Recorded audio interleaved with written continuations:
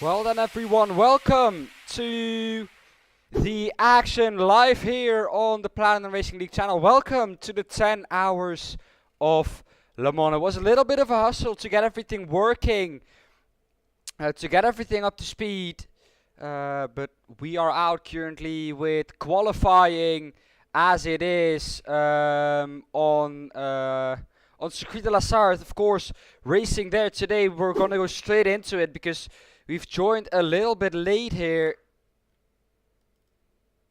Some teams are still out on track.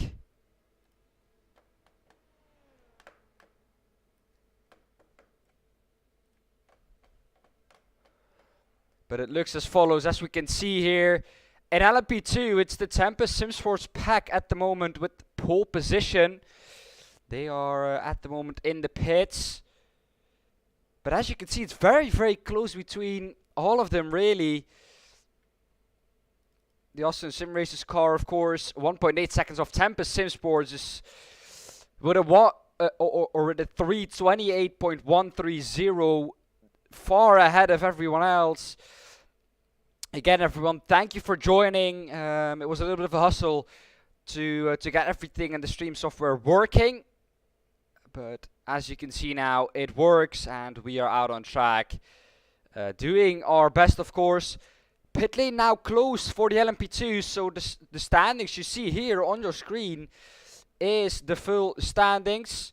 I'm gonna get it quickly out on screen for you with everyone on it. Here we are then. Tempest Simsports pack will take pole position with a one, I keep saying one, but the laps are long here. 3 minutes 28.130, 1.6 seconds behind that. That is a big, big gap. Is a Platinum Racing team, LMP2 Blue.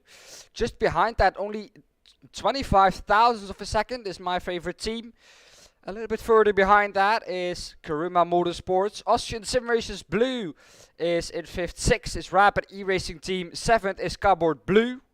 And in 8th is our Writer Engineering Red LMP2 team. 6 seconds and 6.4 seconds is the gap there.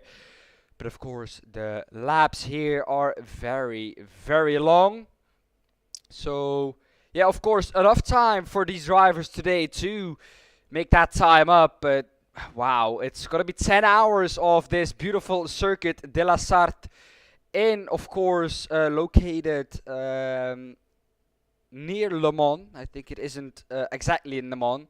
It is just outside of it, but it is called the 24 Hours of Le Mans, I think, because the far hairpin was located, I think, in Le Mans way back in the day, when we haven't had the drivers or the cars that we have now out there on track.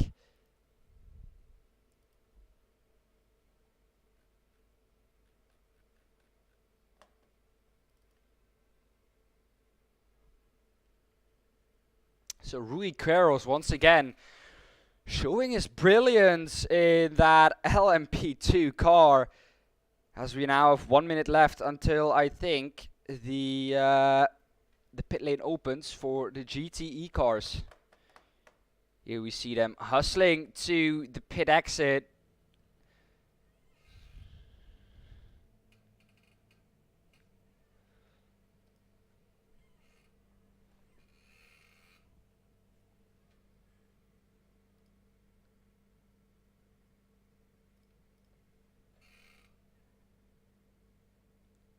It's Rick Manners, I think, in front of everyone else in the 237 Porsche.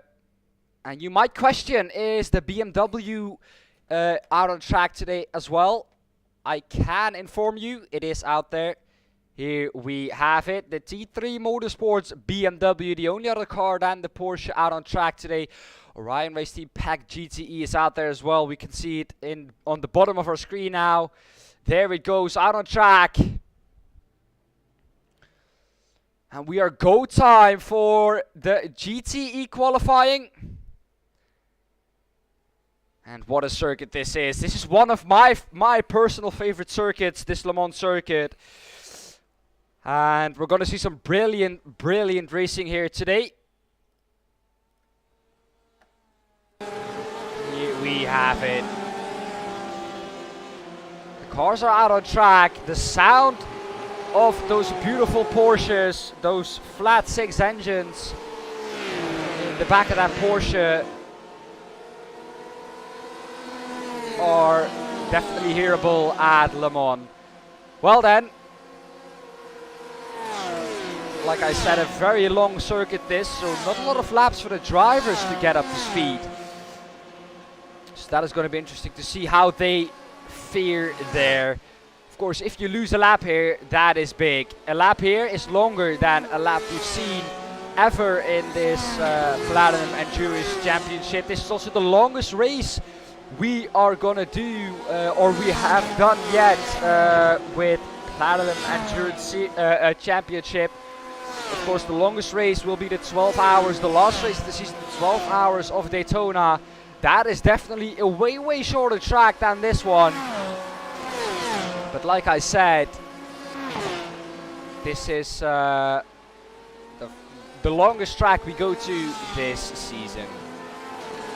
Of course, we have 2 races left after this race. We have Silverstone and Daytona, and after that, season 1 of PAC is already done.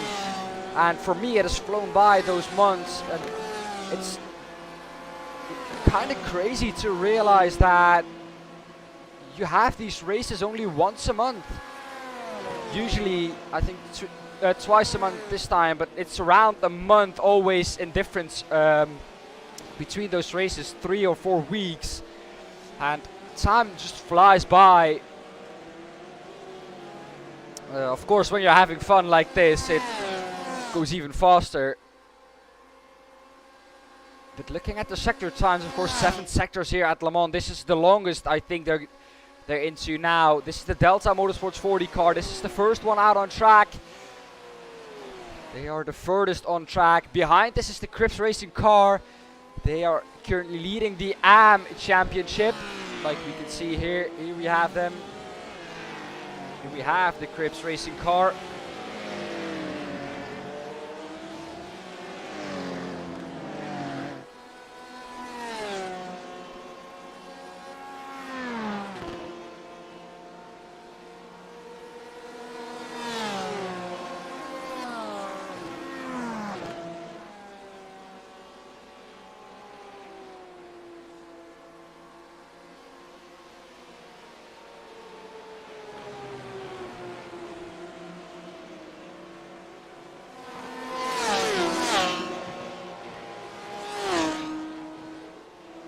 Lion Race Team Pack GT. They're in the Pro class.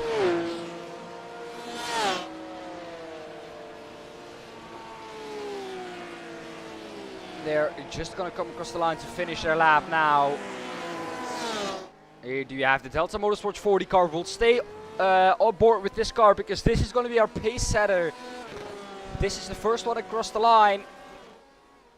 And onto the Dunlop curve now, then into the Dunlop chicane, and then we go underneath the Dunlop bridge. A lot of Dunlop here in this part of the track.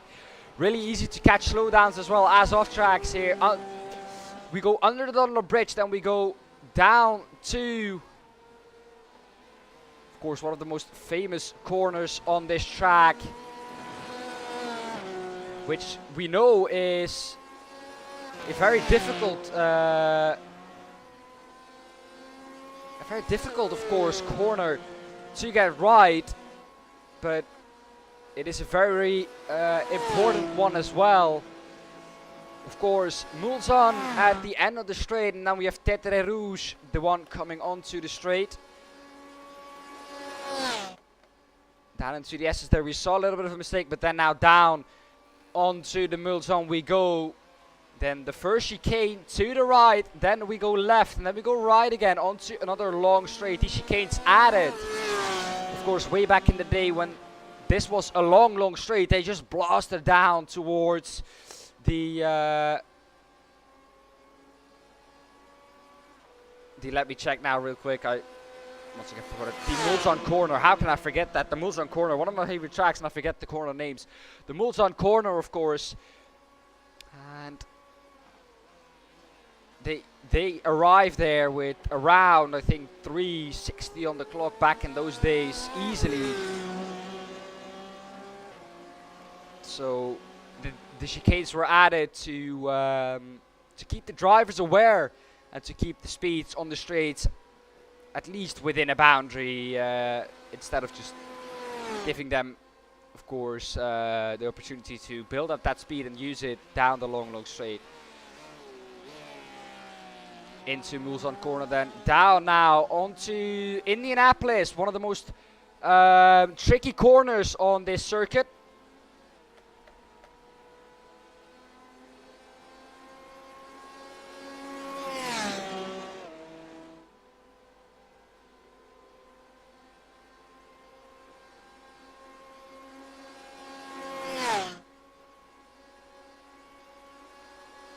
Down into Indianapolis, the right hander, and then braking hard after that, but you don't have a lot of room on the exit here. As you can see, gravel on the outside, so a mistake is punished very hard.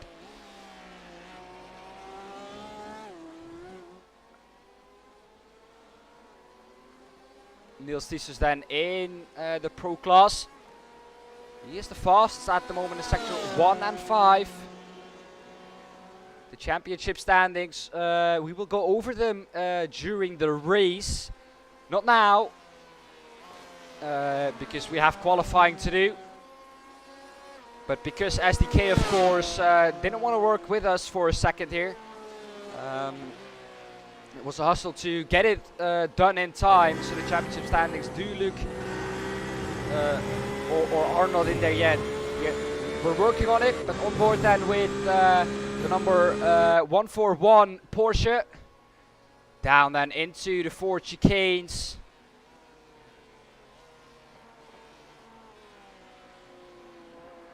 So we're sorry for that, but we will take a look at it. Oh, a little bit of an oversteer moment there. We can see him hustle the steering wheel. Fastest in the last sector. Delta Motorsports 40 takes that fastest lap. Then we have the 167 out there on track from Ludens Racing. They come across the line. They go 1.6 seconds faster than Delta Motorsports, but only 4 times faster than Astro Racing. Just behind that, we have .X Racing Esports, the 132. Where is that? Where is that on track? The Astro Racing Murala car across the line. That goes into pole position now. With a 3-minute 48.193. Then we have Peter Den Otter in the 290 car. That is currently the WPR racing car.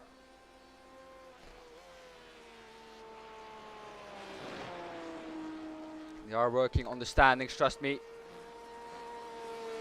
Stay on board with this car for a second.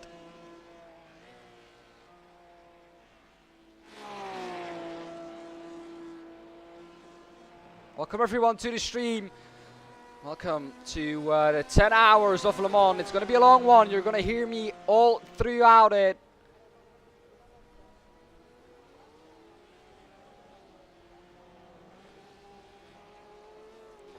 But as far as I can see, and I will show this now quickly to you, in the overall standings, this is how they're shaping up now.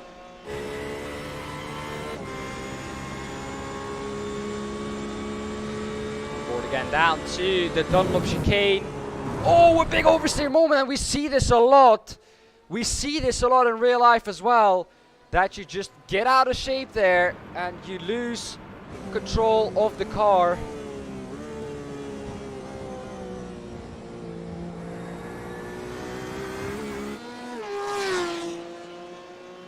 That is a very easy thing to do, under braking, just locking the rear end or getting the rear end unstable, and then it goes around on you just like that. He did well to catch that and not spin it fully, but he couldn't keep it out of the wall. On board then again with the Astro Racing Morla car, the provisional pole position car at this moment in time. Half an hour done of qualifying already, and it is flown by again. Everyone on an outlap, they're just doing one lap and then another push lap after that. Seems to be that is the fastest way of doing it. Of course, it isn't beneficial at this long track to run a lap extra fuel. Of course, every liter you run extra, because you have to run, I think, around 8 or 9 liters extra to do an extra lap, and that is of course time over a lap that is this long on the straights. That's time, so that is, I think, why everyone is going for these one lap shootouts. But that means that you will get less laps, of course, to improve. We have Callum Wright in 7th position at the moment in this class, Delta Motorsports 40. He's going to come down to the 4 chicanes now. He's improving, it looks like.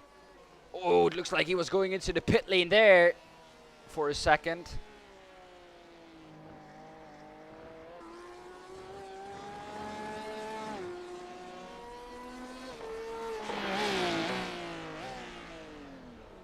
And he is done there now. Then we have the 237 car.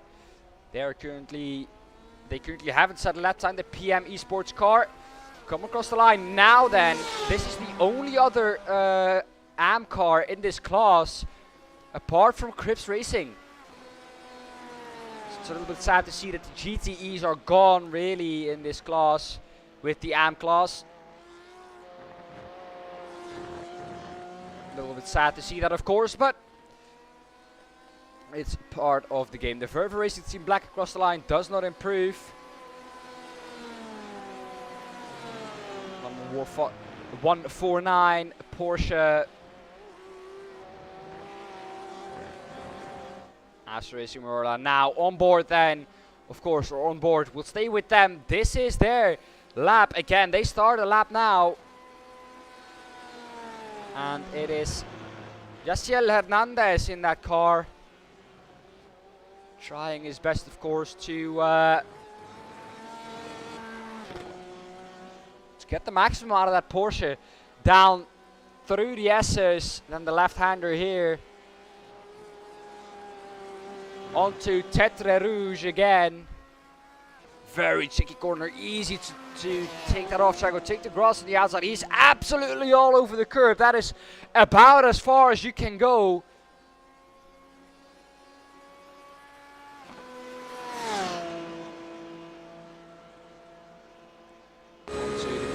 Now on board with Jaciel Hernandez. 295 kilometers an hour, 297 I saw was the max speed there of this Porsche 911 RSR GTE configuration car. Of course, still the old myth that staying in the middle of the track is fastest. I don't know if that is still in the game, but a lot of drivers seem to do it in qualifying.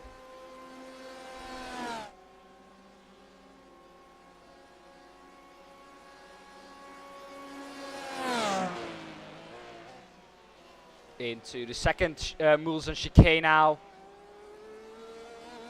Down and down. Down then now to Mulsanne corner. Purple in the second sector, green in the first, yellow in the third. So not an improvement there. But what is he going to do? He's going to come across the sector split time line in a short amount of time again. Here he is then across that line. It's green there.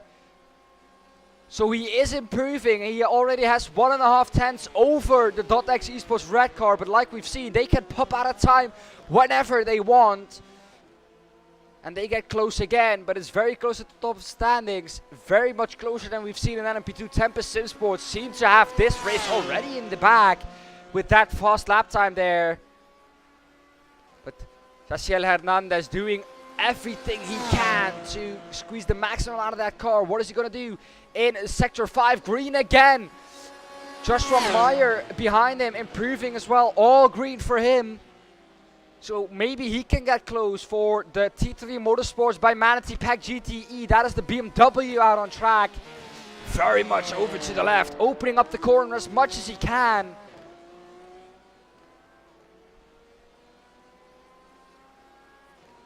And now down onto the Porsche curves he goes.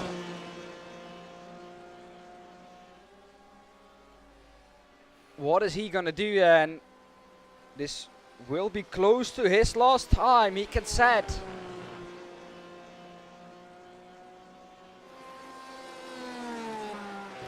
Through the Porsche curves, very fast sequence of corners, not improving there in the 7th or in the 6th sector.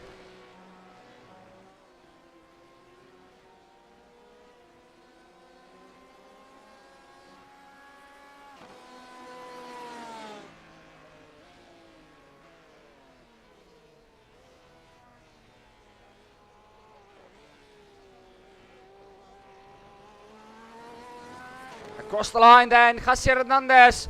Can he improve? A 3:48.193 was his lap time. 3:47.526 is the lap time he can set now. Joshua Meyer behind him in 6th position for T3 Motorsports. What can he do in that BMW? And that is that lap to waste. He goes into the barrier and that is sad. He was green everywhere. That is sad to see that lap time go, but in 11th, Crips Racing, can they improve? Can they take pole position in the GTE AM class back from that, I think, PM Esports car? Yes, it is the PM Esports car, which is in pole position in that class right now. For the people who don't know how it works, we'll get it on, and that is a big mistake for him as well. And that is GTE qualifying done for you there. We'll get this on screen very quickly. Here is the guide. The black numbers are the pro cars and the white numbers are the AM class. That is how it works in GTE. GT3 and LMP2 only has the pro class. So of course, nothing to worry about there in case of classes, but in GT3 and GTE, of course, there will be a pro and AM class, like I said. White again for the AM cars and black for the pro cars. Well then, this is how these GTEs will line up. Astro Racing Mayorla, of course, with that banger of a lap. Like I said, only 2 laps they really had to put in a lap time that was compatible really with how everything is looking now. And it is Astro Racing Mayorla who did that best.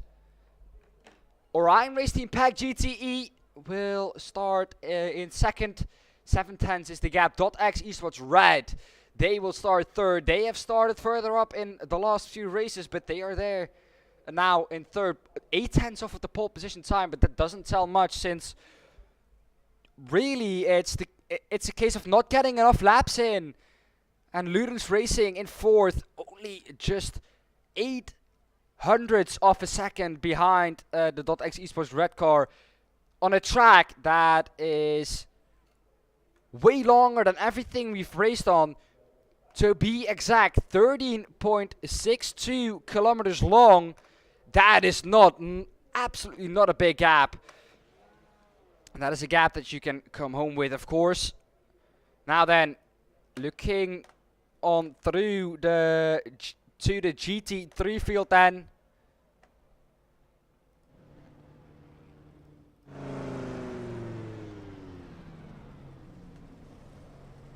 think that's the BMW of Bikes Online DS Racing. Yes, it is. On the front of the queue there, isn't it? No, it isn't for some reason. And I was completely wrong by that.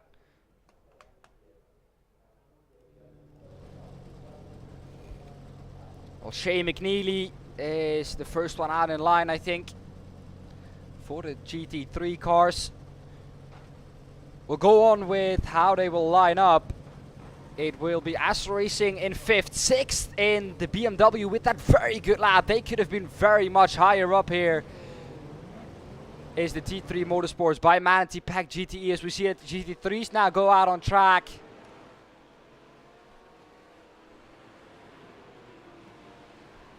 Delta Motorsports 141 will start in 7th. 8th is Verve Racing Team Black. 9th, JD Sim Racing. PM Esports is the first one of the AM class cars. And then Crips Racing, not with their best qualifying, but they have almost maxed out every point, apart from last race where they got into 2nd and instead of 1st.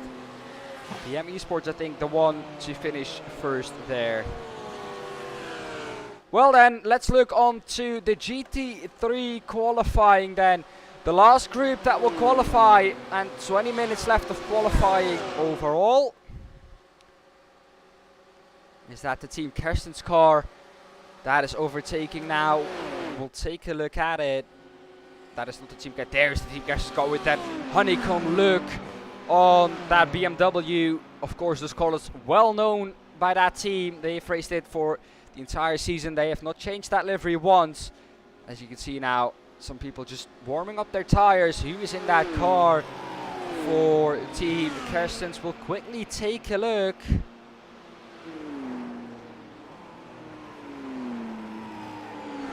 It's Freek Verkulen in that car for Team Kerstens.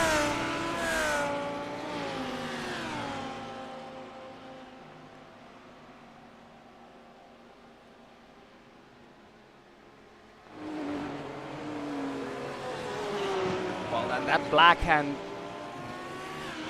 mint green livery here from Tempest Motorsport just stands out on that Lamborghini, as they are one of the last ones to start their lap in a bit, I think.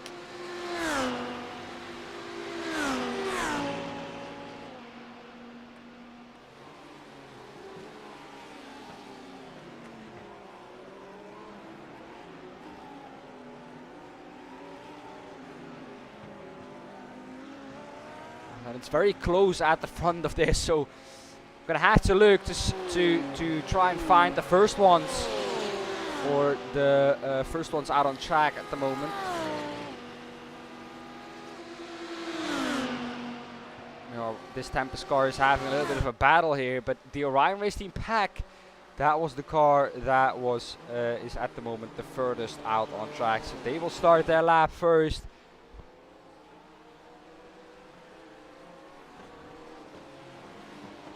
Let's see how these drivers go on, or get on.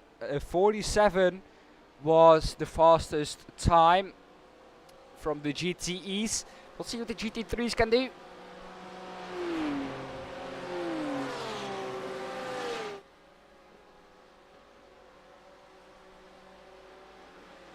Thank you everyone for watching. Of course, if you haven't yet, make sure to smash that like button, share the stream with your friends, or share the stream with your teammates. Watch it as much as possible. It's really, really appreciated. Everyone who watches this is one of us.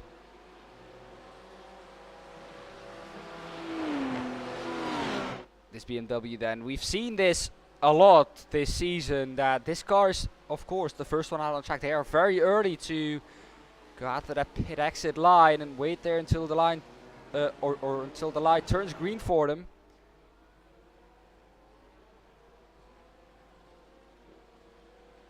Which will, of course, lower their tire temps at the beginning of their lap. But of course, this being such a long lap, that doesn't really change that much. As you can see, Tobias Kurz.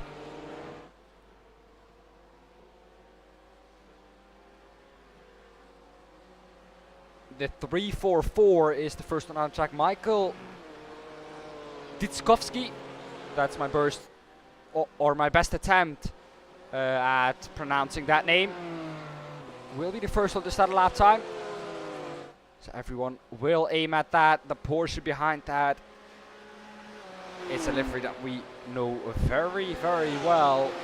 The Fields Academy Motorsports car. Very well-known team in this community, of course. They were very strong out there last time as well. Let's see what this lap time is going to be by the Orion Race Team Pack GT3 cars. 344 is the number they've gone with for the entire season.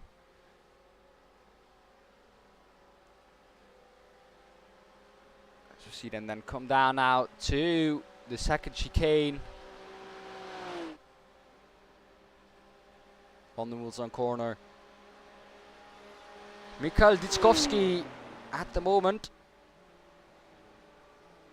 looks to be the fastest car out on track, but Shane McNeely in the AM car just behind that has purple in the third sector. That now goes to someone else, but Mikhail Ditskovsky will come across the line in a bit, and there he goes, purple again. But Joseph Hogarth takes that purple sector away from him. Looks like everyone is on the edge of the grip of these cars. Through Mulsanne corner. Now down then to Indianapolis again.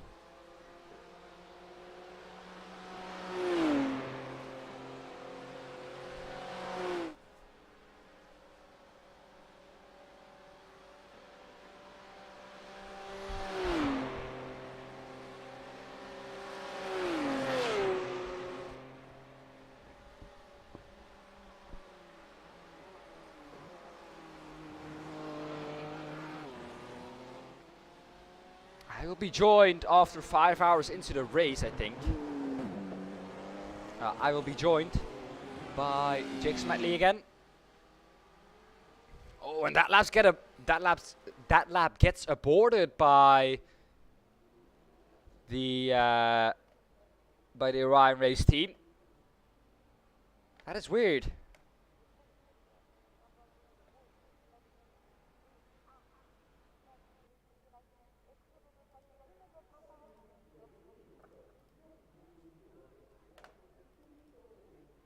That is weird. They were on a very fast lap there. For some reason, they have aborted that lap.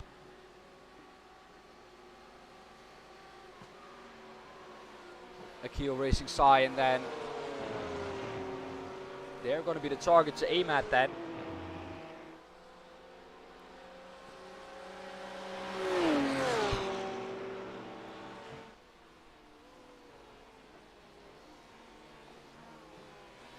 Here we have it. Diogo De Sousa, a very fast driver as well. So I'll be interested to see what he can do. But Shane McNeely across the line in the 412. BMW sets a time of 157.07 or 158.31.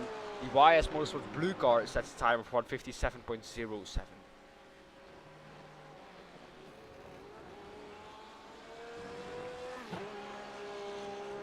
Already then down into the 55s.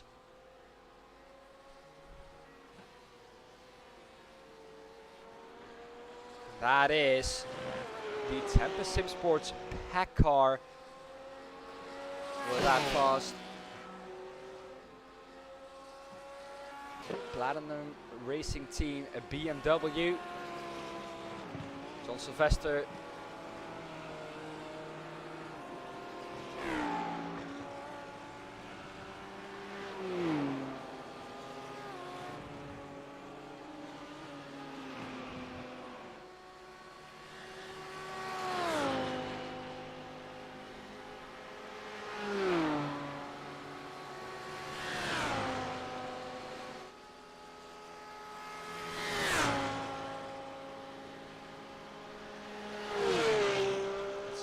Can he improve again?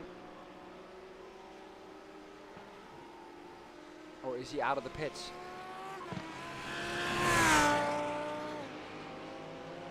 I don't think he is. But that could be the case.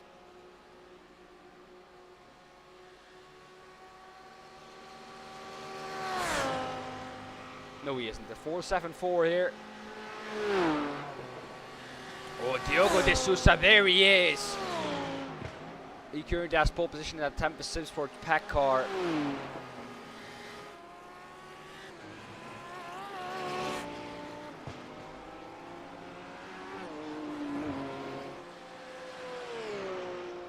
And they are really, really looking to pick up the pieces again here. Last time out, of course, at Sebring, they had a 1.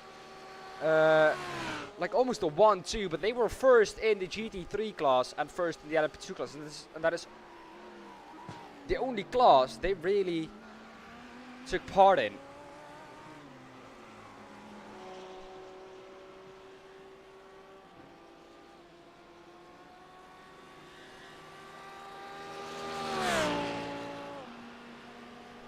WPR Racing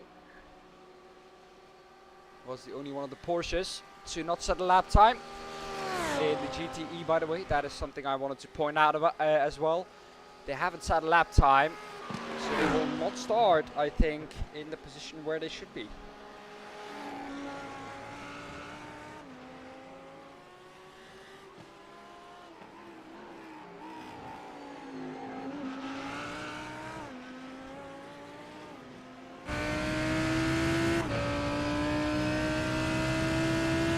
Are then on board with the Lamborghini going down to the Porsche curves. Here we see it coming into shot.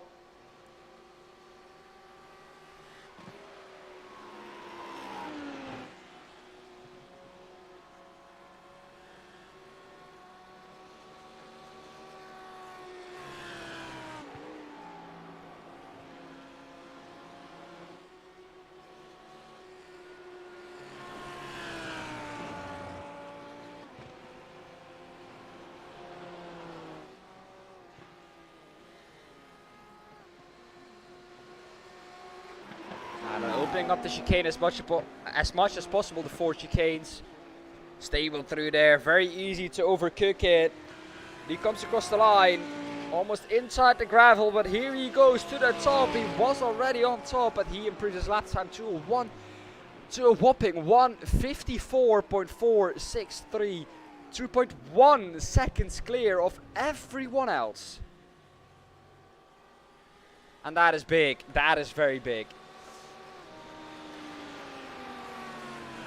The 358 car from RD Sim Sports. Just out of shot now, that purple and black car. Coming across the line now. Peter Sigdar in that car. Across the line for a time of 1:54 or 1:55.463.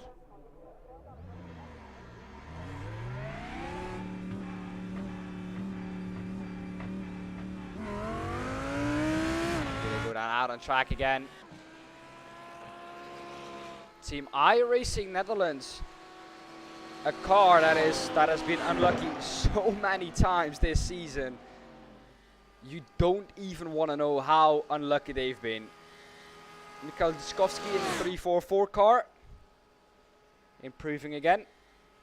They haven't set a lap time yet. The Orion Race Team Pack GT3 car, that is. Team Kerstis now with lap time 8 seconds off the pace. That is quite a lot.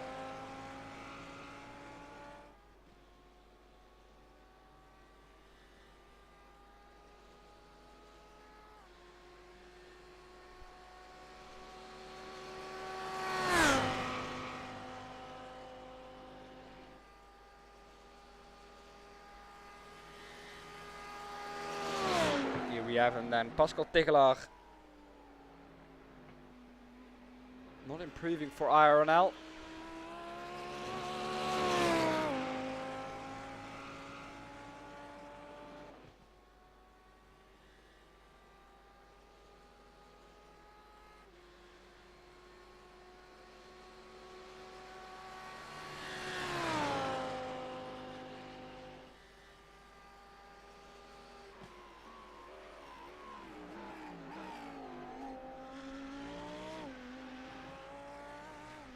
We have some penalty or some information on penalties as well. While this is going on, we'll look on with the 3-4-4 car, the Orion Race Team Pack GT3.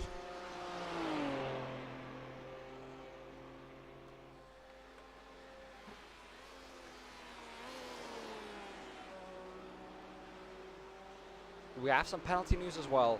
Well then, we have penalty news on Rapid Racing Team Purple. They were under investigation yesterday already for crashing into someone intentionally, and they've got a drive-through penalty for that. Then under investigation, Bikes Online, the S Racing as well, intentionally crashing into someone, drive-through for that as well. Then we have Rider Engineering Esports Purple. They got a warning for not racing the pack license livery. We'll stop with that shortly and see what Mikhail Dishkovsky can do across the line. And he gets to a 155.4, excuse me.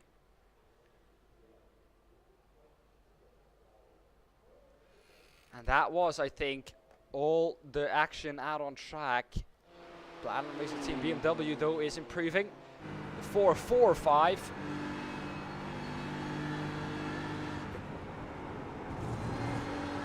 think they will cut into the pit lane because they will not be able to start the lap time in time again.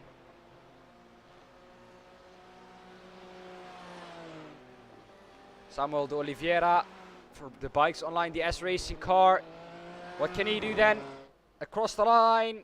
Can he jump up a little bit? Yes, he can.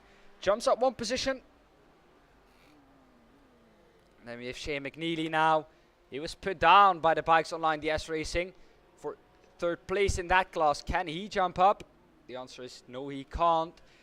Jan Sali in the 4-2-4. The Rider Engineering Esports car. Can he set a lap time? They haven't set a lap time yet. But can he do so? We'll go on with the penalty news. That was a warning. Then we have the SR Technic. They have a drive-through for the incorrect team number. And SR Technic have a warning for entering the track while pit exit was closed for GT3. Jorge Pinheiro in the 222 car is the only one out on track yet. The 222 car, do they improve? The SR Technic back into the pit lane. No, they do not improve.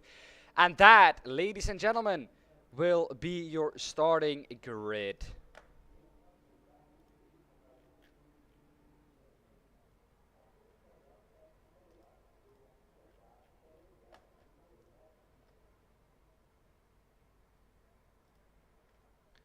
Let's look at your starting grid then. Here we have it. It will be Tempest Sim Sports Pack on pole position. Overall, followed by Platinum Racing Team LMP2 Blue. Those are fiercely fighting for the championship. My favorite team in third, fourth, Criminal Motorsports.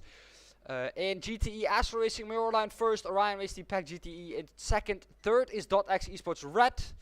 And in the GT3 field, we have the Tempest Sim Sports Pack car on pole position.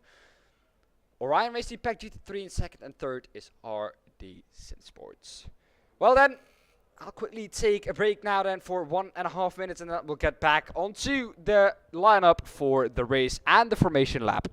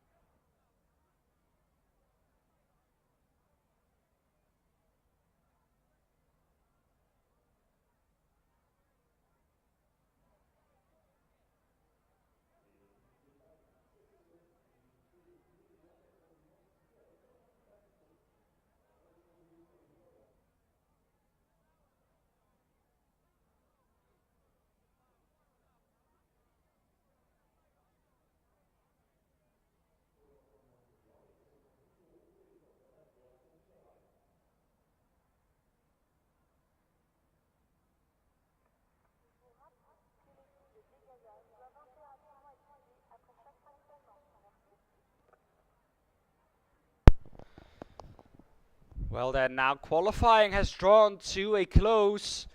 We get a good luck to everyone for Marnix.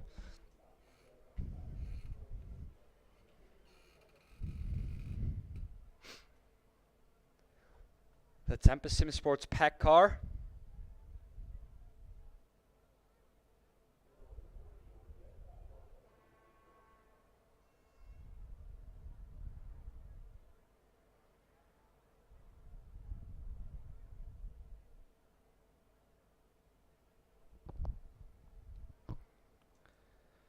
Well then, the 3 minute 28.130 was a little bit too quick then, I think, for everyone in the LMP2 field to catch or to manage to do. But really, what is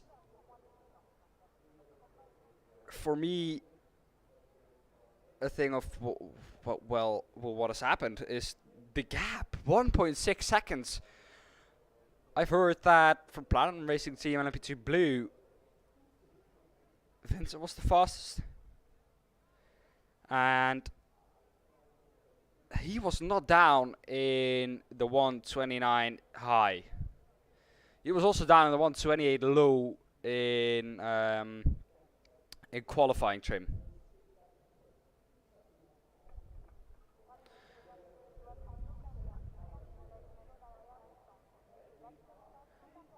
As you know, a very, very long formation lap. We'll get on with the grid then. Here we have it. We don't have it for you yet, because we need to wait until the session is over. That is how that works. Yes. I think our waiting time is almost over.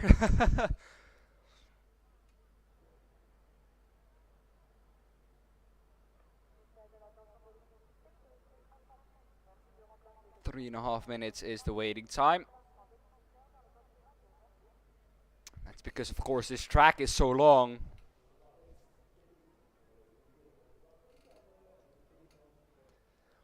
Talking about this track, of course, I'll quickly get it up here, of course. Circuit des 24 Heures du Mans, a track that is at a length of 13.55 kilometers. 42 degrees was the track temp, located, of course, in Le Mans, in France. And we, of course, use the full configuration and not the Bugatti circuit.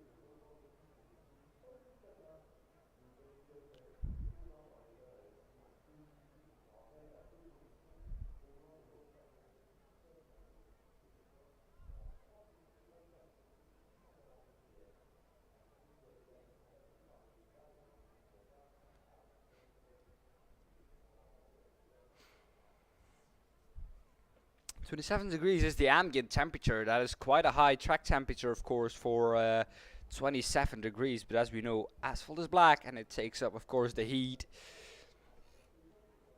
So that is, I think, why that is the case.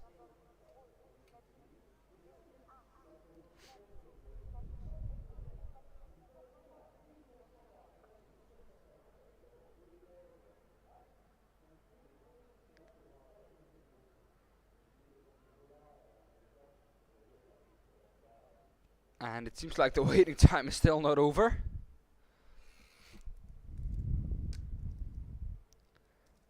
Will it be 5 minutes then?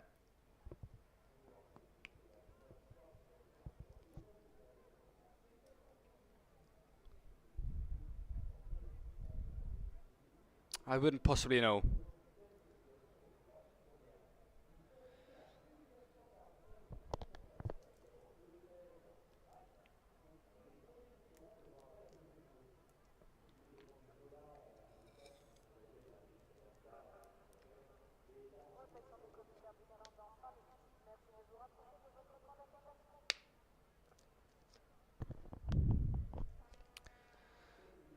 We're not getting updates from Marnix how long it will go, it will still take. Is it done now then? Please be done. We're waiting so long for this to get underway, of course.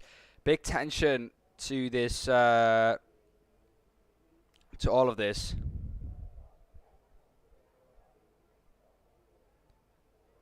There we go then. I think it's done now.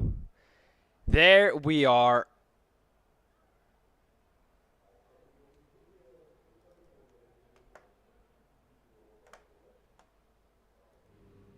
Well then, there they are. The grid is formed for us.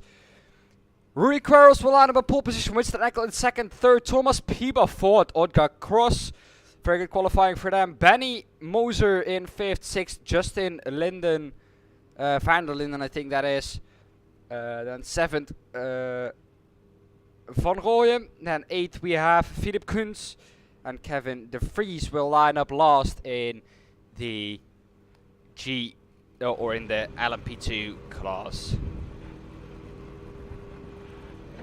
Then we go down to the GTE class. It will be Jaciel Hernandez on pole position there. Second, Justin Corral. Third, Marius Breuer. Fourth, Cas Brinkhuizen. Fifth, Kevin Oval. Sixth is Joshua Meyer. Seventh, Callum Wright.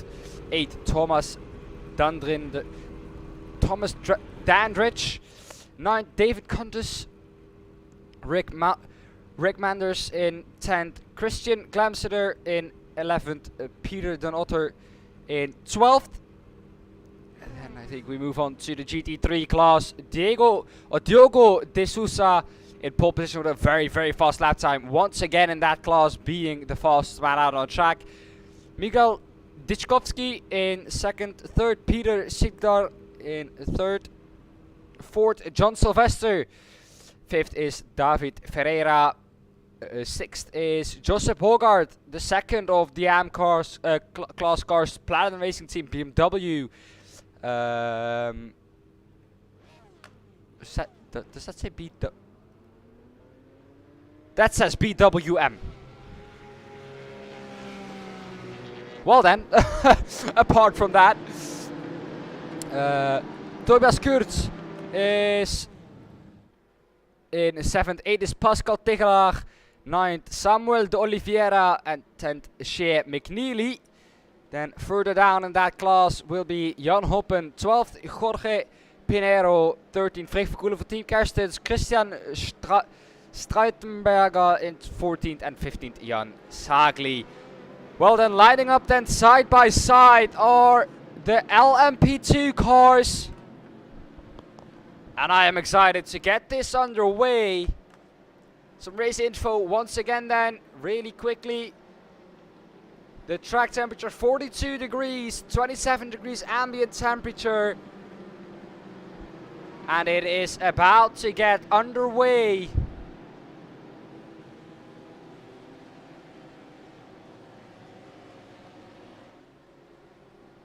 The Tempest Sim Sports Pack car will lead the field to green.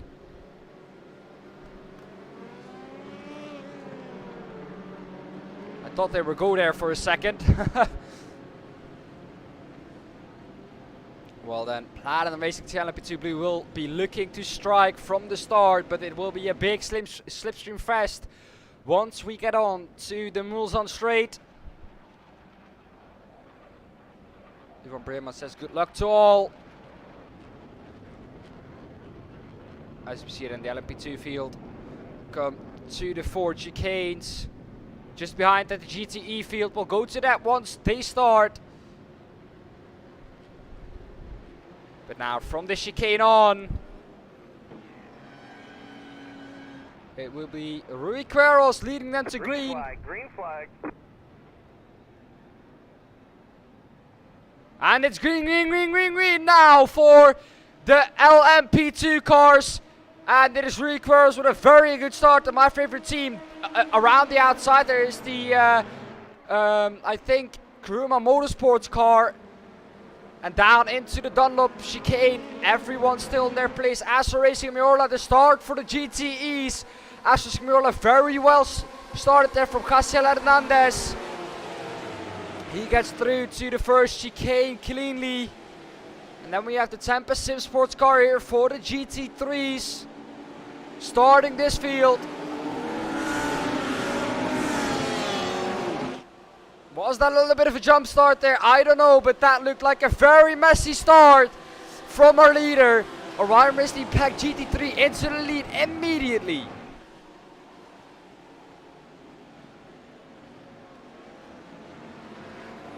Looking back at the leaders in the LMP2 class, down into the first Mulsanne chicane they come. And it will be Rui Carroll's leading the pack away almost a second over on Platinum Racing Team LMP2 Blue. Let's see what sort of times they can do. 42 degrees track temperature is very, very hot. And they know that the Platinum Racing Team LMP2 Blue car does not handle well in these hot conditions. So once it cools down, that car will be a little bit more competitive. But as long as they stay in the slipstream, I think they will be fine. For Karuma Motorsports and Austin Sim Racers, they are right on to the Karuma Motorsports car. Down the inside into Mulsanne corner. Is he going to do it? No, he backs out of that one.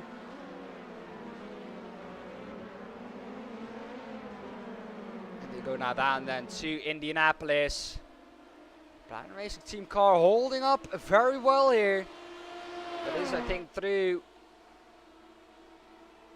the Porsche curves that car is a little bit slower than the Tempest Sim Sports pack car, but of course that slipstream is so almighty strong here at the Circuit de la Sarthe. Down into Indianapolis. They get through there cleanly, all of them.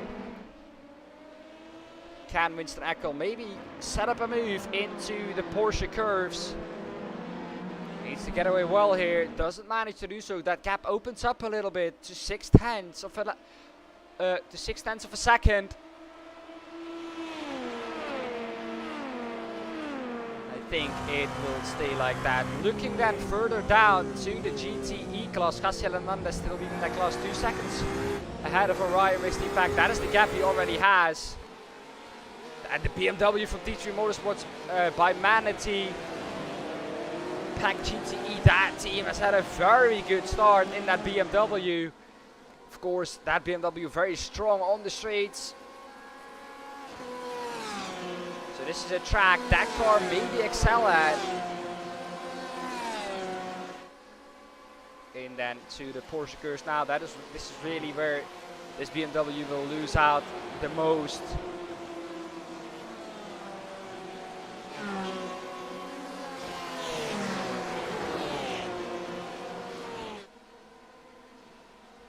Beautiful direction changes. Orion Racing Pack GT3 still leading the GT3 class.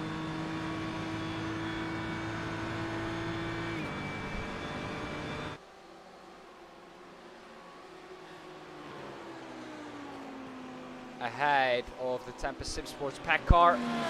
Everything settling down a little bit now.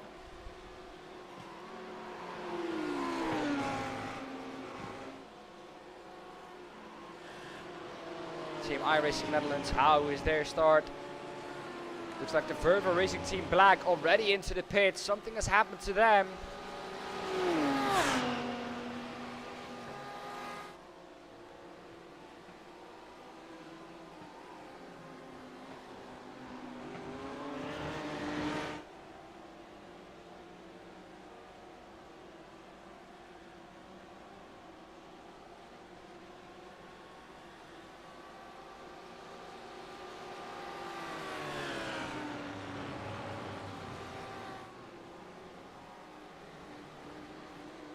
That was the first lap already from all the cars. Hey Jake, yeah, but welcome man.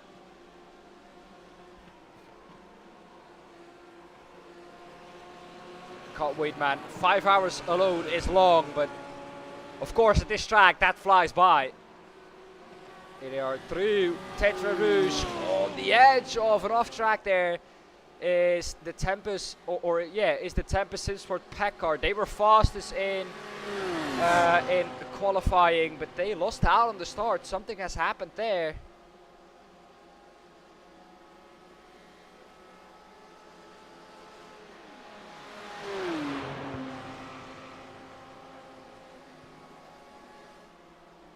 Can he then overtake someone maybe? The team iRacing Netherlands car, where are they? They are in 6th now, in a big battle with the Platinum Racing team BWM. I'm gonna have to get so used to that.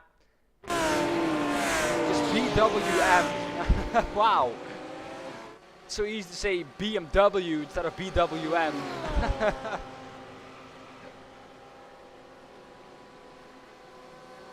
They are leading the AM class currently. It is John Sylvester in that car.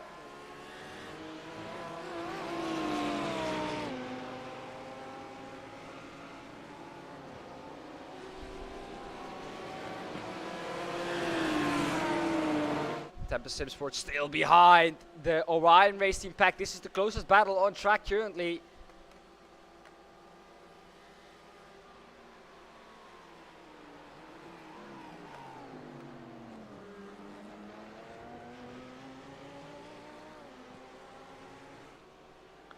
This is for the lead. Gap is down to less than a second. They're side by side going down to Indianapolis. The inside really much, or pretty much the preferred line. But that Lamborghini is pulling alongside and is pulling ahead. Can he keep it going though? Now into Indianapolis. Are they going to go through it side by side? Someone's going to have to lift, and that happens. Diego de Sousa back up into the first position. Orion Race Team Pack GT3 down into second again.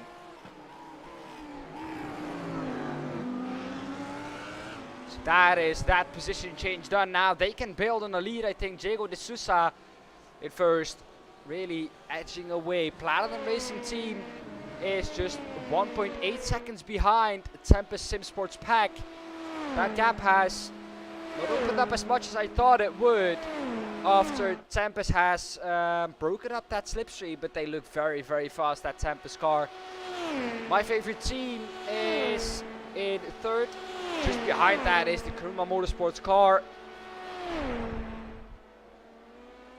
Let's see what they can do.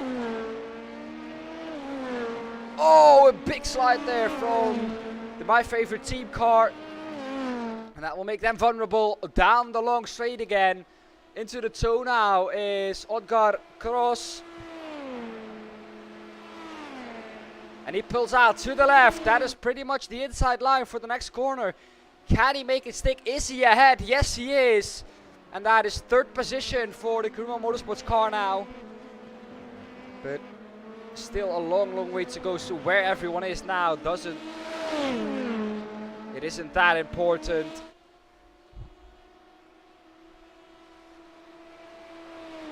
WPR Racing. They're into the pits already, together with the Bikes Online, the S Racing car. The T3 Motorsport BMW at the moment in 5th position. Now then down to Indianapolis we go again. Can the My Favorite Team car now stick in that toe? 4/10 is the gap. That is catchable. That is definitely doable.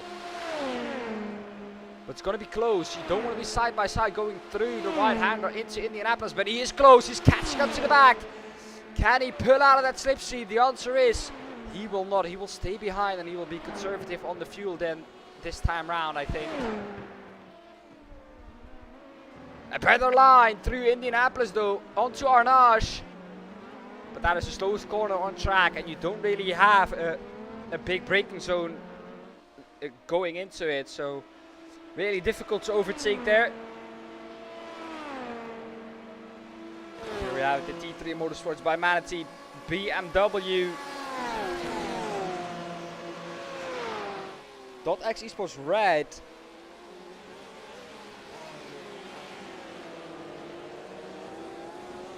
They're in 4th now at the moment.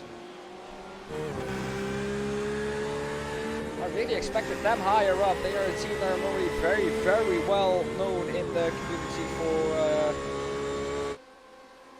for being high up there.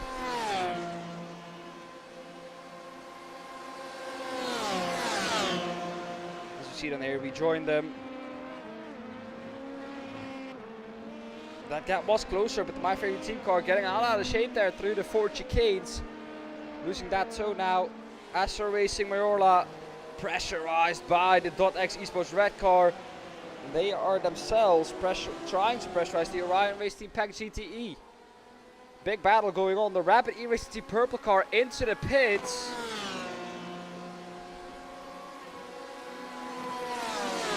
Already, that is very early on after only 10 minutes. And that just looks to be for a drive-through. Yes, that is. They had, of course, that drive-through. Penalty updates, RD Sim Sports and H2 Motorsports. No further action. He accelerated after the end of the starting zone as stated in the race information.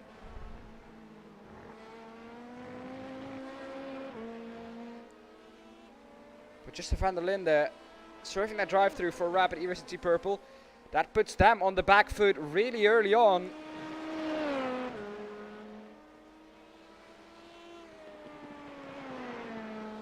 Looking at some battles in the Fields Academy Motorsports. Porsche is right behind the Lamborghini. All very, very close here.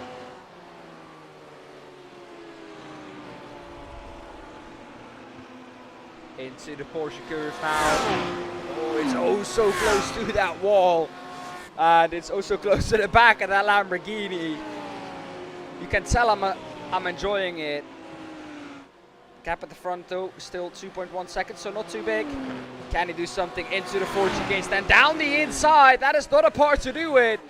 But he puts his car on the inside and now he has the preferred line and he gets ahead on the exit of the Porsche curves into the 4 chicanes. Down the inside then maybe goes the Lamborghini again, but that is not a move you want to make there. And that is move done. Fields Academy Motorsports moves up into P4. Team iRacing Netherlands car then in 7th, right behind the leader in GT3M, the BWM Platinum Racing Team car. All out of shape there through the Dunlop chicane, underneath the Dunlop bridge, the Dunlop bridge. Difficult.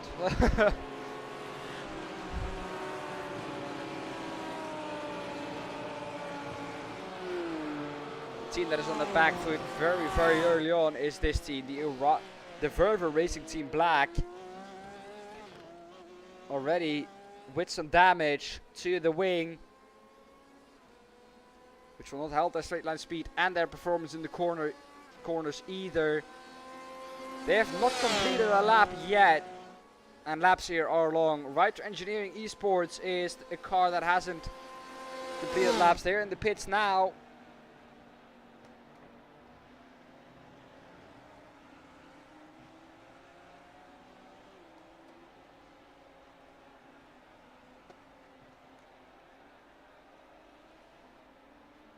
Looking then at the leader of the race. Here he is then, coming through to the Dunlop chicane.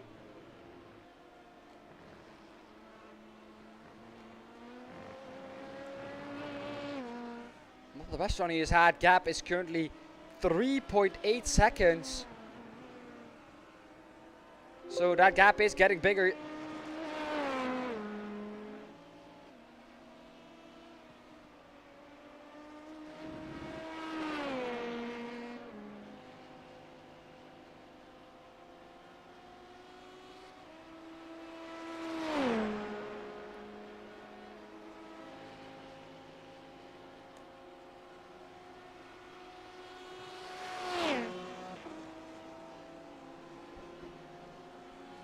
Here we go, and there are some battles for P3 going on. .x Esports Red got ahead of Astro Racing Mayorla.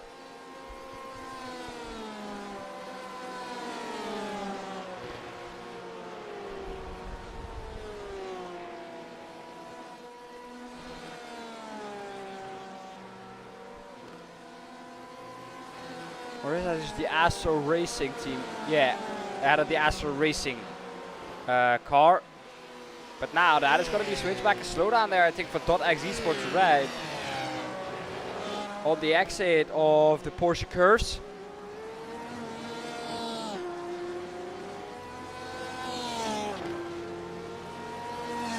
Okay, so the 424, that is the right engineering esports car. They're now in absolute lost. They had damage after lap 1, I'm getting told. And they had an incident and they needed to repair. Still a 10-hour race, so still I think some positions to catch up on. They've only completed 1 lap, which is not a lot.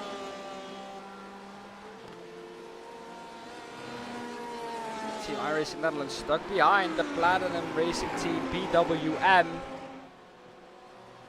They've made a mistake somewhere because the RD Sim Sports car is now ahead of them as well. But I know from them that they do not want to push, and they just want to stay out on track safely.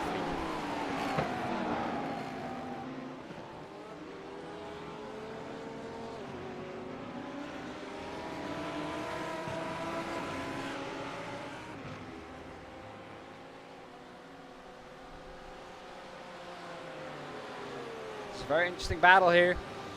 The RD Sim Sports car on the back of that Platinum Racing Team BWM car. Looks to be faster through there. Hey Romsman, how you doing? Welcome to the stream. Welcome to the broadcast of the 10 hours of Le Mans. You're going to be hearing from me all the time throughout the 10 hours. So no rest for me, but I'm staying hydrated, so everything will be alright, I think, at the end of the 10 hours. Yes, you can join the league, but I think you can't join the Platinum Endurance Championship this season anymore. But next season you definitely can join. There's a link to our Discord in the description below. If you join that Discord, there you can find all the information. That is the Platinum Racing League Discord. And there you can find all the extra information you need. Now then, the RD Sim Sports car is right on the back of the Platinum Racing Team BWM car. That red and platinum livery car. But they both have slipstream, so it's pulling them along. Can they do something into the second chicane? Not really. Saving fuel then.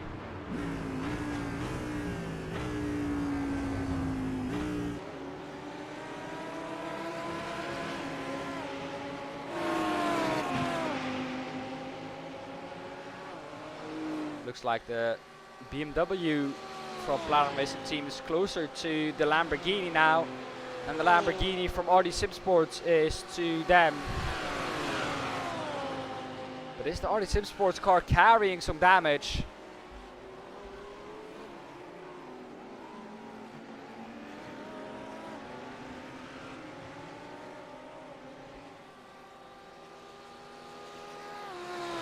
Be sure to smash that like button, share the stream with your friends and family and everyone around you that you know,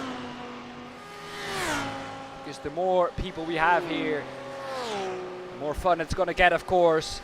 And maybe get some support in the chat for your own team as well. As now the RD Sim Sports car looks around the outside, not really the place you want to be in, so that doesn't happen. See then, PM Esports car in GTE. They are the leaders in the GTE class.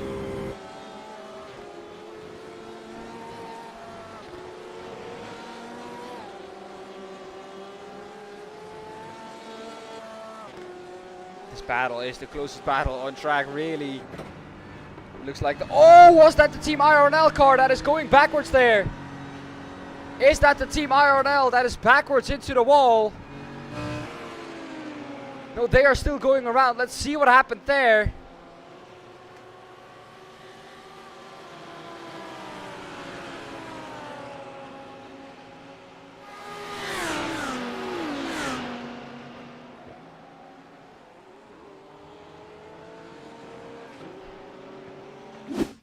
Here we have it. Oh, Benny Moser is in the LMP2 category. Oh, that is a big spin. Does he keep it out of the wall? Yes, he does. But that is a lot of time lost there. Now we have Thomas, of course. Oh, this is an already damaged car.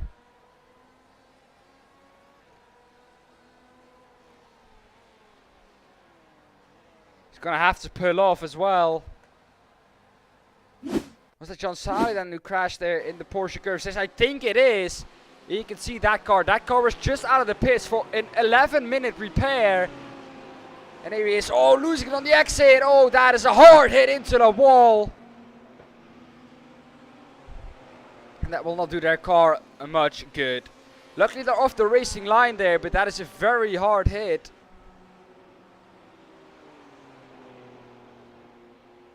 And that engine is smoking. That is going to be a very, very long repair for them.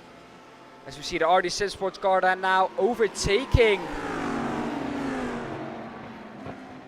I think that is the Austin Sim Racing orange car.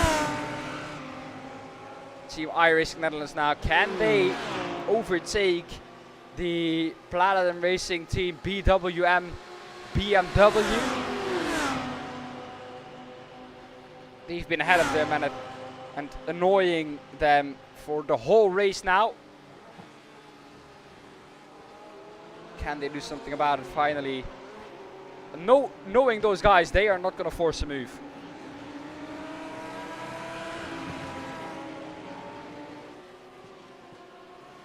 This is a big, big battle.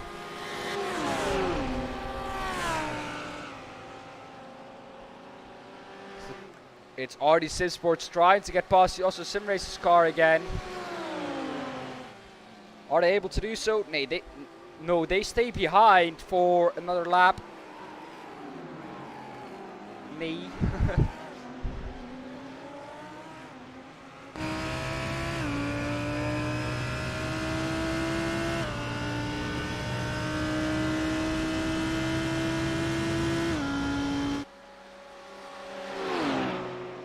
Oh man, that is unfortunate. Which car is that?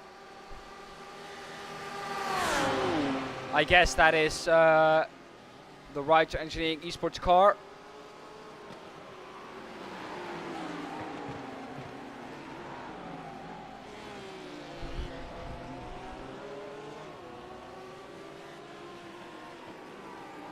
So we have our first retirement already.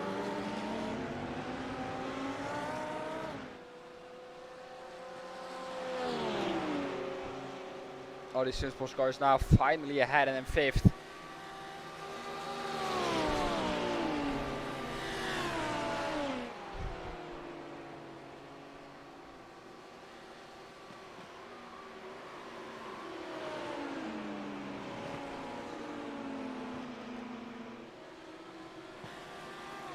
Delta Motorsports car is very close to the BMW, but this is where the BMW really excels on the straights.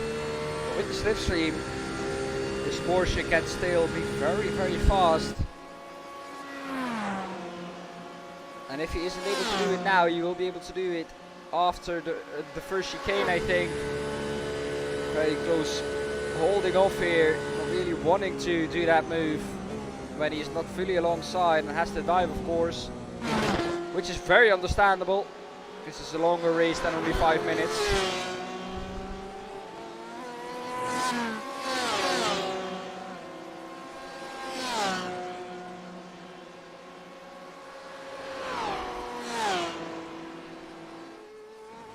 We have it then, the Orion Race Team Pack GTE trying to overtake the Astro Racing Mayola. No, the Astro Racing car. They have Mayoral on the side, so it's very confusing, but we'll get there eventually.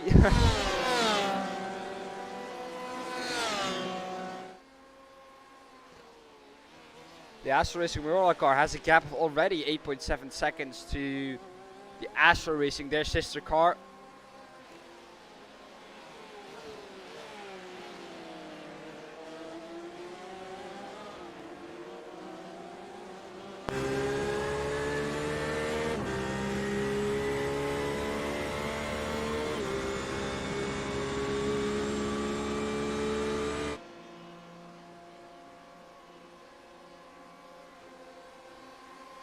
Now, and then can he do something into Indianapolis? Is he going to pull up alongside? I don't think he is, but he is getting close to the back of that to that Astro racing car. Very close indeed, putting it under pressure. And they made a mistake, but not really able to capitalize on it since they go into Arnage, one of the slowest corners, or the slowest corner on the track, I think, apart from the chicanes.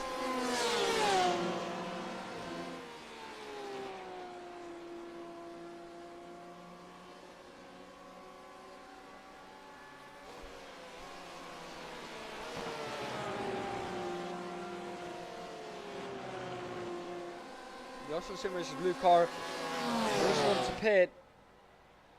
And that does not look because of damage, but that looks like a regular stop. They're into the pits already for over 1 minute. And there they go. Out of the pits now.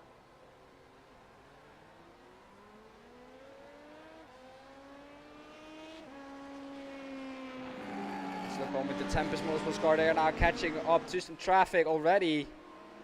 After 27 minutes, they have had the full GT3 field.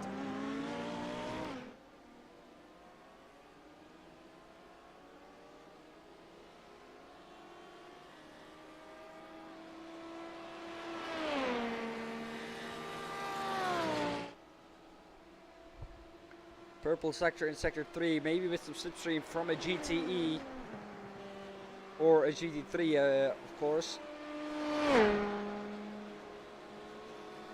The speeds that these cars are going at is absolutely amazing through the Porsche curves.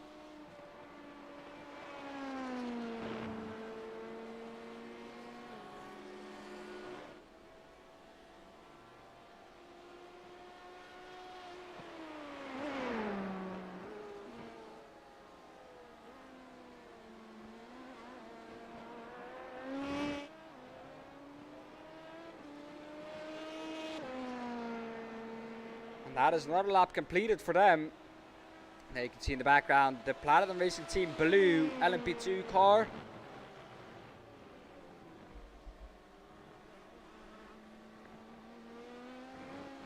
Team that has had a lot of issues in all the races, and I think that no one is going to stay clear of issues this race as well. No one. The Tempest Sim Sports car had an issueless race. They had 0 issues whatsoever.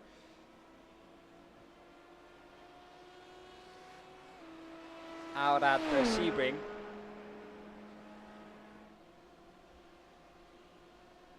Almost a perfect race for them. And I think I have information for you. And I think, yes, it is the Writer Engineering car that has called it a day.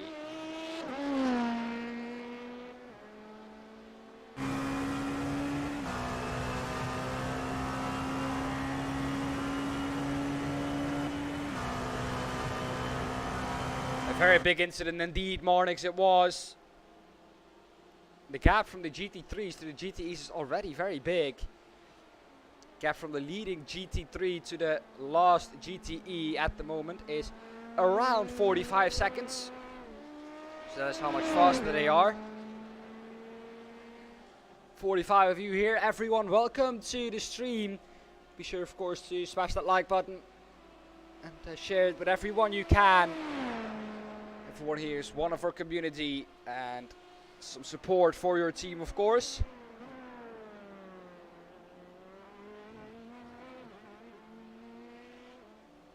As Rui Cars is really pushing now, we're getting towards the pit stop phases for these LMP cars.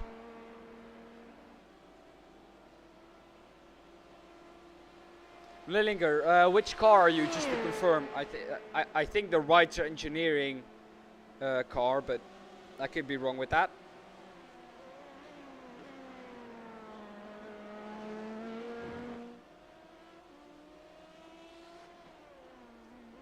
As you see some big battles going on in GTE. BMW just overtaken by the Ludens racing car. The PM Esports car is up into P6 overall. That is an AM car compared to the Chris racing car. That is a big gap already.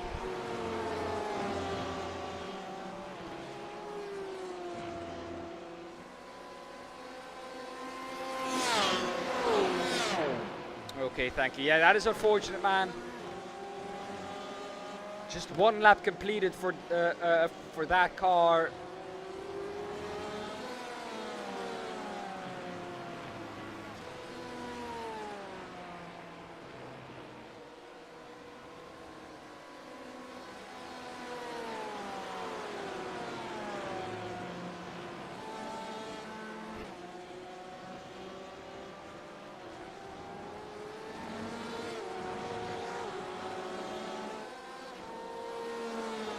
BMW has been high up in the standings this whole season, but has had bad luck and dropped out of that position a lot of times. But talking about bad luck, these guys know all about it. The Team iRacing Netherlands car, they have had a lot of tough luck with Pascal Tichelaar in that car now.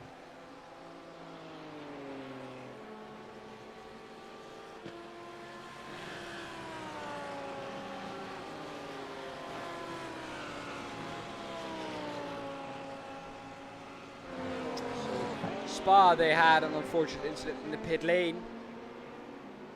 Then at the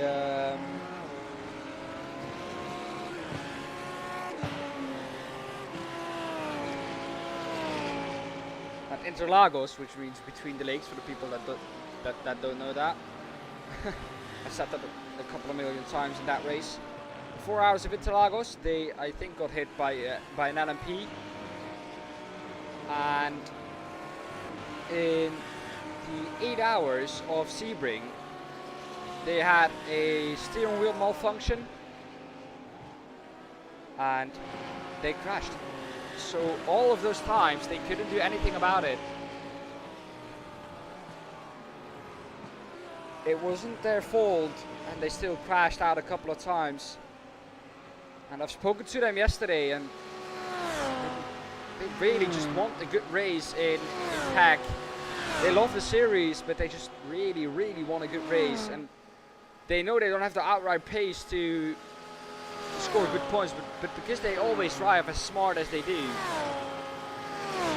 they have a really high chance and possibility to get a good finishing position.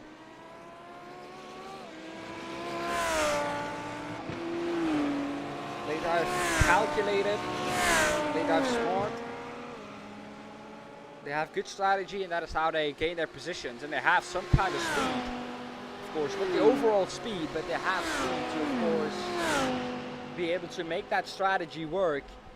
And it's sad to see them go with the luck they've had. Rui Queiroz just posted the fastest lap in that Tempest Sim Sports PAC car, a 1:30.11.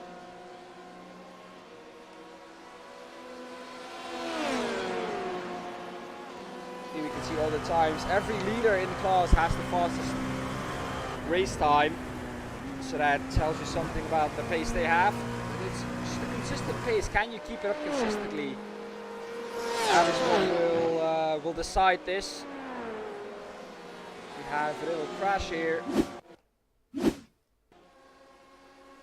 Josh Meyer, T3 Motorsport BMW. Don't tell me they crashed again. Oh no, that is a hard hit by the .x Esports car. Into the arm coat they go, and that is another unfortunate spin from them. A lot of time lost. Luckily they can rejoin safely. But I hope that car is okay. They're currently down into P7. As we see the Tempest Sim Sport PAC car into the pit lane, along with a lot of other people.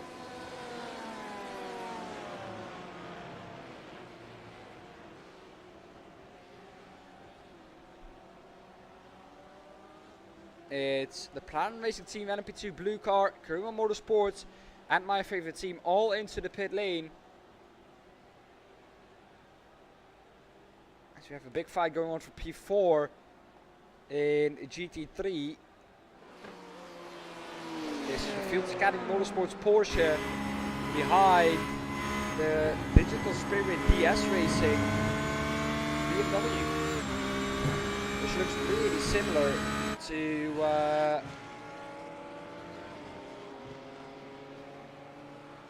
the Platinum Racing Team car. Every LMP into the pits very early on.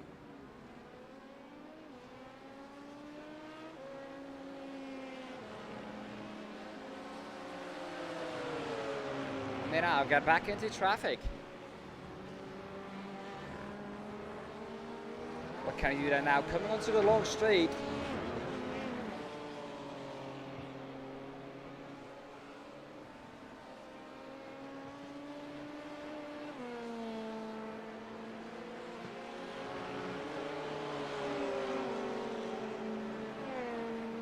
Every quarter before the hour, we will get the hourly update.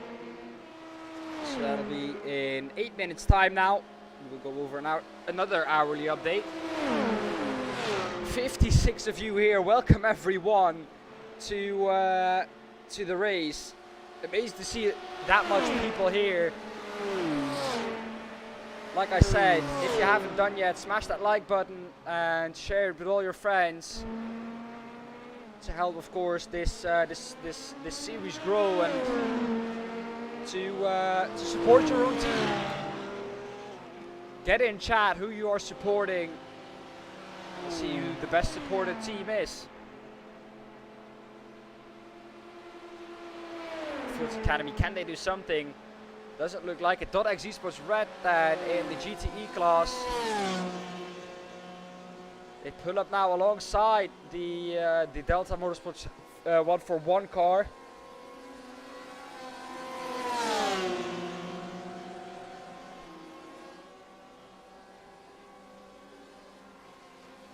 They keep it how they are now. Not really. Not a place that you want to go through side by side.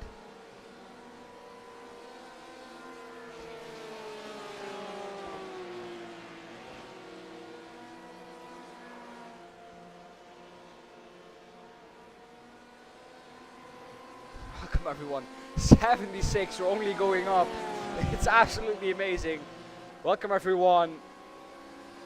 It's amazing to share this experience with you all, guys. Being able to commentate for you.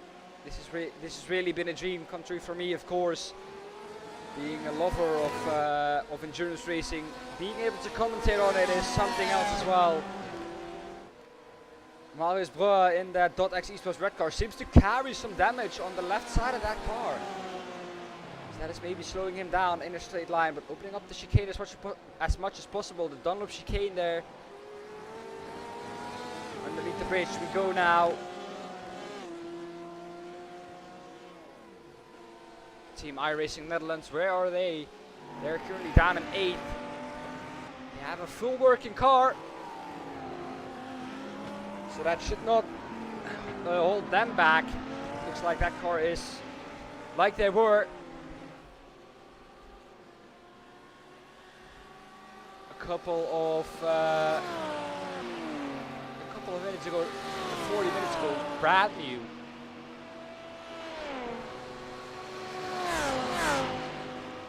Here is the .x Esports car again. Down the main straight now, 3 seconds the gap.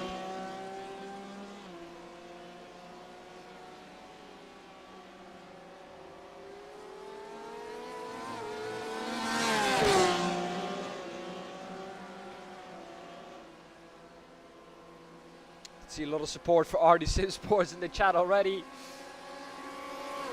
.x Esports, can they do it now? And down to Mulsanne corner, they have the run. We have actually another chicane to go. That is the second of the Mulsanne chicanes.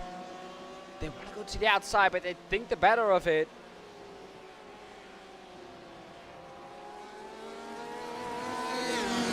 Wow, welcome Tom.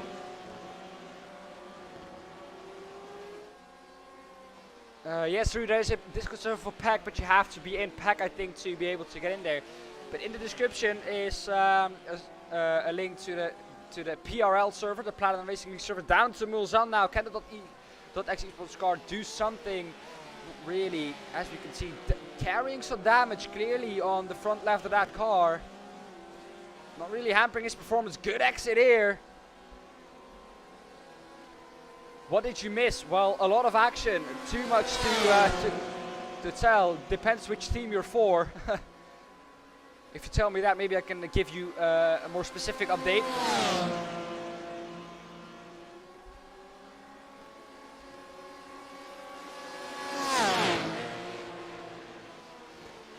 Into Indianapolis they go.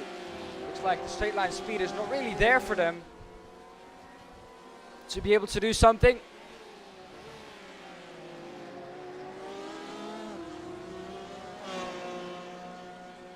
Wow, almost 100 of you here. Welcome everyone.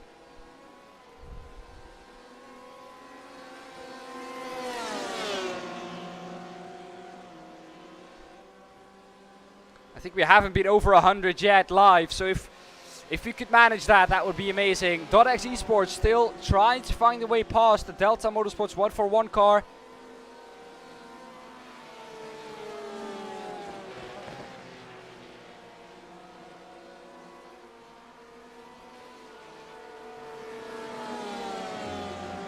We have a battle going on in LMP1 or LMP2 as well.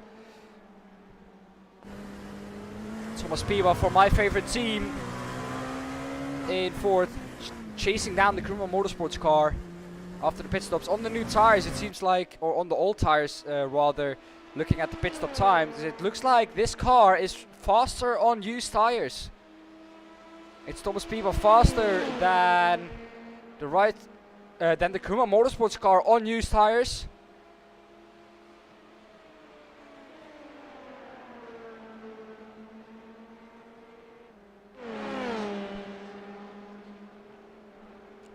Yeah, the Wright Engineering Esports car, sadly, the GT3 Wright Engineering is out of this race already after a lap 1 incident.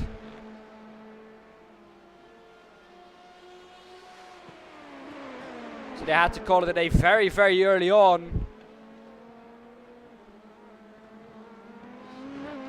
Sad to see them go that early. They managed only 1 lap of this circuit.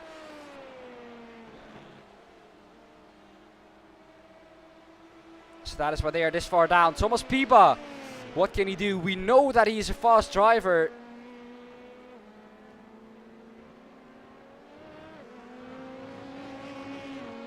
"113 of you here." Well, we have reached a new record, I think, for us live. 113. I don't know where you all come from, but welcome everyone. Amazing to see you guys all here.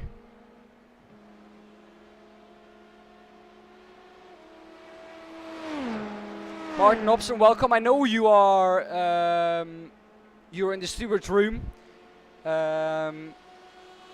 If you mind popping in, maybe we can have about what the stewards do.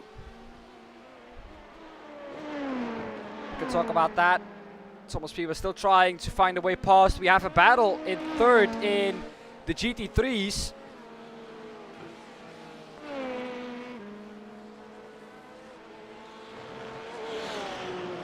Christian Streitenberger just got past Digital Spirit DS Racing.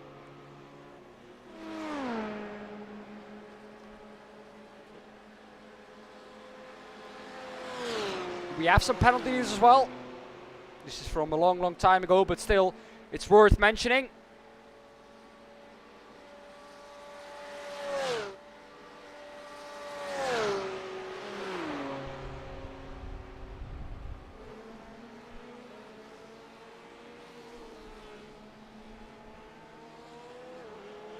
Oh, that is very wide there on the exit for Christian.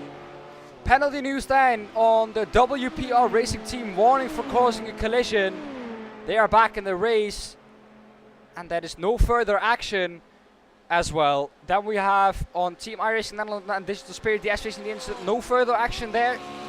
Bikes Online, the S Racing and Team Cashers, no further action as well. That was a racing incident. ASR Orange and WPR Racing Team, there is no further action there. And they want a specific incident report. And then .X Esports Red, they have a drive-through. That is at the moment the 5th place car. And that has just been placed. That is the .X Esports Red car. They have a penalty, a drive-through penalty to serve. So when are they going to serve that? That is for causing a collision. Here they are serving the drive-through. And they are going to drop way down the order now. Hello there. Hello there, Marnix. I can hear you are in here. Hello, Dan. Well, our Marnix, amazing, lovely commentator. How are you, man? Yeah, I'm doing absolutely fine, Marnix. You joined at the exact wrong time because we're just going to go up, over the hourly update. As we can see, the .X Esports Red car serving its drive-through. Yeah, we do it now because if we do it at the hour, we have most of the times after every 2 hours stops. we have we have the pit stop. So if you do the quarter before the hour every time, we don't have to worry about that. But Marnix, we have reached a new record. I think that is something we have to talk about as well. 150 viewers at the moment. That's it. Something new for me as well, and for this race as well. But let's quickly go over the hourly update then. It's Tempus Sim Sports Pack leading in LMP2. They have a 15-second gap. I expected the gap to be a little bit bigger, I think, after the first 45 minutes, seeing the pace after qualifying from them. But 15 seconds is still a lot over the Platinum Racing Team LMP2 blue car. Winston Ecker in that car, trying to chase down the Tempus Sim Sport car. And Tempus, like they did last time out, being flawless. Karuma Motorsports that dangerously quick, man. Yeah, Rui Queiroz 1.6 seconds ahead of everyone else in qualifying and showing the same pace here again. Karuma Motorsports 4.5 seconds back on the Platinum Racing Team LMP2 car. And then my favorite team, it's not my favorite team, but the name is my favorite team. Just 6 stands back now, getting held up the Karuma Motorsports car by I think the Team Kersten's BMW, which is 4th, I think, in the GT3 AM Plus? Or did that car have a drive-through as well? Might have had some damage. Let's see the stewards. Which team was it about? The Team Kerstens. No, I think they are pitting. They might have had some damage as well. They had an incident in the first lap, in the first chicane, where they were involved in. Maybe they wanted to go up in early, take that undercut maybe on the rest. Yeah, yeah, that might be a possibility. They were in 4th after the first round of pit stops then, I think. So interesting to see where they get back to.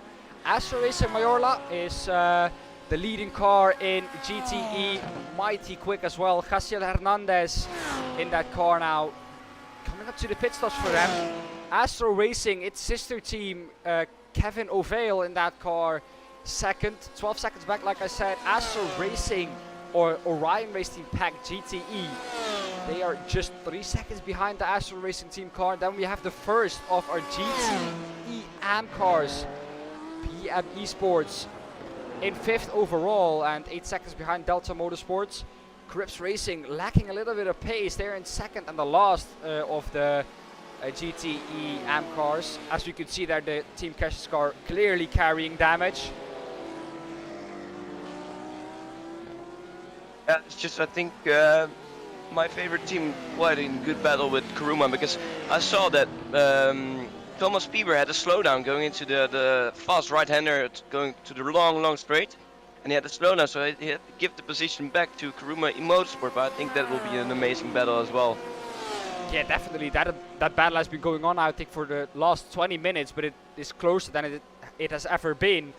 Looking then to the GT3 field, it is Diogo de Sousa. This man is in a league of his own almost. In the background there, we can see the Orion Race Team, Pack GT3. They are catching up a little bit, but not by a big margins. Then we have the Fields Academy Motorsports Porsche, Christian Streitenberger in that car. They are third in the GT3 Pro class. Platinum Racing Team, and here it is, BWM instead of BMW. They are in 6th and leading the GT3 AM class ahead of the Akil Racing side, who are 9th overall in that class and 7 seconds back on the Team iRacing Netherlands car. And in 3rd in that class and last of our hourly update will be the YS Motorsports blue car. Well, Monix, talking about the battle you said at the front of the field in my favorite team car, that battle has kind of gone down a bit, because it looks like that gap is now over 2.5 seconds. Might be another slowdown? I think maybe, yeah. Could be a possibility. Here we see the T3 Motorsport by Manatee Pack GTE. Has there been any reports from that incident they had earlier on into Indianapolis? Yeah, that was the drive-thru for with T3 Motorsport. I know there was something in Indianapolis with T3 Motorsport by Manatee with .x, and I think they had a drive-thru. Yeah, we saw that. We saw that. Yeah, exactly. Yeah, Martin, of course. Is Martin in that BWM car? Yeah, I think he'll be driving, but I spoke to him and he's not really. He's not feeling the setup. He's not feeling the car. It's just so oversteery, I thought it was. And I mean, he's not that excited to race, but for sure, it's an amazing track in my opinion. I think, after all, we're really. I think he'll be racing. I mean, he does want to have his laps in, but I think he really liked the setup. Yeah. I mean, sometimes the understeer suits you better than the oversteer, and I think some drivers prefer understeer over oversteer. But I don't know what I think. Martin prefers understeer. I don't know. Martin, you tell me. Yeah, well, I think to attack. I think you need to have a little bit of an oversteery car. But the thing in an endurance race as well, Monix, is of course that you want to get to the end instead of just being the fastest. You have nothing by leading the first hour and being out of it when the checker flag drops. Yeah, that's true. You want to get there at the end, but you don't want to understeer with cold tires when you have massive understeer into the tire barrier. I think that's something you don't want either. I think it both have its negative sides. True. Well, from what I can see now, Monix, we're getting recommended on the YouTube front page. Yeah, we've I reached saw that something. We've reached something. I was looking at the stream, and at one point we only had 30 viewers, and now it's over 170 viewers at the moment. I mean, that's just amazing. That's really appreciated. I mean, we're doing our hardest jobs here, putting a lot of work and hours into the streaming, and we will have Jake Smetley in 3 hours. He'll be with us as well, and I think it's only getting better. And we're only 1 hour into the race. Not even 1 hour, and a lot of things have happened already. I think I can't keep up with what is happening. But we have pit stops happening at the front of the GTE field. We'll stick with this battle though, because Team iRacing Netherlands, they might go into the pits at the end of this lap, but it's really close together with the Austrians versus Orange car. I mean, I hear a lot of people fuel saving when I go on board with them, because for sure, if you're behind, for example, Pascal is now behind the Austrian sim racers Orange, and I would outsave fuel if I was able to. I mean, if I'm faster, but I'm able to stick behind him, use his slipstream, and save as much fuel as possible to get one more lap and get the overcut. I mean, I'd prefer doing that, but for sure, it's a 10-hour race. It might not work in the beginning, but may pay off in the end of the race. Of course, of course. Martin says that he likes to trail brake into the corners, and he can't do that with this setup. That might also be a case of just fiddling with the brake bias a little bit, that it's a little bit too far rearwards, but I think Martin knows what he's doing, so we won't have to tell him that. Exactly. Hi Lars, thanks for the compliment. Amazing to see you here. I think there's a lot of people here from the front page. It's just amazing to see. Welcome guys to the stream of Platinum Endurance Championship. As Dan said before, if you're interested, scroll down to our website. We have live timing, track maps, and of course our social media with our Instagram, Discord and webpage. Yeah, well, of course, for the people that don't know the guy who was just talking, that is the man that has set this all up, that has made this championship come to where it is now. Yeah, I think we are all, and the drivers who are in this race are all thankful for what he and everyone around him has done to get the league this far. And of course, this stream, I put a lot of hours into it, so it's really appreciated too. If the moment you watch, I already appreciate you being here and being part of the journey. I mean, it's just amazing. We started this 1.5 years ago with just a friendly group who wants to have some fun together, to getting a serious endurance championship where we have tons of people watching at the stream with the commentator of U-Down Pables. And I mean, it's just amazing to be able to organize such thing with this amount of people and interest and excitement. I mean, people practicing and putting a lot of hours. I think there were over 2,000 laps set by everyone in the 5 practice sessions. We are hosting 5 practice sessions in each week, where they need to do a mandatory laps of 20. For Le Mans we had 15 because of course it's a bit longer. But this way people get to have that experience with each other, to practice with each other, and the excitement is just great to see. It's amazing, and I'm really grateful for it. I mean, for sure, we're already planning and working on season 2, so I hope to release more info about that soon. But yeah, it's just amazing to see that we put something together, all together, and made something amazing. I'm really looking forward to what the future has to give to us. Yeah, of course. And we have a question. When do we see people pitting? Well, I think that is your question answered here. People are already pitting, and I think the gap between the Team iRacing Netherlands and Austin Sim Racers orange car will stay the same. I'll be interested to see, can they maybe jump up a couple of positions? Pascal Tekela, of course, fast in that car in the last stint, dropped down a couple of positions due to, I think, being stuck behind the Platinum Racing Team BWM car. But let's see what he can do. Can he catch up? Because that gap has widened a little bit, of course. Pit stop time from the Austin Sim Racers red car was only 40.1 seconds, and the pit stop time from the iRacing Team Netherlands car was 42.7. So that's why they've lost that amount of time. Maybe there's some damage to repair, because there was some incident in the, as I said, in the first couple of chicanes in the first lap. Maybe that have caused it to have them a longer pit stop. Might be, as we see the Platinum Racing Team LMP2 blue LMP2 car coming through. See, I think Cardboard Blue as well fighting with the Ryder Engineering car. They now have a GTE between them.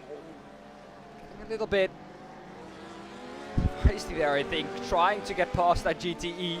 But I think it's a matter of time before Verrooy gets past the Ryder Engineering red car. I mean, it's amazing that it's just, we're almost about to hit the first hour and they're still so close to each other. I mean, that's just amazing. As we have a crash on track, let's take a look at it.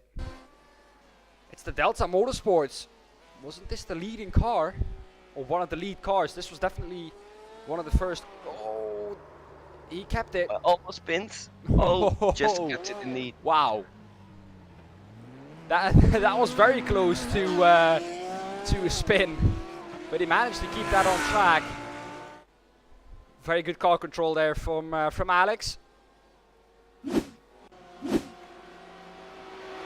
As you can see, I think the D3 Motorsports car still in the pits. Don't know what has exactly happened with that car, but it looks to have a little bit of damage on the left front.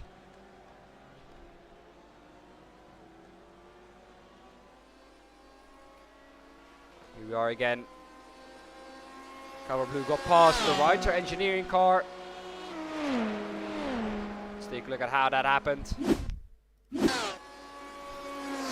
then of course down the Mulsanne straight into the first chicane. I think that was a little bit of I'm letting you pass, sir.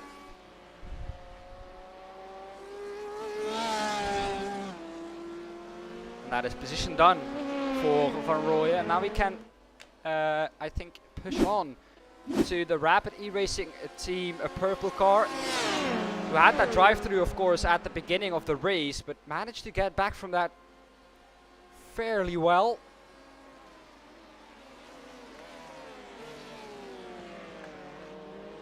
my favorite team. That gap has widened a little bit after the pit stops. Looks like the first lap after the pit stops they were faster, but that gap now has stabilized a bit around 4.5 seconds, and 4.5 seconds is around the gap that you need as the driver being ahead of this in the Crew Motorsports car to work with the traffic and to maybe get lucky with traffic. Because if he's right behind you within 1 second, most of the times the driver behind can just use the gap that you created by trying to overtake the traffic, and just use that to get past as well. And he won't lose as much time as you do, of course, by creating that gap. You will lose slowly but surely. You will lose that time. I mean, it's kind of odd. It's Thomas Bieber, who is he is an Austrian sim racers driver, but he's driving together with an old Austrian sim racers driver, Clement Schmidt, together with in my favorite team. Of course, not my favorite team, but as Dan said, they are called my favorite team. You could see on this picture that he has a ASR background. So a few teammates of him, he'll know what their driving styles are. So if they encounter them during the race, I think for sure he knows how to handle with them. For example, we have the Austrian sim racers blue, but they are in 8th. There they have him. Traffic.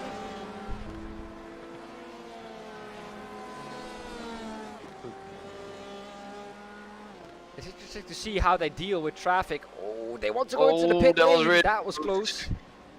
I think it was holding back because and he goes. I think that will be a slowdown as well, but of course going into the pit.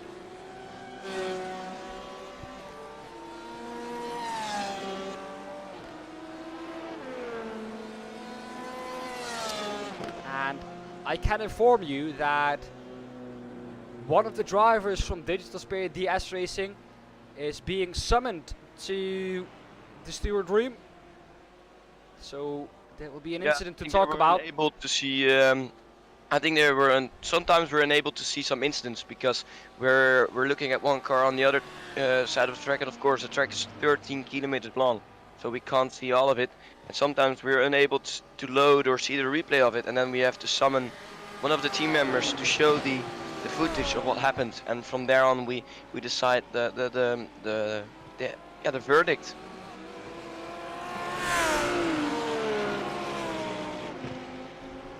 Yeah, well, this is a battle here. These 4 cars that you see in shot here, after the first hour and 3 minutes, there's less than 2 seconds between those 4 cars. This battle has been going on, and this is the battle for, at the moment, 9th position. It's the YS Motorsport blue car, just ahead of, or just behind the Akio Racing Cyan car. And then Team iRacing Netherlands just behind that. The RD Sim Sports car. I expected that to be a little bit further up after last season's, or after last month's result. Of course, the last race, they were fairly high up, I think, in the pro standings. I think they finished second. So why they are this far down? Maybe lacking a little bit of pace on this circuit. Who knows? Might be a difference in setup. Maybe you want to have more downforce in the cornery sections. I mean, maybe they'll lose some more time on the straights, or maybe the other way around. They lose a bit more time during the corners. Yeah, well, like we said, of course, you want to have, of course, a good compromise of speed in the straights and speed in the corners. But if that's the case, what Marnik said, we will see them pull away now in the Porsche curves. I mean, but that might be fuel saving. I mean, they're behind the car and maybe save, so they actually save a pit stop for the end of the race, so they don't have to pit again and lose another 30 or 40 seconds. Yeah, that could be a strategy as well. Well, Marnix, what I find ironically, getting back to how many viewers we had, is that it happens at Le Mans. For some reason, Le Mans is just magical. I mean, for sure, it's a magical place. 10 hours, long time, and I mean, it always gets good racing. I mean, there are 3 straights after each other. I mean, people slipstreaming past, getting past to each other, and then getting past each other back again. Yeah, well, of course, a lot of slipstreaming at this track. The YS Motorsports car all over the back of the Akil Racing Cyan BMW.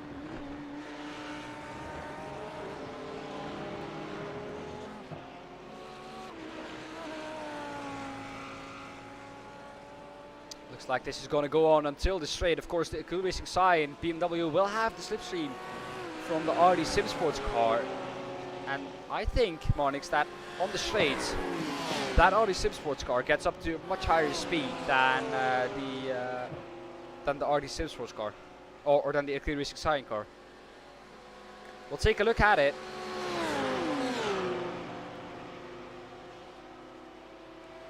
This is for the YS Motorsports blue car. This is the last car in this train.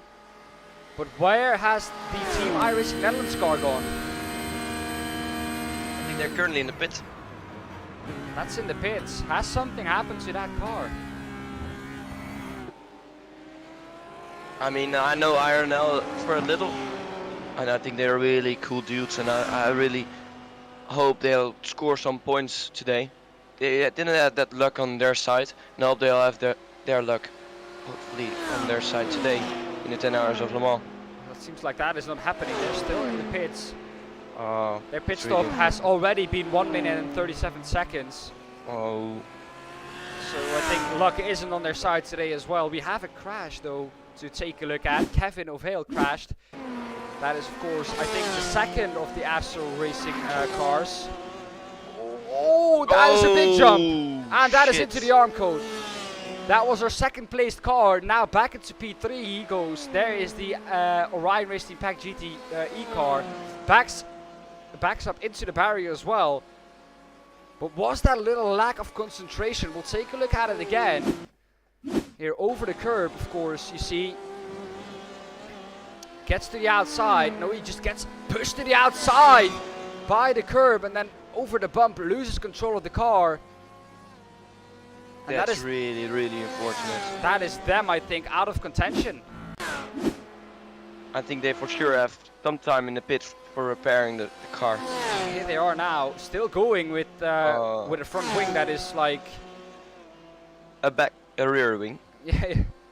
Yeah, a rear wing that is hanging at an angle, which won't help their aerodynamics.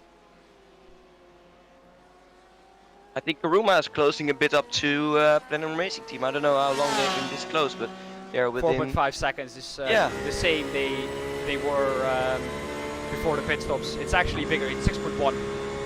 I think it will be eventually but the fact that they've been this close since the pit stops, which happened 30 minutes ago, tells you something about the speed they've got. They are very similar on pace. I think eventually it's a battle who gets fastest through the traffic between Karuma and Platinum Racing Team. If, for example, Platinum Racing Team gets up to a slower car and a bad place, Karuma has a chance to get closer, and Karuma gets the car on a straight fix, for example. I mean, then for sure they will get closer and closer. Yeah, at the moment that gap is 3.6 seconds. Closing a little bit on the straight. It seems like that Karuma car has a little bit more pace on the straights than the Platinum Racing Team LMP2 blue car does right now. But I have to give to you, Monix, the fact that you can be in here now tells me something about how the race is going, because normally you are not in here with me because you have to be in the steering room. But yeah, normally we had really busy. The first few rounds we had over 70 reports in the first round, which was only a 6-hour race. I mean, that was insane. We had it so busy. We were at 4 of ours, and I mean, we just didn't have any time to do anything else. It's always busy on race day. People wanting to change drivers last minute. People wanting to remove or add drivers, change their names, liveries, or whatever. So it's always a busy day. But I mean, somehow don't want to jinx it, but somehow it seems quite okay. You know, we had 15 reports with quite some the same, where people did duplicate reports.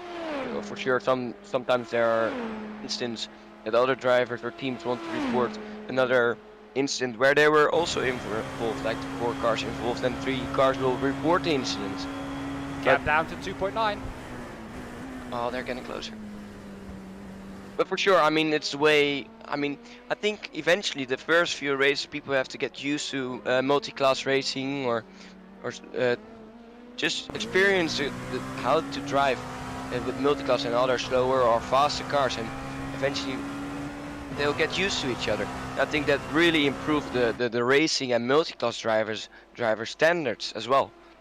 Definitely it did. Here we can see in one shot, 2.6 seconds. Does that Platinum Racing Team Blue car have some damage? It looks like that right front is damaged, but we have a crash to take a look at again.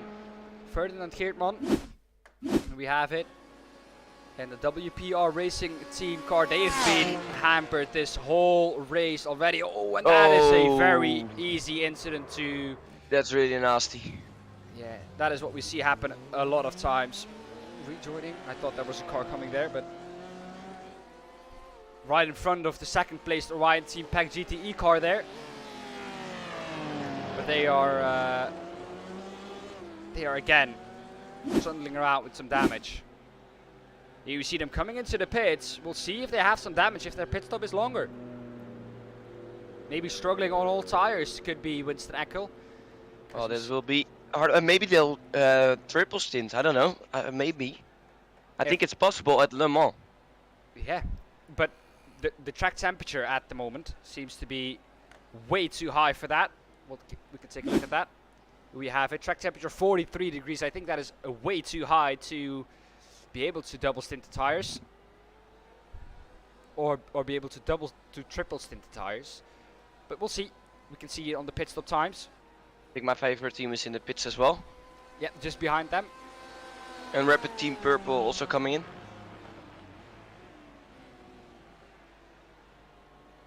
We'll get out them first. If everything goes to plan, I think Platinum Racing Team LMP2 Blue. And yes, they are changing tires. You can see the car up on the jacks. Oh, my favorite team goes on. They're triple stinting their tires. So that is going to be interesting to see what kind of pace they're they can changing. run. Vincent Awesome is getting into the car as well. And they're changing driver in Kuruma Motorsport as well. I think that's why. Well, and there goes the Kuruma and Platinum Racing Team. Normally with drivers you also change tires to give them a fresh set and not leave them with a used set from other drivers to not know what to expect really. Because a driver that is in the car can feel the degradation. They can get used to it slightly, step by step really, if you are in the car. A slowdown directly out of the pits there for Kuruma Motorsports. I'm sure about that because he cut a little bit too much of the inside curb there. But you give the driver a fresh set to let him feel the degradation himself. If you get into a car that has already been on used tires, you don't know what to expect. And that is really why you most of the times change tires when you are changing drivers. Trying to get some temperatures into the tires. Right, so if any drivers are listening, feel free to hop in the waiting room and let's have an amazing interview to hear your side of the race. We have also information on Rapid E-Racing Team Orange. They got a warning for making contact while passing through a car. So that is a slap on the wrist there. They will not be allowed, I think, to do that once again, or they will receive a penalty. I think we have someone who is interested in an interview. Shall we ask Josh Wiggins to get into the waiting room? That's from RD Simsport. I can't see someone in the waiting room. That could be the case. Oh, he asked me if you could come there, but for sure, feel free to hop into the waiting room. I think there he is, waiting. There he is, Josh. We'll get him in here. Josh, welcome. Hello, how are you doing? Yeah, we are doing great. We are having a very good stream. Josh, talking about your car, the RD Simsports car. Like I said just a moment ago, I expected that car to be higher up than it is right now. Were you going into this race with the same expectations? I think so. Yeah. The roster that we've put out is strong at Le Mans. I'm probably the weaker of the three-man team that we're fielding. We qualified well. I think there was a bit of a confusion at the start. The leader didn't go, so we got jumped by a few cars. Picked up a bit of damage as well. So it's nothing serious, but we're certainly down a few kilometres an hour on the straight. For sure, the start was weird. How was it from the cockpit? What did you expect? Because for sure there was a green zone, but he didn't seem to go in the green zone. No. So so we sort of were just waiting for the leader to go, and then we got to the end of the green zone, and it's a bit like, what now? And we didn't want to pass and get a penalty, so we thought it was best to sort of hold position, and then we sort of got jumped by a handful of cars that made the decision to go. Which we put a process in, and as I think came back no further action. So we'll learn for next time. For sure we have to clarify it a bit more into the rules. I mean, we never expected to have this kind of situation during the race or during the start. No. I mean, why would you? Usually you'd be chomping at the bit to get the race going. Exactly. But yeah, we're sort of struggling a bit, like I say, with a tiny bit of damage we picked up from a couple of contacts. That I think were both sort of racing incidents anyway. I know that we were racing. I think we're racing for top 5 at the moment. You're currently in P5. We're P7 at the moment. We're sort of 12 seconds down. I think there was a spin on the cold tyres as well, which hasn't helped. But 16 class is just fine. I mean, just get as much points as possible, I'd say. Exactly. Yeah, we're in quite a good position in the championship. I think we're 4th in the pro championship at the moment. The 3 cars ahead of us are also ahead of us in the race. So I guess that kind of has to be our objective now. Austrian sim racers, I think, are P2 in the standings, and they're 8 seconds up the road. So maybe short to medium term, that's our goal. All right, it's still a long race to go. I wish you all the best, and hopefully you get some more points out of the pocket. Yeah, absolutely. Thank you, man. All right, cheers, man. Thank you very much. Cheers. You too.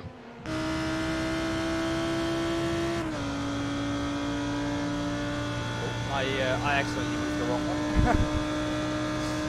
Well, Onyx, like you heard there, they were sportsmanship, like I think, to stay behind, of course, at the restart. But how come that someone doesn't start in the green zone? I mean, I think they must have missed the race info, because we as stewards we post the race information quite ahead of the event. We actually posted right after the last event, where we state the starting zone, where you have to go, some markers to look out for, and some incident points or whatever. So I think he must have missed it, or wasn't just aware of where to go, because we didn't have it stated in the rules, but we made an agreement under the stewards that after the green zone you're just free to go, because where else you have to wait for it, right? I mean, it's fair to say that RD Sim Sport waited, didn't want to have a drive-through, but I think that was just an unfortunate situation for everyone, which we need to clarify in the rules. So here we have another version coming up of the aim regulations for next race, and I'll clarify it a bit more into the driver's briefing for next race. Well, looking back on track then, we have a few battles emerging here. The Fields Academy Motorsports car is just ahead now of the Digital Spirit DS Racing BMW. Seems like that BMW looks very much like the Platinum Racing Team BWM. So very. There are a few times this race that I thought that BWM was up in P4 overall. Isn't it?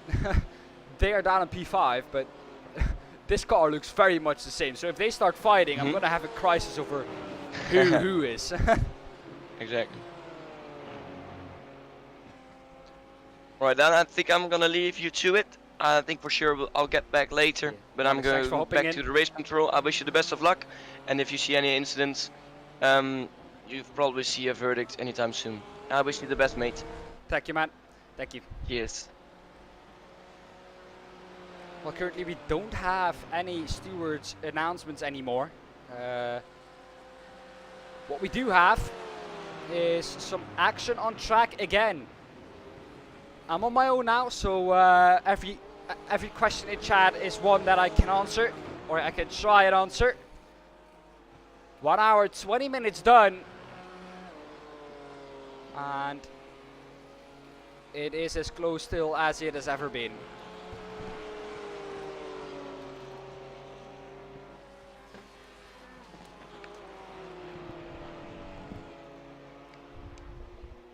Still 100 of you here. Like I said, if you haven't, be sure to smash that like button. Share it with everyone who might be interested. Support your team, and we'll see how everything will go. Of course, still a long time to go. 1/10, just a little bit over that of the race done. Thank you everyone for watching. It's appreciated so much by the whole community.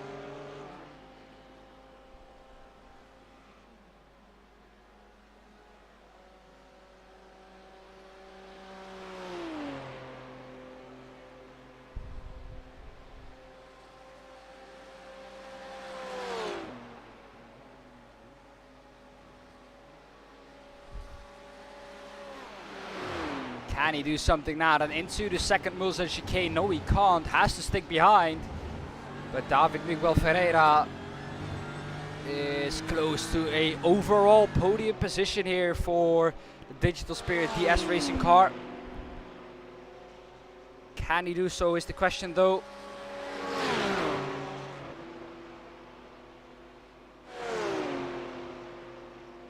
Now then into Mulsanne corner. Not really trying to get a good exit here. It will be crucial for him to try and do it down to Indianapolis. He is very close now, within 2/10. This should be enough to try and launch one up the inside maybe on this straight. He is close. He is all over the Porsche. What can he do? Can he chuck it out of the slipstream? Get to the outside maybe, or to the inside. He's going to try and go to the inside. Not really able to do so right now, but he's going to do it into Indianapolis. He's on the inside. The Porsche is going to have to give him room, but backs out of it. Maybe the best thing to do now.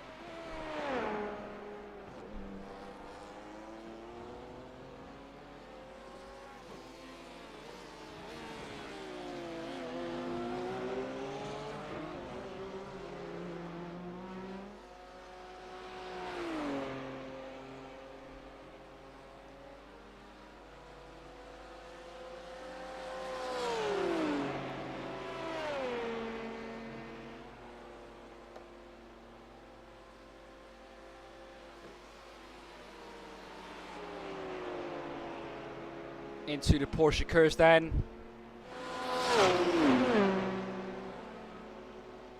How close do you like it?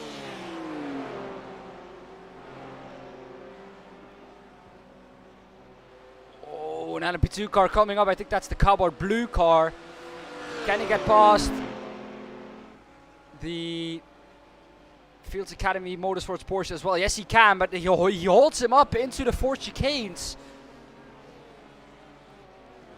That will make sure that the BMW gets even closer now. Then onto the main straight he comes, into Dunlop corner and onto the Dunlop chicane. What can he do? A 156.961, a fastest lap for that car.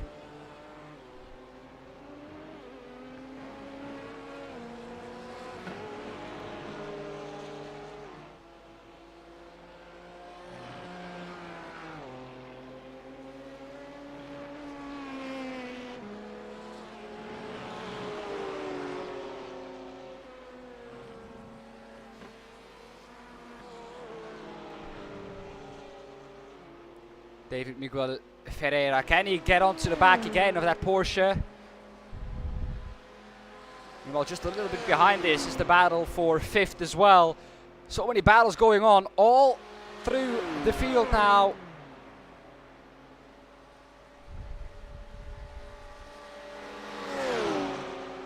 Brent, buddy, you are watching live.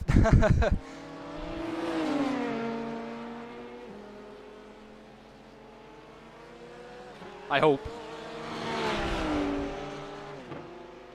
Now then, he is very close. 3/10 is the gap. He should be able to pull out maybe to the left or to the right. Yes, he is. A very good exit out of that chicane. Here he is then, the BMW from the Digital Spirit DS Racing. David Miguel Ferreira, can he jump up one more position? Looks like the Porsche is so fast down the straight that the BMW has the acceleration, but just not the top speed to get past.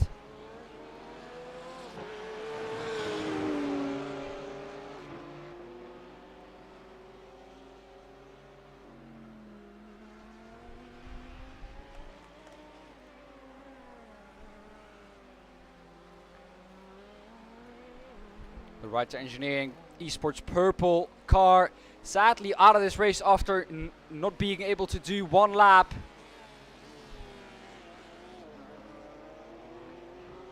It's a bit sad to see them go that early. Like I said, the BMW gets close, but then it just stops at 1.7 or something. And he can't get closer anymore. Look, this is where it stops, and at this point the Porsche just starts to pull away even though the BMW has the slipstream.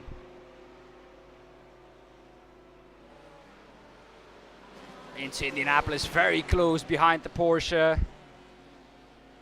Through Indianapolis, onto Arnage, Porsche getting onto the gravel. That is not the ideal line. This happened a little moment ago. We quickly take a look at that. This is the Porsche from Josep Høgaard. Oh, and he spins into the S's, into the gravel. He goes, no, he stays on track, and that is on the racing line. You want to get away from there as quick as possible. And he did so. Back to live pictures then, as we watch on.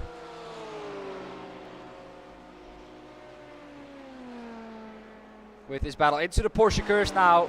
It is exactly the same as it was last lap. The only thing that is different is that there's not a cardboard blue card to throw between those cars. And it looks like the Porsche is just a little bit faster through the corners there. Onto the 4 chicanes, through the 4 chicanes.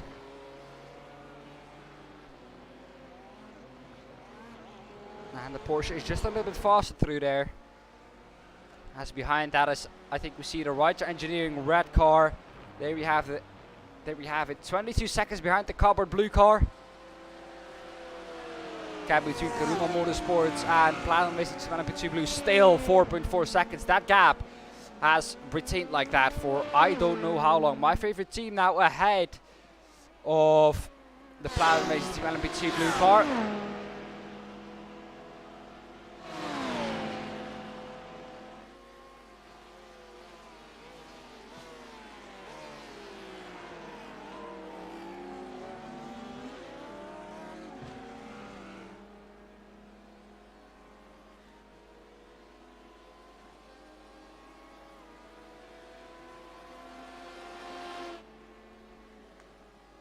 On onto the battle for the Platinum Racing Team car. There is the RD Sim Sports car. Closing up to that Platinum car who are just behind this Lamborghini of Austin Sim Racers Orange. If they can keep that up, that is a massive performance for them then.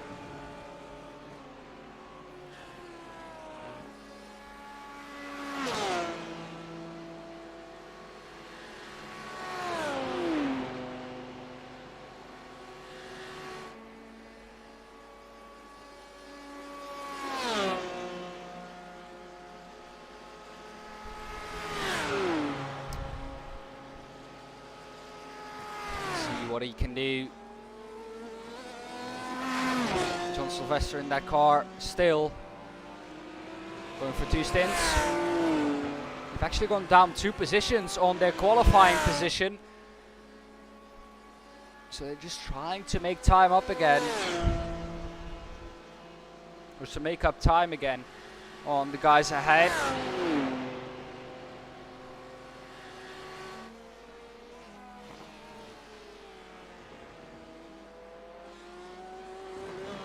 Not being able really to make the pass on that Lamborghini.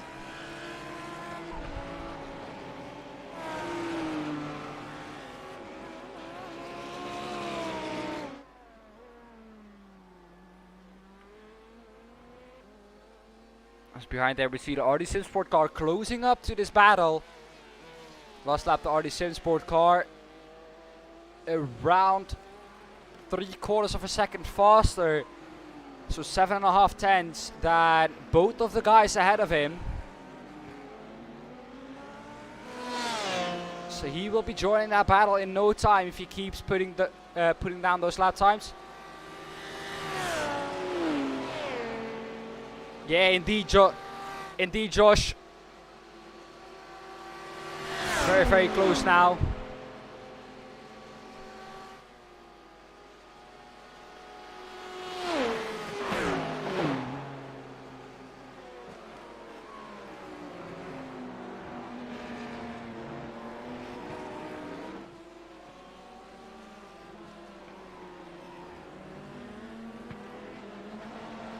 Platinum Racing Team BWM can't seem to find a way past or to get really, really close to the back of the Lamborghini.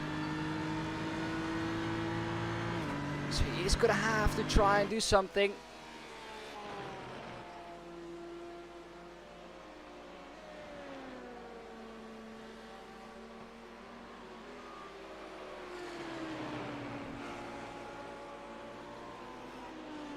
Very close to the back of the Lamborghini into the Porsche curves. He had a little bit of a messed up line into the Porsches, but the BMW just seems to be tighter and just sticks better everywhere. The RD Sim Sport car getting closer and closer to this fight.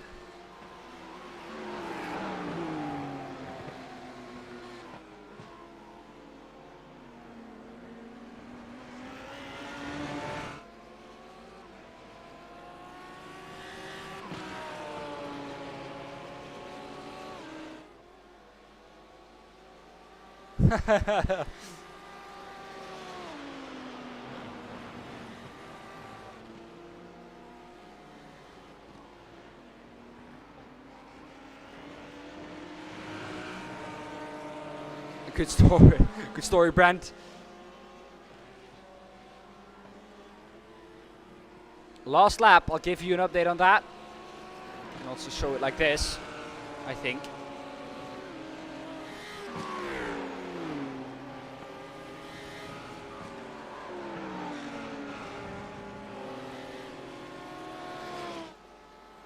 There we have it.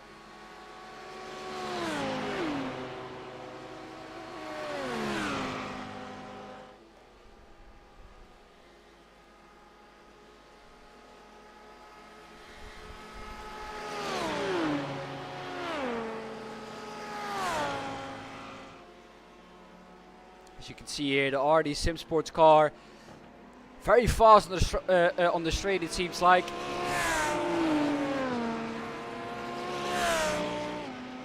Looking with Sylvester in the BMW.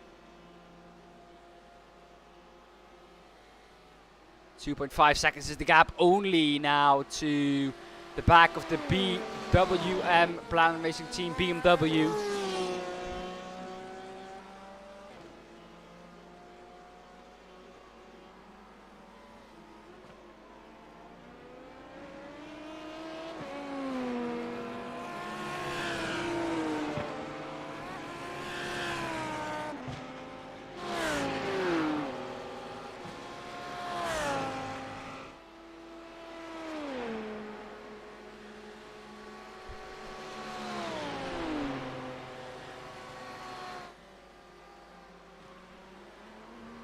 Closing up now, it seems like.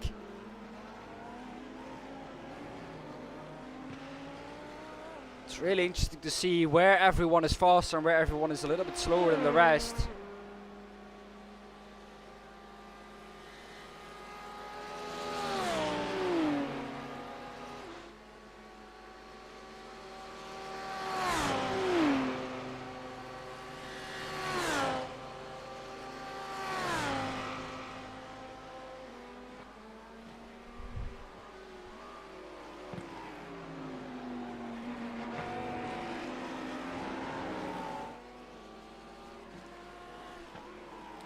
Just call me Dan. I think everyone is excited for the 10 hours of Le Mans.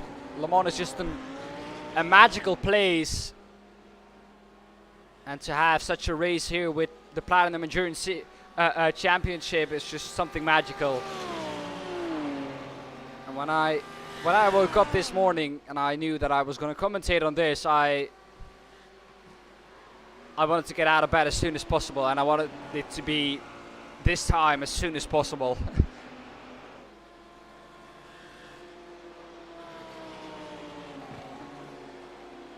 Audi Sim Sports car again closing up, and we'll see what it will give them over the lap.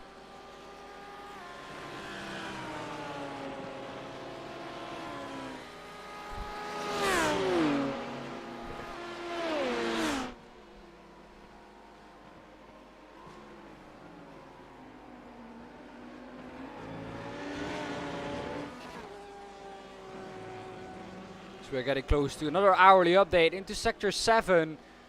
Very, very close there. The Audi Sim Sports car.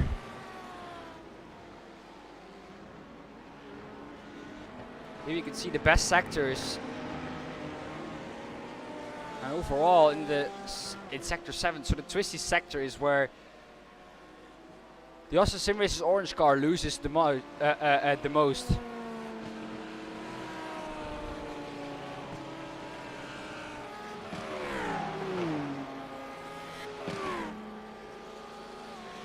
here it is. Curtis was just a little faster this time round than Sylvester.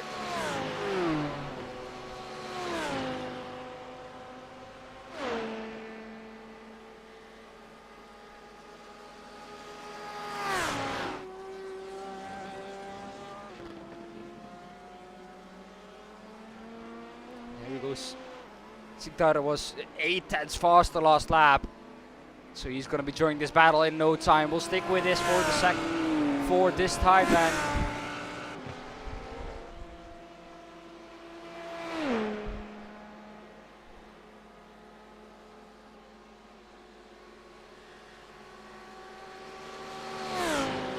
Another crash to take a look at. Alex here again in that Delta Motorsports 41 1-for-1 car. Too deep into Indianapolis. Just a little bit too deep, but again getting away with it. They've had a lot of things happening, but they've got away with it a lot of the times.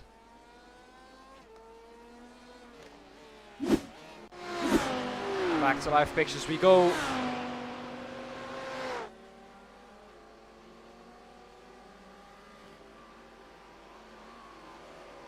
So we have a pause, I think, for third. Here we have it. This is for third in the LMP2 class. Vince lacking a little bit of pace here in that car.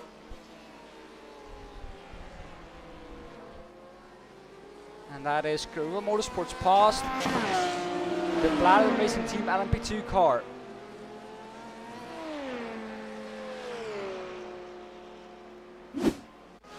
Back to live pictures then.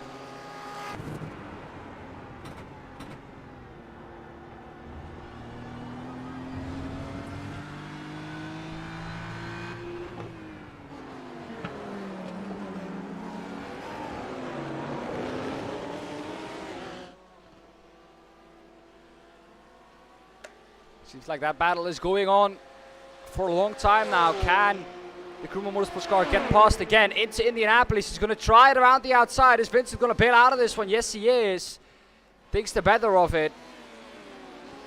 Knows that the Karuma Motorsports car has caught up 4 seconds and is faster technically. So thinks the better of it, but here then traffic again for the Karuma Motorsports car, and Vincent is not going to slow down just to keep behind.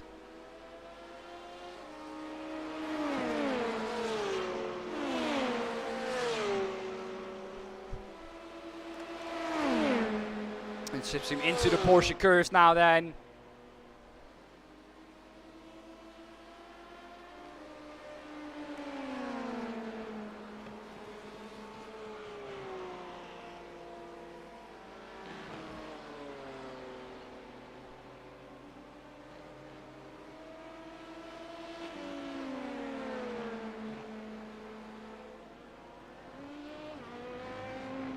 Very, very close again through the 4 chicanes.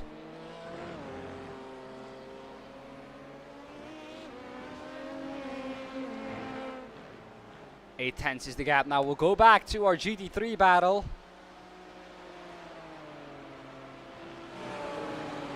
Here we have it. The RD Simsports car seems to have dropped a little bit from this again. Maybe a little bit of traffic, getting unlucky with that. And it's back 3.4 seconds again.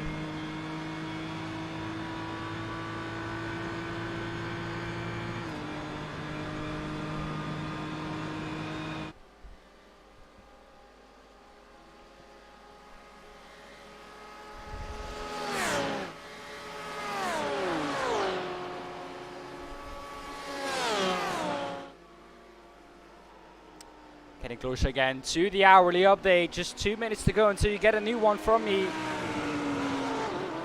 And that is another hour passed again. And just 8 more to go. There goes its bigger version. The GTE BMW. And now that has slowed the Lamborghini right down. That Lamborghini will get that tow, of course, from the GTE. So that will help him again.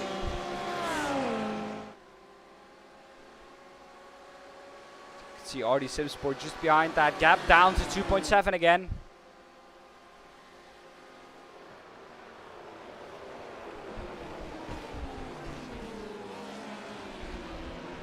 As H2 Motorsports enters the pit lane.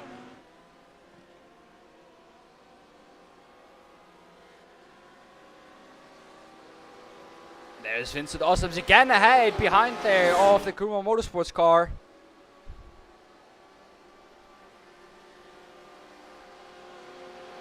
We'll take a look at that again. Vincent Ossoms again up into the podium positions. Down the inside now comes the Karuma Motorsports car. Are they going to go side by side through Indianapolis? They are not. Vincent Ossoms again bails out of it. Knows that they just have to get a clean race done.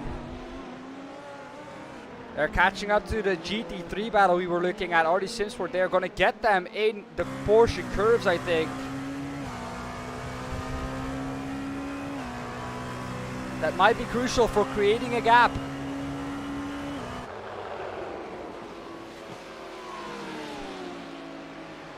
RD Simsport, they're going to have them in the Porsche curves. On an annoying place as well, trying to go around the outside, up the inside, not working for the Karuma Motorsports car. Up the inside, now a little bit of damage there, or a little touch there to the RD Simsports car. Again, the RD Simsports car getting unlucky with traffic. Not how you want to see it. Not a clean overtake by Karuma.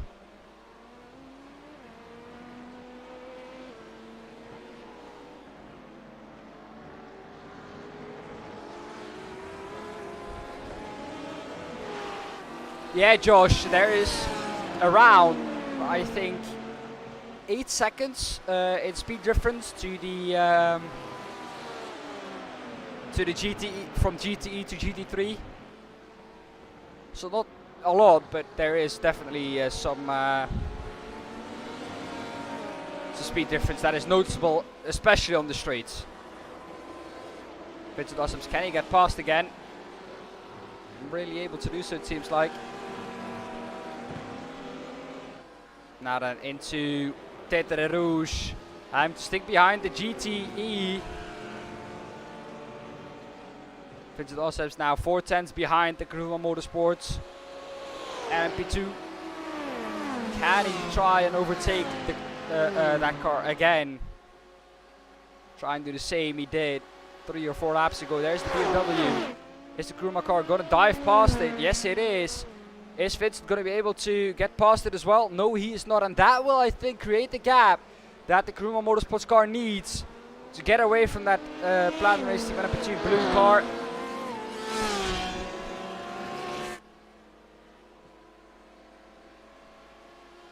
We then now look back to the GT3 battle. Here we have it. 6 tenths is the gap still.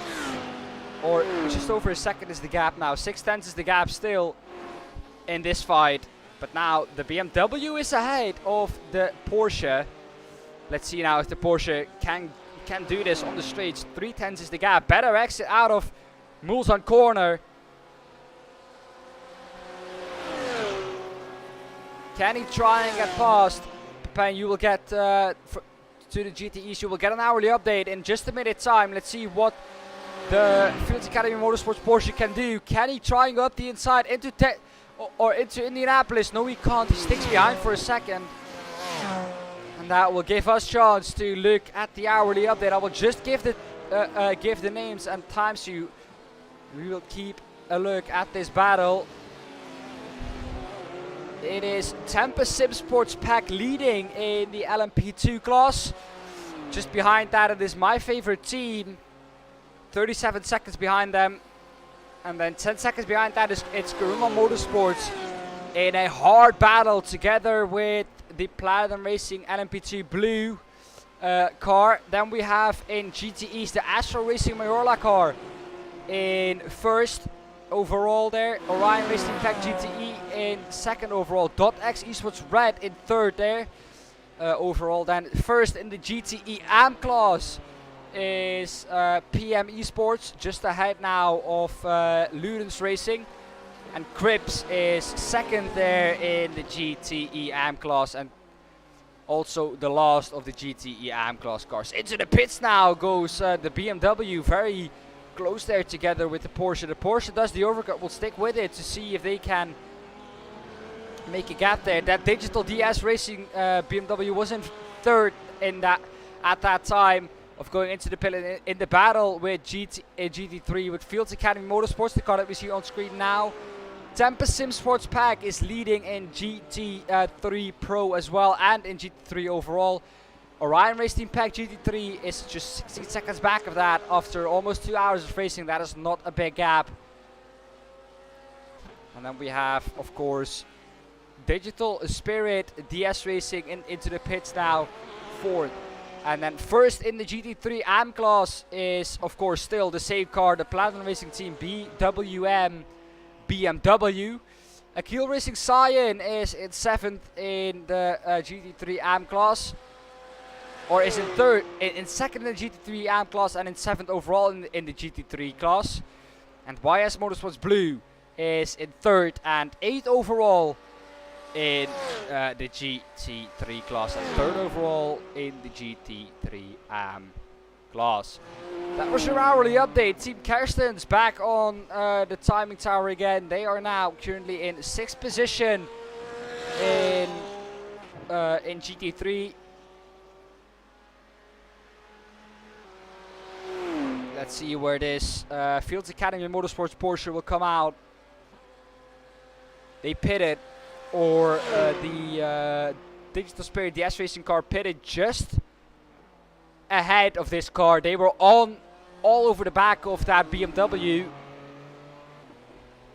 So let's see what the gap will be once the Fields Academy Motorsports car exits the pit lane.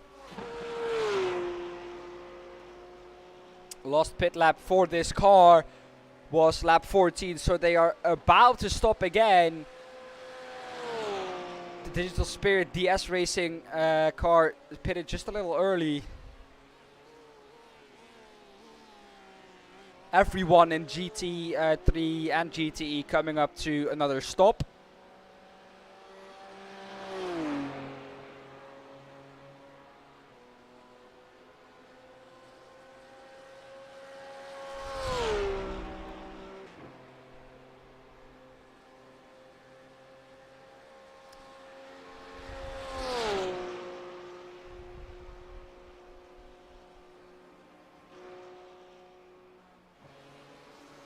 As the pit stops are also cycling through in the LMP field. Oh, little mistake there. Too hot into Indianapolis. And that will definitely cost him time. If the BMW gets out just ahead of him, he knows where he has lost that time. And that ensures us that he is pushing. He is pushing, and he is, I think, going to be pitting this lap.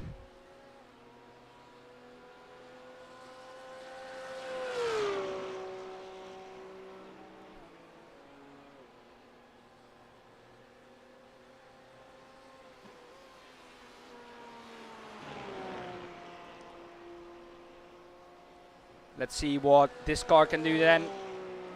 Is it going to be into the pit lane this lap? I guess it will, but looking at all the other GT3 cars, I think it will, yes. Into the pit lane. Orion Race Team Pack GT3, are they into the pit lane? The answer is, for the moment, yes. And then the Fields Academy Motorsports car into the pit lane they come as well.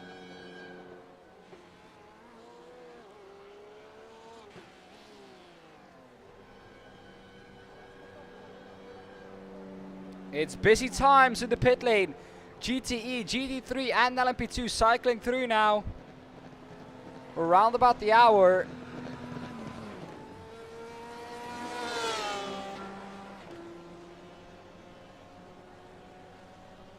And they are now in their box. The pit time, so the duration of their pit stop for Digital Spirit DS Racing was 1 minute and 9 seconds. The pit lane time overall, 1 minute 45 seconds.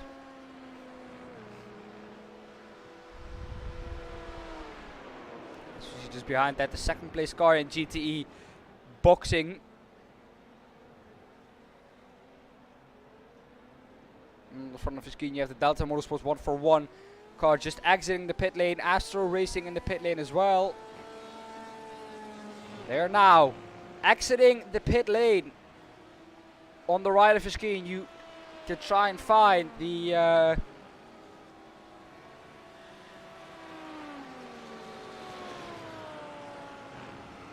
Digital Spirit DS Racing car, but it's nowhere near to be seen. And I think this car is going to double stint its tires. Yes, this car is going to double stint its tires.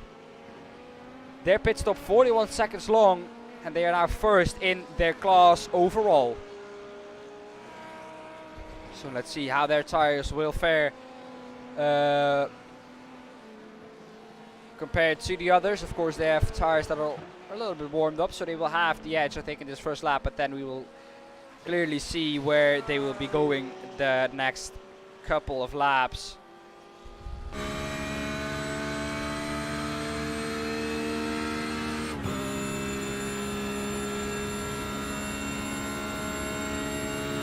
We're on board then now with the Porsche.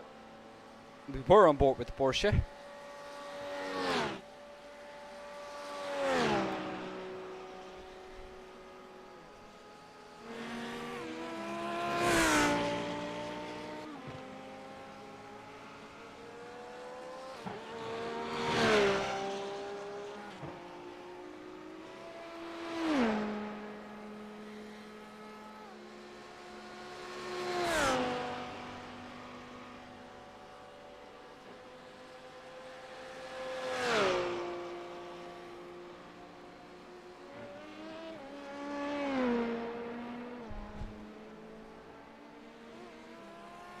And as we can see here, Platinum Racing Team closing up to Karuma Motorsports again.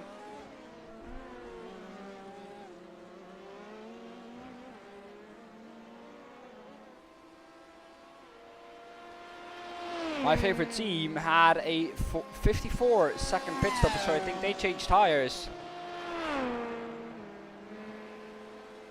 And they must have triple stinted maybe.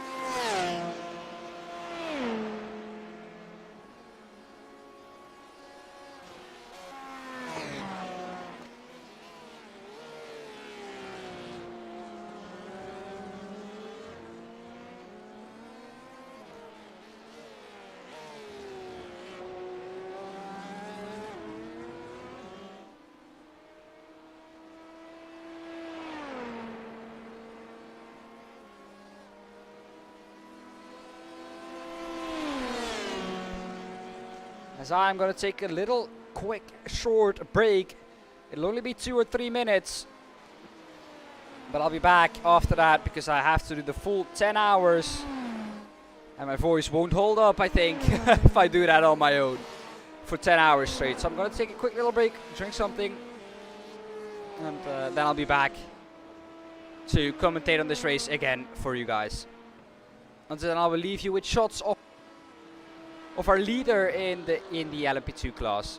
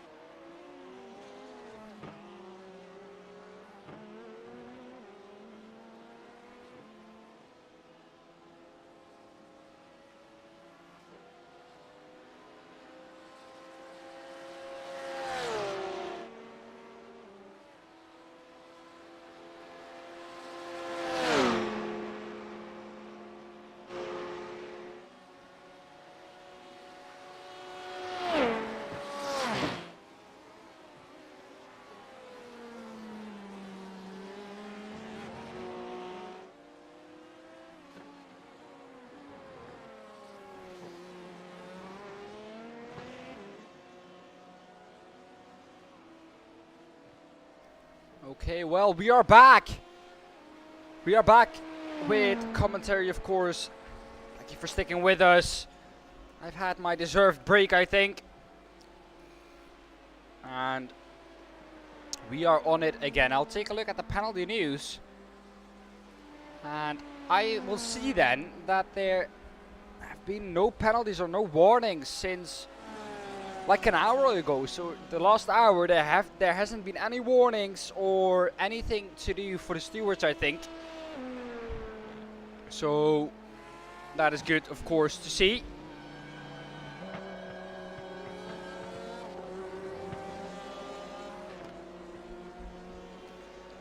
Felipe Silveira now in that car.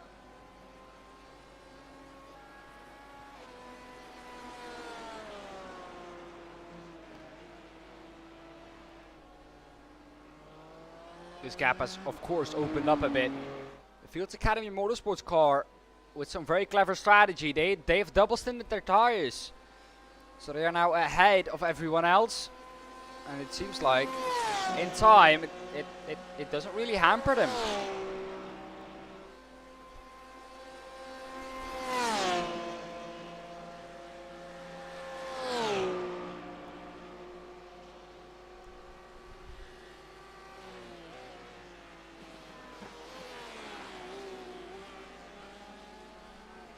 They're actually building a gap now to Tempest Sim Sports.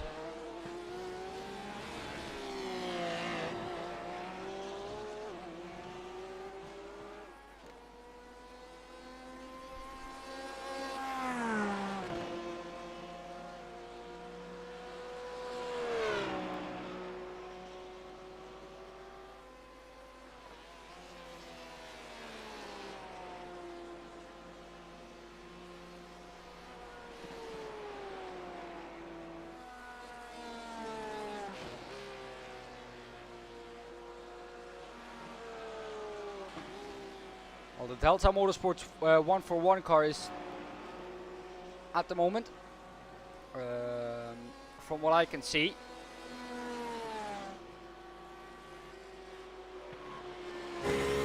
.38 seconds to the good of the first GT3 car. So that is how close it still is at the front of the GT3 and or at the back of the GT3, at the front of the GT3 and at the back of the GTE field. English, difficult. Christian Streitenberger.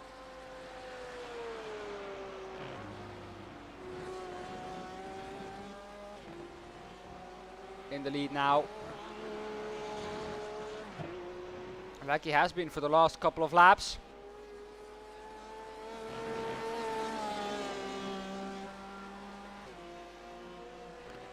Tempest look like they have a fight on their hands. They've changed tires after their pit stop.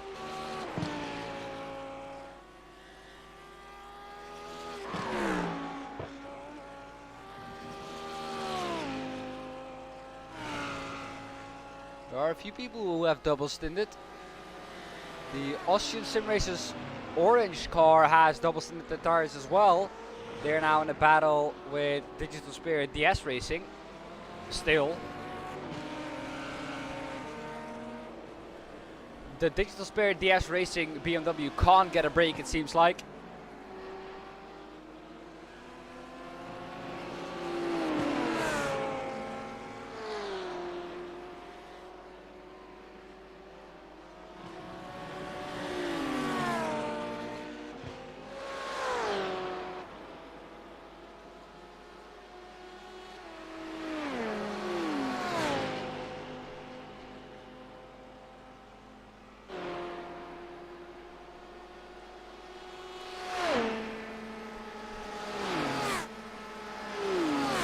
Just 1 minute and 39 seconds back from this is the Astro Racing car.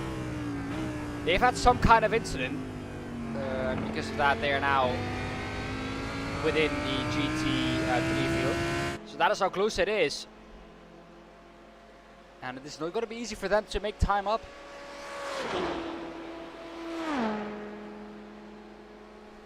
That Lamborghini now getting very close to the back of the BMW.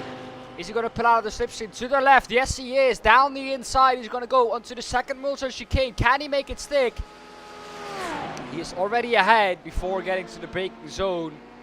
So that was quite an easy pass. I think it was Hugo Pastor from the Spirit DS Racing BMW. But probably the smart thing to do.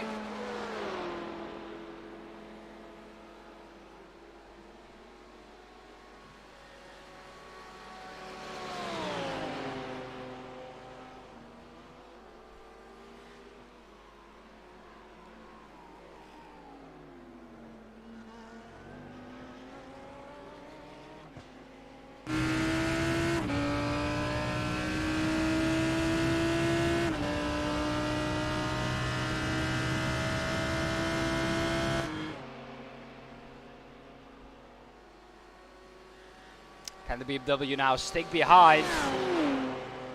That is the question.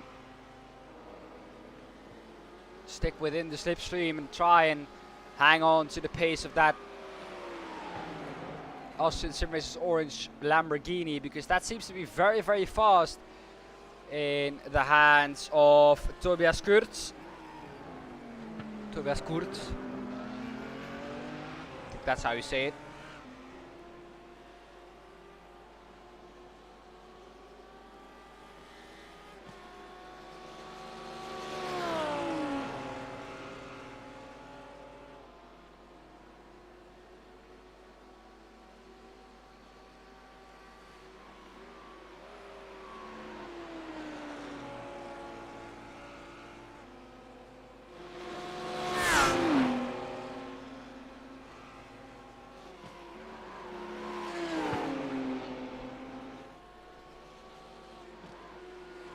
Through the Porsche curves, it seems like the BMW is able to stick behind the Lamborghini.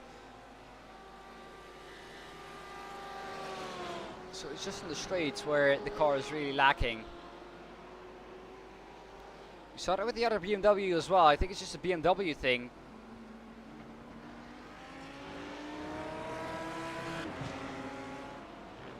Through the 4 chicanes, also sticks behind pretty well. 4/10 is the gap when they go through Dunlop curve. And then down to Dunlop chicane, and then underneath the Dunlop bridge. And then they enter the S's.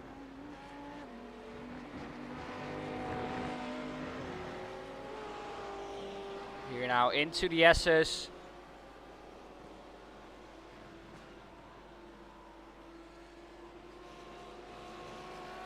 And then now down to Tete Rouge. The fast right-hander leading onto the long Mulsanne straight. And now the BMW is close behind.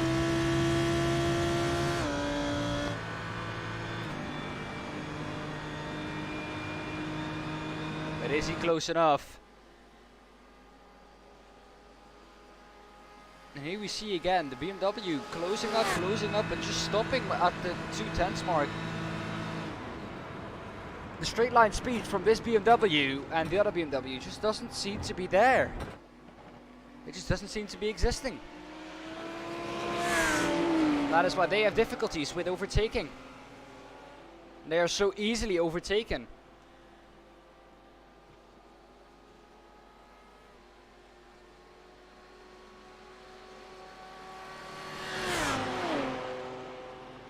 I think that is one of the big issues that this BMW has.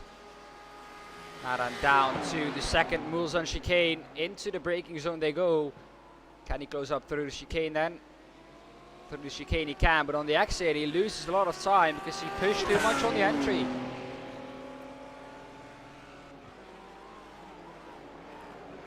Very close battle on track as well is this one. My favorite team right behind the Platinum Racing team, LMP2 blue car.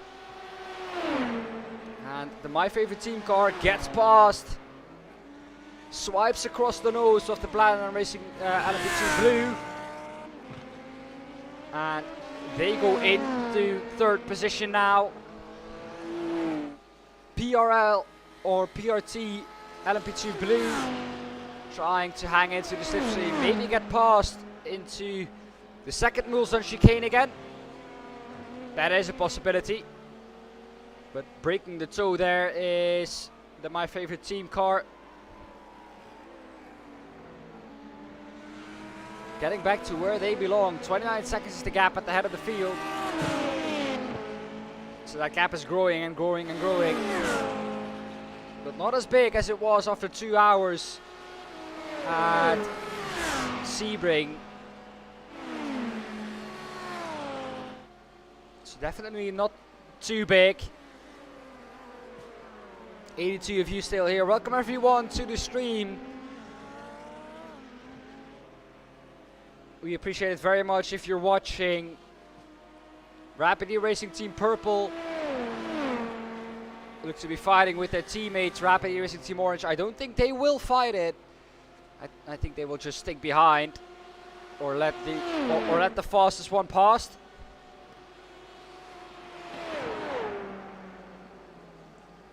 Platinum Racing Team, LMP2 Blue, can they stick behind my favorite team car? Maybe overtake it. Into Arnage they go, the slowest corner on the track.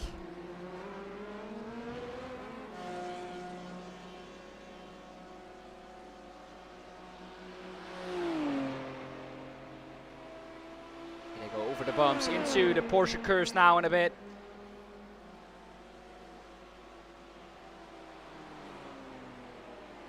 There we go, already half an hour away from the hourly update. It goes by so fast.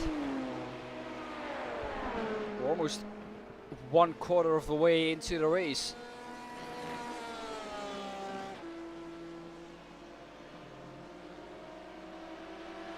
But now that toe has been broken.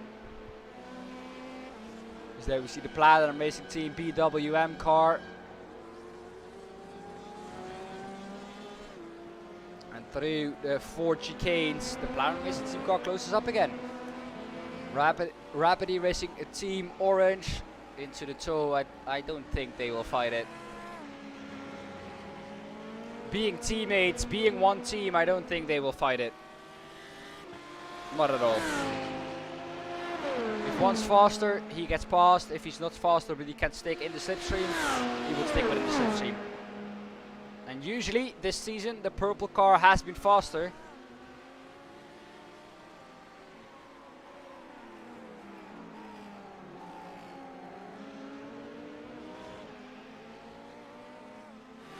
So that proves to be the same again. Team Kersten's car is in the pits already for 8 minutes, so they will have some repairs, I think.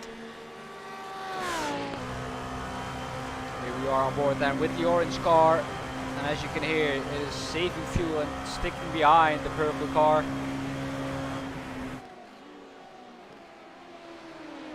Not trying to overtake, especially not into there. Because there is one big rule in motorsports: never crash or touch your teammate on track. If you do so, you make the team look silly and you make yourself look silly for the team. That is not something either parties want to see. T3 Motorsports by Manatee Pack GTE now up into this, into the timing tower again.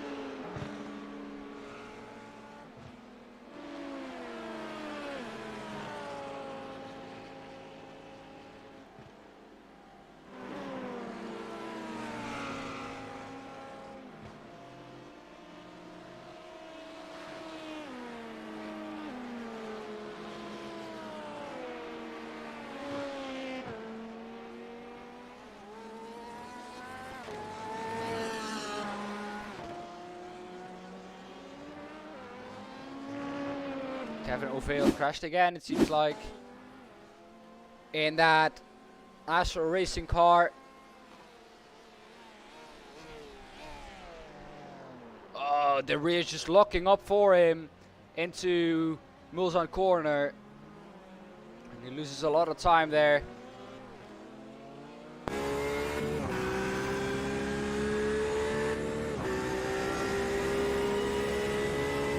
Back to live pictures then.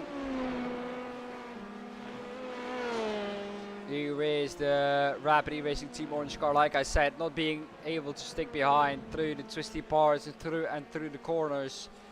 But on the straights it was, so that is why it was sticking behind and not overtaking. Very sensible decision, of course, to do with your teammate.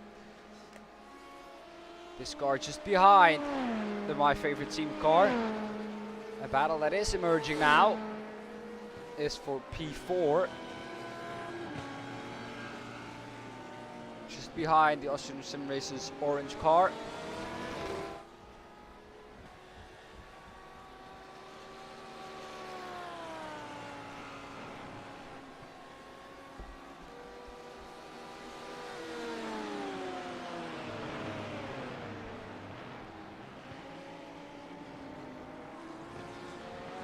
Two hours and 18 minutes into this race, as Austrian Sim Racers Blue come into the pit lane. They are in their pit box already, and I think that is just a scheduled stop.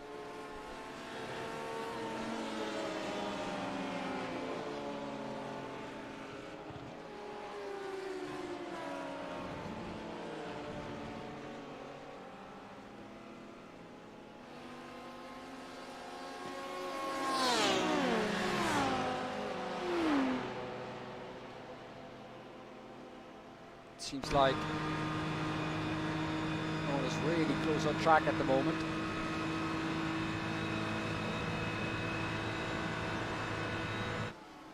The battle we're looking at now is the closest battle.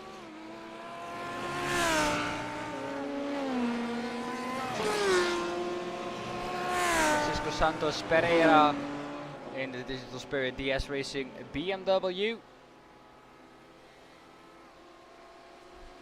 Trying to catch up to the Austrian Sim Racers orange car. It has been trying to do so for a while now, and they always catch up to it, but they never are able to overtake it, which seems to be a returning theme for them. They never catch up, but not being able to overtake because the straight line speed is just not there for them. On the acceleration, they're most of the times faster, but when it comes to pure top speed at the end of the straights, even in the toe, some cars just pull away. Which tells me that that car is running a lot of downforce on it. And there you can see the battle for third in LMP2 coming through the traffic. My favorite team and LMP2, the PRT LMP2 blue car.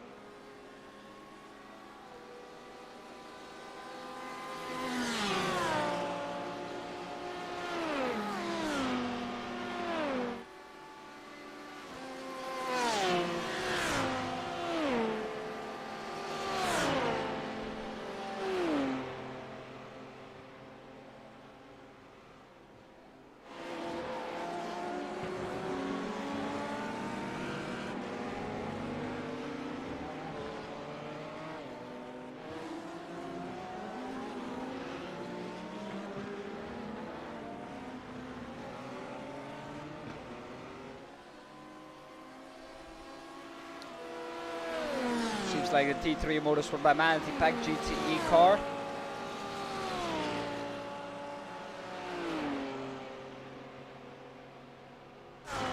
Getting closer to the team iRacing Netherlands car. Again, luck not on their side today, but still a long time to go. They're behind all the AB drivers, but they are only 2 minutes and 58 seconds behind them. And they know they have the pace to catch up to those guys.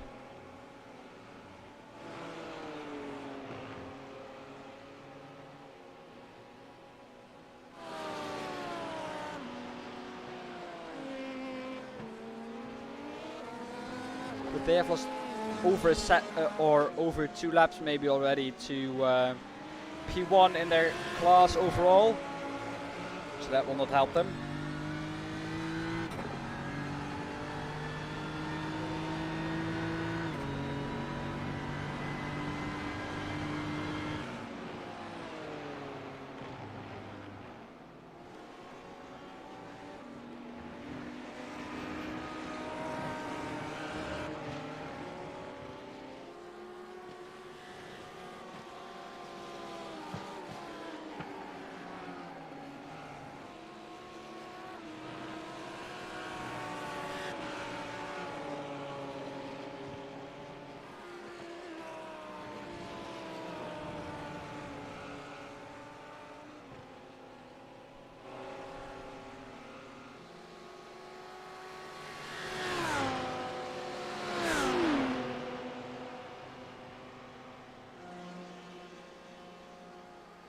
Looks like the Austin Sim Racers orange Lamborghini now able to pull away a little bit.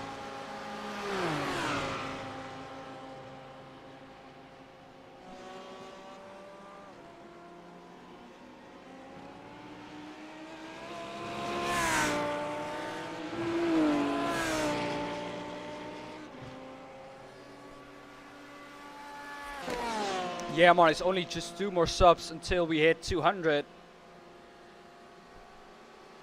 Which is big.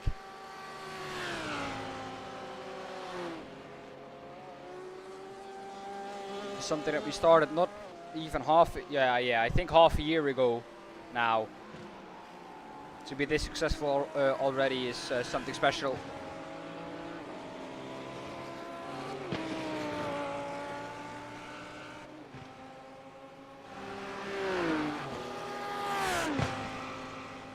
Looks like once that BMW is out of the slipstream range, it just isn't able to stick behind anymore.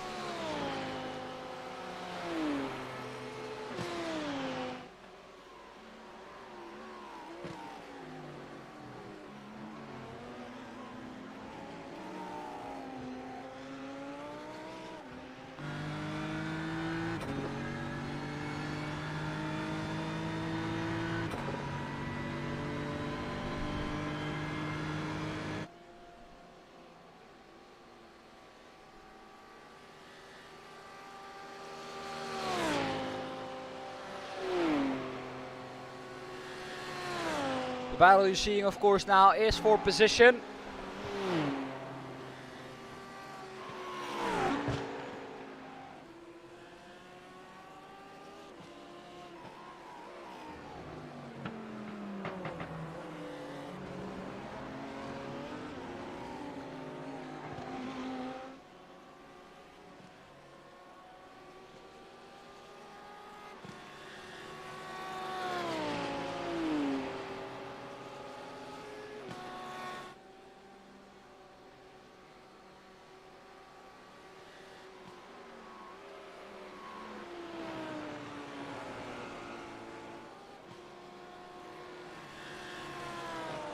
As we are almost 1/4 of the way into the race.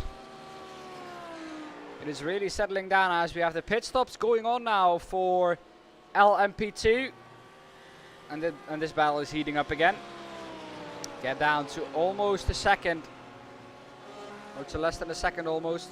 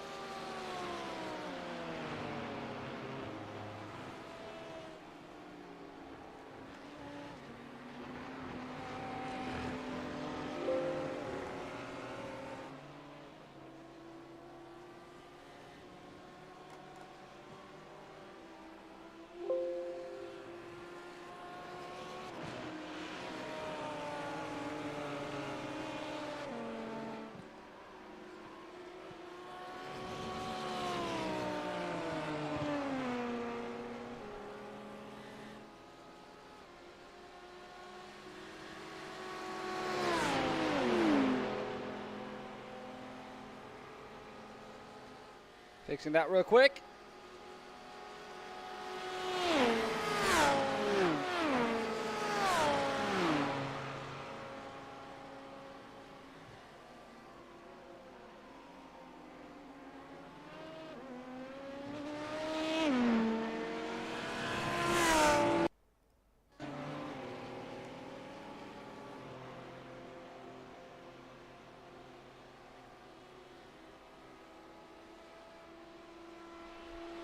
Alright, so now it should look all okay again.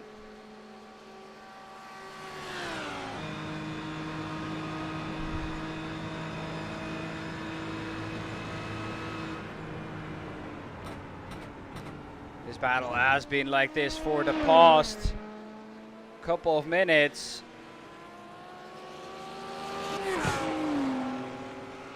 But can the BMW now finally make a fist and just punch through the door instead of just knocking on it every time.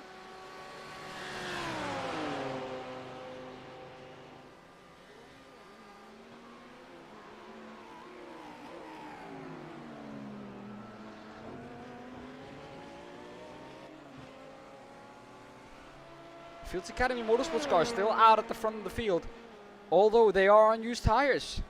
So that is very interesting.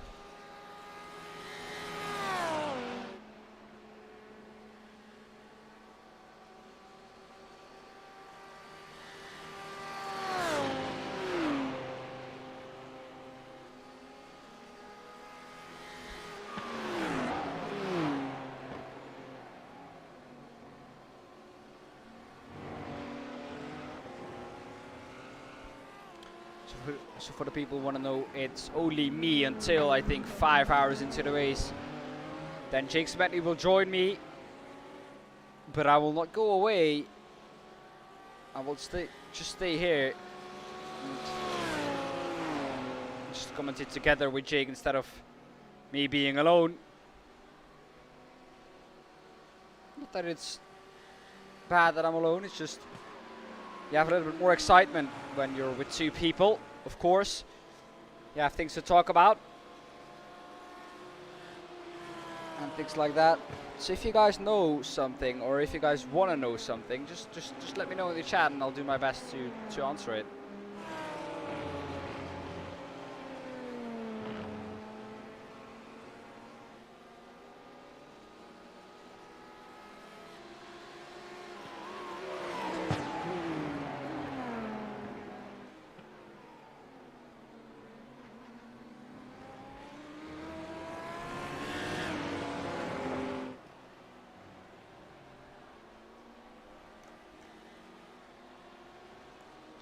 Here's my favorite Team LMP2 car coming through.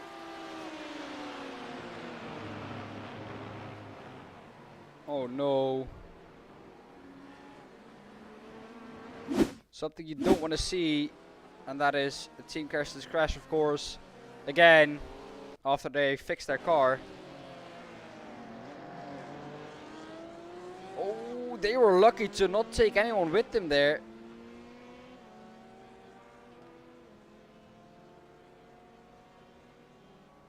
And they continue their way again. No harm, no foul, no damage to that car now. But definitely not the best aerodynamically shaped car anymore, definitely.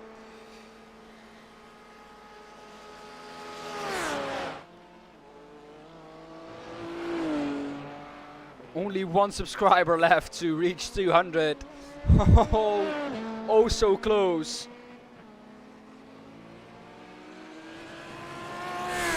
Can we do it? I'm sure we can do it in this stream. It's just when will we do it? As we're over 1/4 of an hour done.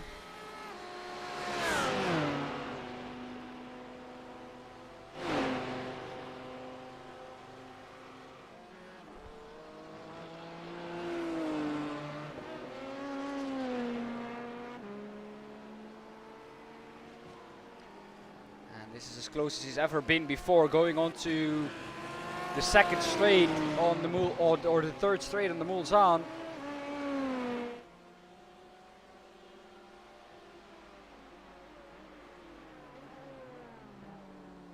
Can he do something now? 201 subs. Thank you everyone. Thank you everyone for subscribing. It means a lot to me, especially because it's kind of my channel. Since I came to PRL and just asked them, can I do commentary? I want to try it. I don't know if I'm good at it, but I just want to try it. And sometimes you just have to do such things. And it worked out. We started this just about half a year ago. To already be at 200 subs, of course, means a lot. Thank you everyone for getting us this far. And to many more, I would say.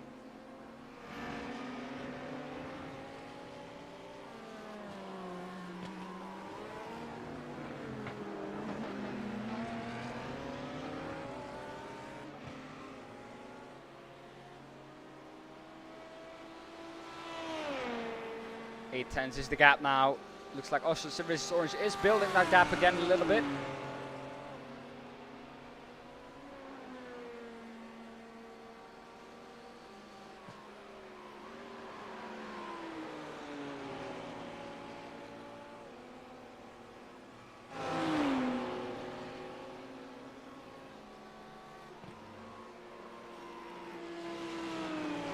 We're looking at the closest battle on track. This has been like this for I don't know how long now.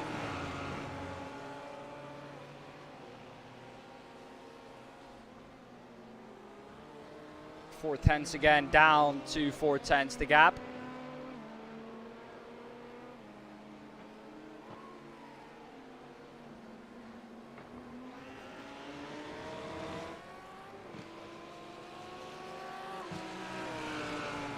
Yeah, Marnix. Amazing to see, of course, 200 subscribers. Amazing, amazing, amazing. On to 300, I would say. Let's keep pushing. Digital Spirit, the S Racing, as close as they've ever been. Down to the twisties. And as you can see, a lot of GTE cars getting in between the GT3 cars, because when you make a mistake, these GT3 cars are not that much slower, so you don't gain a lot of time on them when you are ahead.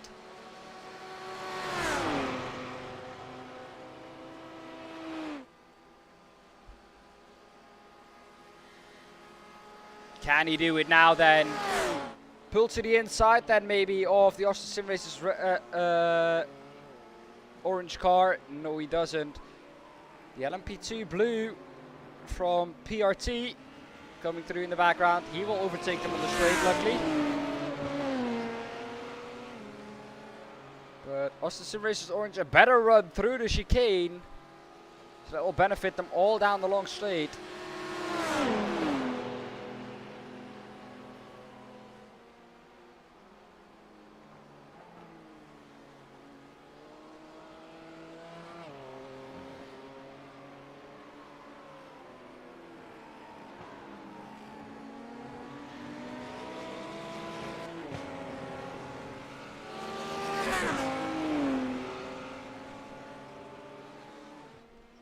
Rapid E-Racing Team Purple in the pits again.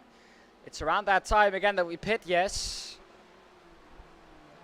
Kiel Racing Science just posted their fastest lap. That car now trying to catch up to RD Sim Sports. That gap is getting closer and closer as well. Could be a cool little fight.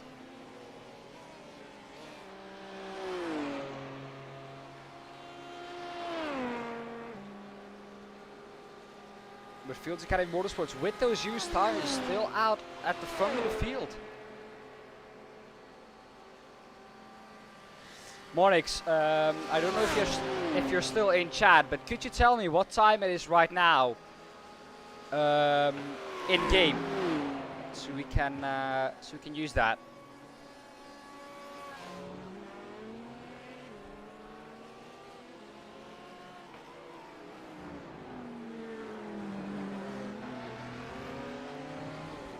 Looking at the race information, it looks like the track is 4 degrees, cooling down a little bit.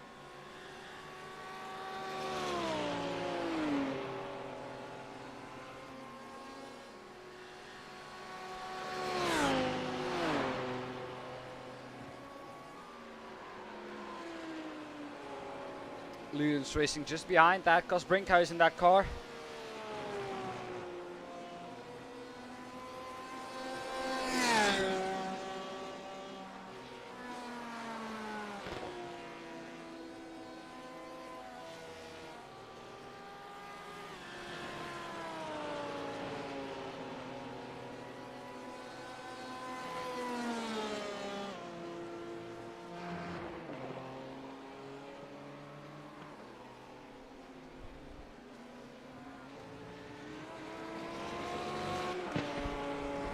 Gap to the podium positions for them is 37 seconds, which is quite a lot. A lot of gaps in LMP2 getting to the minute. And if you wonder how far everyone is behind the LMP2s, remember this is a long, long lap. This is how much. This is a long, long lap. So.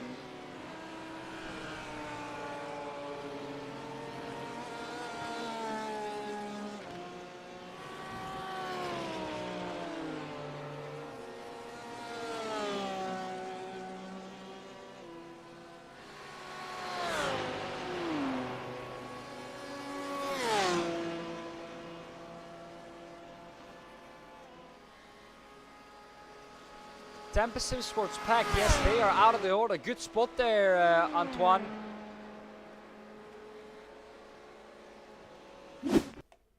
Is this that crash? I think it is. Into, oh, not with an LMP2, please, no. Yes, with an LMP2, yeah. You just knew it was going to happen like that. Yeah. Nothing you can do here. That is so unfortunate. The Tempest GT3 team not having a flawless race.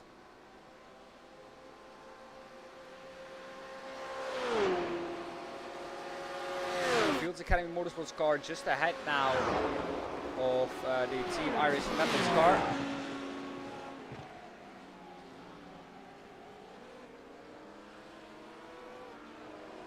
But that is what happened to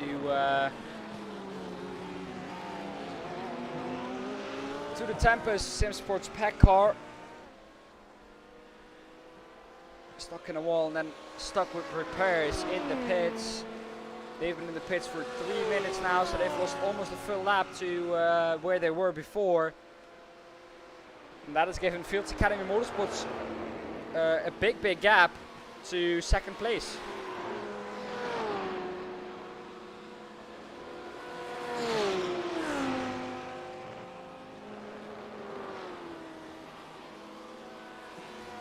I don't know if it's Team iRacing Netherlands trying to unlap themselves or if it's Fields Academy Motorsports lapping them. But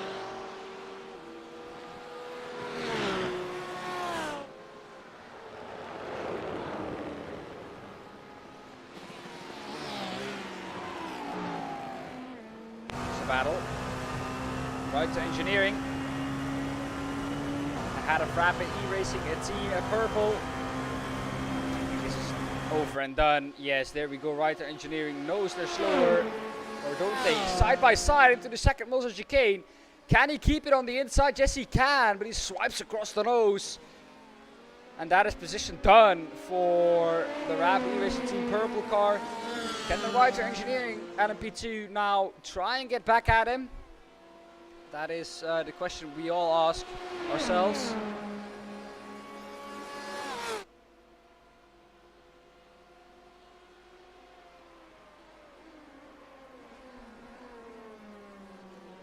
Yeah, well, it happens. They were side by side once he turned in.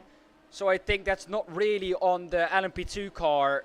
I think that's just Tempest turning in, and that's, in my eyes, that is a racing incident. But we'll see. That's a good point, actually, to catch up with some penalties. No penalties since almost 2 hours ago, so that will be our first incident again. But I think that is a racing incident. It's very unfortunate.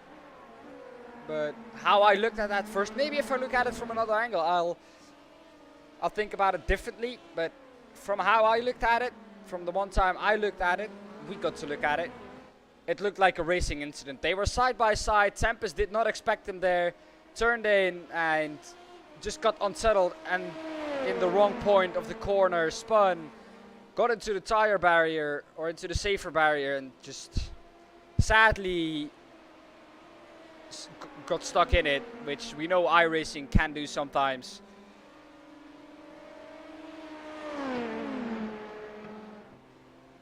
And if that happens, you're basically done. You have to access back to pit lane.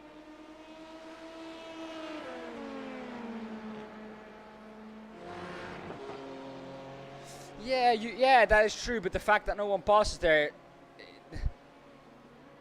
you can't say that they then don't know what they're doing. If he thinks he can pass there, he can pass there. And for me, how I looked at it, this is to the stewards, of course, to decide, and we'll see what they think of it. But to me, it was a racing incident, and it happens. They were side by side when they turned in, and we're actually going to take another look at it. Yeah, they were side by side turning in.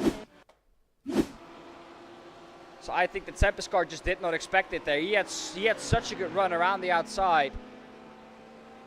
Yeah, you see, they were side by side, and there was nothing the LMP could do there.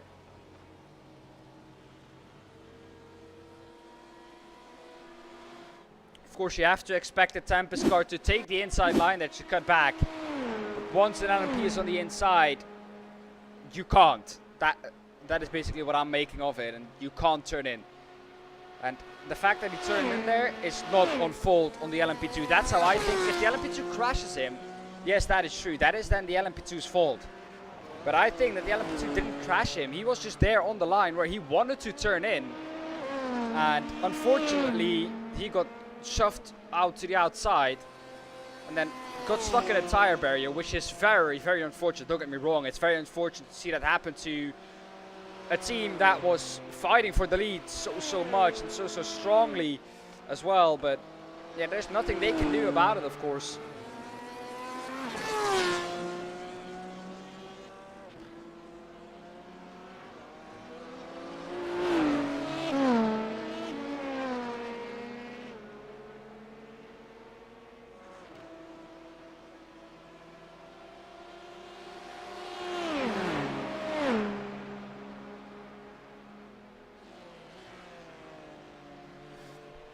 I'm not saying that someone's right or wrong here. It was clumsy from both of them, but I don't know if it's reported yet. I can't see anyone waiting in the waiting room. But I think the stewards will take a look at it. And if you guys are Antoine, LMPs are not always right, man. That is not what I'm saying. It's just the fact that it was a clumsy incident from both of them. And there was nothing they could do really about it. The LMP2 was there, and you can't just. It's a risky move. I agree with that for no reason. I don't know. It gives you time, but if I race, I would have stuck behind and thought like, well, it's better to make the pass safely than lose like 2 or 3 seconds here. Or it's better to lose 2 or 3 seconds here and lose my whole race and get a damaged car. Talking about that, there is a battle I think going on, or there was a battle going on. Digital Spirit DS Racing into the pits. They were just behind the Austin Sim Race's orange car.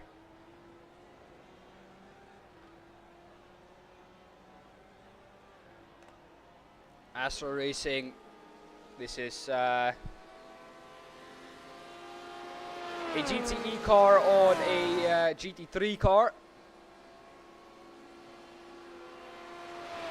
As we have another hourly update coming up for you right now.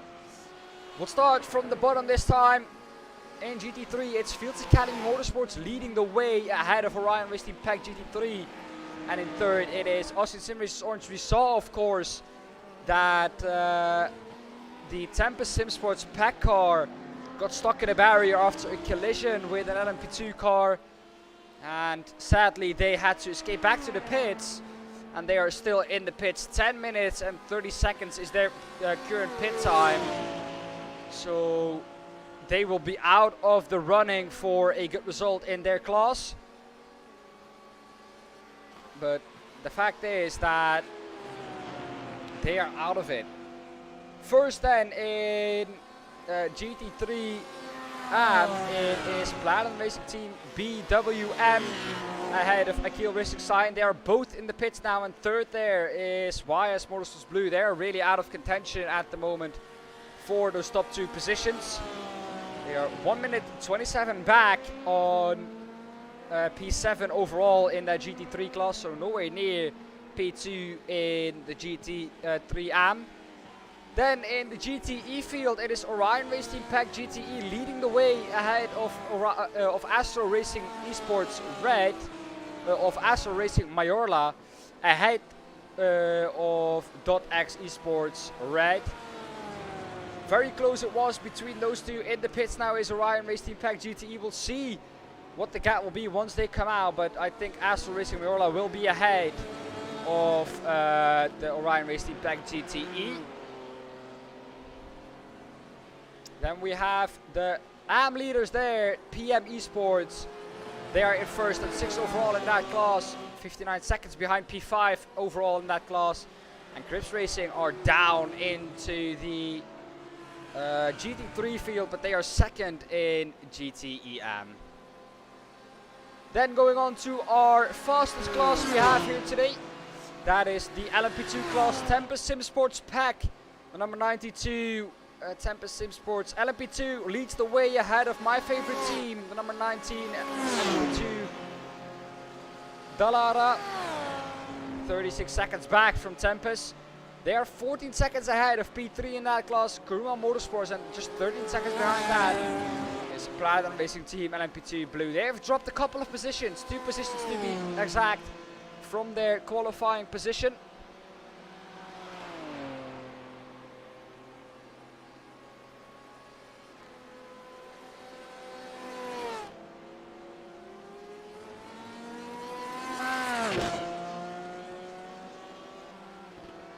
As I can't see that there was race information.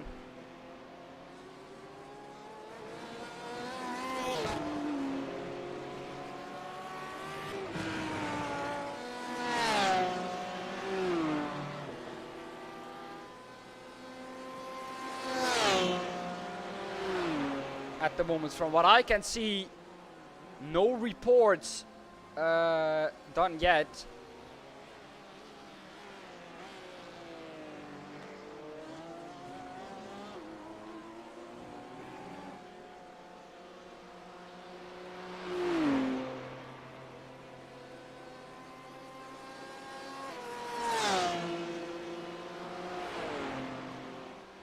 They will look to, of course, I think, report that, but no report since really there hasn't been a report since 2 hours ago. And it's only that incident that happened. But looking back then on the action on track.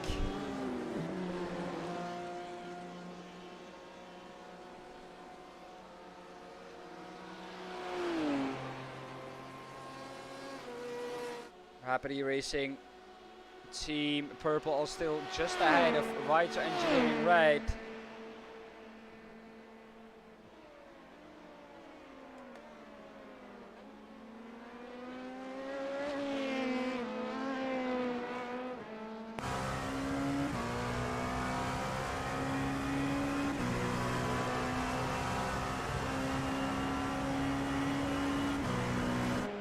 Of course, this circuit well known for the 24 Hours of Le Mans, with exactly the same cars, but we have LMP1s in it as well.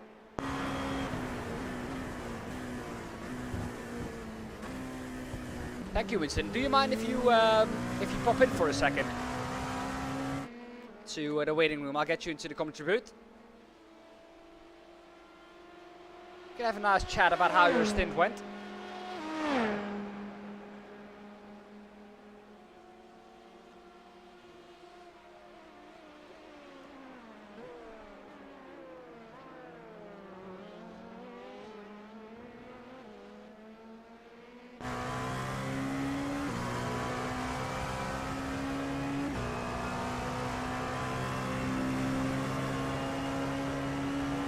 Hello, Kaden man. Welcome to the stream, buddy. Great to have you here with us on this Saturday, racing the 10 Hours of Le Mans.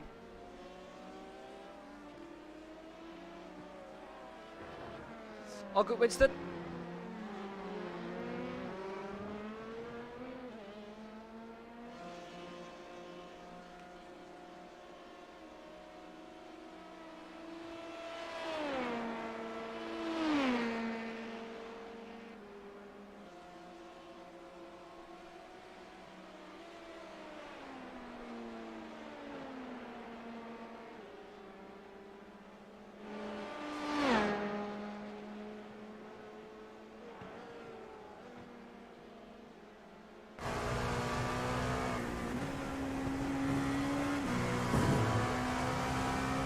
If any drivers watching this, of course, feel free to pop in and we'll have a nice chat. This is a car from Winston Eckel in 4th position at the moment. Perry Osterveer in that car.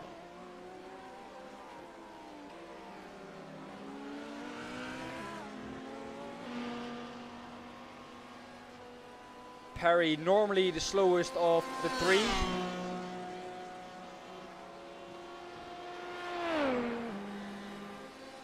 So we expect that car to lose a little bit of ground to the cars ahead of it.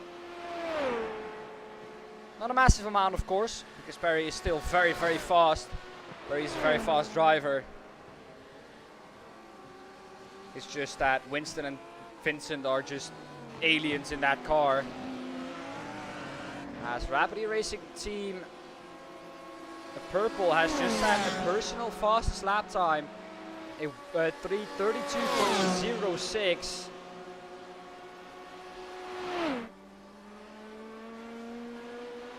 Yeah, that's what you get. Of course, not the fastest, but the most consistent. That is then a very good endurance driver.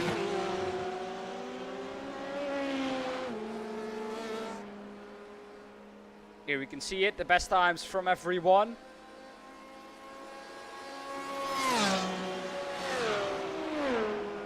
We can see it in LMP1 and in GTE, the fastest lap times are all for the leaders.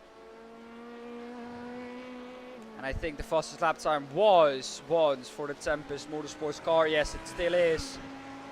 But that car, of course, got that hit and is now out of the running for that.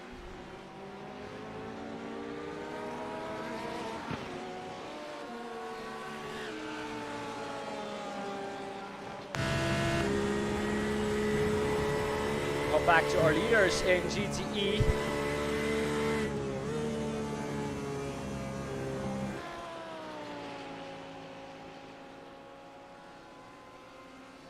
Currently 50 seconds ahead of Orion Racing Pack GTE, which is in second.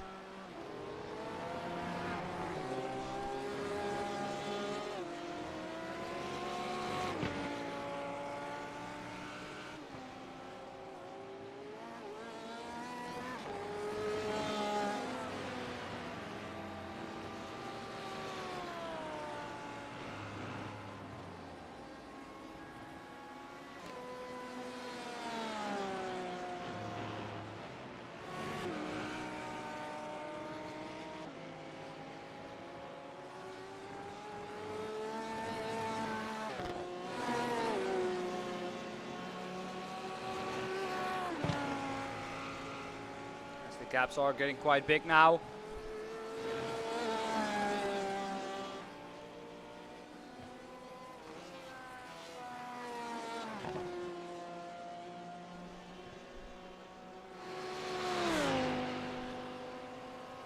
Orion Race Team Pack GTE. Definitely not a slow team. And I think Cassiel Hernandez has been in this car since the start, really. And I think we'll look to do a triple and then...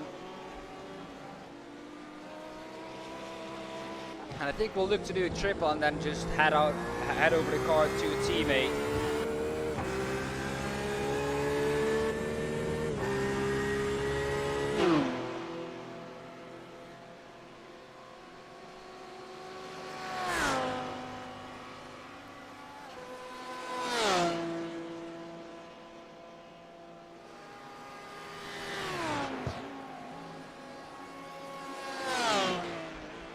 Yeah, the Porsche sounds good, doesn't it, Winston? Porsche definitely sounds very, very good.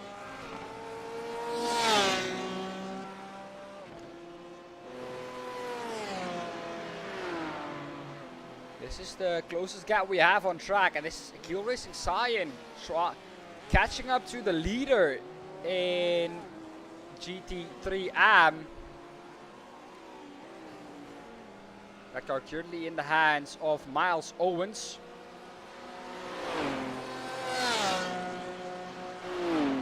But he's trying to catch up to that car.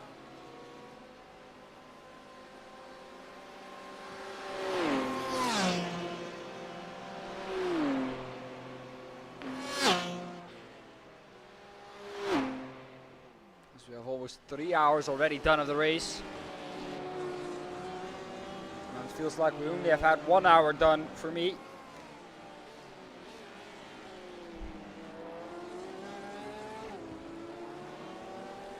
Winston, you are still in chat, right?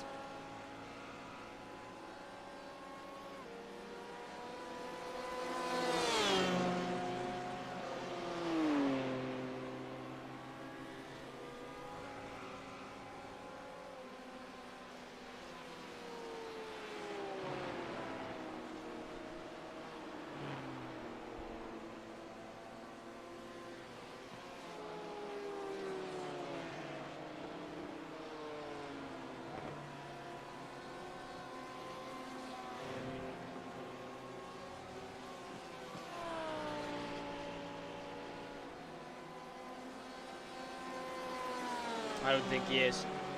Well then, we're gonna have to do with this, with the knowledge we have now.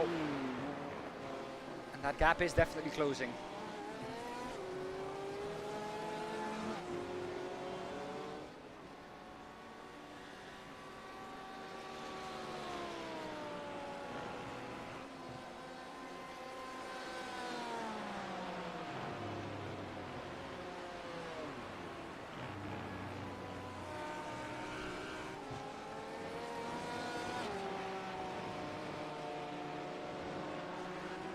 Cameron White is just hammering that car around, trying to catch up to Miles Owens. He is doing so, caught up 1.8 seconds last lap. 2 seconds the lap before, 2.8 seconds the lap before that. Just remember, we are just after a pit cycle.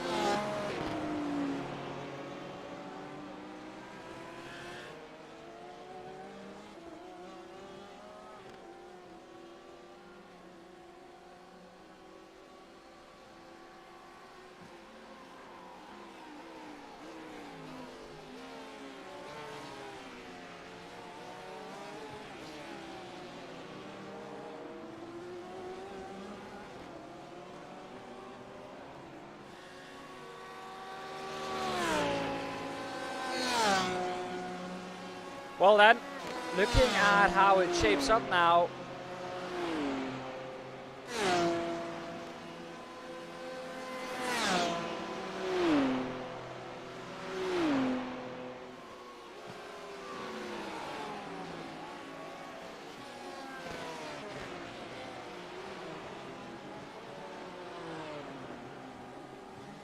Someone's already passed. Have I missed that? Yes, I did. Here we go then. Oh, we had to slow down. Oh, we had to slow down. That is what happened.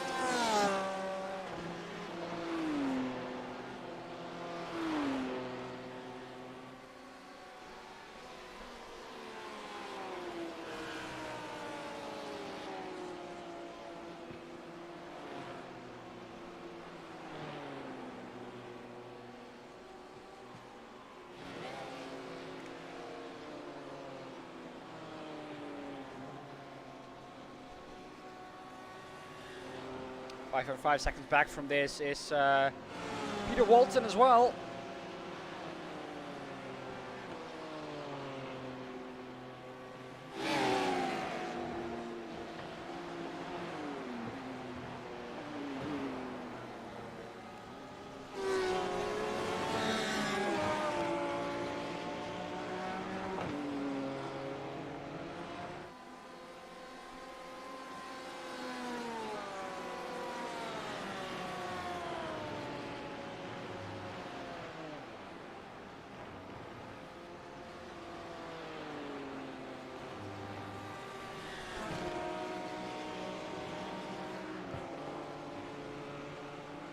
Again, not the best chicane there.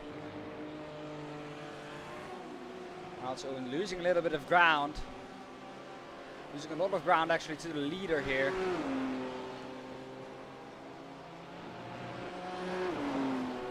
Oh gosh, on their temporary 3 stops.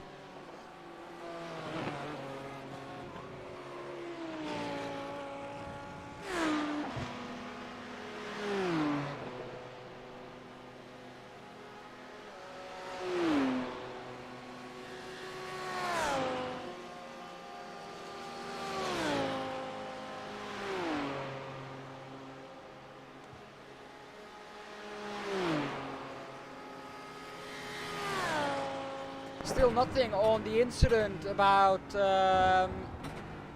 15 minutes ago or so, 20 minutes on the Tempest Sim Sports GT3 car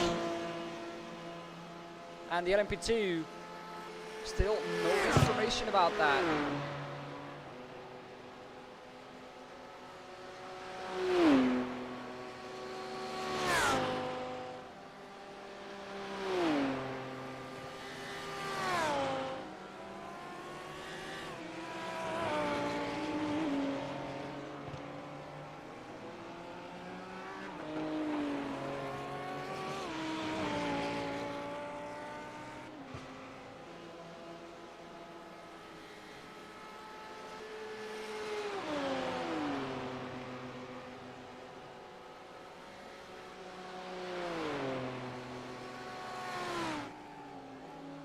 YS Motorsport Blue.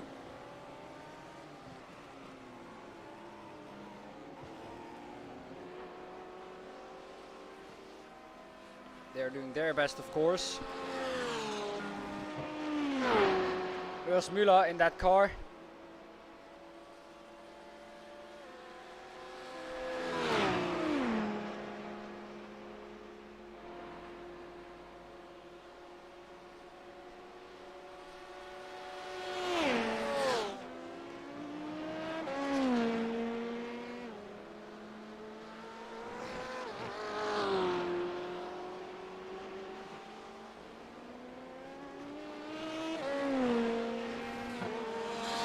Very fast as well. Some cars posting their fastest lap time. Verkulen posting the fastest lap time of this car. They are way down. They have 42 laps completed. Leader of the GT3 has 46 laps completed. That is around 12 minutes down on the leader, if it isn't more. I think around 14 actually. So they are out of the running. Tempest Sim Sports are just out of them, though. They have now completed 43 laps. So they are 12 minutes or something, 10 minutes behind the leaders. Not that they're going to catch that up in like 7 hours time, but that's a little bit closer. Team iRacing Netherlands. They have 44.5 laps completed. Just ahead of the leaders now. So almost 3 laps down. So around 9 to 8 minutes down on the leaders. T3 Motorsports, here they are trying to get back up through the GT3 field.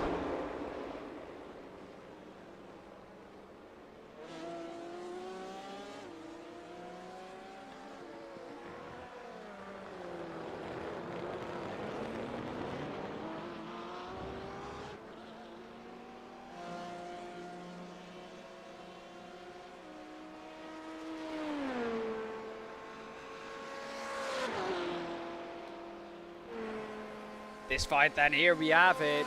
Austin Sim Racers Orange together with Astral Racing. Now that is not a battle in class, but that is a battle for overall position, and the GT3 is quite helpless here on the straight. Austrian Sim Racers Orange though, 4th in the GT3 overall.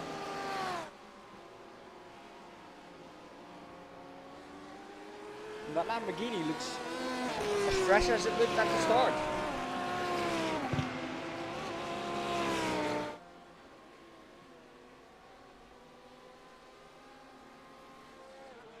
Stewards Academy Motorsports still in the lead. That lead is 54 seconds right now. They are 2 minutes 41, 42 now behind the last, or behind the number 7, or in the GTE placed in number 7. So that's quite a big gap as well. So getting positions overall will be difficult. We will get Winston Eckel in here first. So, Winston, welcome. thank you, thank you, thank you. Winston, tell us about how your start went. Yeah, it's 3 hours ago, but still, yeah, it was a good start. It was really exciting in the LMP2, especially with the close fighting and then with the first laps GT3s as well. Yeah, I had a good start. Thomas Pieper behind me also had a good start, but he went a little bit early. So yeah, I could just stay behind the Tempest guys, who are really fast, by the way. They're making no mistakes whatsoever. So yeah, big yeah, congratulations to them of keeping it clean until now. So they're doing a very good job. And yeah, we are just keeping it clean, just driving with the number 17 car, Perry in the car at the moment. So yeah, we're now in P4, and the gap to P5 is around like 1 minute and 30 seconds, I believe. So that's also really good for us. But still, yeah, it's a long race, and we're keeping our nose clean. Yeah, well, keeping your nose clean is something that you had issues with, of course, in all the other 3 races before this. Some True. just not in your hands, but some were just faults of the team itself. True. Yeah, keeping it clean is really seems to be the goal for all the teams here that I've spoken to yet. Is it so difficult to keep it clean around this track, or? Well, not especially on this track, but on endurance racing in general, it's really important to keep your nose clean. Because in Sebring we also saw it. You can drive for like 7 hours straight clean and then make a mistake in the last 15 minutes and it's over for your race. And yeah, that's what you not want at the best. But still, yeah, keeping the nose clean was in the last couple of races. Yeah, sometimes of a mistake of another car, sometimes my own mistake in Spa, by example. But yeah, I do not want to jinx it, but until now it's going good. So we're trying to keep it that way. And yeah, I think Perry is doing a very good job with that. Yeah, well, I have a question for you regarding the time in game. What time is it in game now? So we have that information, because I do not have that. At the moment, we are 3 hours in. 3 hours, 12 minutes and 50 seconds at my That point of I view. know, but the time in game. What time is it? I don't know, to be honest. At the moment, no, I can't see that. I don't have any widget for that. I don't care. I will see it by myself when the sun is going down. So. You don't have the iRacing bar? It should say it on there. On the top. Oh yeah. No, I don't have it. No? Nope. Okay. I'm gonna Information. have to ask Marnix then. Oh yeah, wait. No, it's at the moment it's 5:30 on track. 16:32.35 seconds. 16:32. Yes. Okay. So we're going to finish at midnight in game. Exactly. So. Yeah, well, at midnight in real life as well then, because it's 16:24. Yeah, that's true. So Gonna it's be going a to long be very one. interesting. Yeah, it's going to be a long one, but very interesting. Also for you, I hope that Jack Smedley, or the co-commentator, will help you with that, keeping you awake for the couple of hours. Oh well, if you guys just entertain us enough, I'll stay awake from automatically. Yeah, let's try overtake the GT3s around the outside. No, I'm joking. But, Yeah, well, yeah, the thing I haven't seen yet is in the Porsche curves, overtaking a car on the outside in the first right-hander, I think. the first right-hander. No, So the long that's right-hander. really. No, you don't want to do that. That's it can be really dangerous for both cars. I think right outside of the third corner of the Porsche curves, that's much more convenient for the GT3 or GTE as well. So that's also the thing why we don't have any accidents for the last 2 hours, I believe. I think Marnik said that to me. So that's really positive. Well, we have had one, which or like one. yeah, But one is better than we had in True, Spa true. compared. So it's Yeah. really good to see, and I think the driving standards of all the classes are really improve, and the couple of last races. So yeah, really happy about that, and it's good to see. yeah. Well, I have one incident that I'm gonna have to ask your opinion on. I think it's this one. Yes. You can see it, right? No, I can't at the moment. Are you live streaming? Yes, Or yeah. yes, I can see that. This incident, and just I want to know your perspective from an LMP2.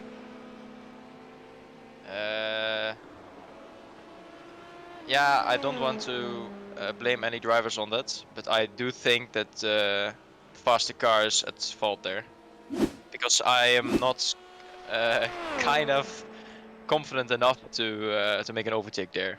But yeah, I'm not a steward. I don't know what the stewards decide.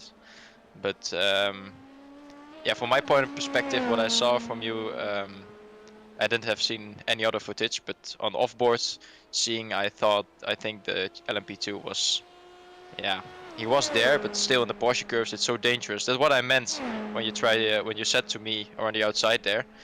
Yeah, because it can happen, because the GT3 can understeer and the LMP2 as well, and then yeah, they hit each other. But that was the number 1 GT3 car, right? The Tempest car. No, I see they now. were in P2 at that point. The Fields Academy P2. Motorsport, double stinted Oh, yeah. tires, and for some reason they were faster on all tires than the Tempest on new.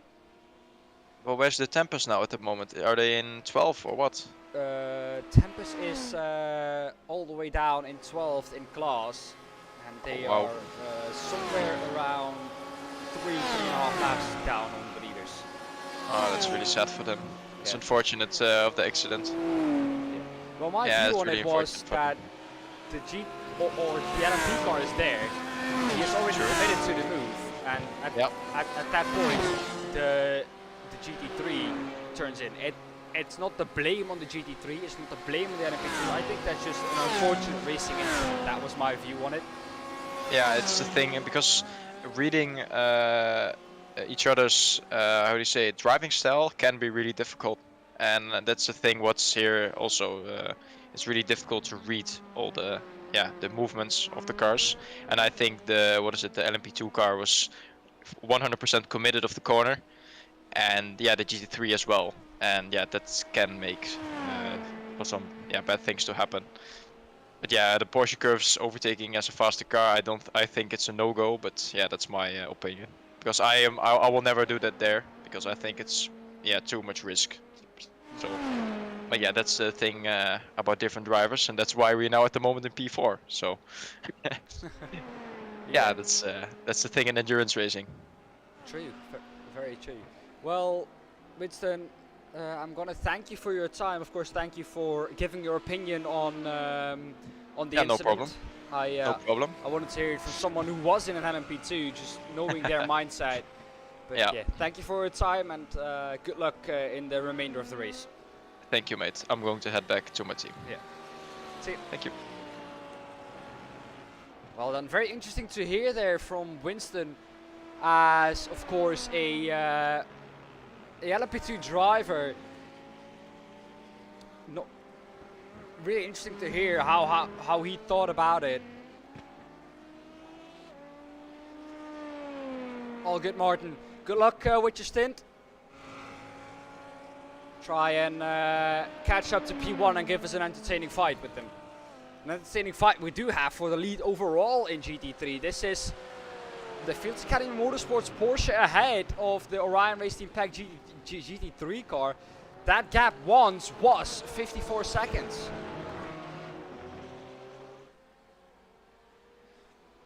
But that has come down considerably, because I think Fields Academy Motorsports have pitted for tires. Yeah, they have pitted for tires, and Orion Race Team Pack GT3 didn't. That is why that gap has come down that much. But we have a battle on our hands now. Brian J. Holmes in that car now.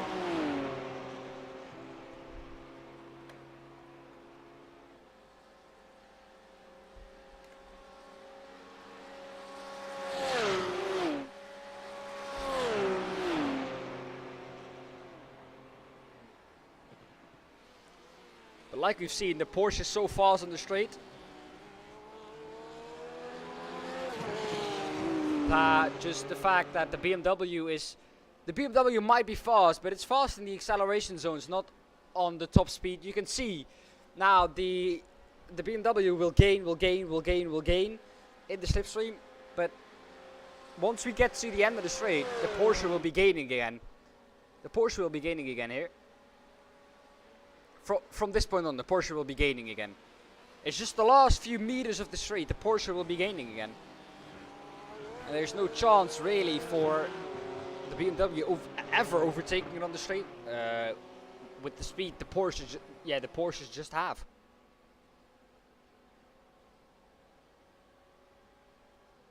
But this is an interesting battle now for the lead in GT3 of 3 hours and 20 minutes. This is how close the battle between P1 and P2 is in the GT3s overall. And I think that on itself, it's something really, really special. And this is without any safety cars or anything happening. So this is on pure pace. And after 3 hours and 20 minutes of pure pace, this is the gap between P1 and P2.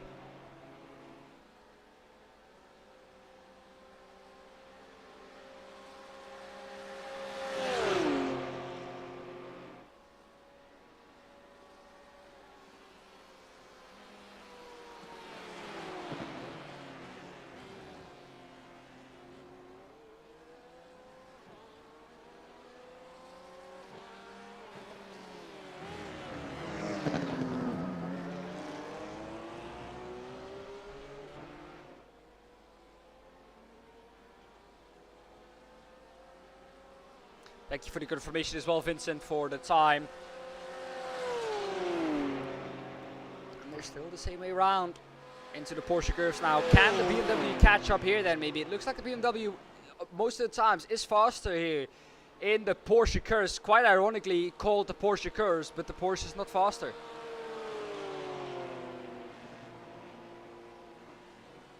But the Porsche is proving us something different here. It looks like the Porsche is faster now. Might just be the setup of every car. The Porsche is faster through the twisty bits, but also fast on the straight, which I don't get really.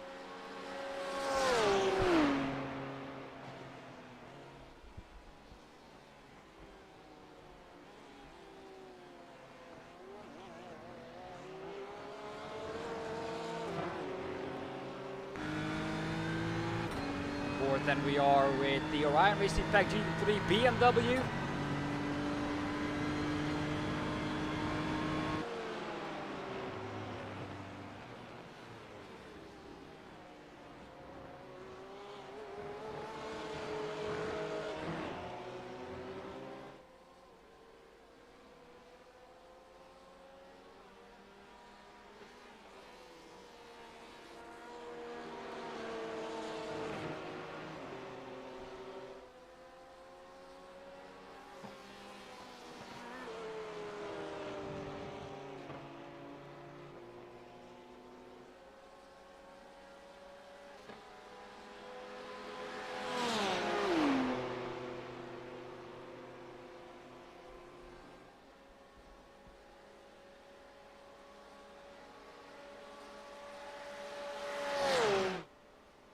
Now then, he is very, very close within 2.5 tenths. Pulls out of the slipstream. Can he do something into the first Mulsanne chicane? No, really not close enough.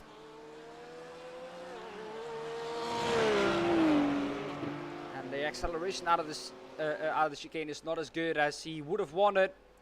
So now he's once again 5 tenths back.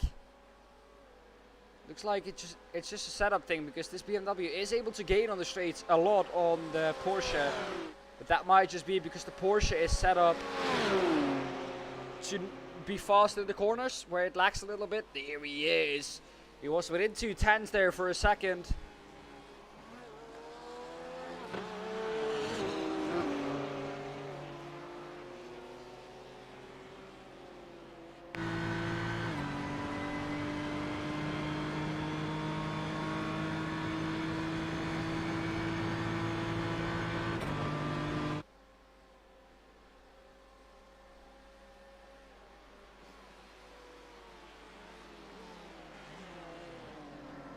And now on to through Mulsanne corner, then now down to Indianapolis.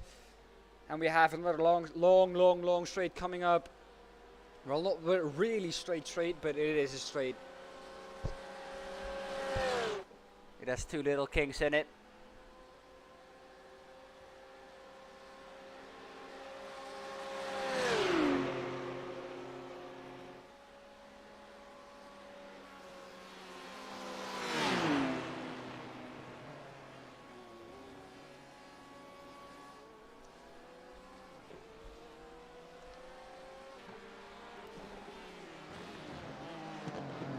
Ornage gets really close.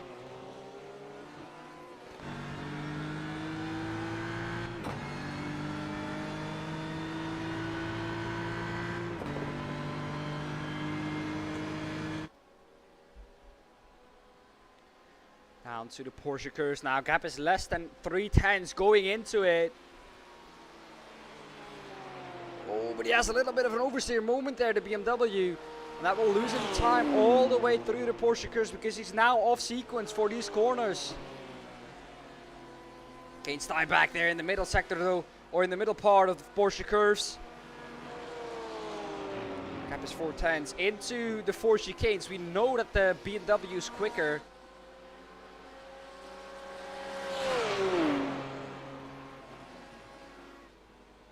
He dives down the inside, not really close enough to do so.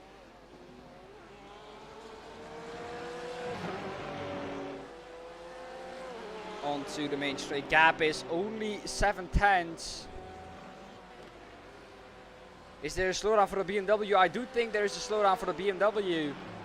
And that ruins this battle for the moment. There is a battle in GTE as well. PM Motorsports just behind. And there it is. There is the first overtake I've seen done there around the outside from the Ryder Engineering red car. Cowboard Blue is also just behind the Rapid E-Racing team car. Well, not really.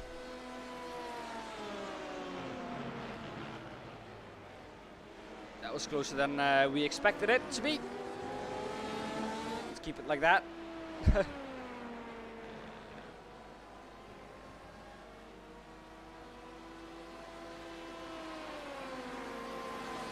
Just behind that, you can see the Tempest Sim Sports Pack car. Team iRacing Netherlands, though, 5th in the Pro class.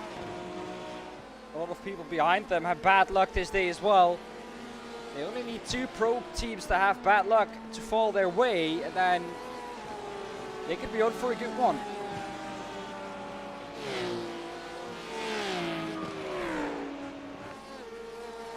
That was maybe a little bit wide.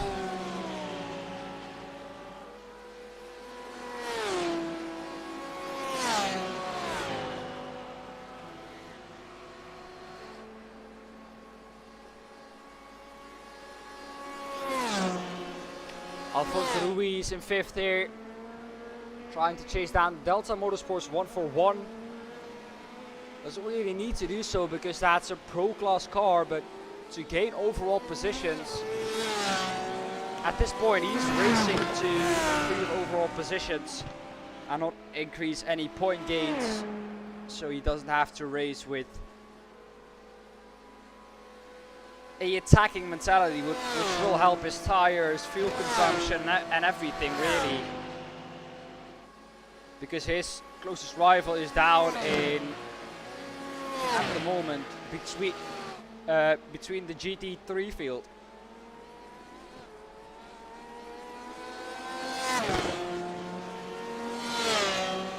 Where we do see quite some big gaps.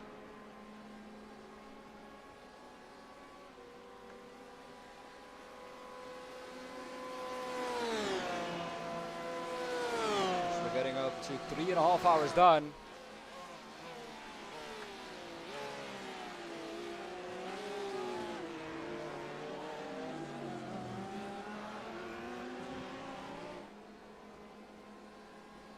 Gaining again is the RD or the PM Esports car.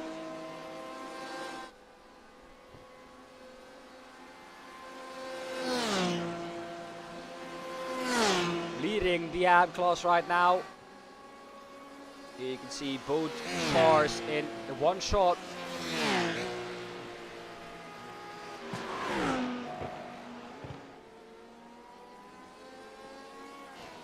That is most of the times the term that's used. If you can get them within one camera shot, it is possible to catch them.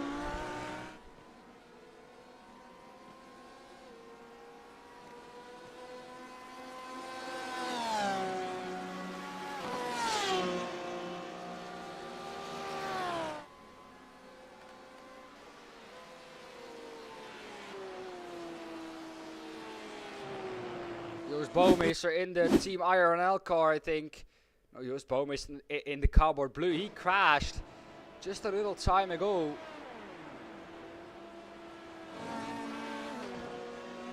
Oh, way too hot into the chicane.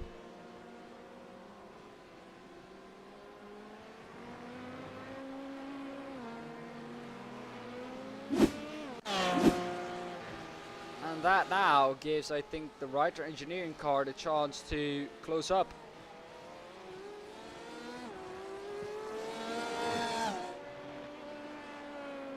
Yeah, there it is, Writer Engineering, 2 seconds behind that. Here they are.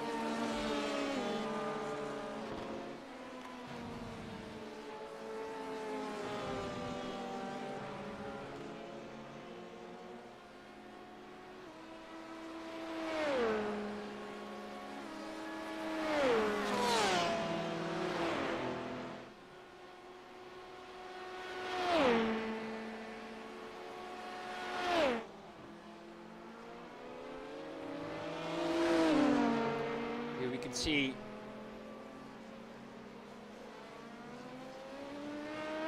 distance from the leaders. Everyone did the same, apart from Silveira in the Tempest Sim Sports car.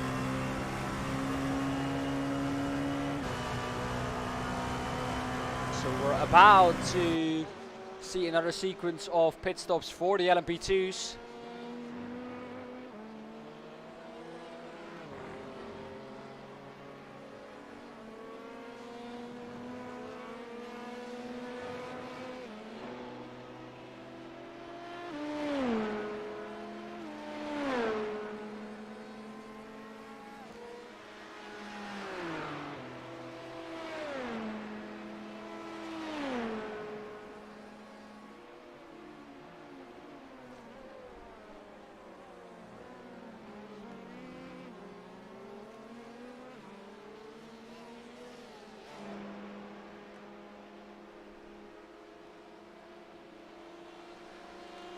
Well then, we have some penalties to talk about again. It was Ludens Racing. Please have a member of your team join the waiting room. So they were summoned to the stewarding room again. And Ludens Racing and the My Favorite Team incident. No further action. Racing incident. Platinum Racing Team GT3 drive-through for causing a collision. They were second in the GT3 Anfield. They're now way further down.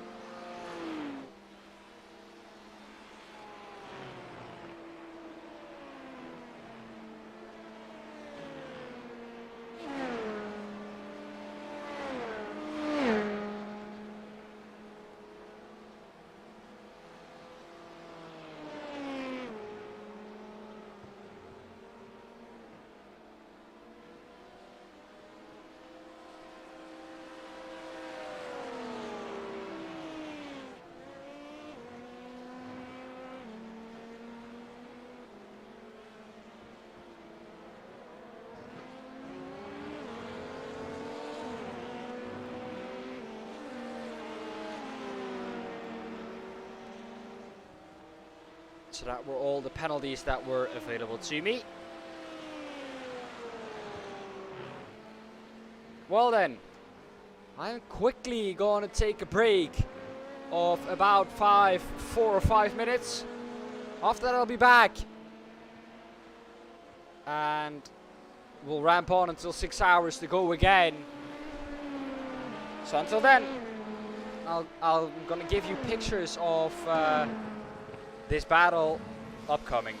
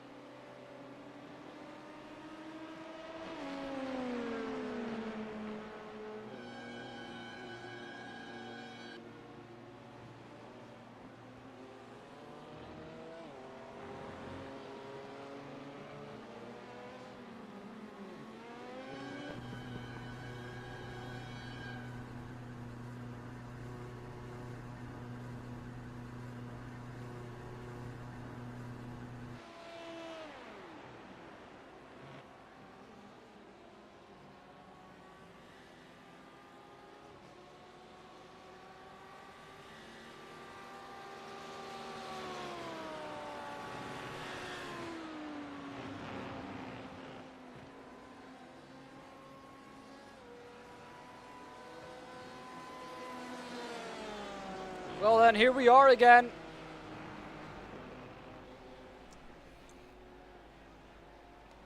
Thank you for sticking with us, of course. That was my hourly break, so I won't have any until 6 hours to go again. But hopefully then I'll be with Jake Smedley.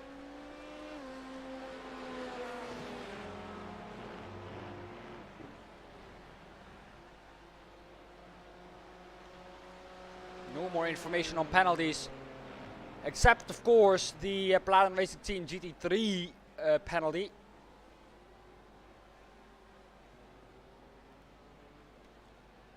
A lot of people in the pits now. This was a hot battle, so let's see where they get out. And let's see if they can catch up to the cardboard blue.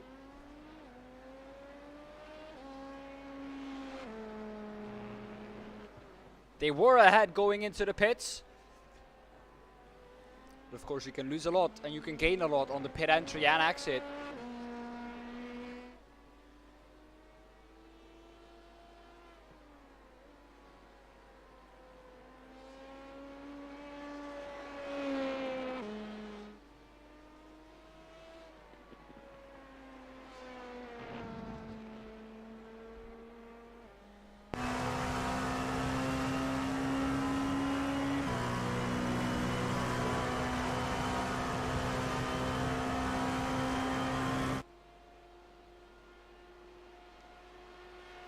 See, at the end of this lap, I think cardboard blue should pit.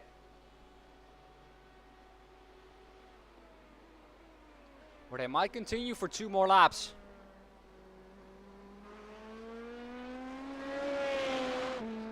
Well, while we are waiting for that to happen,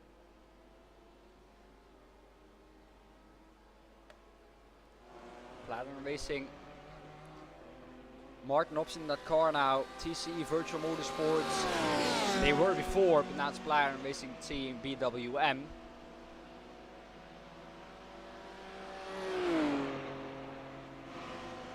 Still second.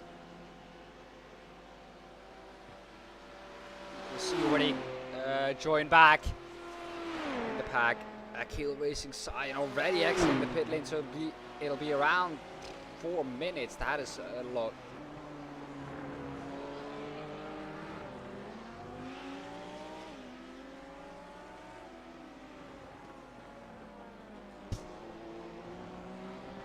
That looks like a lot.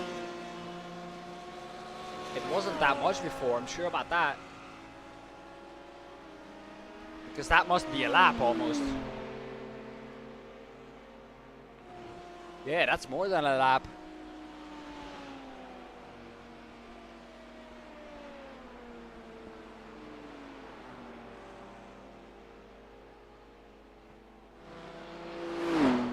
No, that is not a lap, but that time is gonna close drastically.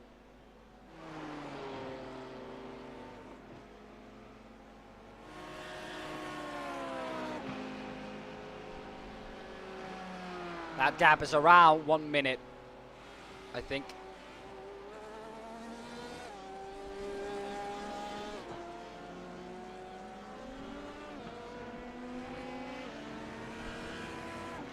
Audi Sim Sports in the pits for 3 minutes now. Let's see who's in that car. John Wiggins was or is in that car.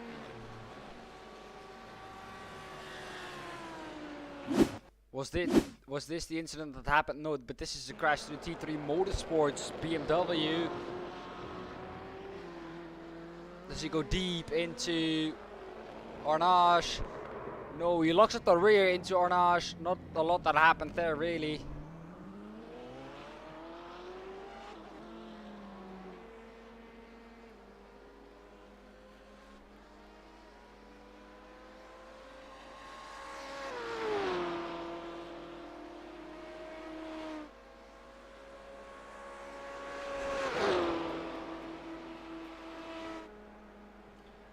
This is the incident that happened, I think, with John Wiggins here. This one. Oh! Oh, that is very unfortunate. Into a concrete wall. That nothing they could do about that. very unfortunate. Nothing both drivers could do about that. And big damage for the other car as well.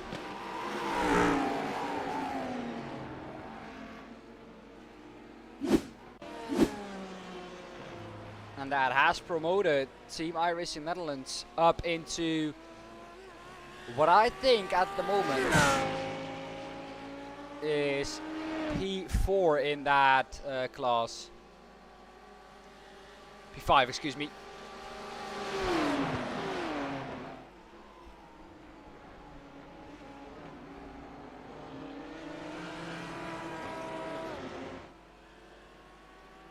RD Sim Sports back in the pits again.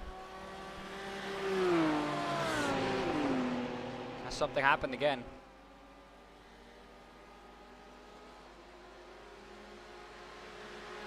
Could be the case. Who was in that car? Rui Teixeira.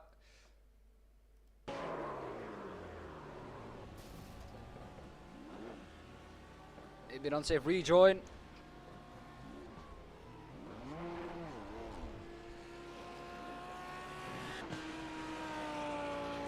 Well, he's trying to reverse that car, but that car does not want to listen anymore.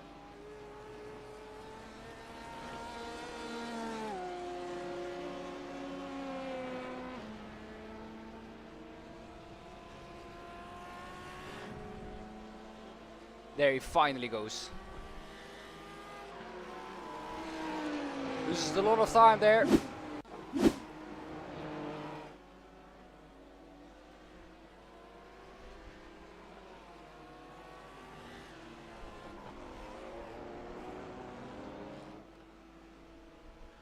Yeah, indeed, RD Sim Sports is dead. I think it was Josh driving it, if I'm correct. Yes, it was Josh driving it, but that is never what you want to see.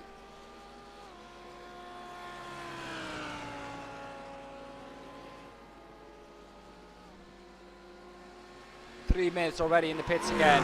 That has promoted the iRacing Team Netherlands car up into P5 in that class.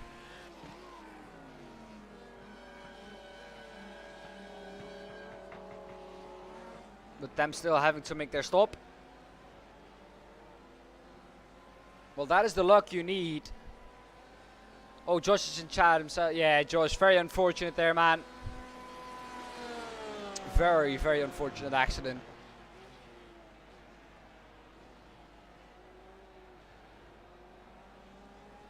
Always welcome, though, in the commentary booth.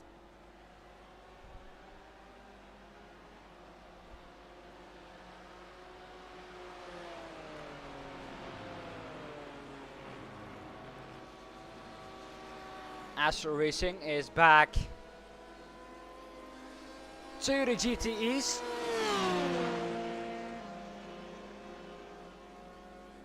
After their incident, let's see, is there any more info on penalties? Yes, there is. Ludens Racing and my favorite team a warning for causing the collision.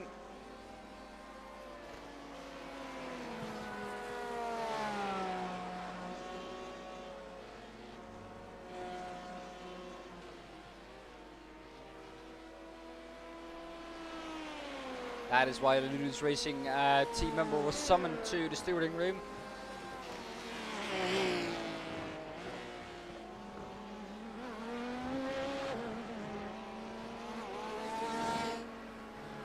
Oh, that is sad to hear, man.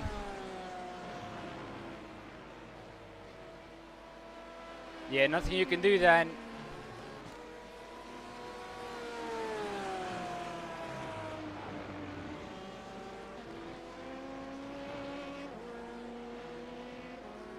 That is another car that was looking great for the championship as well, out of this race. Tempest as well, one last race, but now again out of this race. Very, very unfortunate to happen again.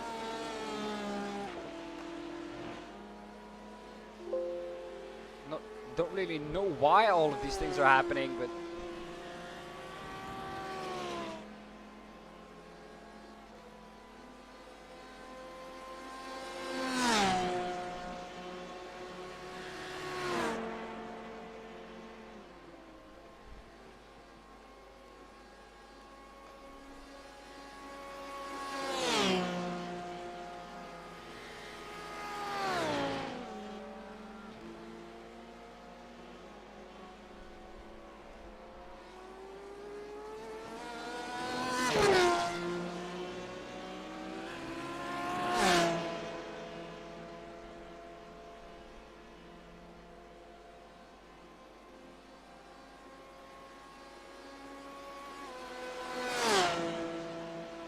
Yeah.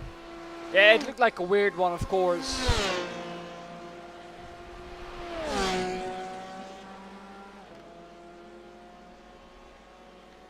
But nothing I think you could do. Car ahead of you went into a spin, never was able to really recover it. Just went into it.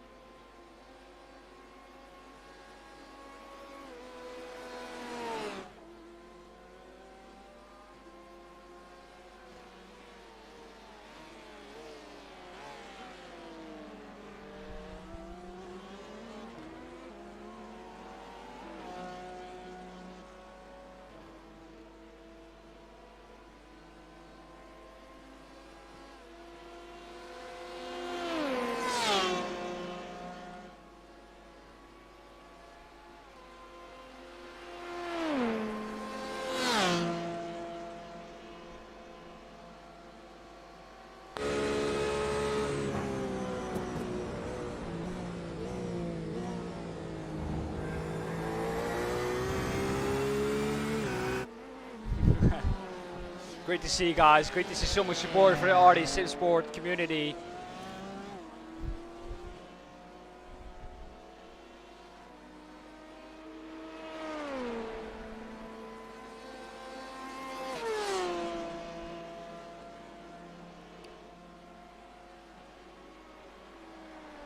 Platinum Racing Team BWM are, yeah.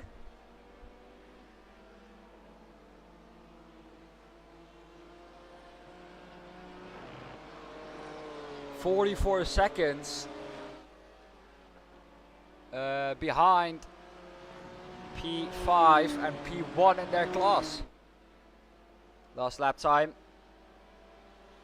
Martin Hobson was around 3/10 faster.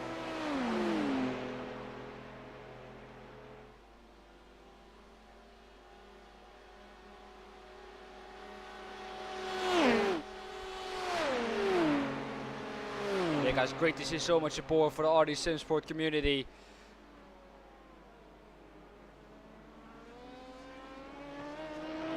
They were looking good. They were coming back after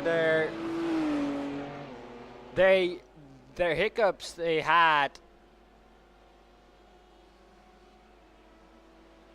at the beginning of the race, but sadly it ended 3 hours and 45 minutes into the race. Well then, you have a hourly update for me coming in now, and we'll start with the GT3 field with the Fields Academy Motorsports car still in pole position there and leading the field away.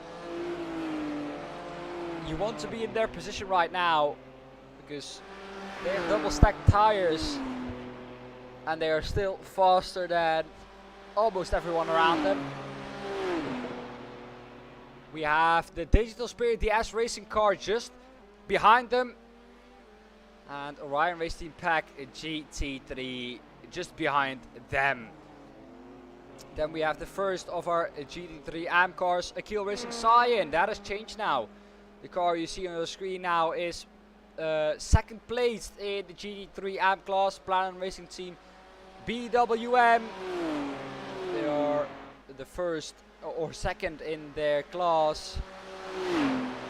Then we have YS Motorsports Blue as third in the GT3 AM. And some sad news, of course, about the RD Sim Sports. Their race stops here at almost the end of the 4th hour.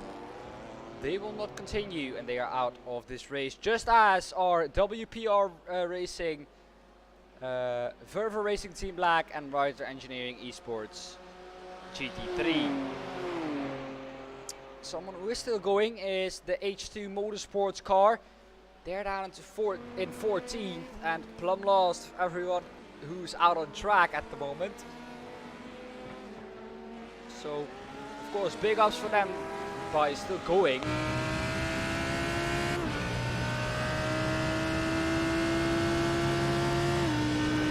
Then we move on to the GTEs, where we have of course, this. Yaciel Hernandez still in that car for 4 hours now almost. Ahead of Orion Race Team Pack GTE.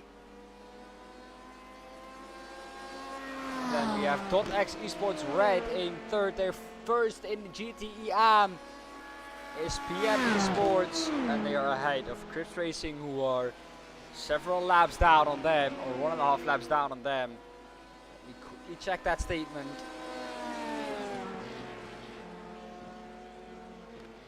Yes, they are 1.5 laps down on them, so not really able to catch up to them that quickly.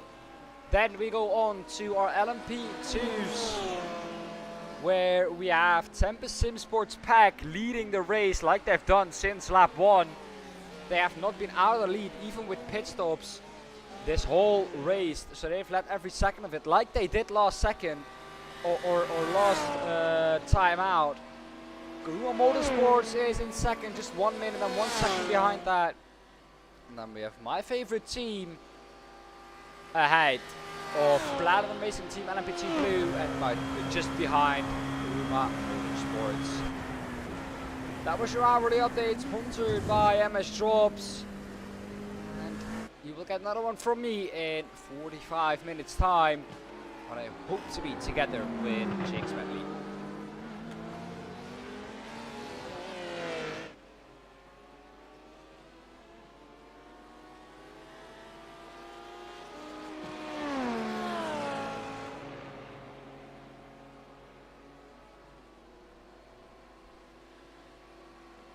Closest battle on track at the moment seems to be this battle. Ryder Engineering car just behind the Cabot Blue, like it has been for so long now. He must be tired of seeing the back of that blue and black car.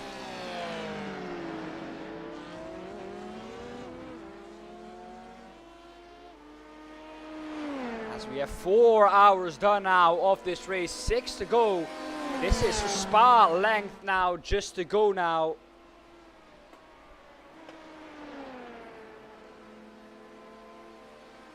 This should be doable for them. For Tempest Sim Sports to keep leading every second from the last race on. But last lap, Karuma Motorsports 3.5 seconds faster than Tempest.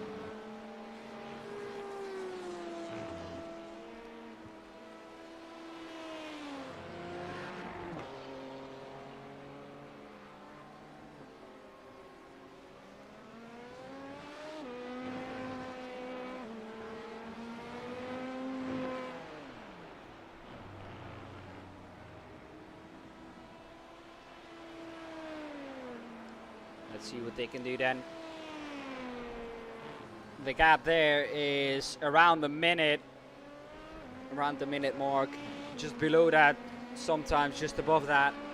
So it keeps swinging around there.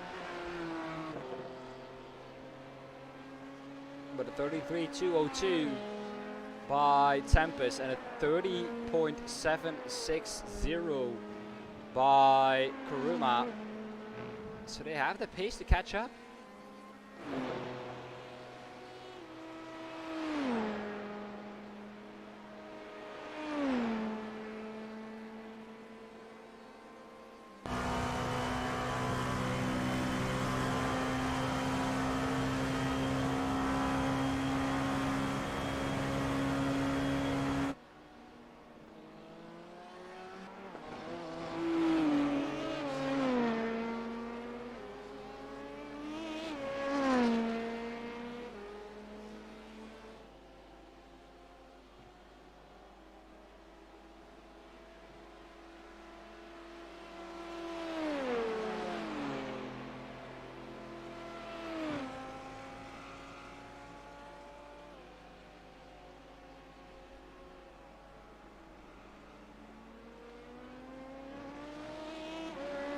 Seems to come down every so little sometimes, but It's just too much, I think, sometimes for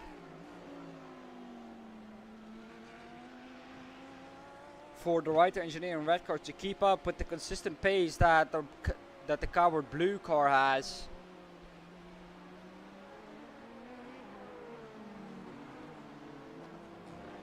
RD Sim Sports still in the pits. I don't think they're fully out of it. I think that they will continue.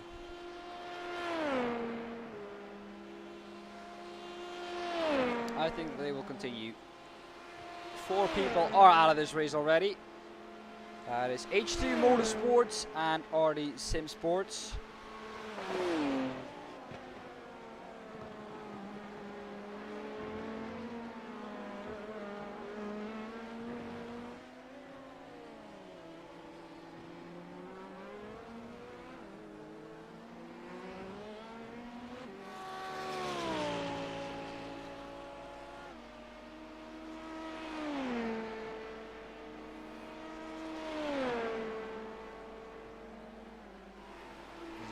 All Porsches now in GTE.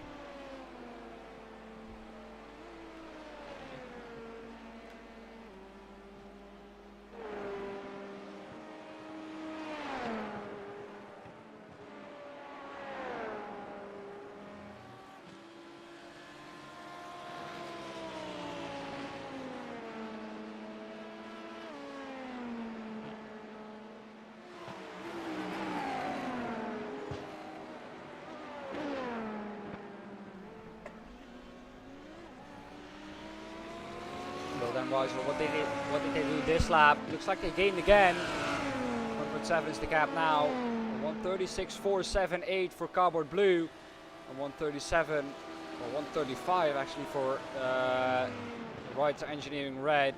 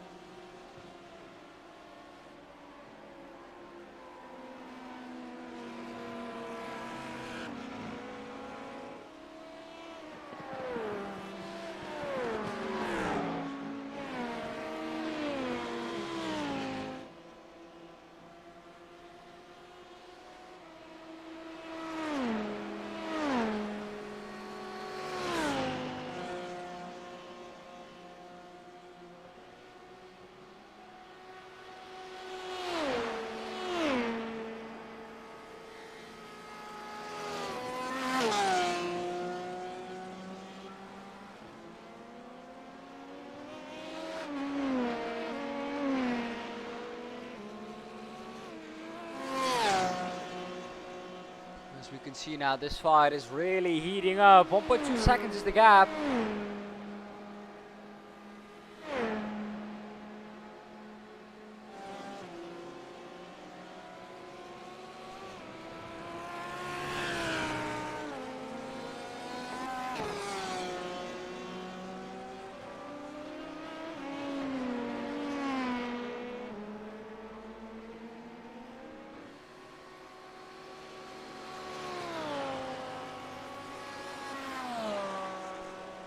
Eight tenths now.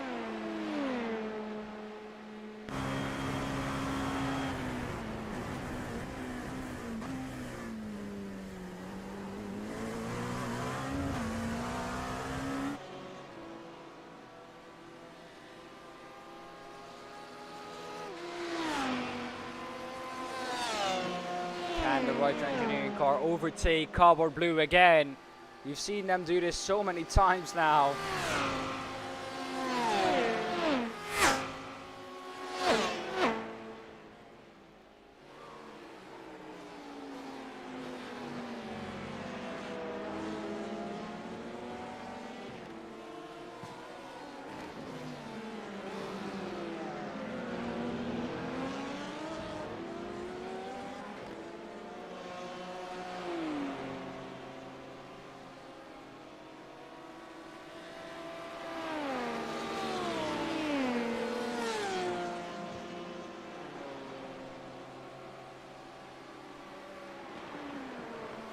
Broken up a little bit again by traffic.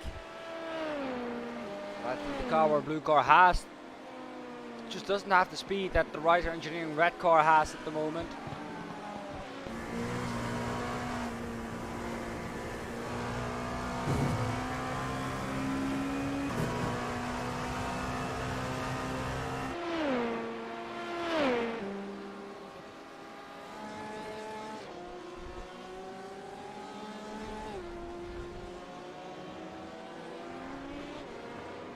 Oh, a little bit of oversteer there on the exit for Daniel Kuhn.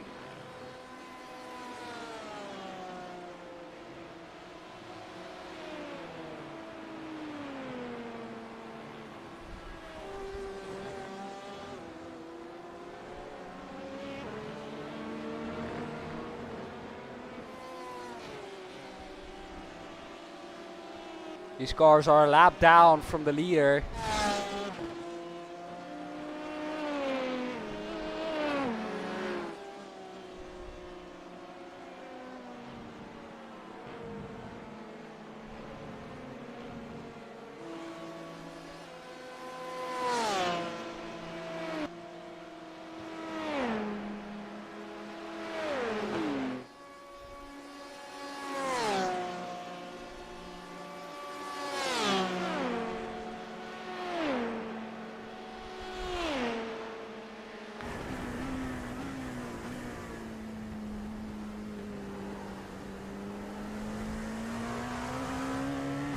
No more penalties to speak of as of yet, which is good. You don't want to have too many penalties. Crips Racing, the only one to interfere now really with the GT3s. Ashler Racing got back ahead of them.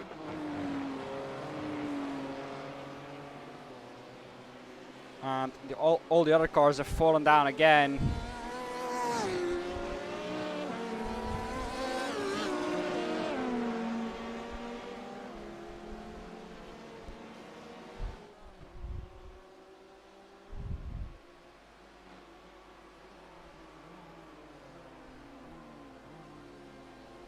Kuruma Motorsports car coming through to put a lap on these cars.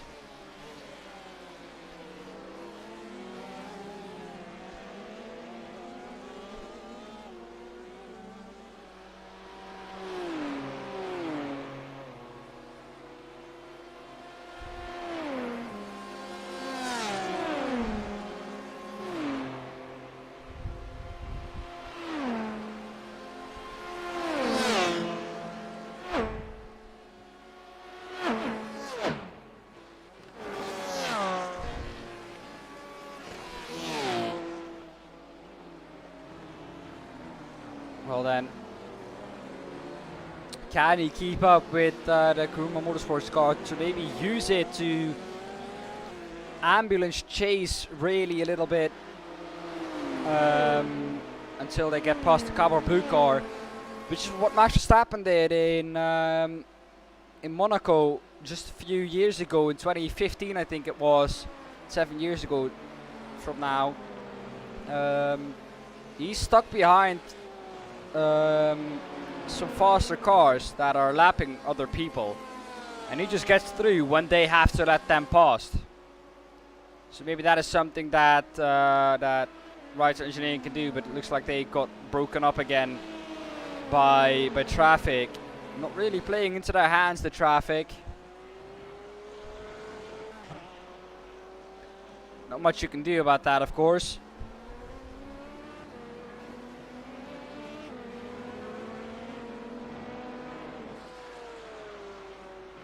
There we see Carbon Blue on the front of your screen.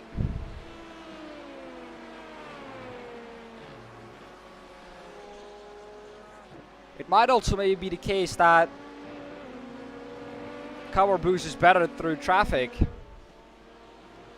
And Writer Engineering doesn't know as well how they need to go through traffic. That is also definitely an option or a possibility.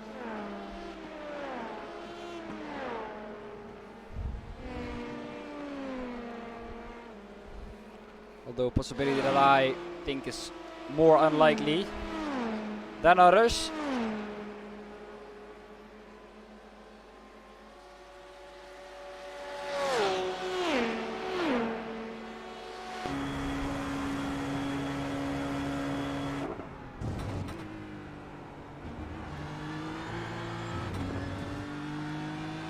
Martin Hobson, last lap.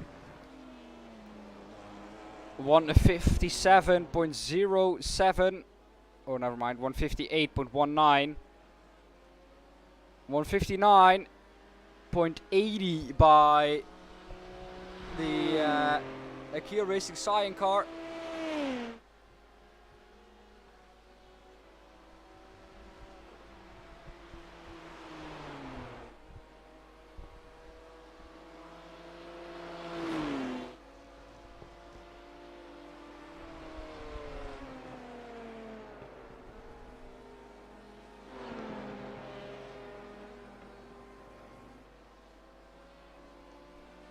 As the gap at the front of the field keeps increasing between Tempest and Kuruma.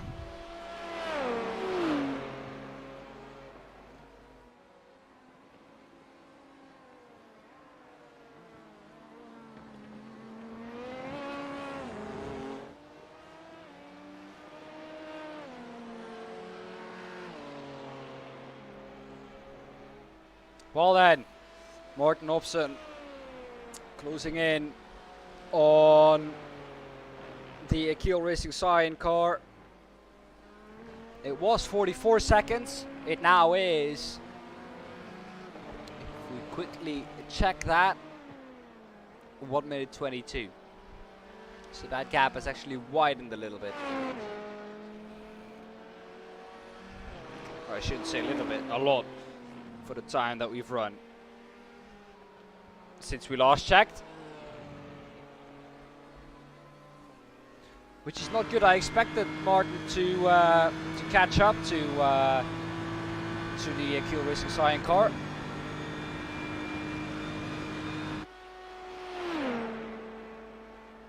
Martin, for some reason, really struggling. 158.24 last lap.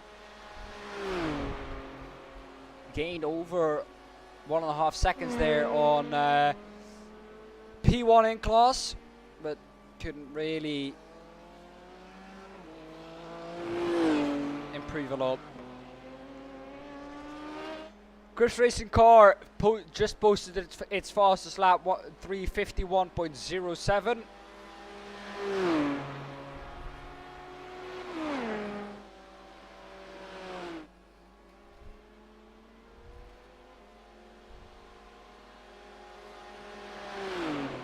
But still, the Fields Academy Motorsports car leading by 22 seconds. It has been like that for I don't know how long. The Digital Motorsport or the Digital Spirit, the S Racing car and the Fields Academy Motorsport car are so close to each other all the time.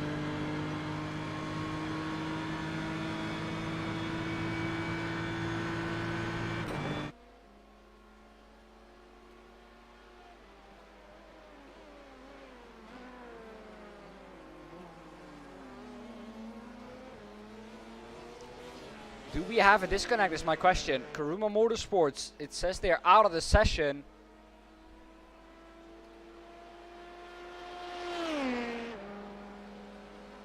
They're not moving on track. They are not here. They are not here.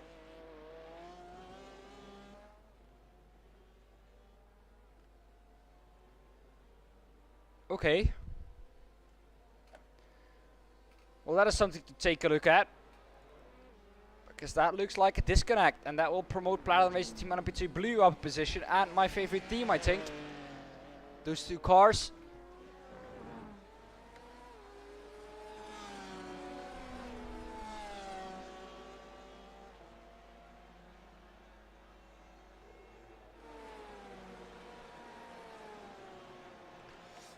Audi Sim Sports, Dan is out of the session.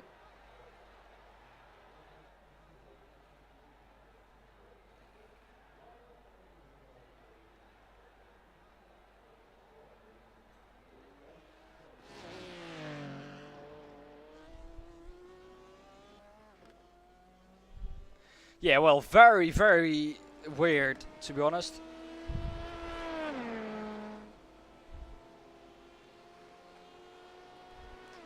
A disconnect then, I think, for Kuruma Motorsports.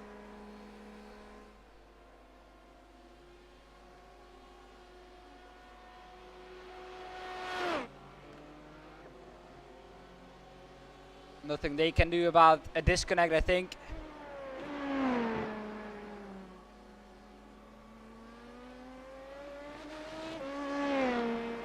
Oh, that is not good.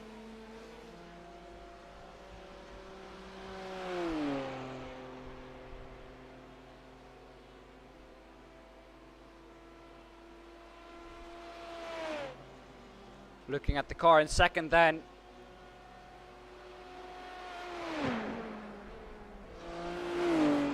Ruma was one of the only cars who could challenge Tempest really together with my favorite team, but that doesn't happen then, I guess.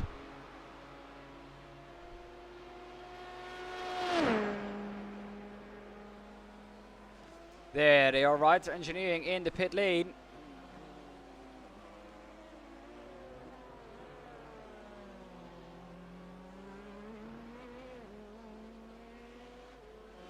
Karuma Motorsports though out on track again.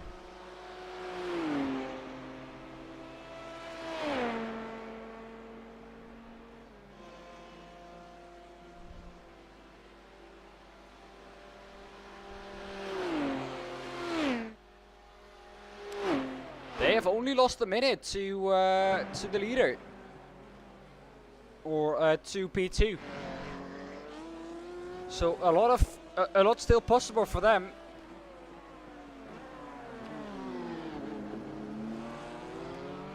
As we have a battle here, iRacing Team Netherlands. Pascal Tegelaar.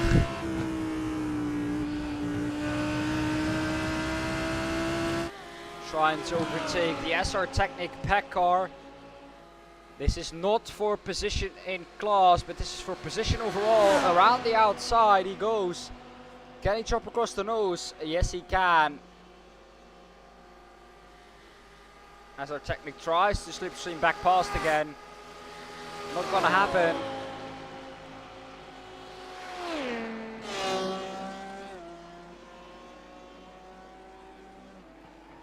And Team Irish Netherlands 8th overall in the GT3 class now.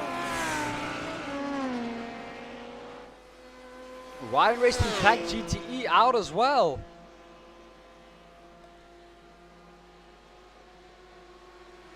What is happening to everyone all of a sudden losing connection?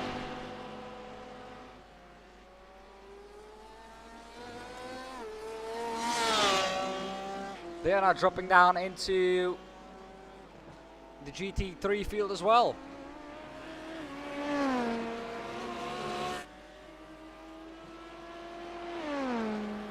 A race with not a lot of stewarding things to be done, but a race with a lot of retirements for some reason.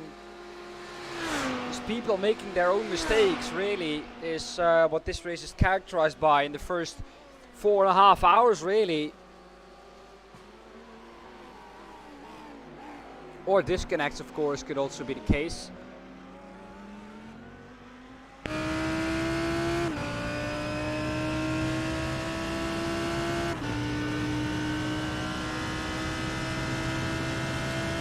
That, I think, will promote the Crisp Racing car up one position. If they get back in time, of course.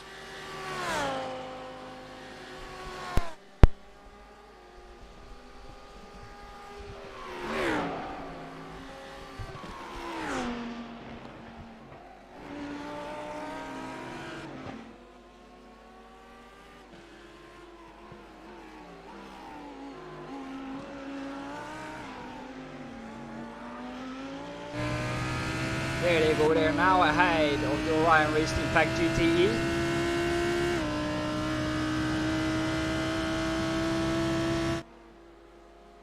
Next stop for Team iRacing Netherlands is P7, who are 3 minutes and 32 seconds up ahead of them.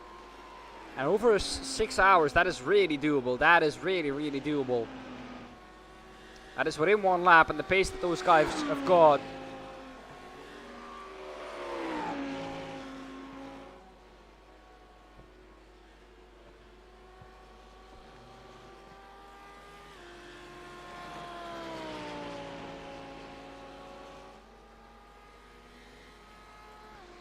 Motorsport once again out Is that another packet loss or something for Tono? I saw they were in the pits just moments ago.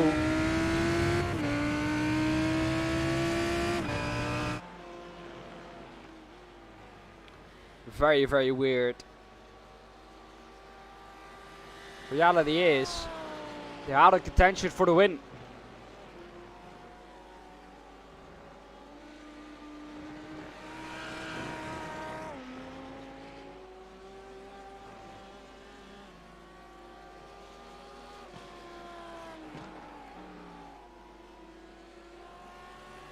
Ghost's battle on track. Is this one at the moment. 5 seconds back is the SR Technic car, but not really gaining.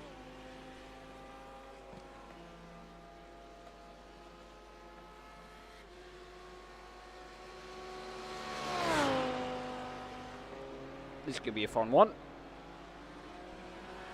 Orion Racing Pack GTE in the pits again. So they've got connection again. They've been in the pits for 7 minutes now.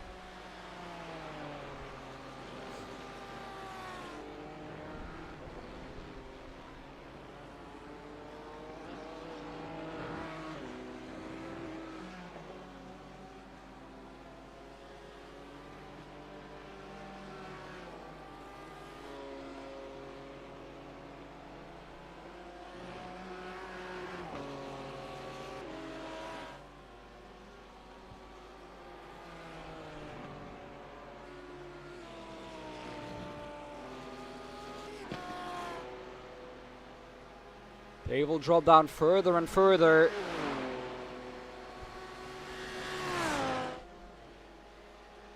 Through the GT3 field. And that'll promote some GT3 cars up as well.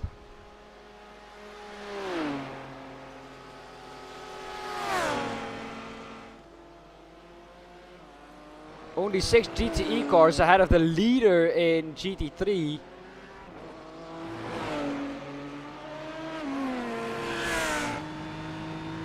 Orion Racing Pack GTE though, they have now gotten back on track again.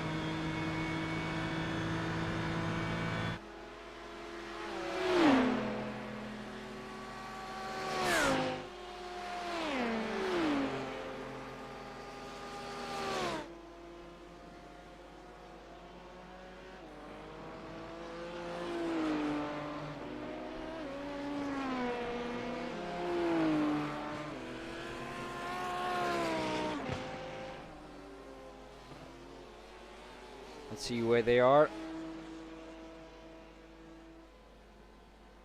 There they are.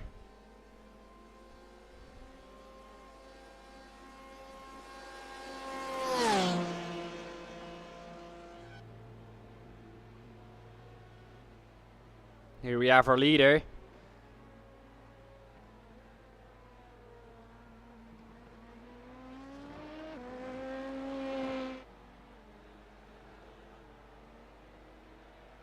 One minute, 18 seconds is the gap there.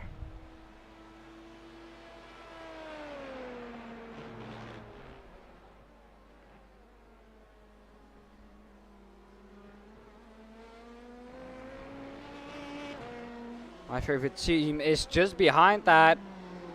And just leader of the GTE class is Astro Racing Mayorla. Ahead of the .X Esports red car.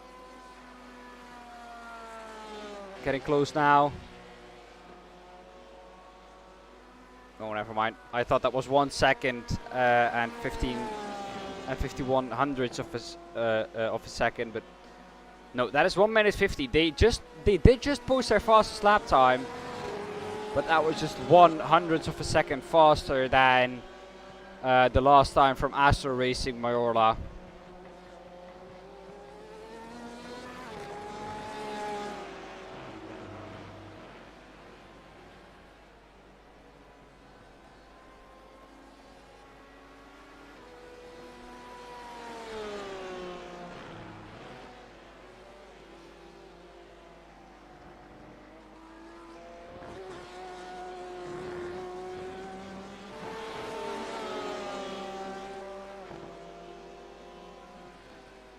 Still nothing again after 16:33 last time out. So again an hour without any reports.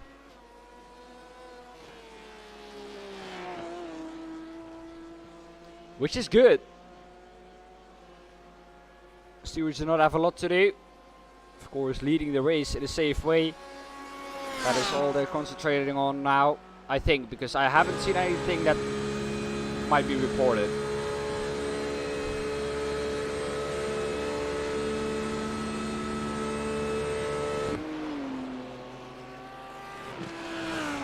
This car and gap is 2.6 seconds. They've been gaining on Orion Race Team Pack GT3 for a long time. Little by little, they're getting closer.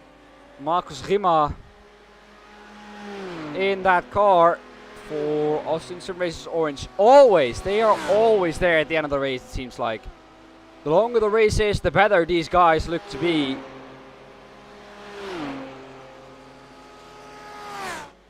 It's just really, really strange how they work. But the longer the race is, the better they will finish. I think that is how how it works for them. Very, very consistent, these guys. Not the fastest overall, definitely not, but they are very consistent.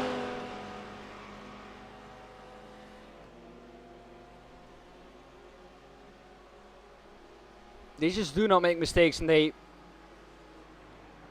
every position that another team drops, they will take that. Fifth now at the moment in the GT3A Pro standings is Team iRacing Netherlands. They've been there for quite a long time now.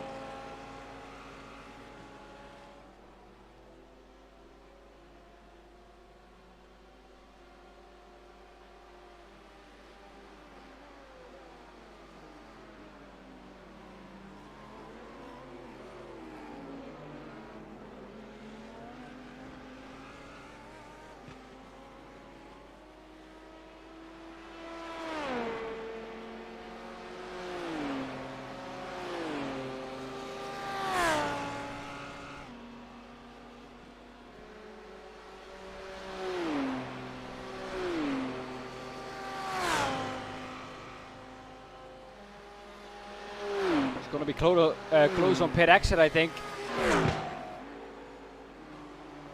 between Cowboy Blue and Ryder Engineering. We stay with this battle for now.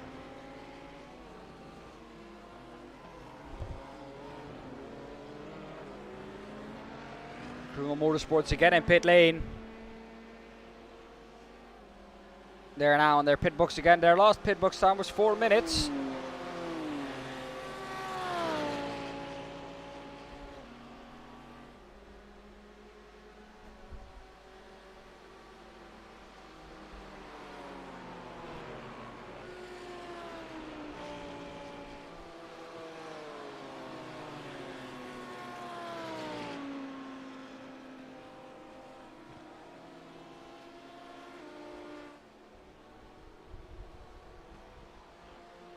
Almost halfway through the race, almost 5 hours done.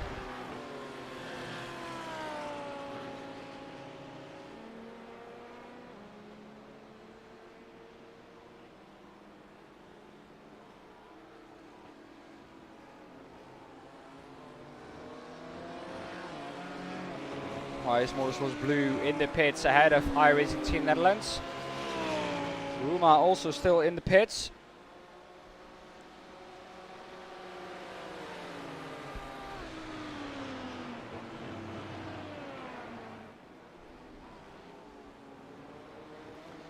The Austin Sim Races orange car just posted its fastest lap, at 3 minute 56.44.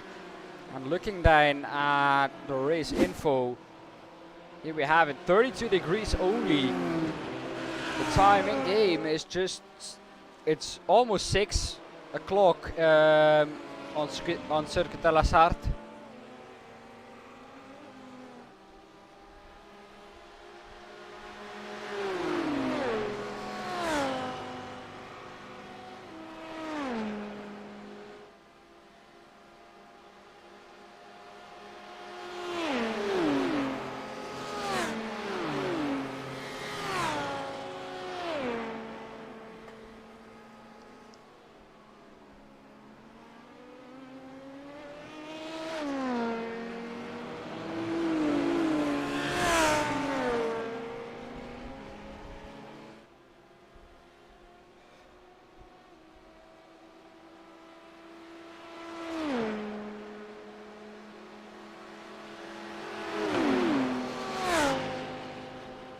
we have, of course, this battle going on here. 7/10 is the gap now. Can he try and do something? Only 17 seconds ahead of this is the Digital Spirit DS Racing car. So that might be a possibility for ASR as well. Also, Sim Racers Orange to get up into second in one stint.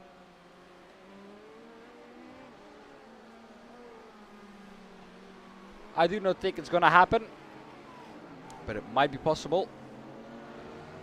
And it could be possible he could do it. Oh, on the gravel, that will not improve his exit.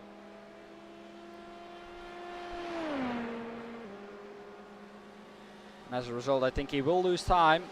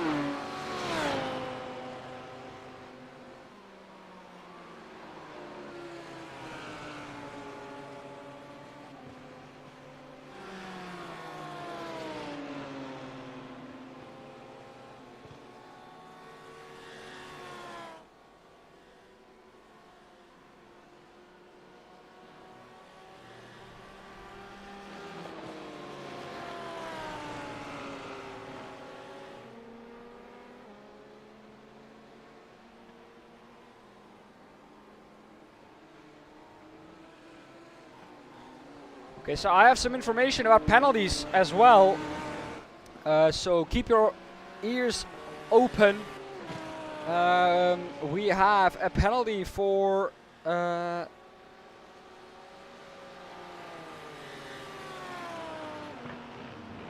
Crips Racing.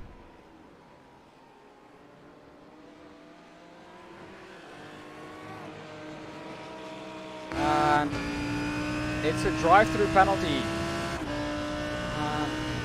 We have another drive-through penalty for Ludens Racing because they had 2 warnings.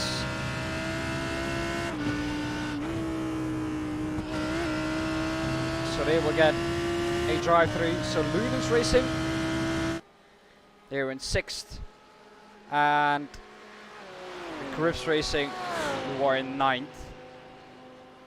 It's not really positions where it will matter a whole lot, but the drive-throughs have been given.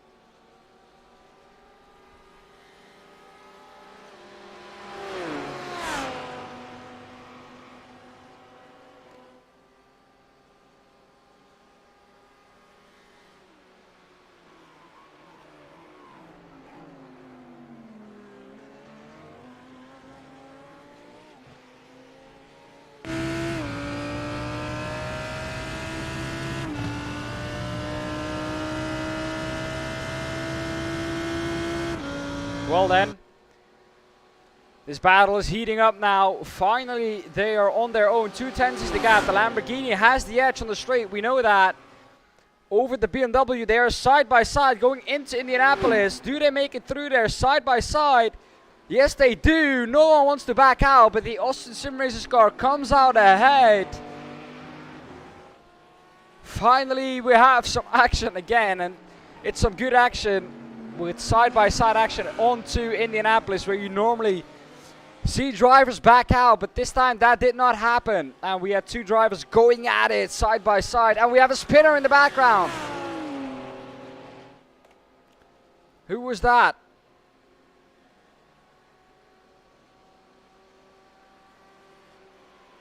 Is this a spinner? Yes, it is.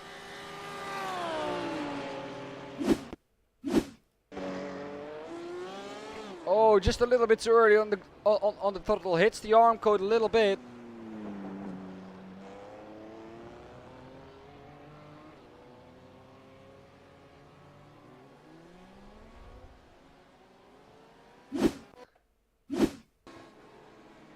This here then. It's the green car in shot. Oh, just on the gravel. And as I said, a lot of spins.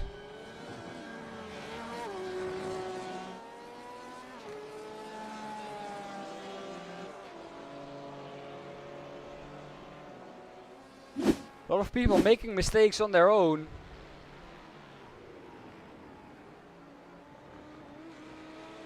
That is what this race is really just characterized with. P2 for Austin Sim Races as well. Oh, that is because Digital Spirit DS Racing is in the pits.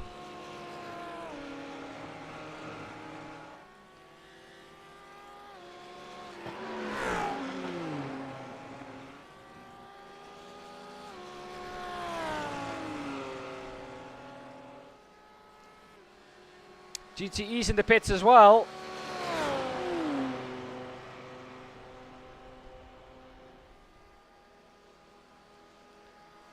It's almost time for another hourly update. Sponsored by MS Drops, of course.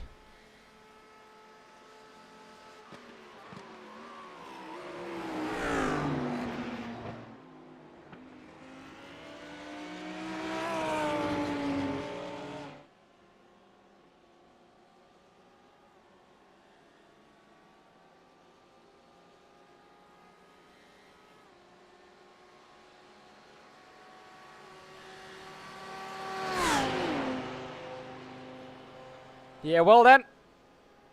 Looks like the BMW is not really able to get past again. The Lamborghini just very fast in a straight line. The BMW just not as fast.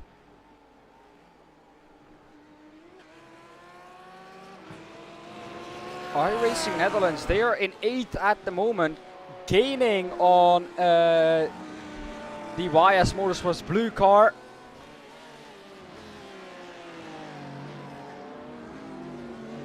The YS Motorsports blue pitted last lap. And I think Team iRacing Netherlands still has to pit.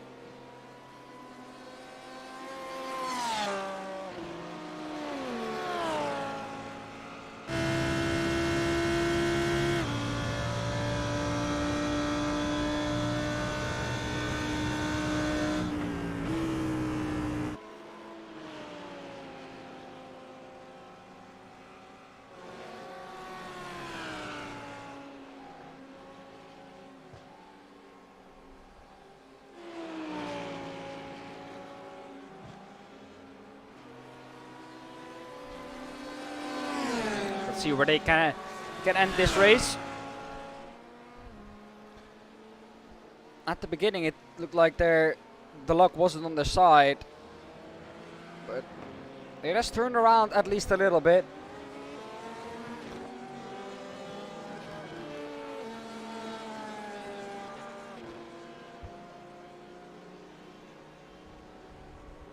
Into the pits, Pascal comes now. Is that going to be a driver change or not? I think we'll see in a second.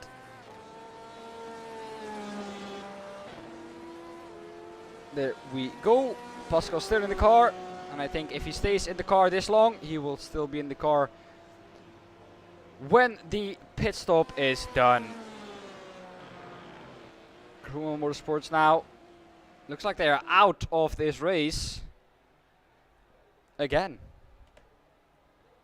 Like I said, not really a result that they were hoping for, that no one is hoping for.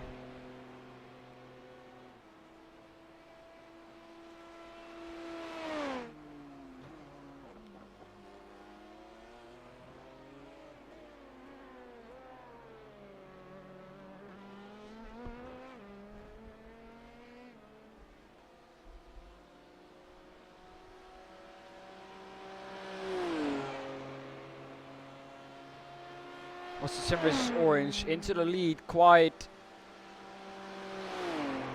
shortly, but that happened in the pits.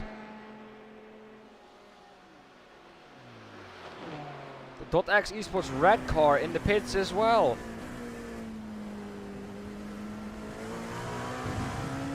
Even in the pits for 9 minutes and 20 seconds now, so a problem there as well.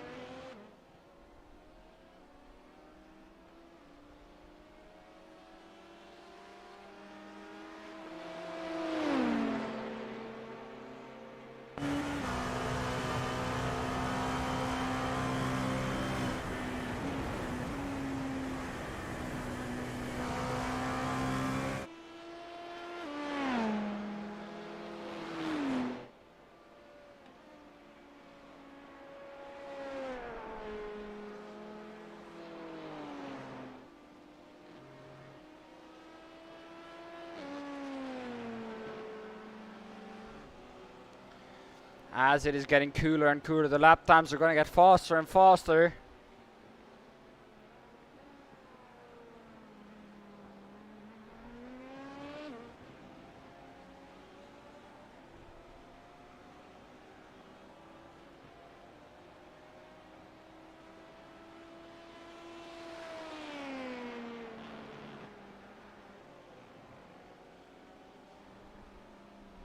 .X Esports red falling down the order.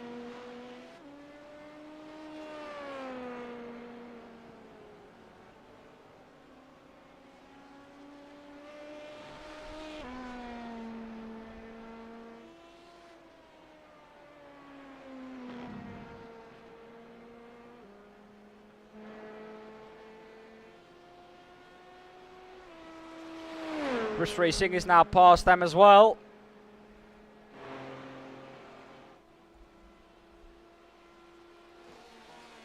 This is a battle then for P4 in the GTE Pro standings.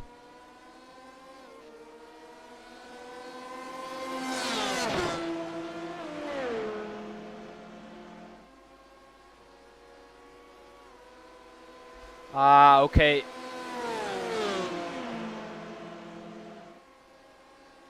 Thank you for the information, Marnix.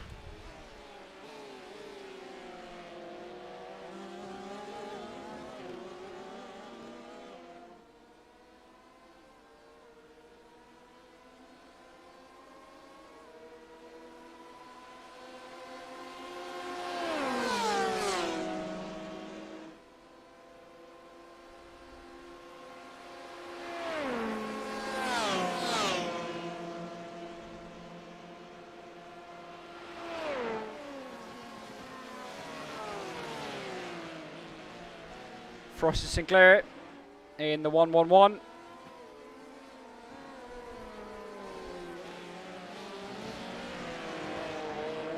Both coming up now to overtake the Karuma Motorsports LMP2 at the end of this lap. Gonna take a while for everyone to get past that car, because of course the LMPs were way ahead. 9 laps ahead already, I think, of the GT3's car, of the GT3 cars.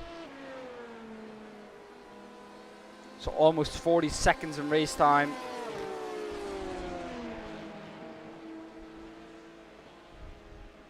Hey, Cos, welcome to the stream, man.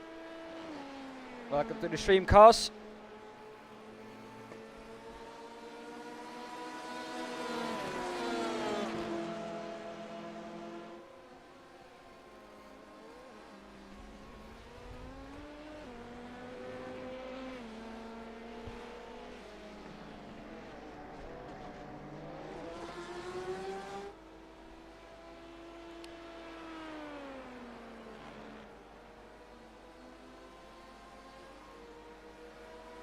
There they go, past the Karuma Motorsports LMP2 car.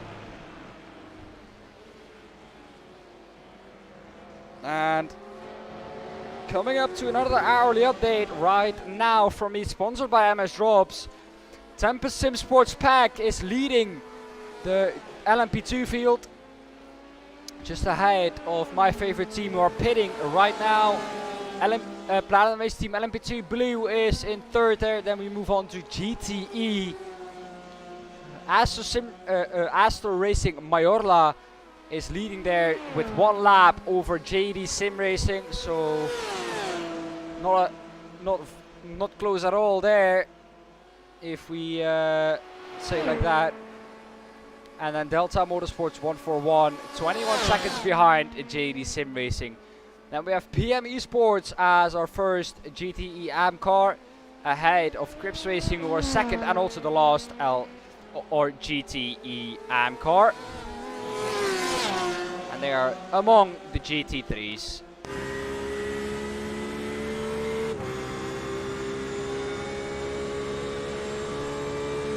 So that GT3s is Fields Academy Motorsports who leads there with 42 seconds over Austin Sim Racers Orange. They will be trying to gain that time over the next 5 hours and then extend the lead that they maybe get. Orion Race Team Pack GT3 is 1.3 seconds only behind that in third position overall and in third position in the Pro class.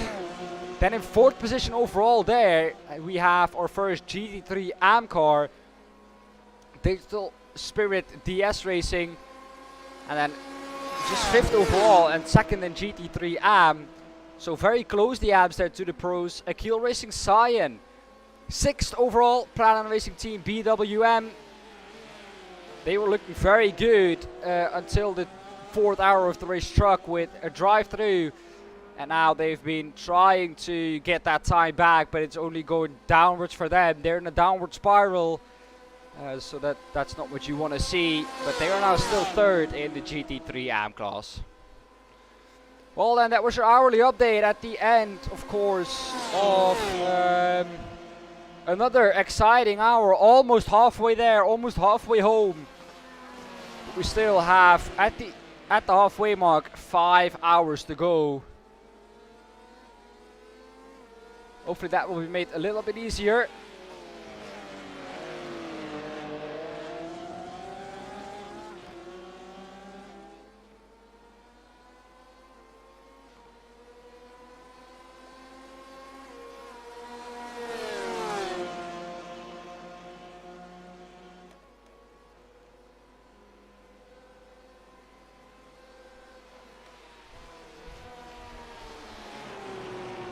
Frosty Sinclair then still behind P4 Ludens Racing. 5/10 is the gap still.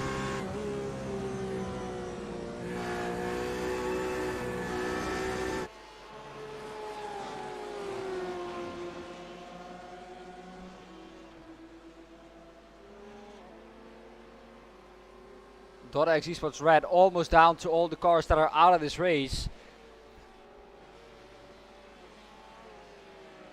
Karuma Motorsports will go down to there, I think, as well. They're only 2 laps ahead of that, of the Dota X Esports Red car.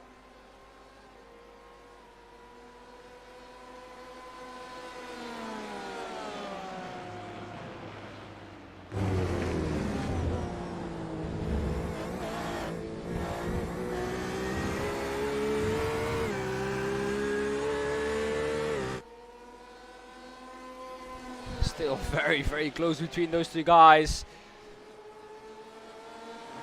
Doesn't seem like this is gonna stop anytime soon. This battle will go on for I don't know how long, I think.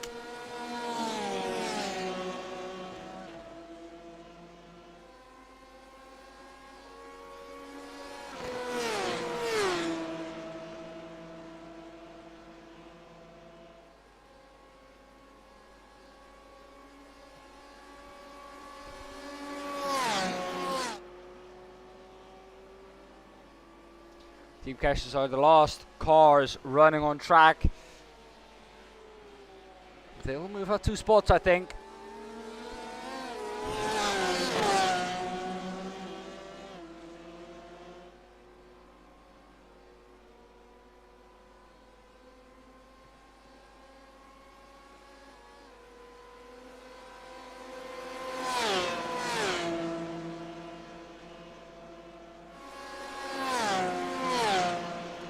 is if this keeps this close, it's going to be difficult to overtake. Of course, you see the rear ring on that Orion Racing Pack GTE car not looking good, but still P5 and getting closer to P4. It's a really good result still for them.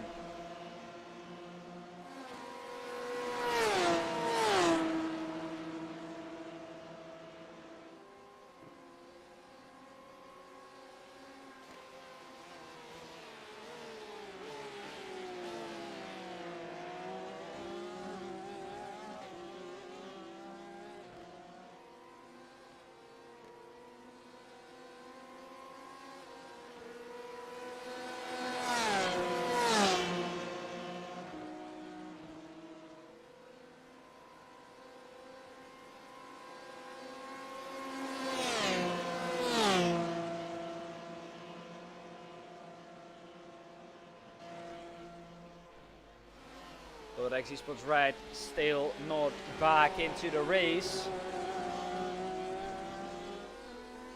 Looking like that's going to take a while.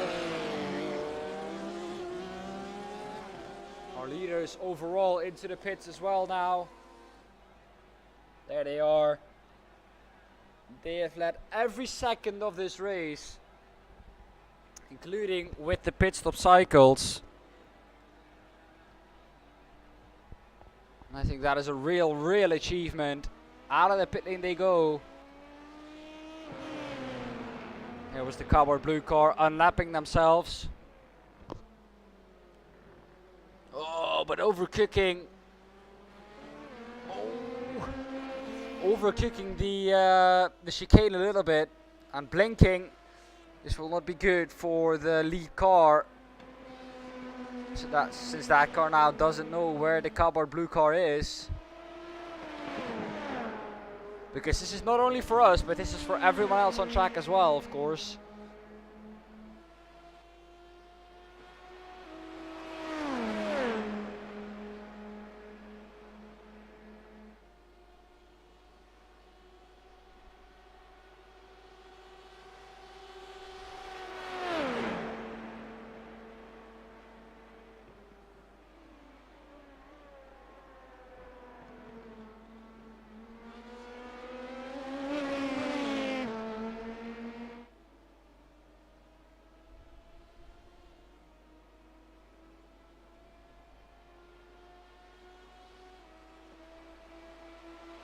And can he overtake him now?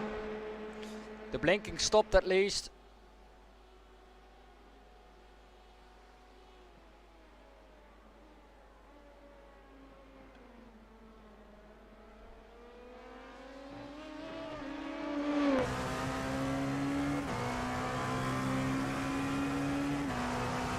Stuck behind the slower car. This will not help his lap times. And my favorite team is not messing around.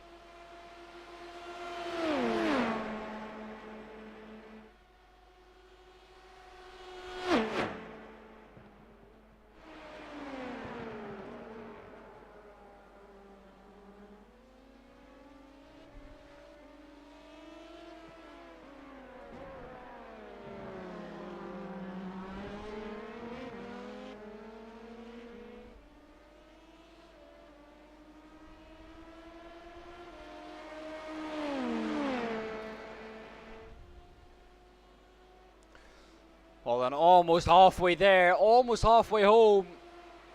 And still Cardboard Blue ahead of the Tempest Simsport Pack car. This will not help the Tempest Simsport Pack car's lap times. Leader will not be happy with this, but they will not want to make a mistake.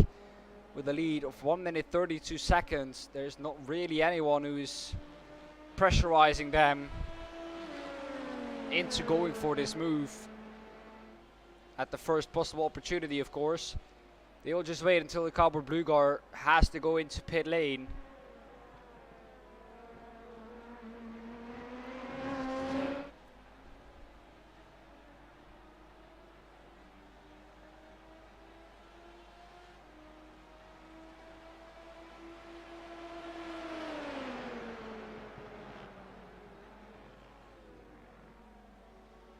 There again, overcooking the chicane a little bit.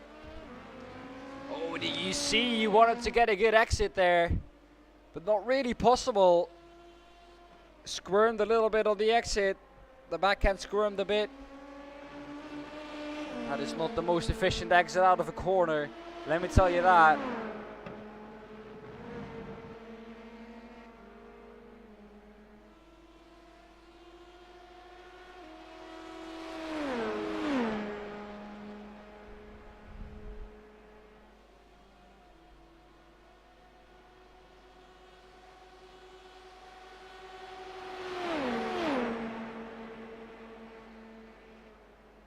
We'll see the lap time if he sticks behind, or if he has to stick behind. We'll see the lap time at the end of this lap. It certainly looks like he has more pace on his own.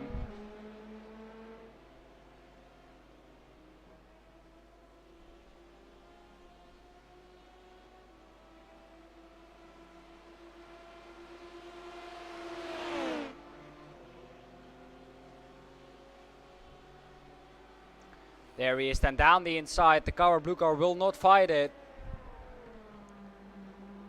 That is the rule. You do not have to let them pass, but if he goes for a move, do not fight the move.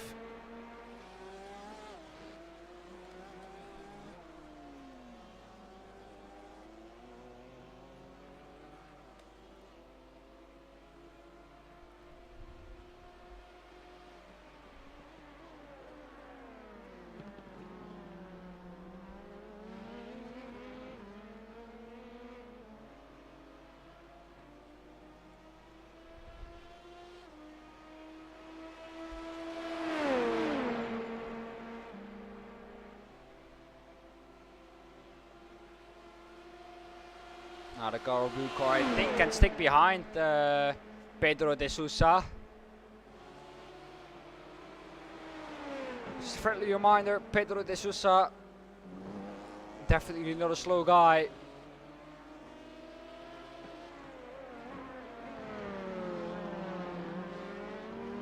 Rui Guerrero is, I think, fastest in that car, but they're just not making mistakes.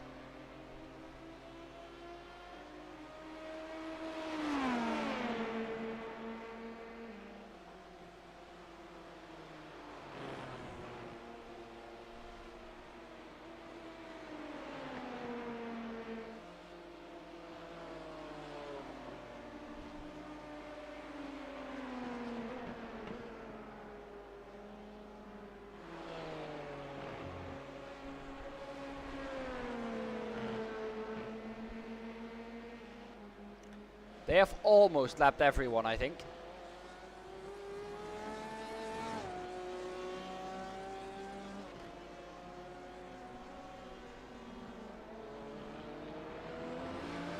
Apart from P2, 3 and 4, they have lapped everyone. At least once. Some cars multiple times. And we're only halfway. So if they can keep this pace up,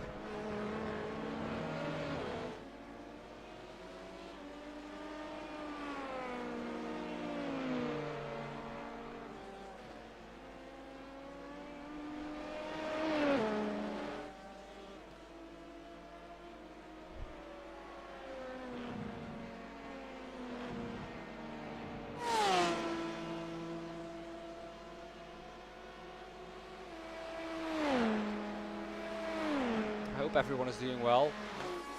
Also, that my man Jake Smedley is in here shortly.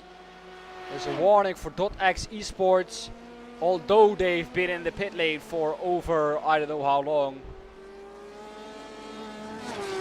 for a chat and friction.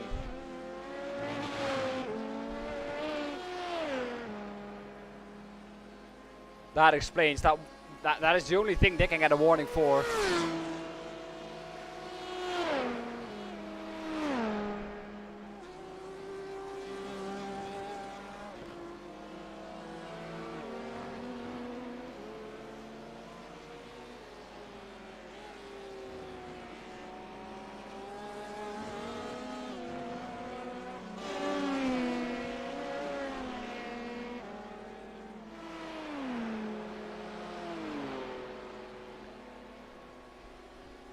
Closest fight on track. Where is it?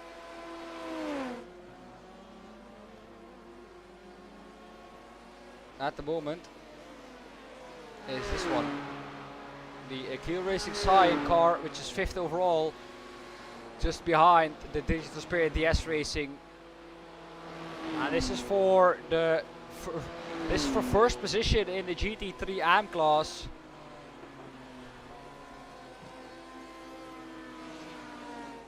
This is a very important fight as well.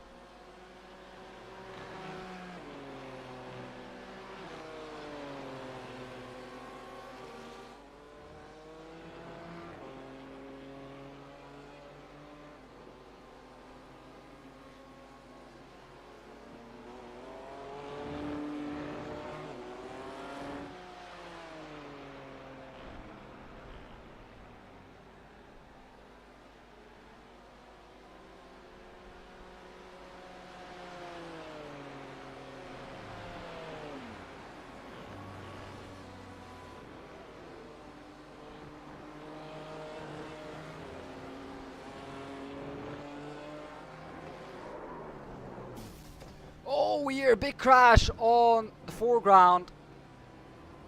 And what happened? Will we get to see it? I think that was one of the BMWs that has gone past there. Richard F. Santos crashed. Is what I'm getting. Yes, that is this car, the Bikes Online DS Racing.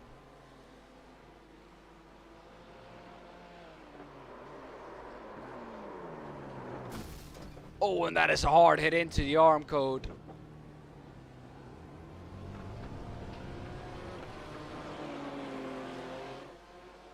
Hard hit into the arm code.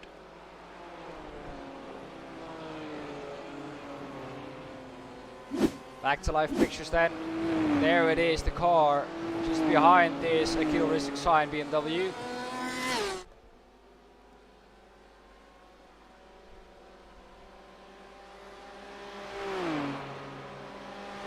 It's 1.9 seconds now.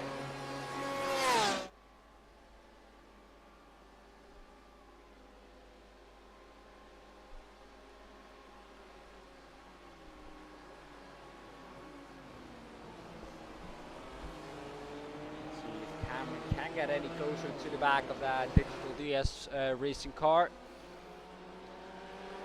Looks like at the moment he is doing so.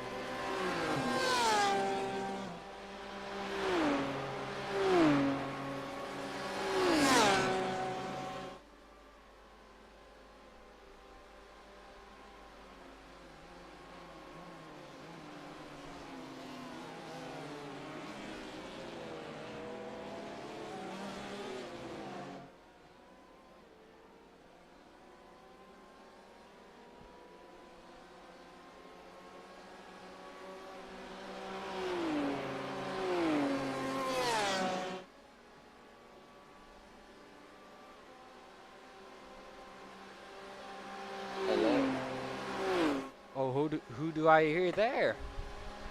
A stranger that's invaded. Jake, welcome. How are you? Yeah, I'm good. It's 5 hours in, just over halfway, and wow, we saw a lot happening already. Yeah, I just saw the crash that just happened. Yeah, well, there happened a lot of crashes, but not caused by any other than the teams themselves. At the moment, we have 1, 2, 3, 4, 5, 6, 7, 8 cars out of this race. Are they all from one class or just like separate classes?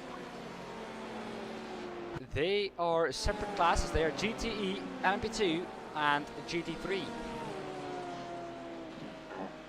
Well, yeah, Le Mans quite a tricky track to learn. It's got quite a few bends and turns, so if you don't master them, then you could end up in the wall very, very quickly. People have seen that a lot of times. Yeah. With this battle now, getting stretched out a bit because of traffic, of course, a big factor in multi-class racing.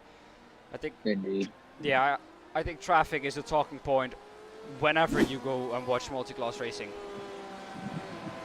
Definitely, because as I said last time, you don't want to infract anyone's race, and that just sometimes happens. You just sometimes get caught up. It's a shame, but what can you do? That's multi-class racing. Well, Jake, you've missed something really amazing. I don't know if you got it through, but at the highest point today, we had 177 live viewers. That's amazing. So yeah, that's a big record for us. That's over, I think, plus 100 on the record we had before this. So yeah, that's big. And Very big. Thanks everyone for tuning in. And we passed 200 subscribers. So going strong now. Hey. Le Mans is good luck to it. It's a magical track, and it proves that once again. Oh, cone flicking going on there.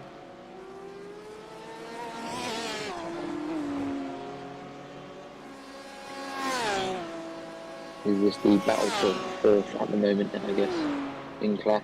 Yes, this is the battle for first in class. Oh. This is the battle for first in GT3 AM. Oh yeah, they got the white numbers on the screen. Yes.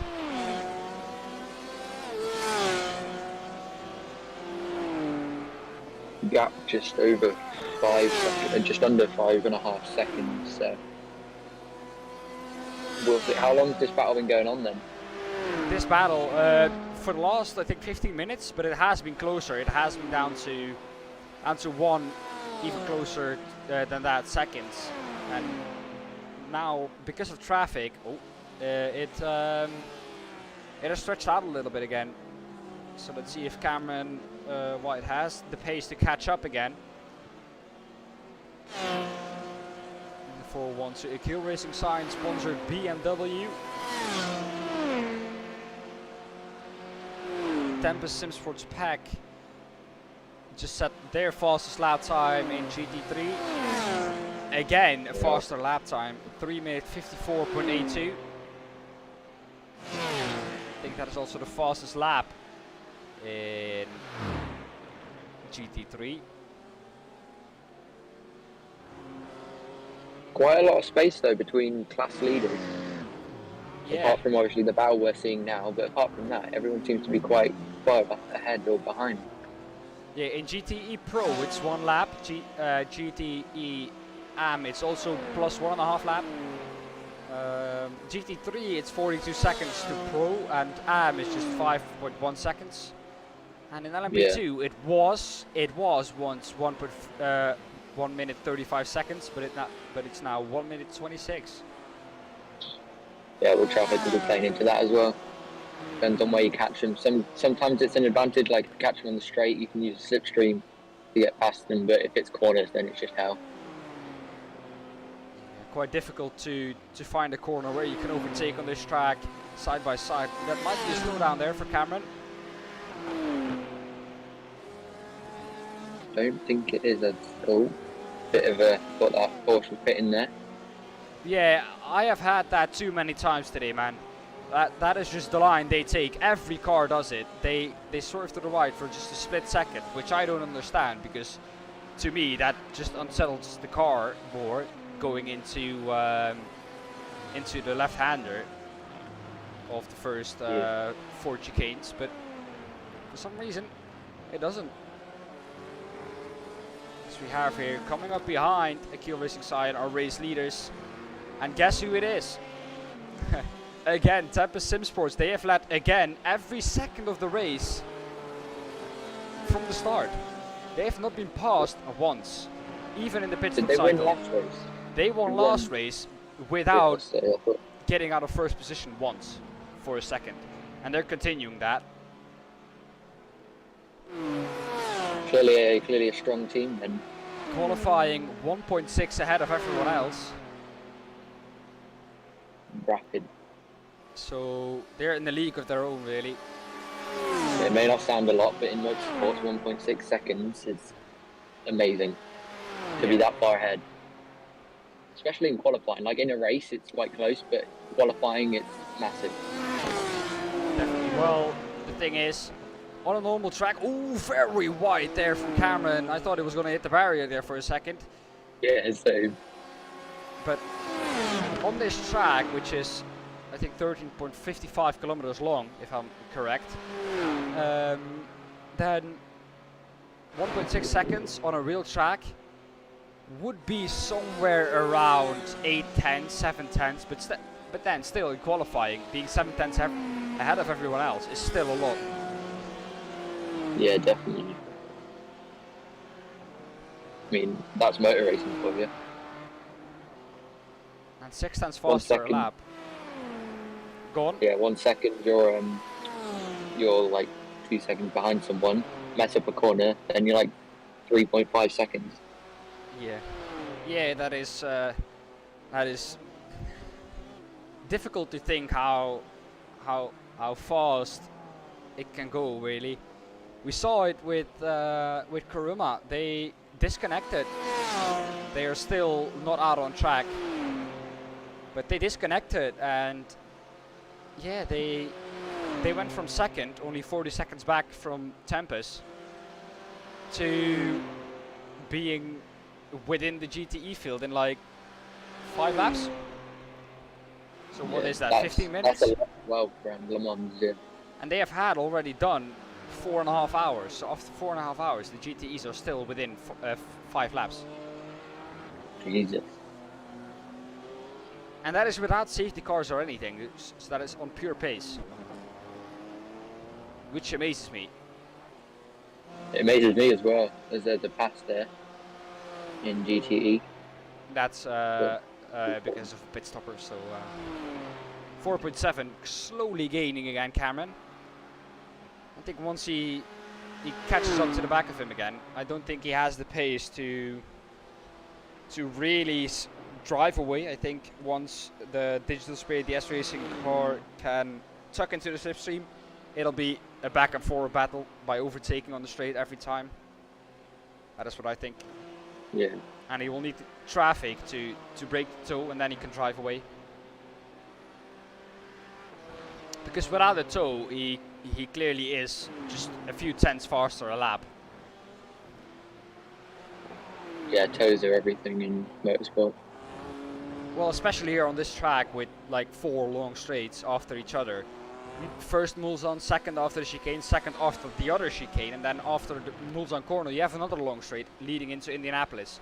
And then actually after Arnage you have another long straight, which is not straight, but it is straight because it's full throttle all the way until you get to the Porsche curves.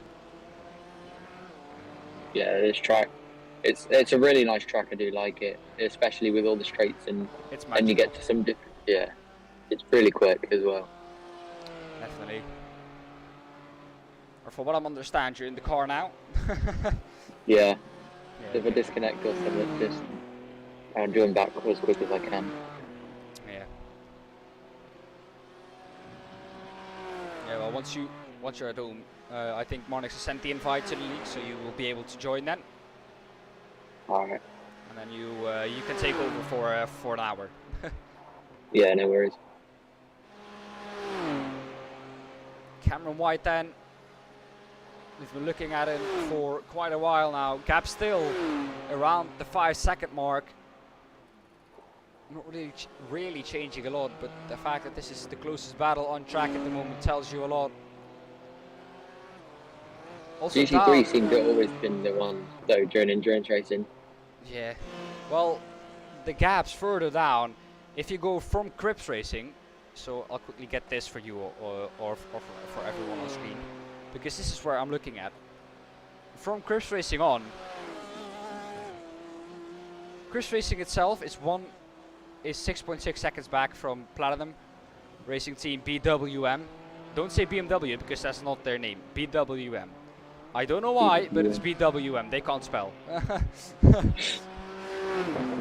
So from Crips Racing down, it's 3 minutes 39 seconds, 2 minutes 48 seconds, 2 minutes 2 seconds, 2 minutes 45 seconds, 1 minute 10 seconds, 9 minute 42 seconds, and then we have all the retirements. Yeah, so it's quite spaced out then. Yeah, Quite quiet then. Quite quiet on track. yeah, definitely. At least now. But that's the thing with multi-class racing. Once you get after like the first hour or so, everyone starts to spread out, and then it just relies on strategy.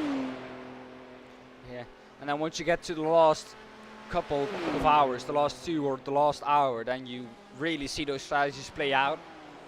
And then Yeah. after that, really, it's just a straight sprint to the finish. And sometimes they get crazy. Definitely. We're actually only a month away from the real Le Mans. 11th of June, 12th of June. Yeah. Which is amazing to think, of course. Which means that a lot of drivers will, I think, be using this. And that is why a lot of drivers are still going it with that spaced out gaps and having crashed. Yeah. Is to just use this for their 24 hours of Le Mans practice. The iRacing 24 hours of Le Mans. Of course, we know that iRacing can't host the 24 hours of Le Mans there. But iRacing will just fiddle a championship in where 2 or 3 or maybe 4 24-hour races are on it. And magically Circuit de la Sarthe is in there as well. Which I think as iRacing community we can be thankful of that they do at least those efforts instead of just, well, we're not allowed to do it anymore, well just bugger off then and we'll not do it. Yeah, at least they're actually like giving us a race to do, whether it be called the official Le Mans or whatever. At least we're still racing for this track for 24 hours. It is still called the 24 hours of Le Mans by everyone who will race in it. Yeah, definitely. And winning it will be just as special as if the name was 24 hours of Le Mans. Hopefully Yeah. I'll get to experience that, but someday.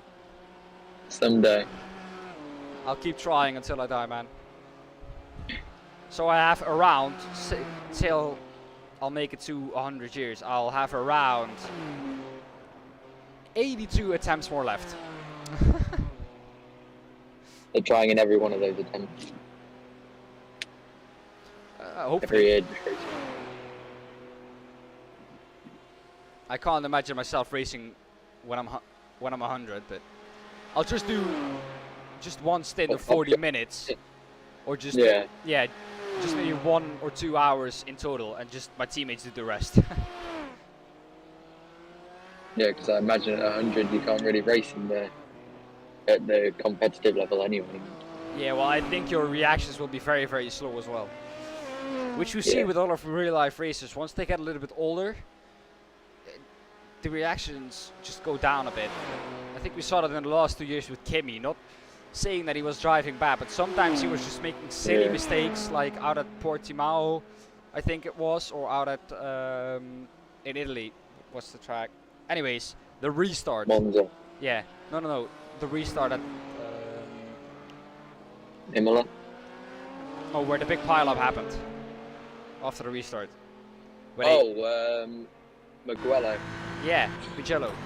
That is, you saw there, I think, him driving into into the pack and then just causing that massive wreck. And then, of course, out at Portimao, just driving into his teammate, looking at his steering wheel. I mean, that is... Yeah. Once you get older, these things happen because your reactions and everything you do will be so much lower. And the fact that he is just only, I think, somewhere around 40, and he is too old, basically, almost, to be competitive in Formula 1 tells you how hard it is to be competitive in any professional sport. Because in football as well, once you're past 30 or 40, you're past your prime. Yeah, because you start to lose energy quite quickly. The thing is with endurance racing, though, once you're past 40, you can easily drive an LMP2. You can drive that until you're 60 or something. Yeah. Because that doesn't require just raw pace, but just consistency. And if you're 5/10 off the pace consistently, but the other one makes a mistake once every 10 laps that costs him 5 seconds, well, you're exactly the same Yeah, over those 10 laps. that's the good thing about endurance racing. You don't really need to be. You need to be quick, but not ridiculously quick. Like, consistency is the best option for endurance racing. Yeah, just getting it down though is more difficult than you would think. Of course, to be consistent, you always have to drive at 99% instead of 100, because once you're driving at 100, you're taking too much risk, and you risk, of course, making those mistakes. Yeah. Mistakes can cost you everything in this race.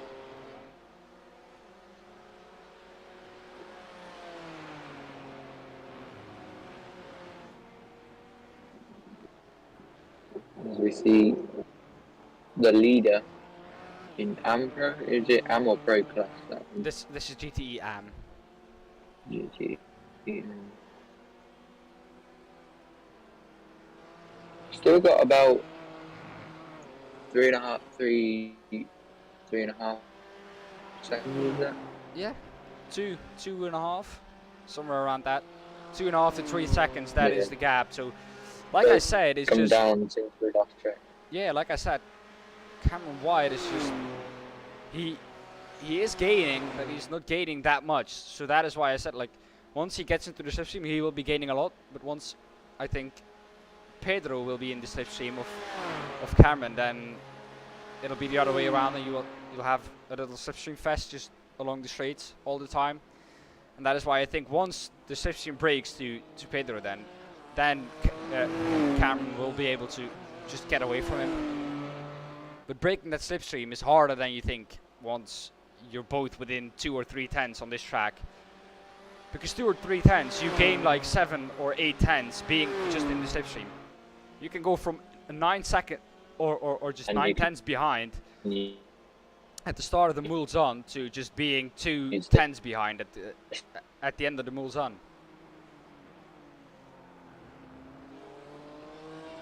Yeah, slipstream helps you quite a bit, and sometimes you can use the slipstream from lap traffic or traffic that's lapping you, so that'll also play into account. Yeah. Well, the last warning we've seen now is for .x Esports Red for a chat infringement.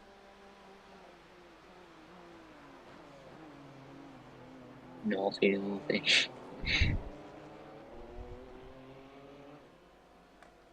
Rapidly Racing Team Orange in the pits.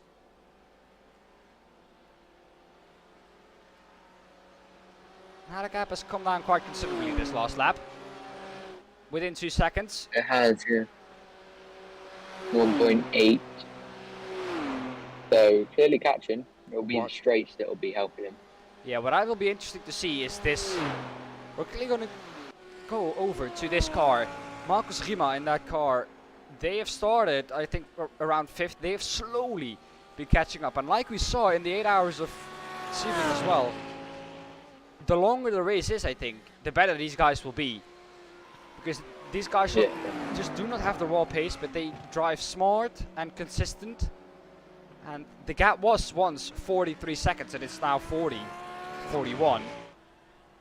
But if they keep doing what they're doing now, they will be within mistake range at the end of the race to the Field Academy Motorsports car. Yeah. Which I think has gained all the time they gain now, just purely by double stinted tires. Sometimes you're going to take risks like that, though. They were faster on double stinted tires than the fastest car out on the track, the Tempest Sim Sports car. On all the tires, and the Tempest car was on new, so at some point you think, well, why doesn't everyone just double stint? But clearly there is a reason why people don't do it. 3rd place overall then in this class, Robert Hardley for Orion Race Team Pack GT3.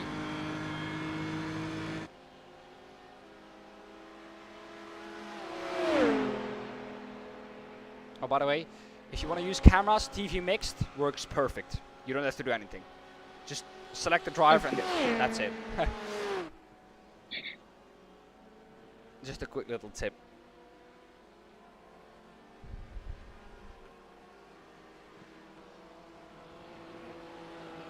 Yeah, well, how long do you reckon until the sun starts to set?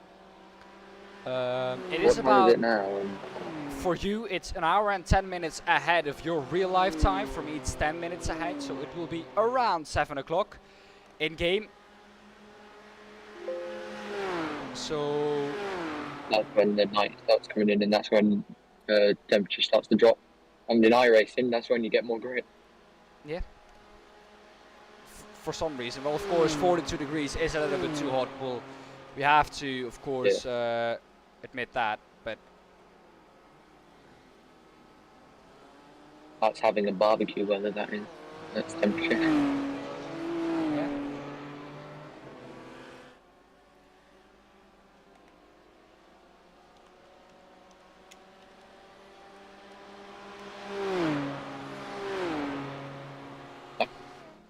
Get closer between the DPC and is it? Well, we cannot understand anything. You are lagging quite hard.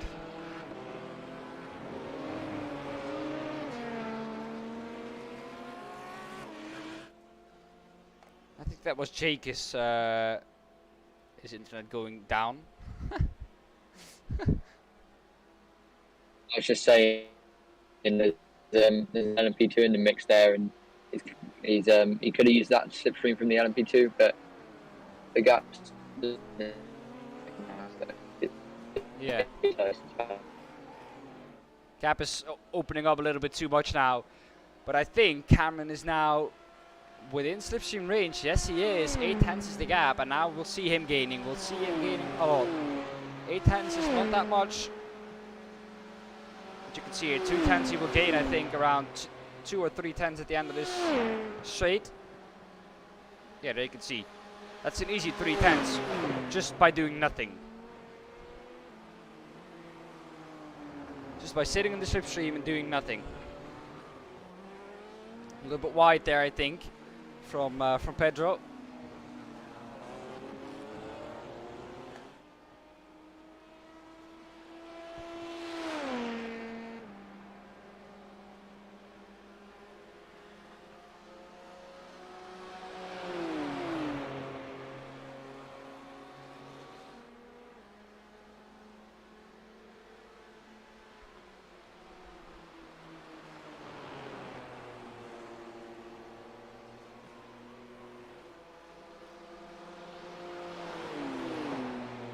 I think the pit stops have just cycled through.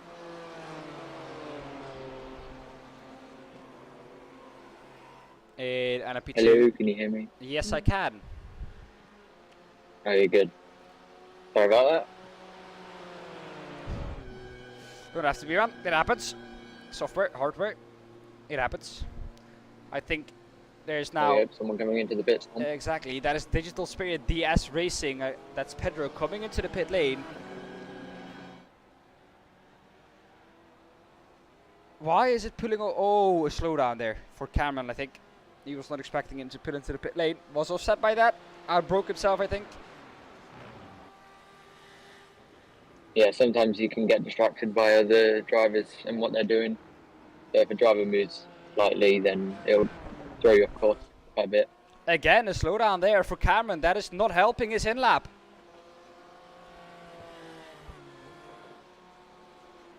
That will not be helping his in-lap. So But are these guys the one that you said was double stinting no, the tyres? that was Fields Academy Motorsports. They are in first. I was going to say these tyres could be going off now. Yeah. Trying to get some temperature in the tyres by the looks of it. Maybe the pressure's too high? Potentially, I mean, that could be a factor. Could be the temperature as well, though. Looking at the race info then at this point in time, 7 p.m. on Circuit de la Sarthe. 32 degrees is the track temperature, 26 is the ambient. The track is still as long as it was at the start of the race.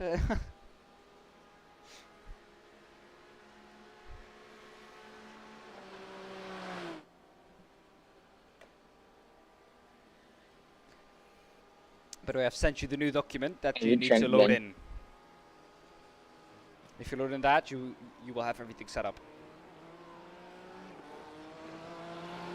Okay, cheers.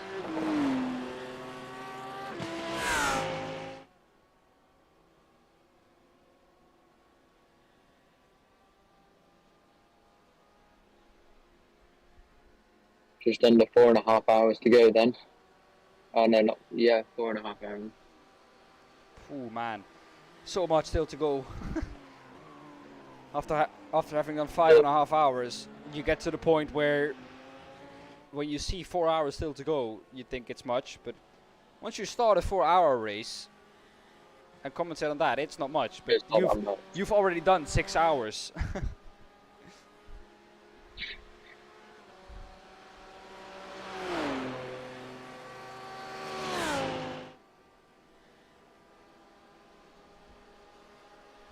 Some internet trouble there then, flipping in and out. Yeah, we've seen that happening That's a couple of another thing times. on iRacing is, yeah, that's another thing on iRacing, like, because that throws you off massively as a driver, when the driver just disappears right in front of you, and all of a sudden pops back out. We had that with the leader overall with Tempest. They came out just behind Cardboard Blue, and Cardboard Blue overshot the first chicane. Spun, I think, on entry because they are rear locking, or had a half spin. Continued just ahead of them, and after that they were just massively blinking the whole time. So at that point he couldn't just overtake. While when he overtook, you just saw that Tempest was way faster. And normally on this track, overtaking is not the issue. More keeping the advantage.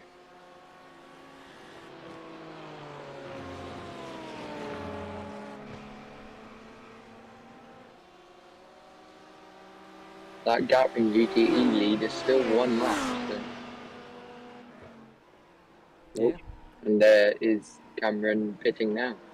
Well, we'll see where he gets out. The gap was within a second at the end of the last lap. Now with him pitting, having had 2 slowdowns, we'll see where the gap is. I think it opened up to about a second or 5.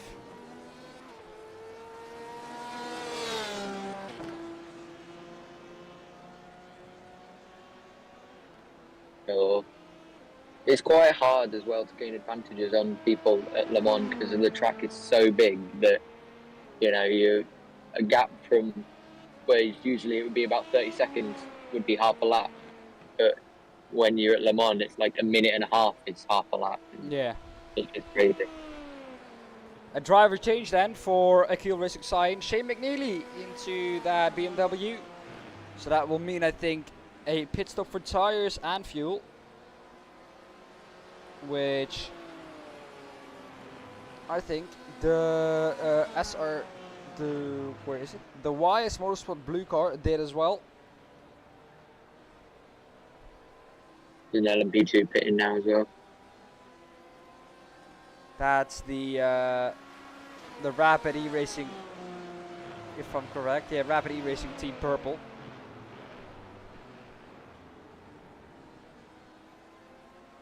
Well, leaving its pit box. And there in the background, I think we could see the Porsche.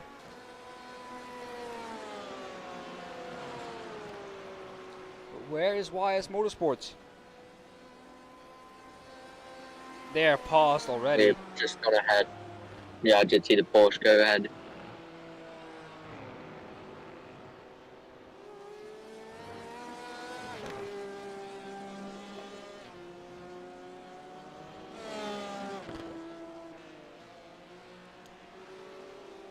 Our third place car in GTE overall.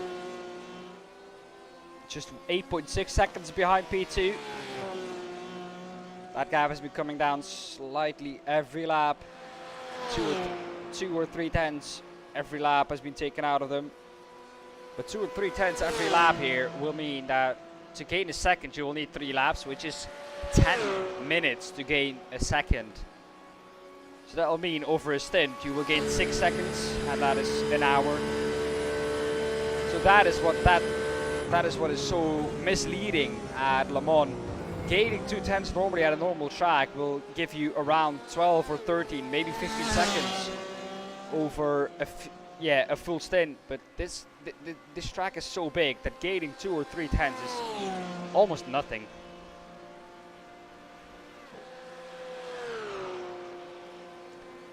Coming up to another hourly update in 5 minutes time then. Yeah. I mean, if you think 5 seconds, then that's like the 2 tenths normal. Yeah. Because Le Mans is such a long track, then 2 tenths is literally. Yeah. You wouldn't be able to even make a kind of stint for that. True.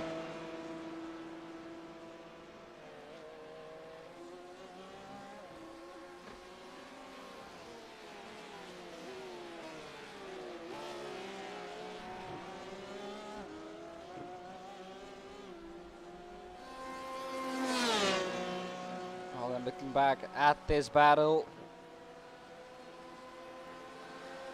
Akil Racing Sign Digital Spirit DS Racing. 27 seconds is that gap. Jesus. That was because It's they not that double much though stinted. in Le Mans. Digital Spirit DS Racing double stinted their tires. I'm pretty sure about it. Their pit stop was around 20 seconds slower, or faster than Akil Racing Cyan. So that is, I think, the reason why that gap is now that big. But let's see if Shane McNeely can also close down that gap, and if he has the same pace as Cameron. Rapid Racing Team Purple Yeah, car coming through. Pit stops tend to play a big part in endurance racing. Because you If make you get a pit so stop much of wrong, them. right, then Because you make so much of if them. you get of it right, course, then it- you gain. True. Yeah, because you make so much of them, you can gain a lot in pit stops. 10 hours for these cars is, I think, 9 pit stops at least. So, yeah. If you gain 5 seconds every pit stop, do that times 9, and you will have the amount of free time you gained without doing anything for it. 45 seconds. And that is quite big in endurance racing, 45 seconds. Because that could mean that Orion Race Team Pack GT3 now would be all over the back of Fields Academy Motorsports. And that is for P1. So that is what that can exactly. be. If the gap is as big as it is at the front of the field. As we go back to my favorite team. 1 minute 31 is the gap still. So that gap has stabilized.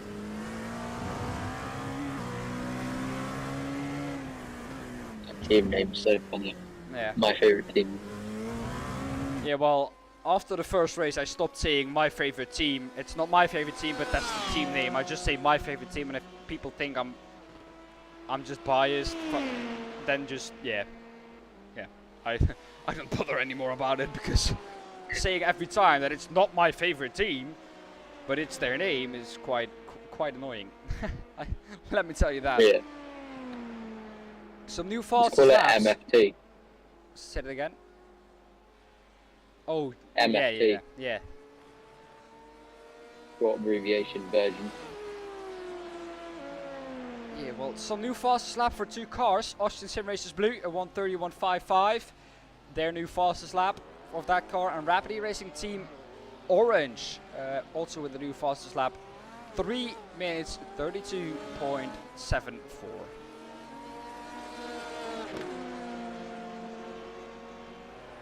Quite quick then. Closest battle on track. This one. But that is not really a battle because Crips Racing is in a GTE and Austin Sim Races is in a GT3. We try to get as many battles as we can, Exactly. We call this a even battle. if it's between different class. Yeah, we call this a battle because we have no other battles to look at.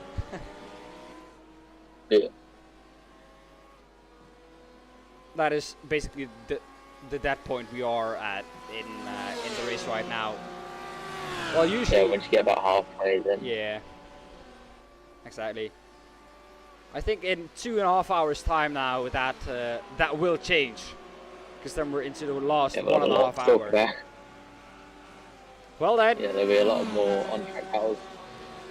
Exactly. Well then, having talked about that, it's time for your hourly update again, sponsored by MS Drops. Tempest Sim Sports Pack still in first position in the LMP2 class. Just behind that, my favorite team, 1 minute 32 is the gap. Platinum Racing Team LMP2 Blue is 30 seconds behind my favorite team.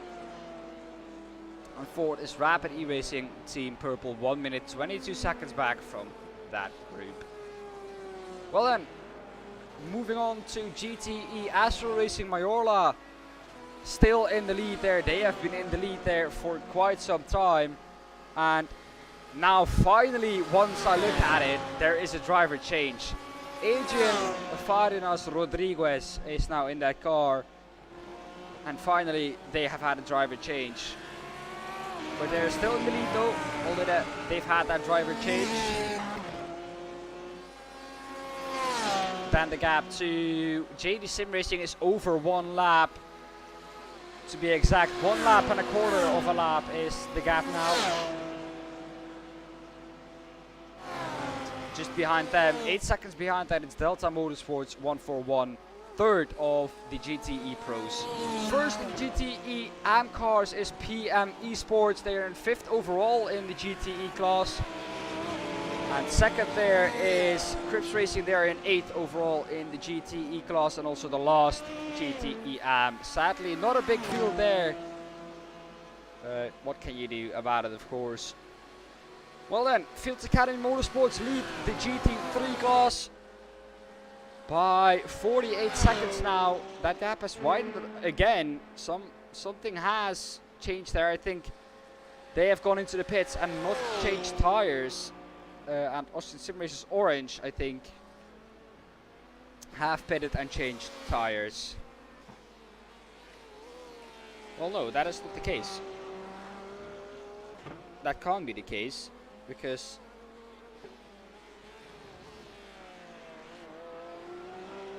I'm confused now. Why are you confused, Dan? Because they haven't pitted, but the gap and ASR Orange have lost around a lap or something. More than that.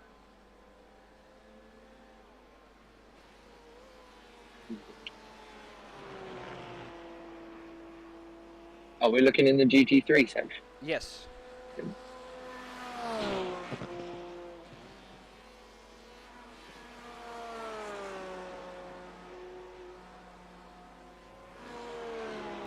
I don't know. Who is in that car now? Let me take a look quickly. Lost 18 seconds. 5. Their last lap was 4 minute 01.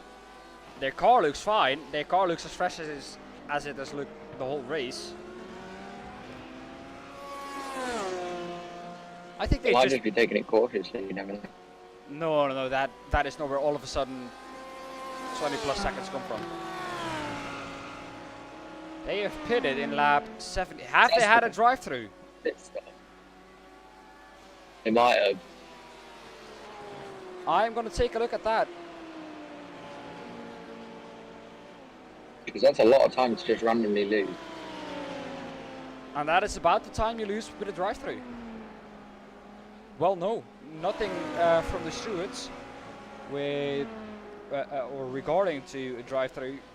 There is an incident under investigation though. Rapid E-Racing Team Purple involved in it, together with Digital Spirit DS Racing.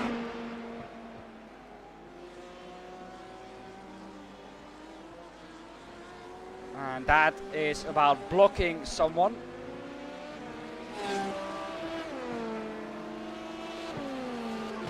What's the minimum time that each driver has to do the driver swap? Because I know they can be quite complicated sometimes. I think around 1 minute 20 or 1 hour 20 minutes. Yeah, because then you got to time it perfectly, haven't you? 'Cause if you're in the battle with someone, you don't really want to come in and pit and change driver, so that'll be something that the team is taking into account. Yeah, well, I'm still confused. Well, let's continue. Fields Academy Motorsports lead the GT3 field with 47 seconds over Orion Racing Pack GT3. They are in second, of course. Then we have Austrian Sim Races Orange in third in the GT3 Pro class and in the GT3 overall. Fourth GT3 overall, we have our first GT3 AB car. Digital Spirit DS Racing ahead of Akil Racing Cyan, who's our second GT3 AM car. And they are just ahead of Platinum Racing Team BWM. And they are third in GT3 AM and sixth in GT3 overall. That was your hourly update sponsored by MS Drops. We have around 4 more of those to go. Well, what amazes me most is that in GT3, 4 GT3 AMs are just on the cusp of the podium. If one GT3 AM just wrecks itself, or wrecks another GT3 AM, which is with it, you have still 2 GT3 AMs that can take a podium overall. Yeah, that'll be strategy coming in, doing its job. Because the gap to the podium for Digital Spirit DS Racing is 29 seconds. And that is on pace. That's like a pit stop. No, a pit stop here is usually around 1 minute 20 seconds. Oh, that's not a pit stop. Do that about 3 more times and then you will have your pit stop.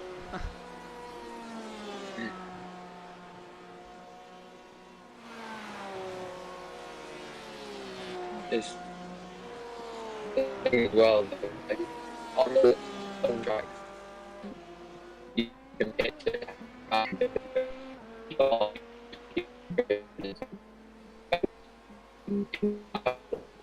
Yeah, you're going again.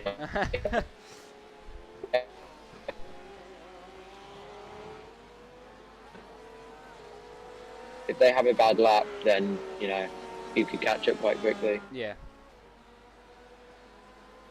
Yeah, well, 29 seconds is not a gap that is within mistake range, I say. If you're within 10 seconds, you are within mistake range. I think if someone spins off, within 10 seconds is enough to just capitalize from that. Yeah, 20 seconds is just out of that range. Just a little bit too far. Seconds.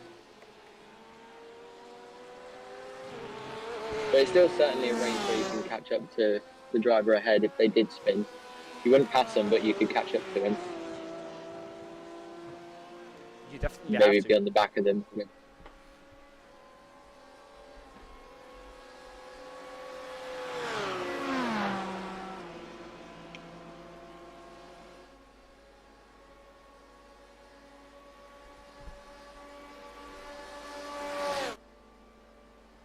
Yeah. Is that a GTE that's just passed him? Yes. The Porsche looks so similar though. GT3 and GTE, Yeah. they both look really Yeah, they do. They do.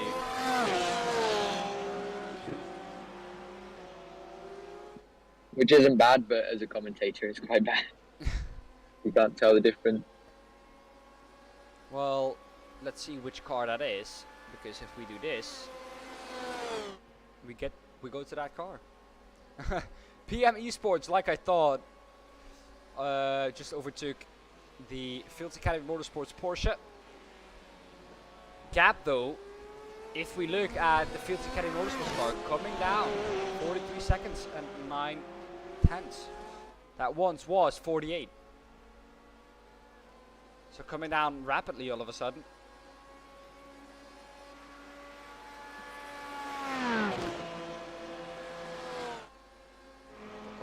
Talking about gaps coming down rapidly. Here he is then.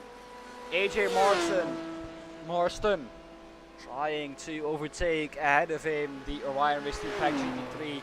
Although it is a GT3, it will be an overtake for overall position. This is the battle for 17th Some people get overall. confused. Sometimes the classes can be quite confusing, True. but obviously this will be overall. But he's currently last, no, second to last, because we got EXE's No, they are Esports out. Red. They are out. They're out of the race. Yeah. So he will be the last GTE running, yes.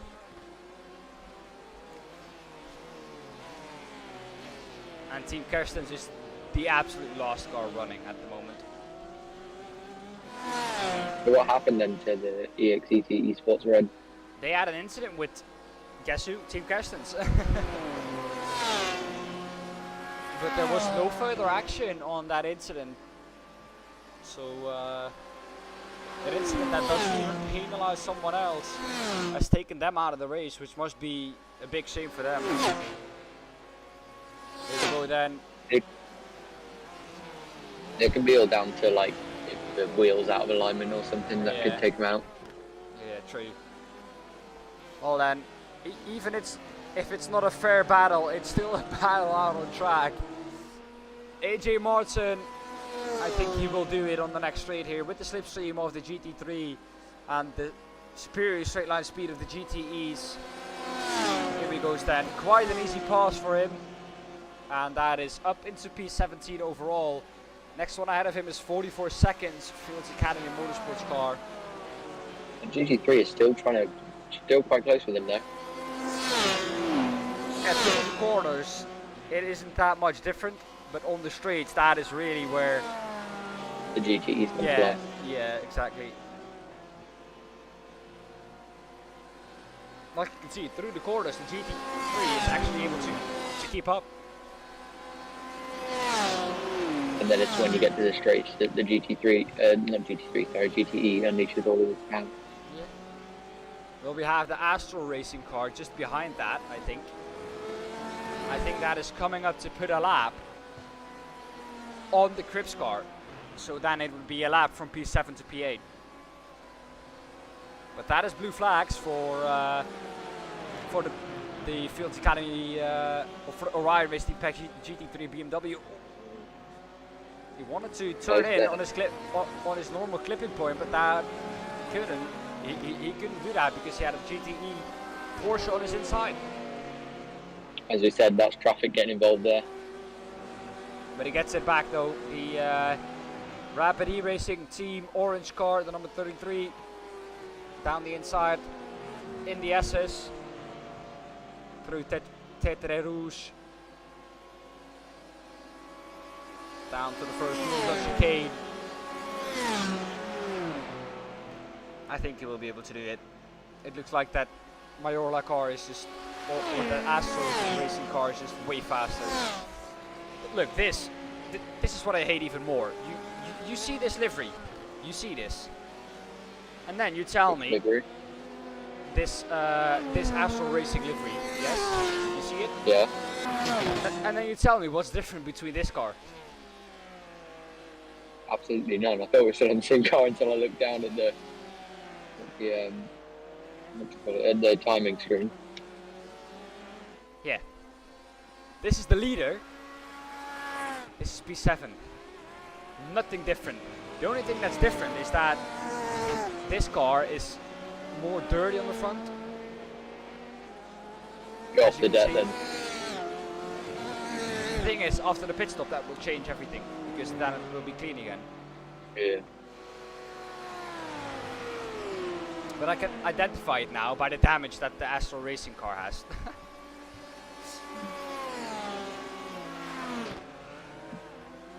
Coming up to 6 hours done then.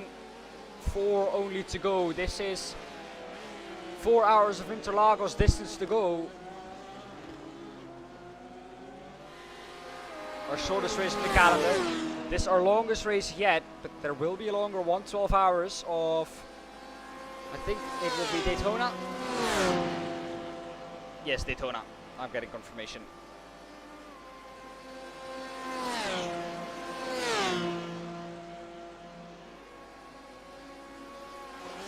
When will the GT3s be making? GTEs be making their next pit stop? I think they've done that already. No, round about the hour mark, so round about now, I think. Or have they just made their pit stop? No, they didn't. Yeah, they did. Just a few laps ago. Lap 84, they pitted. Around, But these cars are around getting close 10 again minutes to. before the hour. Yeah.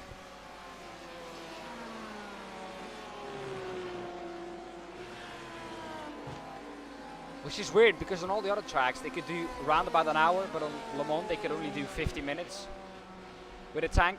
Well, it is an hour between their pit stop. If they're going for 50, then if you go from 550 to 650, that's an hour. So they are still doing an hour. Fuel. True.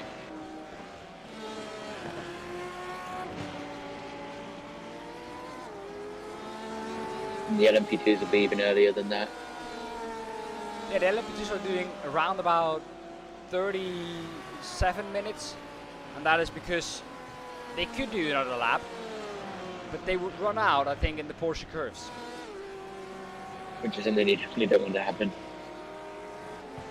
Yeah, but that just shows you how close it is for just making the 40-minute mark instead of 37. Because this is such a long lap, you will more often pit with more liters in your fuel tank than you would normally.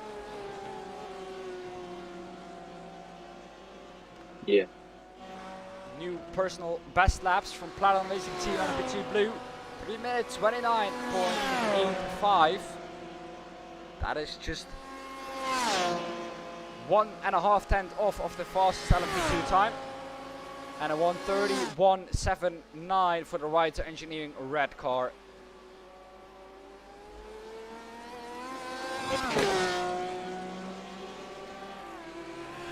Not many battles happening on track at the moment. As we said, probably about the time that battles tend to calm down. The only battle that has happened is that the Mayola car lapped the Crips Racing car, which is now 1 lap down on the Aston Racing car. Yeah. The Crips car, though, only 34 seconds to P1 of the GT3s to get ahead of him and slot in where he belongs.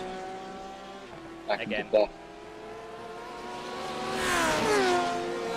And it shows you how long they needed for that, because they were down in that position after 2 hours into the race. So they've nearly needed 4 hours to make up a lap, or maybe 2 laps, somewhere around that region.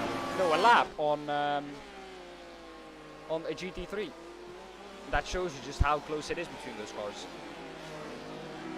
Yeah, as we said, it's mainly the straights that separate the GTEs from the threes. Yeah. Which is where they make their pause easiest. We saw in the back or in the foreground here. There we have it. Just 4.5 seconds back of this is the Astro car. This is your closest battle on track. Frosty Sinclair. And there's been a Steward submarine. Rapid E Racing Team Purple. Okay, so a member of the Platinum of the Rapid E Racing Team Purple car is summoned to the Stewards. And we do have someone in the rating room. I don't know whether that's for the stewards, but That is Pepe. We will quickly get Pepe in here. Pepe, welcome. Hi. Pepe, your team is currently down in the last running position. Luck was not on your side today and still isn't on your side today. Tell us about how your race went up until this point. As expected, I guess. We weren't supposed to race at all. I mean, me and my son weren't supposed to race, and we managed to get some team extras, expansion by some new members, which we for which we already raced with other races, but due to personal issues, they couldn't compete today, and Nick and I weren't supposed to be here at all. Just so happens that we were in Curacao around this time yesterday. So we're both awake just about 30 hours. Yeah, you're both dealing with a jet lag then. Quite a bit. We didn't train for this circuit, but we just managed to get back in time, and we had to fill in the gap. We're second in the amateur class, so we figured, well, we should just try and get our rounds done. In the championship, you mean? Yeah, but to be honest, we already knew that this wasn't going to be one of our greatest races. We didn't train. We didn't know the track. You probably can notice our times aren't there. But we're hanging in there and trying to drive as clean as possible. We had 2 accidents, I think, and I think I was the one who was involved. One with a GT3 or GTE car, and one with a leader. The double axis was red. Yeah, I don't know exactly, because I was totally focused on keeping my car on the road, and my spotter just warned me, hey,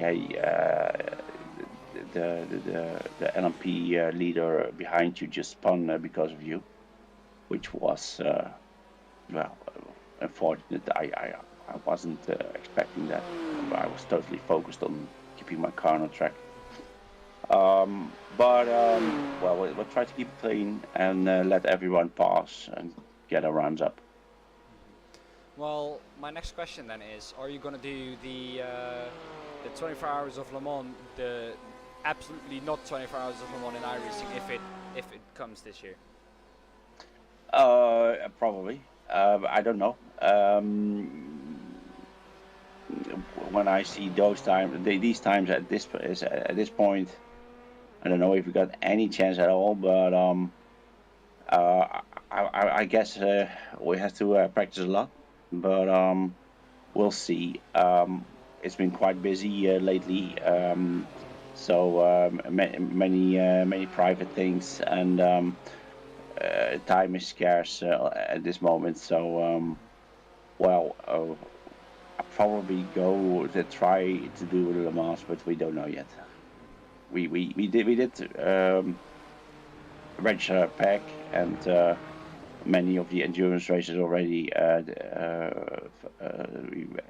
So for this year, but we'll see if we'll do Le Mans too. Well, that were all my questions. Jake, you have any questions for Pepe? Yeah. How do you deal? Obviously, I'm on quite a big track, but how does traffic play into getting in a good position? Well, it depends, because especially on the high speed turns, it's hard to position your car. You have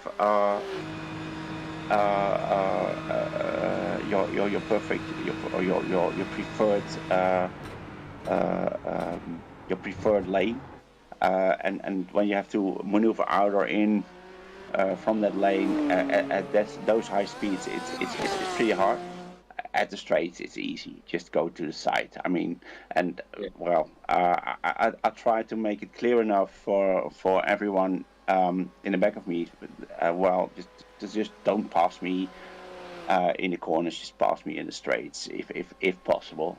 But if they need to pass, you notice, you'll see when they push on, and I'll try to read them and then get out of my way.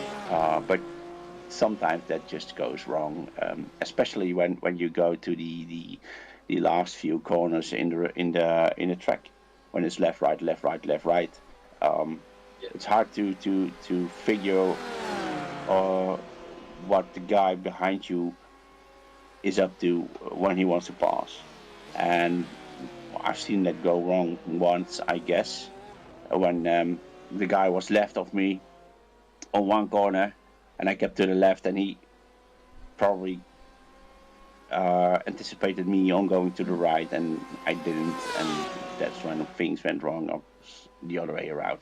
I'm just jet lagged to remember, anyways. But that's the hardest part, I guess.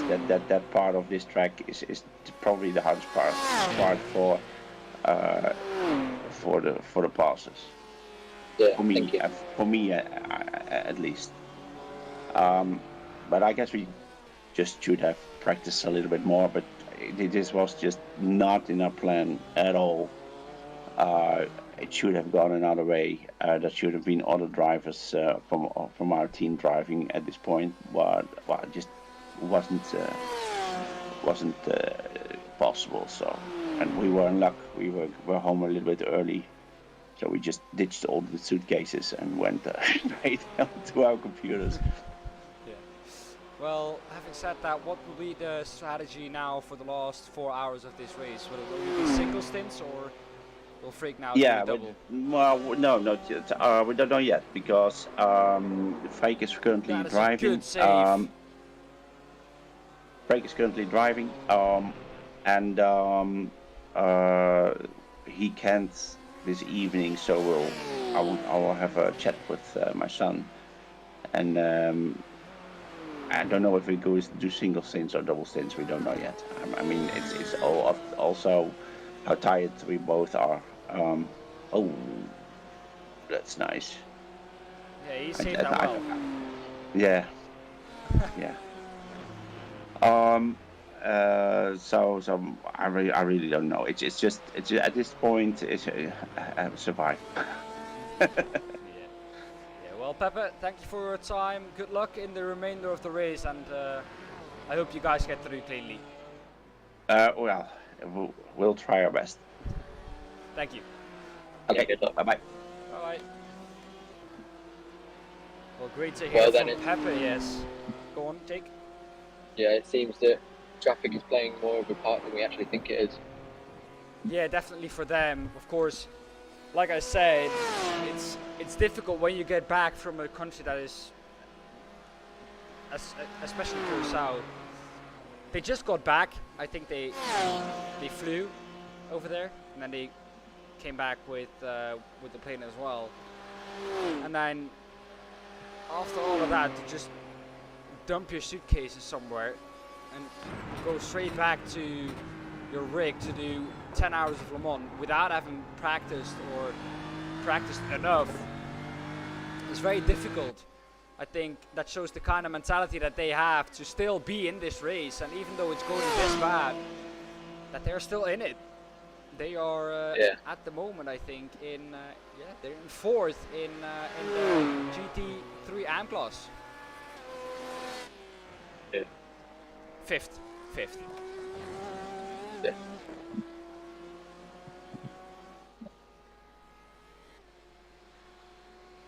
And another team that is just stuck in it was Team iRacing Netherlands. They've had some bad luck again this race, but their pace has really shown that they're worthy of the position they're in now. And being 8th after what they've had is definitely not a bad result. 2 minute 30 is where they will be next to, or is their gap to the next car. And I think that will be doable for them in 4 hours. Yeah, definitely. They have the pace for that, of course, with Jamie Mollema now in the car. YS Motorsports Blue have 3 minutes 42 to Platinum Racing Team BWM. So that will be close as well. The closest battle throughout this whole race has been the podium for GT3 AM. It's 28 or it's 18 seconds from P1 to P2, and it's 15 seconds from P2 to P1. So that podium is covered by 30 minutes, 33 minutes, after 6 hours and 15 minutes, with all the different strategies. Yeah, so there's a pass there, I believe. It would be 9 in the GT3 car. That's our Technic Pack, yes, there they are.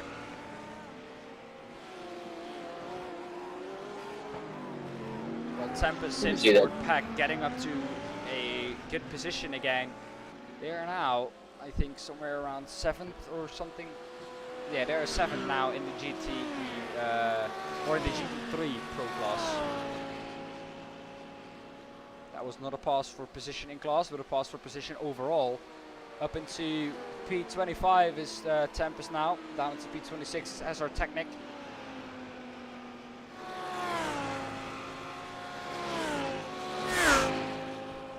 It's a bit confusing sometimes for people that don't really watch endurance racing. The fact that we've got overall results, they've got P1 to however many drivers are in the session, and then you've got the classes. And sometimes you would have classes in classes, which gets a bit crazy sometimes. Yeah, yeah, definitely. Well, of course, just to clarify that, what Jake just said, here we have a guide. This is a GTE class. That's the same for the GT3 class as well. The black numbers on the blue background are the pro cars in GTE, and the white numbers on the blue background will be the AM cars, and that will be for GT3 exactly the same. White numbers on a pink background is AM, and black numbers on a pink background is pro. So with that guide, we've made it very easy to see who is who. And LMP2 is just LMP2. Yes, LMP2 does not have a pro or AM class, so that is one class on its own, and that doesn't have a class in a class.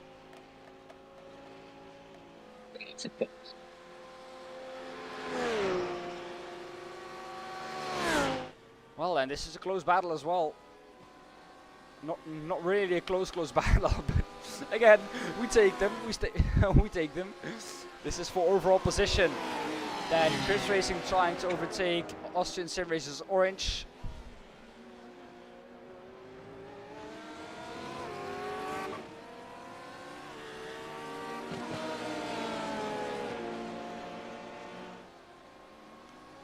Here they go, up the inside. Not really. They're waiting, which is good on them. They don't really have something to fight for. P1 is way too far away. P3 doesn't exist, and they're really just P3 not exist. Yeah, P3 doesn't exist. That sounds harsh, but P3 doesn't exist. There are only 2 cars in the GTE AM class. Oh yeah.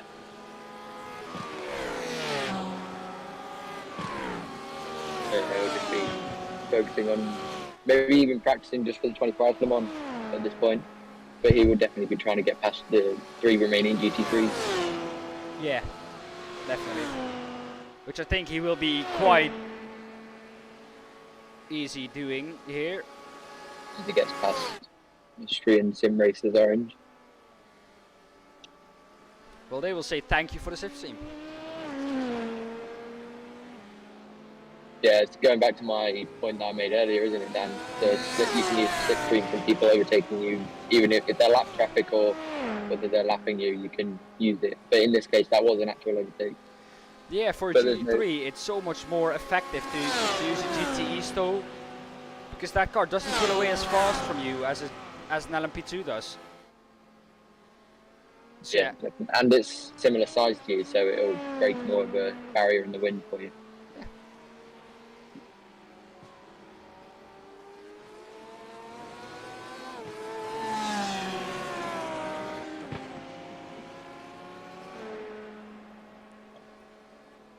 And gap to P4 overall in the GTE class is 12 seconds. And the gap to P2 is 12 seconds as well. 4.9 seconds is the gap from P7 to P6.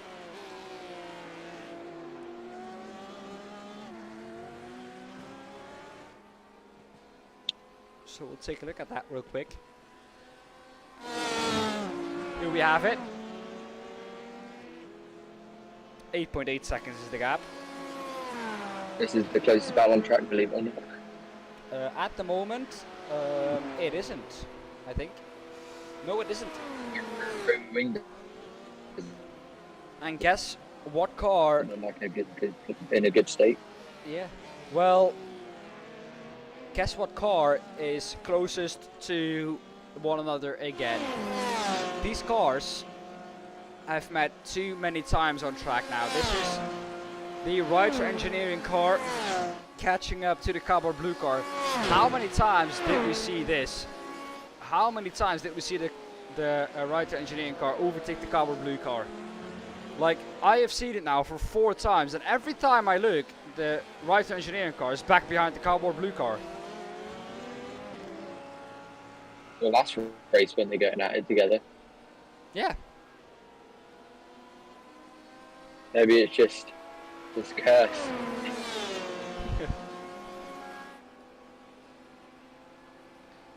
Some information on the Rapid E-Racing Team Purple incident together with the Digital Spirit DS Racing. For the blocking by Digital Spirit DS Racing, no further action.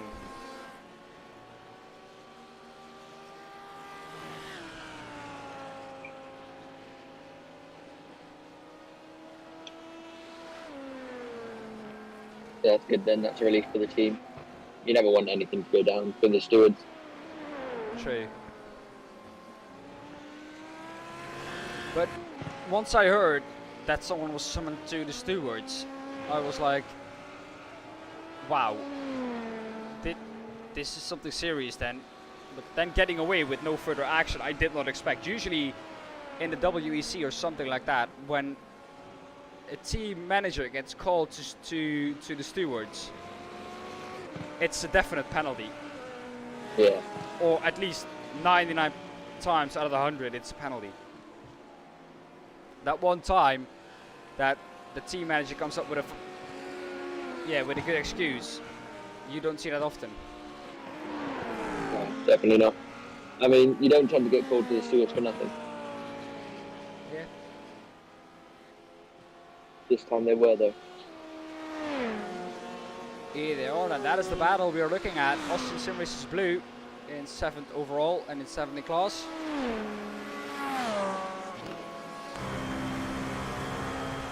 Just under 3 hours 40 then to go. Yeah. How long till you're home?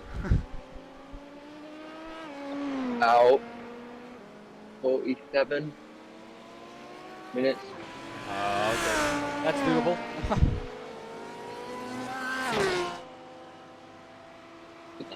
Have you had your dinner?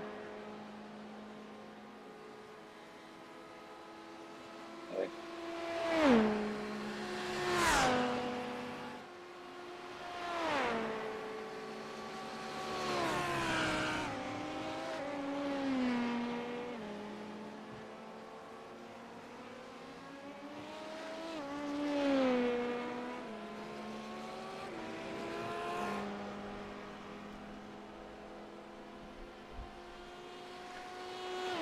Well, then the Orion Race Team Pack GT3 car is indeed very strong today. Fields Academy Motorsports. That gap is only 32 seconds. That has come down considerably since we last saw that.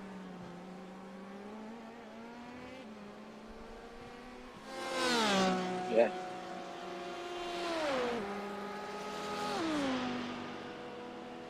.2 seconds. So. Yep. 6.22. That's very, very close in Le Mans. Yeah. For Le Mans terms, that His is gap- very close. Yeah. Gap tends to be about 20 seconds, or maybe even a minute. If you're We'd within say 10 it's- seconds, you're close for Le Mans terms. Yeah, definitely.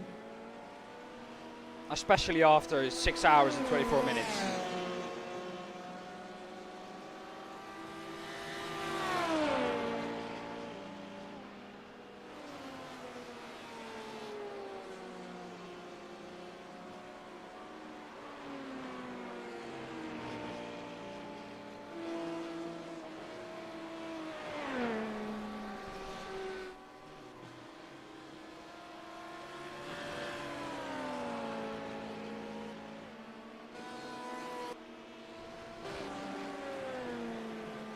Well, and the PM Esports car is 4th overall in the GTE class, but that's an AM car.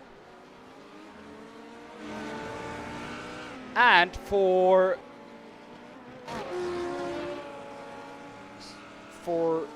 I don't know how long, or for I don't know since how long, the gap is back down to less than 1 lap. They're definitely on the catch then. Delta Motorsports 141 within 3 minutes and 27 seconds. They just did their fastest lap as well, Delta Motorsports 141. 3 minutes 49.27. They'll be pushing now then. Yeah, We they've said, nothing to didn't we, lose. about the 3 hour and a half or so. Last few hours, they tend to get closer and battle start to form on track. Yeah. Yeah, well, 3 minutes. I think catching up a full lap in 3 hours' time will be a tough task, because they're Astro Racing Norway are the race leaders for a reason. Yeah.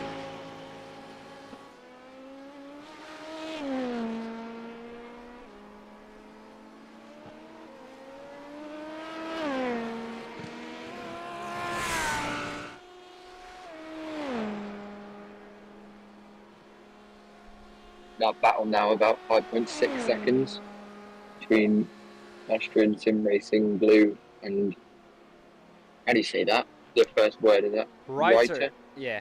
Writer Writer Engineering. Red. They got another, where's the other team with theirs? It's not here today, I think.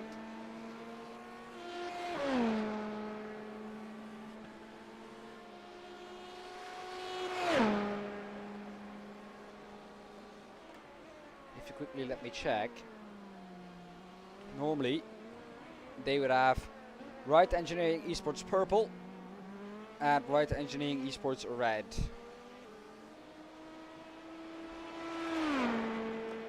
Yeah, I can't see them. Right Engineering Esports purple, as you can see, out of the race. They were the first ones to retire. They haven't even done a lap.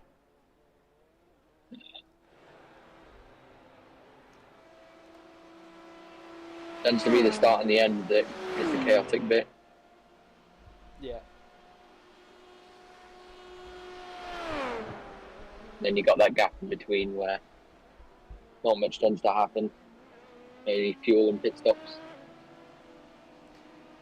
Well, to some people, and to me as well, I found the middle part of the race just as interesting as the beginning and the end. Just to try and figure out all the strategies that everyone's running. Trying to figure out how they're looking, if they're looking good for the end of the race or not. Yeah, strategy is a big part of it. Speed comes second. In endurance racing anyway. Yeah. Yeah, definitely. In most other things it tends to be speed first. Strategy, consistency, speed. That is how it lines up, I think. Yeah.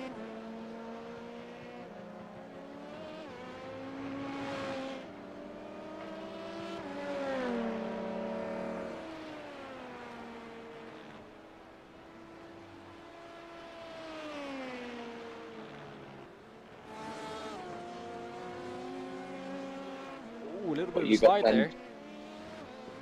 What do you...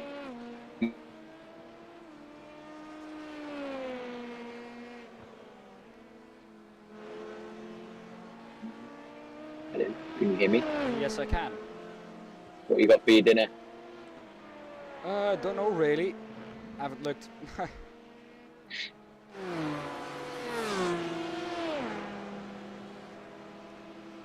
It's how Spa was today. Oh, this is an interesting battle. P3 just out of the pit lane. Delta Motorsports 141. 3.7. There's only where the lap comes from. Yeah. That's probably the closest cars have been in a while. 3.6 seconds. Yeah.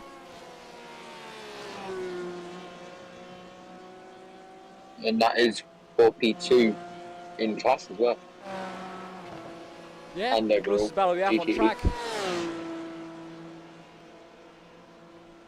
No, not the And it is closest battle. This is the closest. With Austin Simmons 2.9 catching.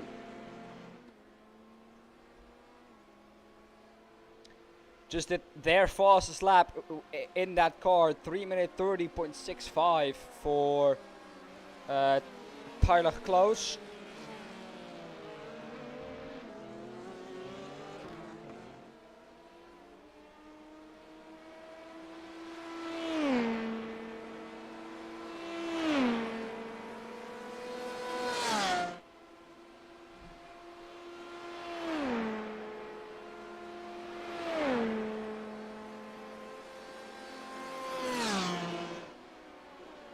Funny how it's LMP2 now that are closest. It was GT3s. Yeah. Yeah, well, at some point you always have some NMPs coming close to each other again. Maybe around that 3 hours left mark.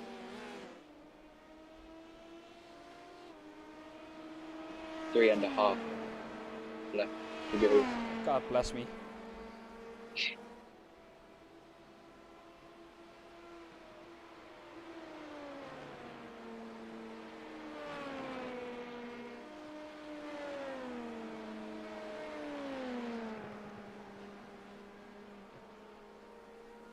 So what are the real LMP1s and not LMP1, sorry, LMP2s doing at the Le Mans? Are they doing about 3? Yeah, somewhere around the same times. 3:28 is very fast. Yeah, they're exactly around the same times. Around the 3:30 mark. Oh, big snap there.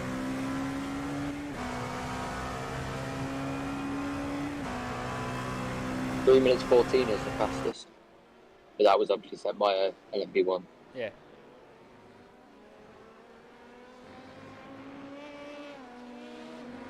I think the Toyota in 2020? Or did we have a wet qualifying in 2020? And was it 2019? Could be.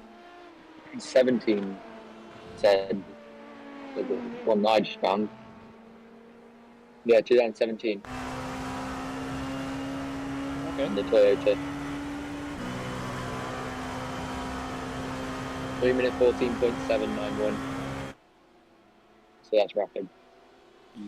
Yeah, the moment everyone else pulled out of it, Toyota got fast. Yeah. And these guys are side by side here. That was for position. Well, while we were busy talking about when the fastest lap on Le Mans was set by an LMP1, these two guys were busy trying to fight each other. 5/10 is the gap now to the Writer Engineering car. ASR Blue just got past them. So I don't think Writer Engineering will fight back. If they're smart, of course. Oh, actually going straight there. Having to go straight on.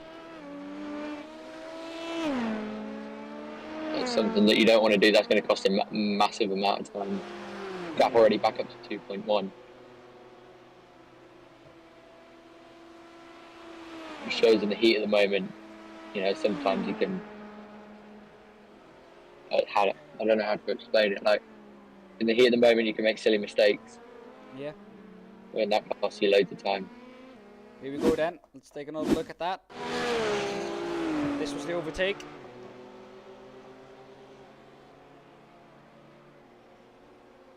Very nice overtake down the inside. You don't normally see those two go side by side. Normally one of them backs out. Now we'll take a look on board with the Ryder Engineering car.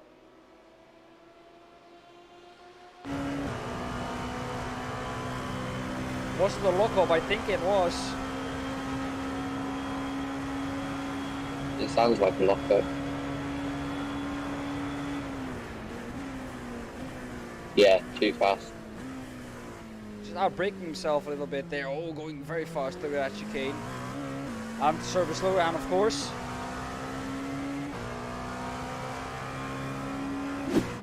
Those are the things that you do not want to see. But luckily both of them got through cleanly. Here are the Team Kirsten's car. Around the outside is Ryder Engineering going to go. Pepe said he does not like that, but if he likes it or not, Ryder Engineering is going to do it.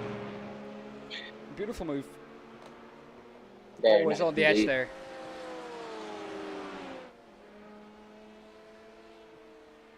Cardboard blue. Yeah, they are then. Wow, what a shot.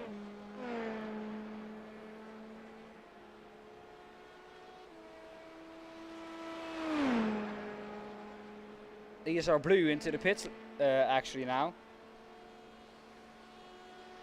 So Ryder Engineering red gets back ahead.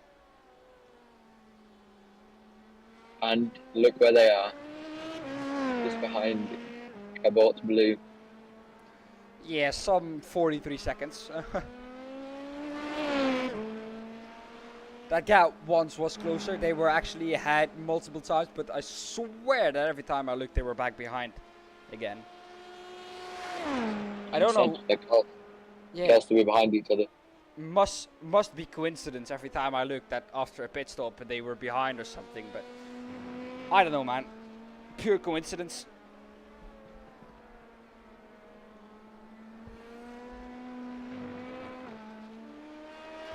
You can see the rubber build up on that LMP2 in the front of it. Yeah. Well, we're getting closer to another hourly update again. That is how fast an hour just passes by.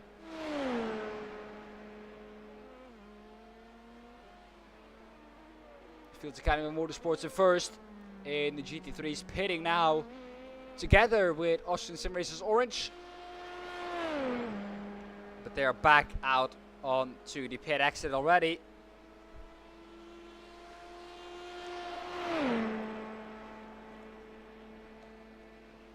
Closest battle on track. This one. Oh yeah, this is for the lead in the GT3 class, or in the GT3 AM class.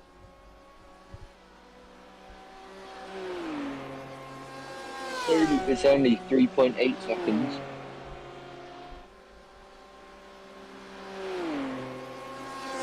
Very, very weird. Martin Hobson in that car. Well, we know Martin is very, very fast.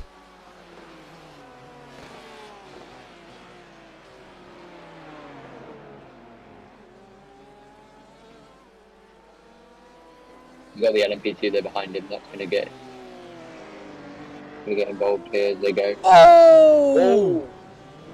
That was just rear locking, I think, there from Martin, and that is something that he said halfway into the race or something, around that 4 hours in.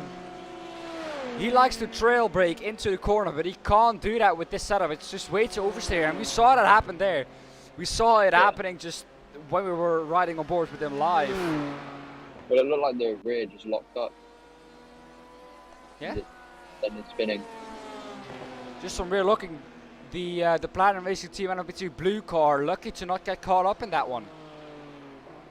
They would not be happy with their own team in the GT3 hitting them. But that has cost him a lot of time. 5.8 seconds they got now. Every time we have a battle, it's ruined. By one mistake or another. No mistake can cost you big time. Yeah. Almost another there on the exit oversteery.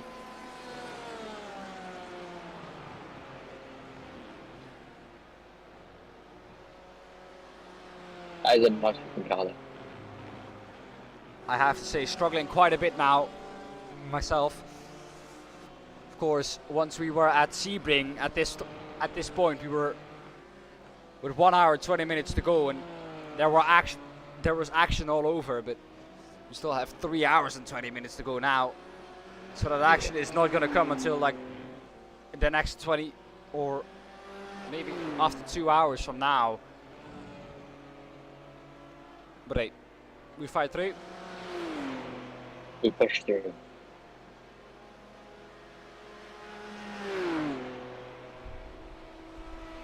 Once you're home, I'm going to get a nice hour of rest.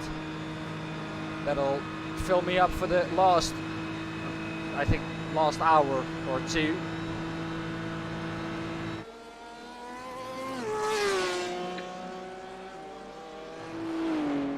Yeah, I don't even know what I'm having. So how long until you're home?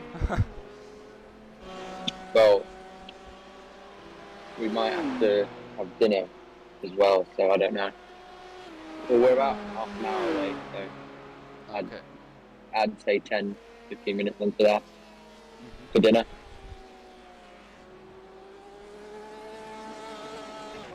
Okay, yeah. Well, I'll be joining you then, I think right after, or right at the "it's getting exciting now" time.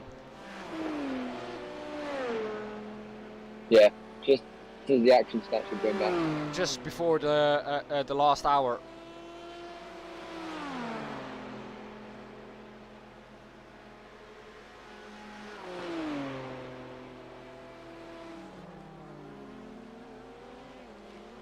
New fastest lap of the race last time round for Tempest Sim Sports Spec 1 or 3:29.38 is now the fastest lap time.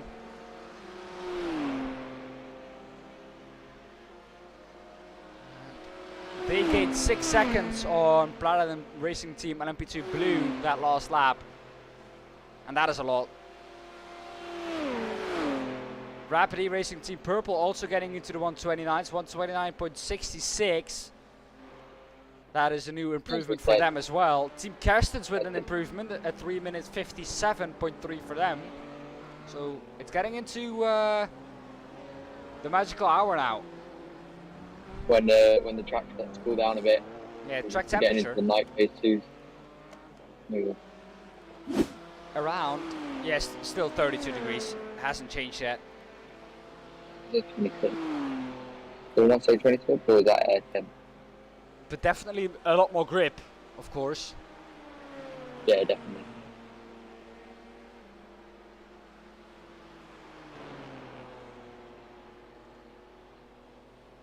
As the temperature starts to cool down, then the tyres start to grip a bit more to the road. You don't want it ridiculously hot, or else you're just going to not have any traction. You'll have traction, but the tyres will be done. Yeah.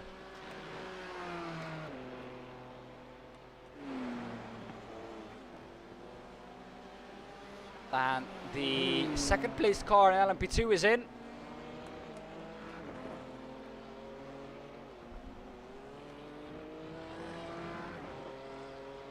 That promotes my favourite team up to the two. The second.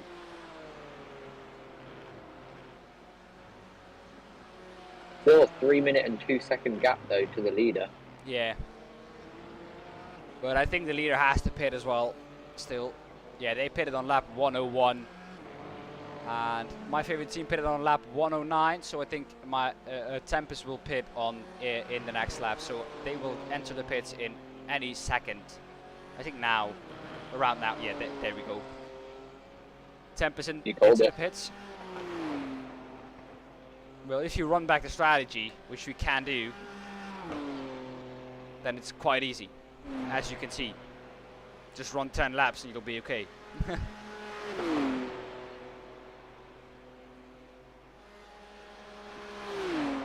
So nobody gaining any valuable time in the strategy. Everyone running 10 laps.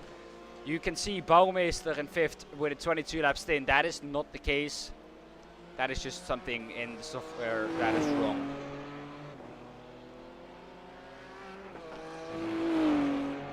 And that doesn't sound a lot, but around Le Mans when you're doing 3.5 minute lap times. It isn't.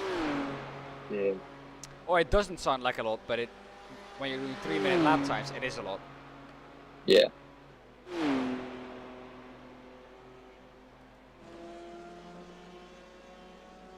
Martin Hobson, can he get closer? 4.7 is the gap again, so he is gaining.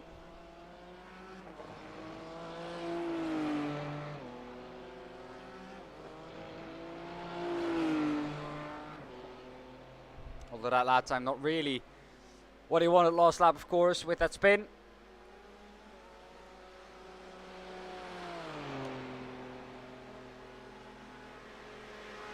Let's look if there are any closer battles on track. For the moment, this is the closest with 4.4 seconds on in the difference. Soon though, hopefully, battles will start to commence again. Yeah, towards the end, of course, you will have more battles.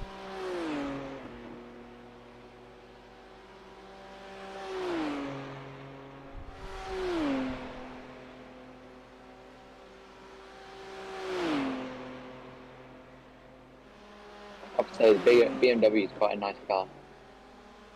Yeah, It definitely. looks quite nice. Definitely. The thing with the BMW, it seems like, is that on the straight it's lacking a little bit of pace actually, this car, compared to the Porsches. Every BMW, when it was behind a Porsche or a Lamborghini, it just couldn't pass on the straight. It gained until about 3/4 onto the straight, and then the Porsche or the Lamborghini just started to eke out a gap again. Which is odd because they're While the earlier in the BMW week. was having slipstream. Yeah, earlier in the week when we saw the PRL race, the GT4 BMW is just quick in the straight. Yeah. So it's the reverse. And they pulled in a reverse car this Saturday.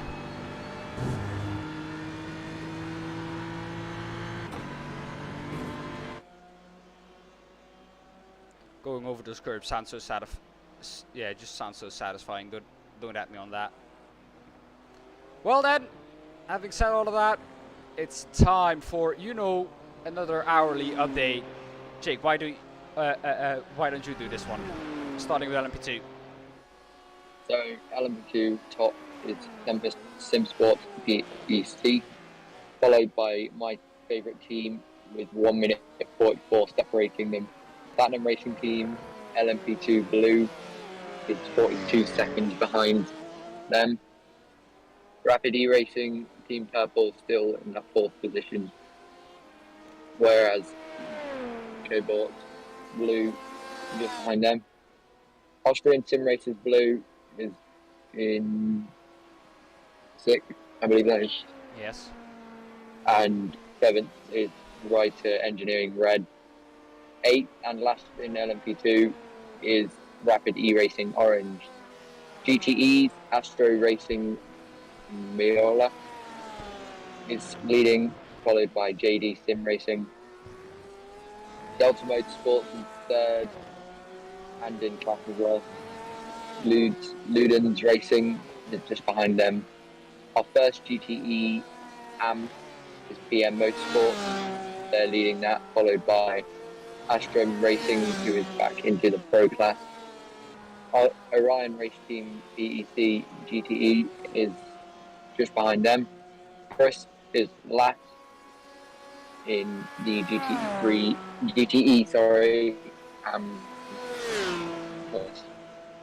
GT3 field is Fields Academy Motorsport leading them, followed by Orion Race Team Tech GT3, which is about 40 seconds behind.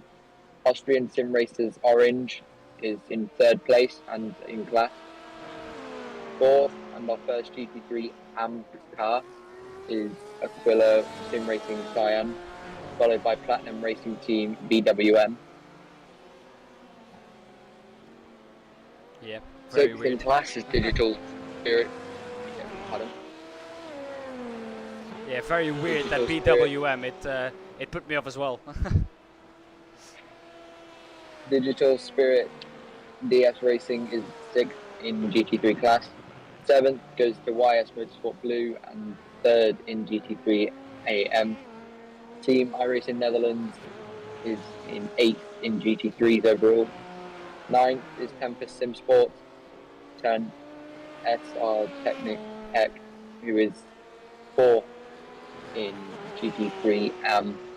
Bikers Online is 5th in GT3 AM again, and Team Kirsten's is the last of the running cars. Yeah, sadly. Yeah, How many retirements do we have? 2, 4, 6, 8 retirements out of the 36 cars. So 28 cars only running on this big track of Le Mans, where you normally see 60 plus cars running. yeah, it's definitely quite a small field for Le Mans terms. Well, I think the drivers won't be too worried about that, because that will mean that they will get enough free track running. Yeah, and as we said, only a month or so until the real Le Mans, so they'll probably be getting some valuable data from this race as well. Yeah, definitely.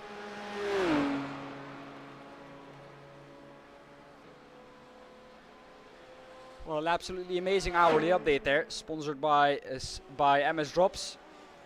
Felipe Silveira still leading the way for the Tempest Sim Sports Pack team. And they led every single lap like they did last race. Yes. And like it looks right now, I think if nothing happens, of course, with them, because in 3 hours and 10 minutes, still a lot can happen with them. Yeah. Like we've seen in other races, they have led for the last 18 hours, and no one else has led for the last 18 hours in a race yet. The last 2 races, then, if they manage to do so. No one, not even with pit stops. It's crazy. They got a rocket engine attached to the back of it. Yeah, Fernando Alonso would be proud, even if you put the rocket ship. But they're not 11th, so. Or are they? No, they're first. They're minus one of the ones. Well, Ludus Racing is on a mission with a 3-minute 49.35. They are over a second quicker than the leader in GTE, and over a second quicker than everyone ahead of them. 56 seconds back from Ludens Racing they are. So they could maybe try and snatch another podium. Or try and snatch closer to that podium. Yeah, definitely. A lot can happen in 3.5 hours. Not 3 hours, 3.5 hours, 3 hours time.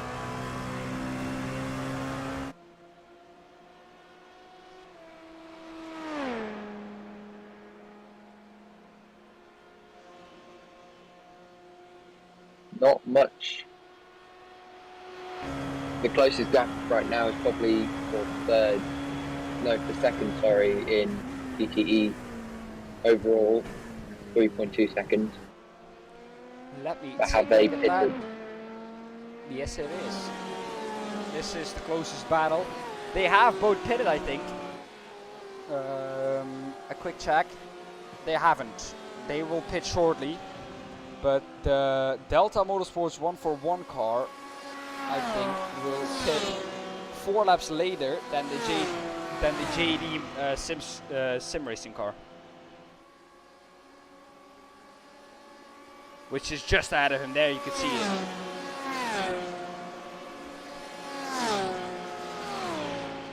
Yeah, strategy is quite a big part, especially in the closing stages. You want to get the pit stop so that you only have maybe 2 or 3 left to go. Yeah. Well, the gap is closing between JD Sim Racing and Astro Racing Majorla, but we'll see that once Astro Racing Majorla, I think, has entered the pit lane.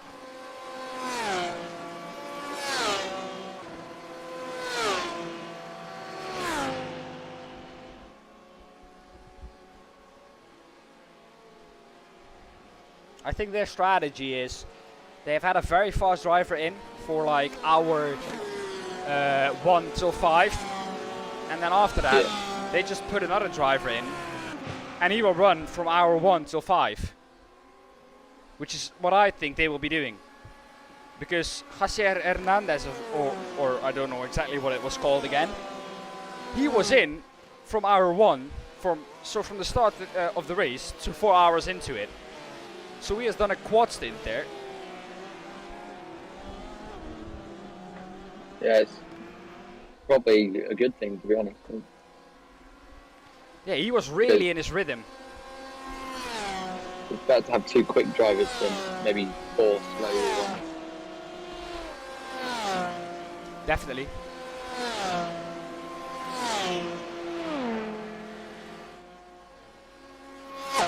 Well, tiredness is going to be a big factor, I think, as well. Oh yeah, definitely. So the further we get into this race, or the closer we get to the end of the race, the more tired I think the Astro Racing Marola guys will become. And that could lead to more little mistake. Yes, exactly. Just give me 2 seconds then. Gap is closing though on JD Sim Racing. It's not the car that is ahead of them, that is the Crips Racing car.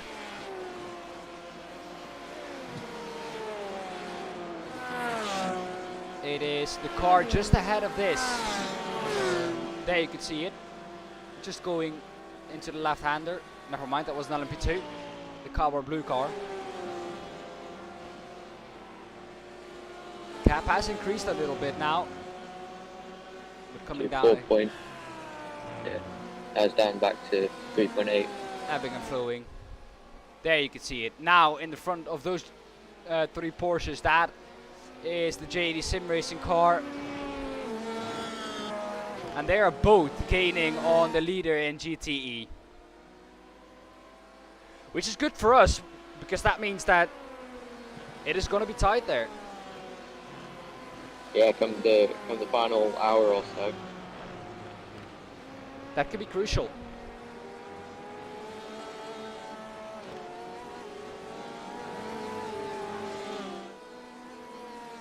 Crips Racing's back up to 8th in class, where it should be.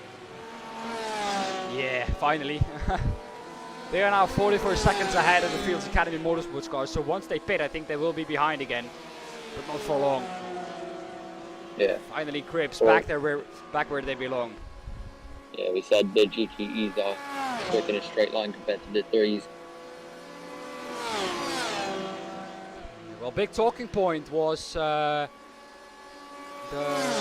driver standards in the practice sessions, of course. 2 teams with drive-thrus for intentionally wrecking someone in the practice session, which is not good, of course. But before we talk about that, I have 3 new fastest laps. It is a fastest lap for Akio Racing Cyan, 3 minute 56.29. Fastest personal lap for Tempest, a 3 minute 53.80. So that is the fastest lap of GT3 overall there. And the new fastest lap for Astro Racing Marola with a 3 minute 48.36. So you see Tempest, the fastest GT3, at 53, and Astro Racing quite a fast. They were second at one point in GTE with a 3:48. So that is only 5.5 seconds, which is not a lot. I bet if you do a 24-hour of Le Mans with these cars with only GTEs and GT3s, there will be a GT3 in the top 10 overall. Yeah, definitely. The thing is also, if you only do it with them, there is less multi-car incidents happening, or less people getting put up by multi-car, you know what I mean? Yeah. This gap is stabilizing at 3.9 seconds. So here we have the, I think this is the, or is it? Yeah, the Delta Motorsports 141 car we're looking at.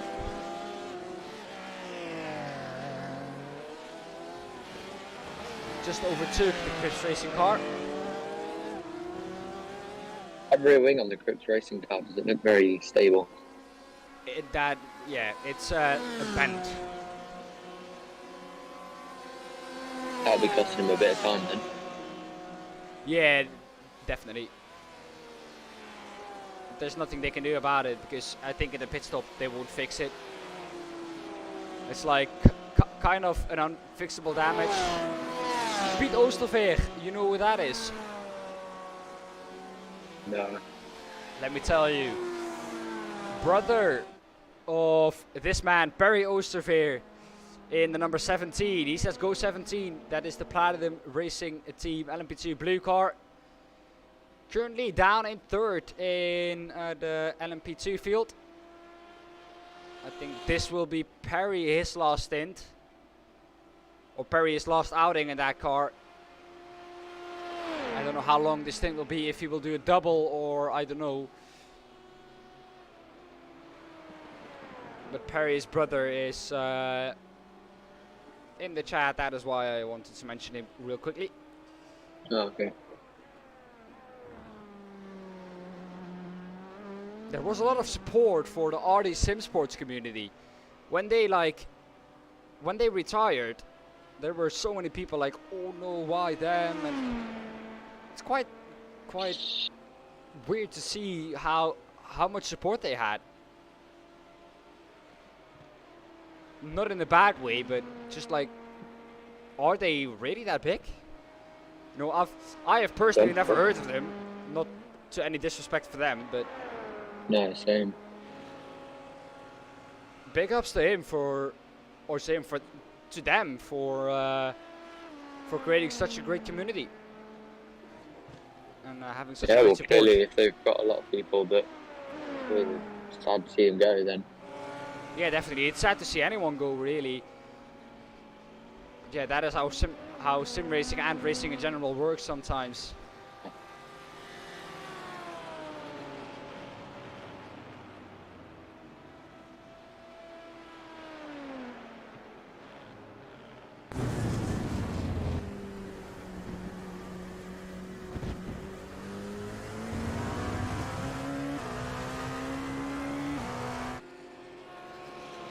See the gap in GTE for third is back down to 4.7. I think it's actually a little bit more. 5.2, yes.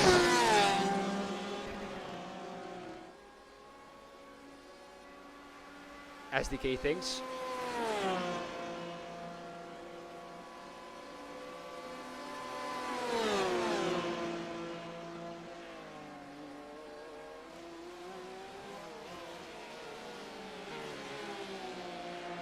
Orion GT3 for P1, easy. Well, at the moment, my friend, they are in second, not gaining on the Fields Academy Motorsports car anymore, with Michael Ditchkovsky in the car. But I would love to see them get closer to the Fields Academy Motorsports car, just of course to have the battle for a lead. That if you could see a battle for the lead at this stage in the race with less than 3 hours to go, that would be amazing. That would mean that battle would carry on from now until the end of the race. Every battle that happens now will carry on until the end of the race. Yeah. We have just under 3 hours to go now. Yeah. That is why 4 hours is such an amazing time, I think, for endurance racing. Because after 2 hours, every fight that then happens will carry on mostly until the end of the race, or one car or another must have a certain pace advantage.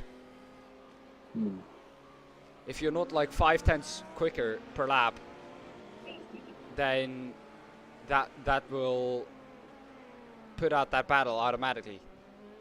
If you're faster than the car behind by 5/10, that battle will be done by the end of first hour. But if you're closer than that, then that battle will carry on. Fastest laps for Austrian sim races orange, 3 minutes 55.56.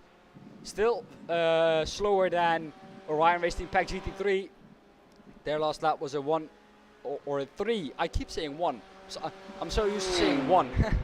1 or Yeah. 2, but 3 never. But hey, at 3:55.19 for Orion Racing Pack GT3. And that wasn't even their fastest lap. Their fastest lap was a 3-minute 54.04. AQ Racing Cyan though behind Austin Sim Races Red with a personal fastest lap as well. 3-minute 54.92.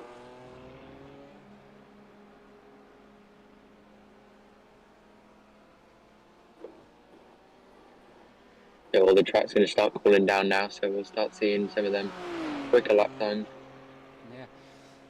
Well, the thing that amazes me the most is Team Kerstens. They are not slow. They are absolutely not slow.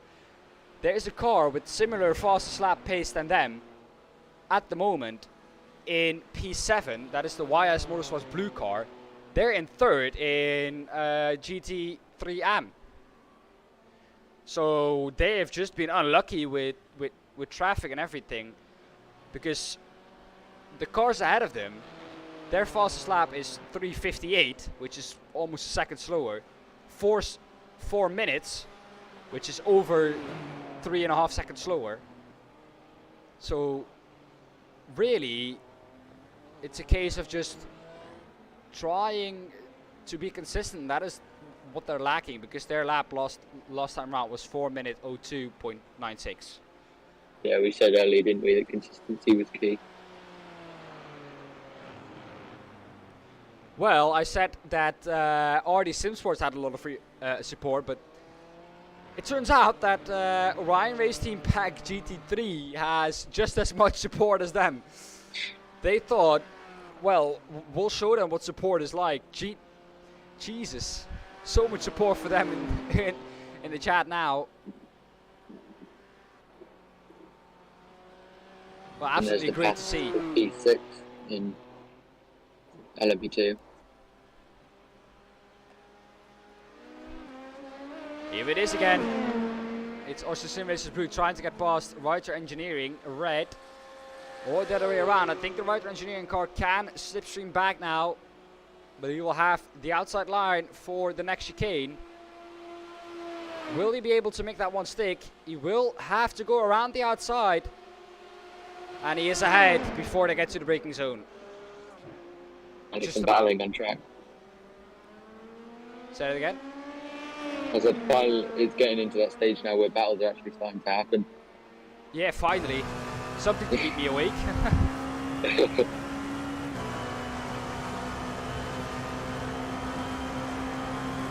This is going back at it again. There we go. Oh, keeping the inside line, very smart there from the Writer Engineering Red car.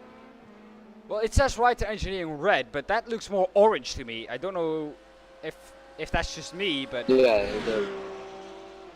it is a cool livery though with the orange, black, and white. It fits really well. yeah. Really well.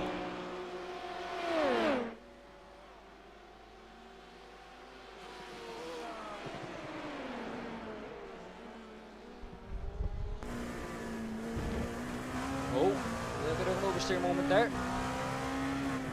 But it's Austin Sim Race's advantage again. Oh, big slide.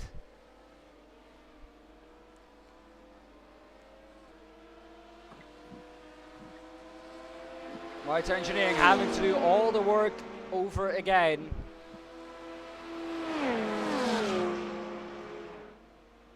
But they've been dropping back lately. Maybe the tyres. Yeah. Just not really a great car on used tires, it looks like. As the GTEs are now pitting.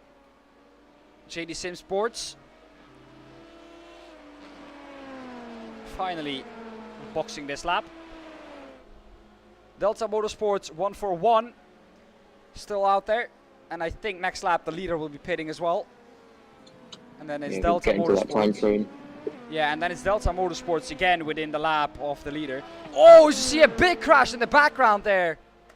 I don't know, that is the Writer Engineering car. That was a big hit, I think, into the wall. Or was that just a spinner? I can't see any damage on the car, so Here we see it. I think it was just too hot, and then he spun, and he kept the throttle down to just do a 180, but it looked like he hit the wall. Yeah, he exactly. just got to the. He kept the throttle in and got going again.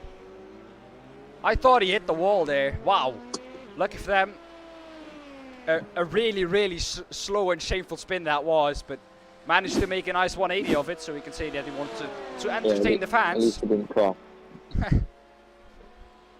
Alright, I've got to go for a bit, but I'll be back in about maybe half an hour or so. Yeah, all good, man. See ya. See ya. Well then, that is Jake sadly gone, so I'm on my own now for the next half an hour again. And being on my own now, I am quickly going to use this as my hourly or my after 2 hours break. 5 minutes, and then we'll be back with live coverage again from me. Until then, I'll leave you with some shots of our race leader.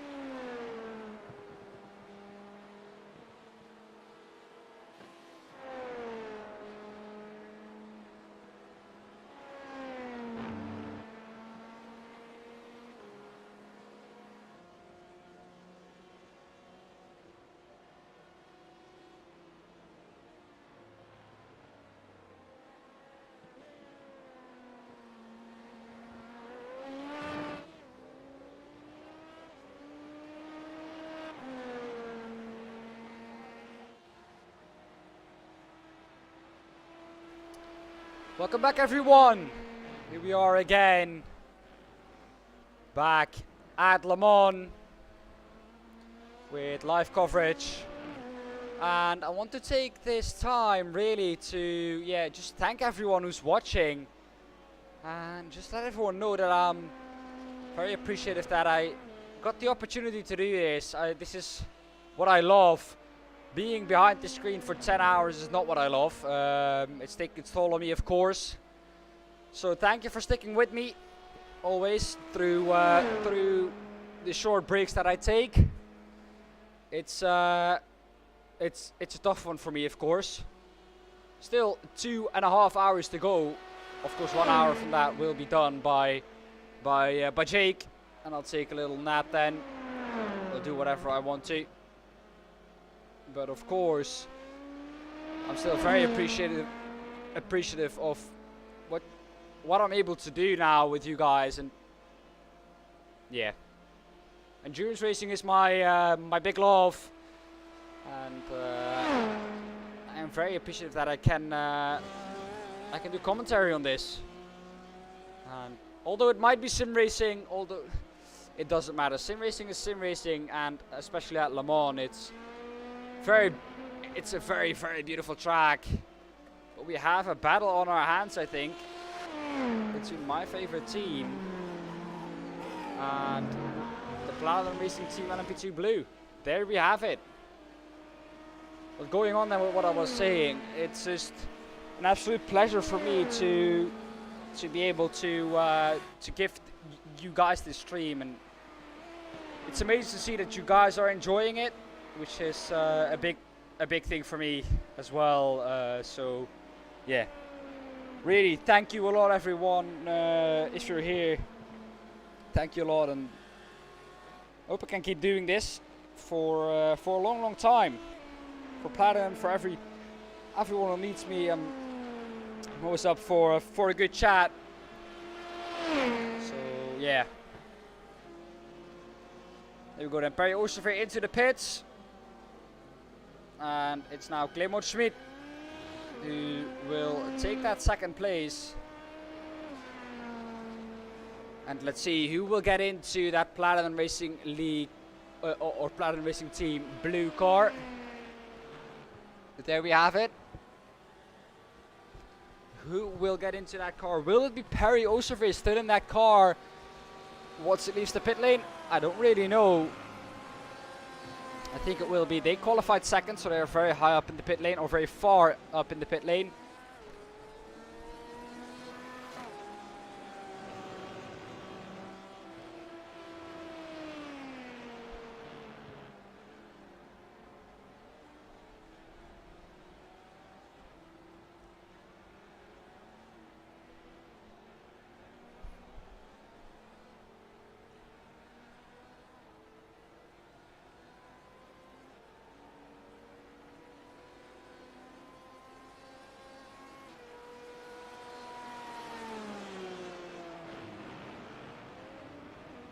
And here we go then. Perry Oosterveer stays in the car. So excited to see what he's going to do now. Oh, there is the Rapid Racing Team purple car immediately on his ass. So doesn't get 1 second to rest, really, Perry. And immediately into another fight again.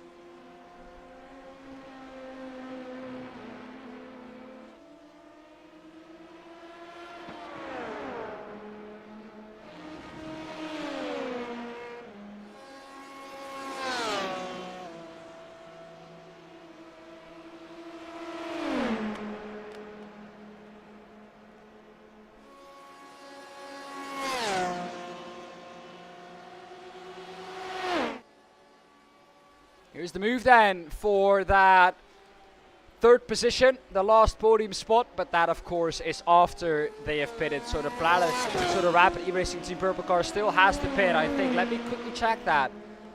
Yeah, they do still have to pit. Platinum Racing Team LMP2 Blue are one of the first ones to pit, so they will have the longest pit stop, I think. Or they will maybe need to do a splash and dash. They need to save some fuel here. Looking at the pit strategy. Yeah, too much numbers really to to be able to see that. It looks like every stint is the same from them as it was from everyone else.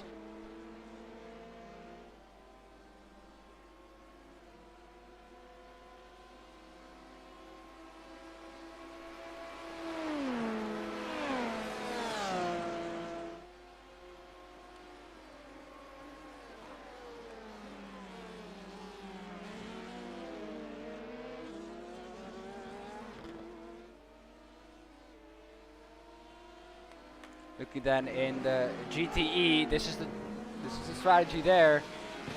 Everyone does 14 laps.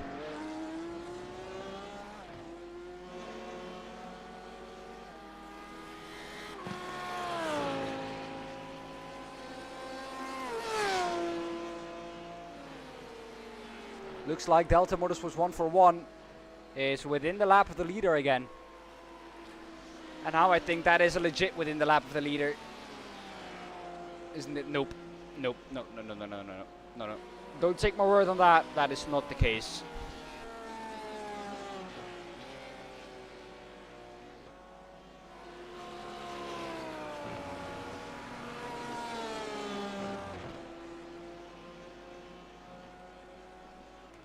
And then in GT3, what is the strategy there?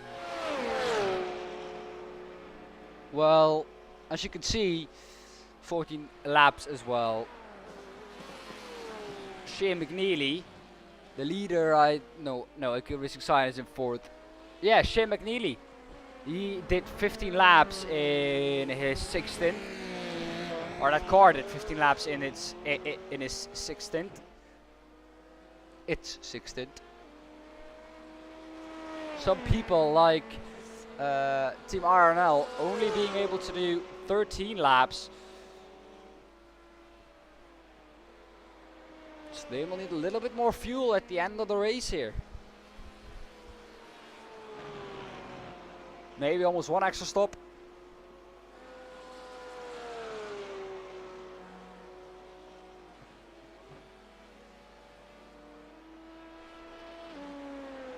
(1:40) is the gap to P7 for them now. So they've closed up almost a minute in just over an hour time. You can hear Christian Streitenberger really saving fuel.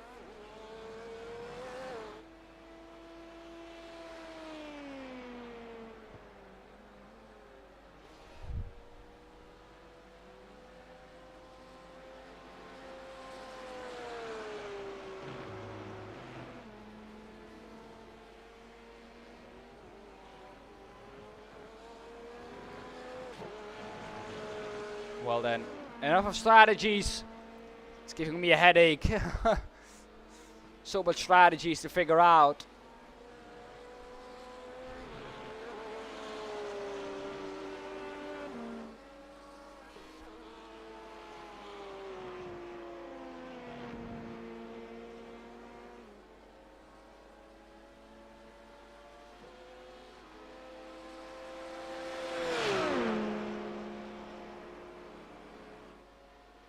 Yeah, their gap is too big to even take that into account, the sectors.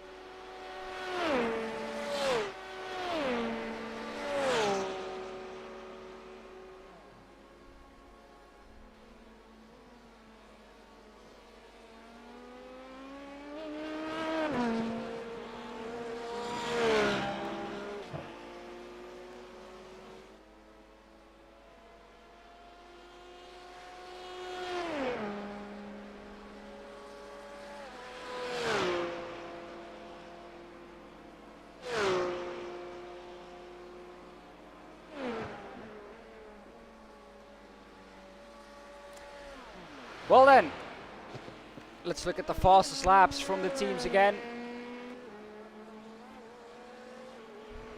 Here we have it. Astro Racing now having the fastest lap by, I think, almost over half a second.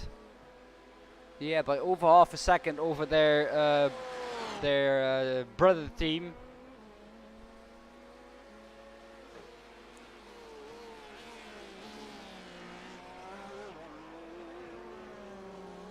Then in LMP, of course, Tempest with the fastest lap. Who else? Although Rapidly Racing Team Purple getting very close to that lap. Tempest Sim Sports Pack in GT3 having the fastest lap as well. Who else? No one really getting close to that time. Within 4 tenths is Orion Racing Pack GT3.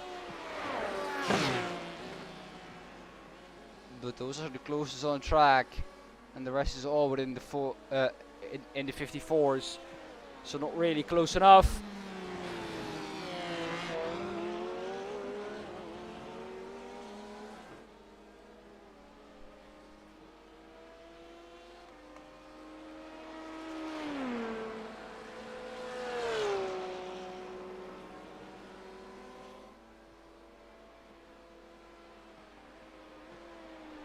So this is the time on pit lane for every car.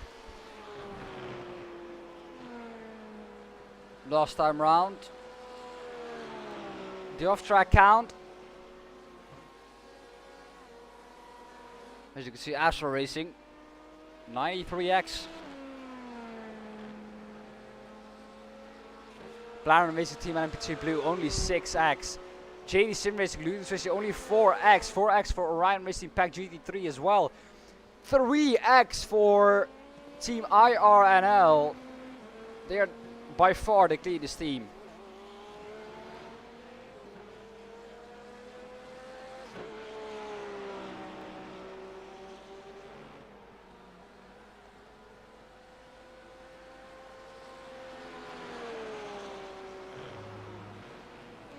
A lot of battles are spread out at the moment.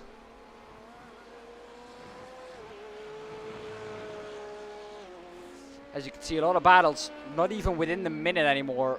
That is what you get with a longer endurance race like this.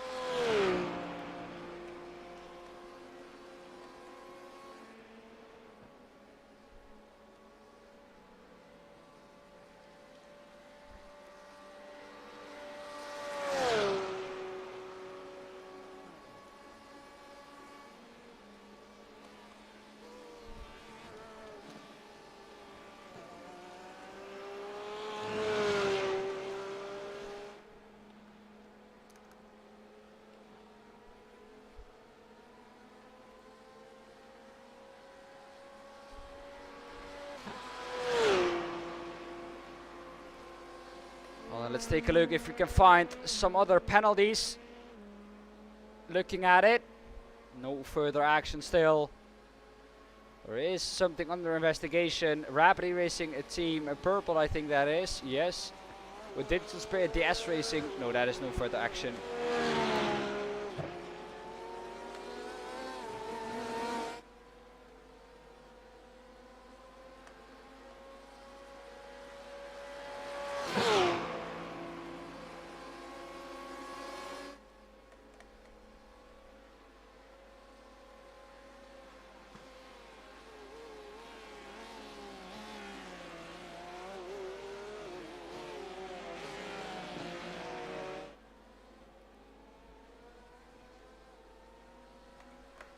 Closest battle on track is this one.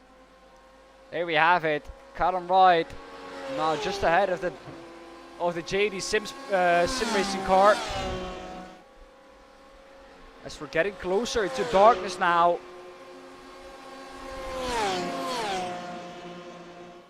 Approaching 9 PM at Circuit de la Sarthe.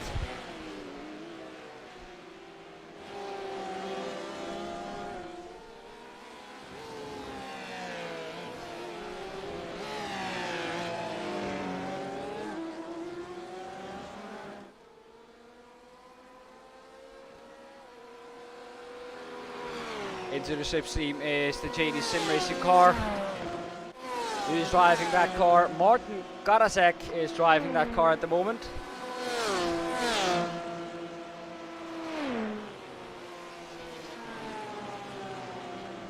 And personal best laps for Fields Academy Motorsports, 3 minute 53.95 and 3 minute 54.41 for Austin Sim Races Orange. And a personal best lap time for my favorite team as well, 3 minute 30.01.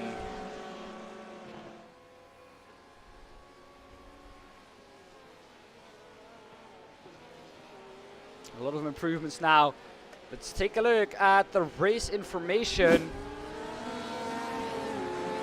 24 degrees is the track temperature. And 23 degrees is ambient temp.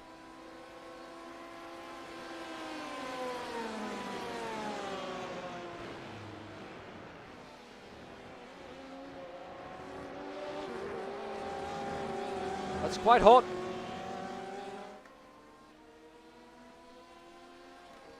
Still for these times of day, but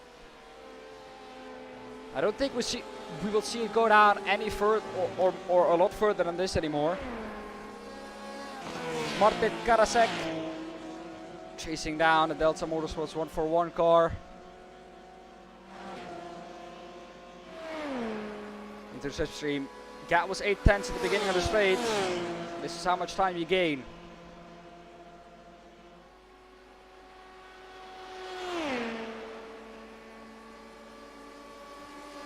3 tenths on straight one.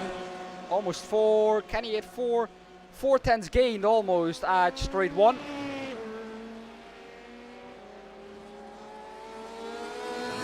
Now he's within 6 tenths. So over the course of that straight, he had gained 2 tenths. Let's see what he can gain now through the chicane and the last straight. 2 tenths. Already down 1 tenth. 2 tenths. Realistically, he has to get to somewhere around 4. He's doing that. So 6 tenths. Let's see what he can do. Again, 2 tenths gained by Martin Karasek. 4 tenths is the gap now. Now he can attack. Maybe down to Indianapolis. Maybe wait with it a little bit longer and not do it into Mulsanne corner. But once he gets the opportunity, I think he will do it. Gonna have to stick behind again. And over that straight, you can see 6 tenths gained there. Going into the braking zone of Mulsanne corner. Oh, and he locks up there. That is some great anticipation there from Martin Karasek. Now the battle is reversed again. Callum Wright is now behind. We'll keep with it. And then we'll take a look at what exactly happened to Martin, to Callum Wright there. Not being able to pass into Indianapolis. Not really a passing opportunity.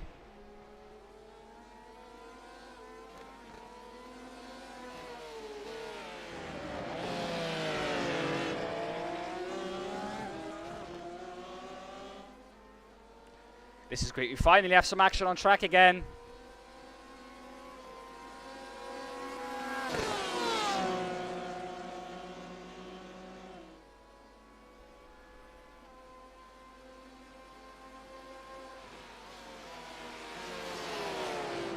Into the Porsche curves now.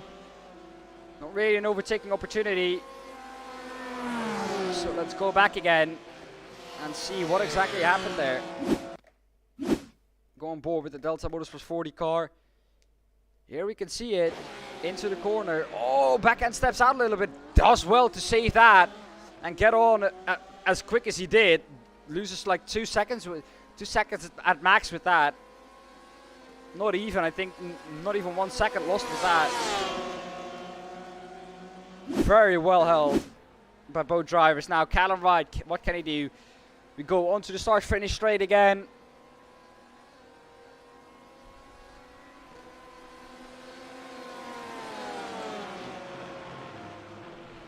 As I expect Jake back within 10 minutes or so.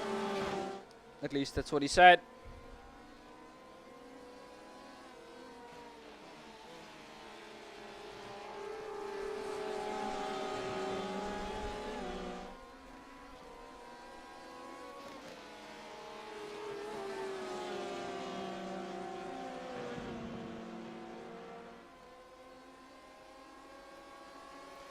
2.5 tenths is the gap. I think this is enough to make the overtake work, but there is going to be an LMP2 car in it as well. Is the LMP2 going to be able to get past? The answer is yes, and he can get past both of them. And the gap is only 2.5 tenths entering the first chicane. Exiting, seems like JD Sim Sports has the better exit. That car on traction, the better car it looks like. And it takes some time before Delta Motorsports 141 gains again. We have Writer Engineering close to Austrian Sim Sports as well. Looks like no, we do not have that. Don't know why it says that then. That gap is around 27 seconds in reality. Don't know why it says 3 tenths, but ayo.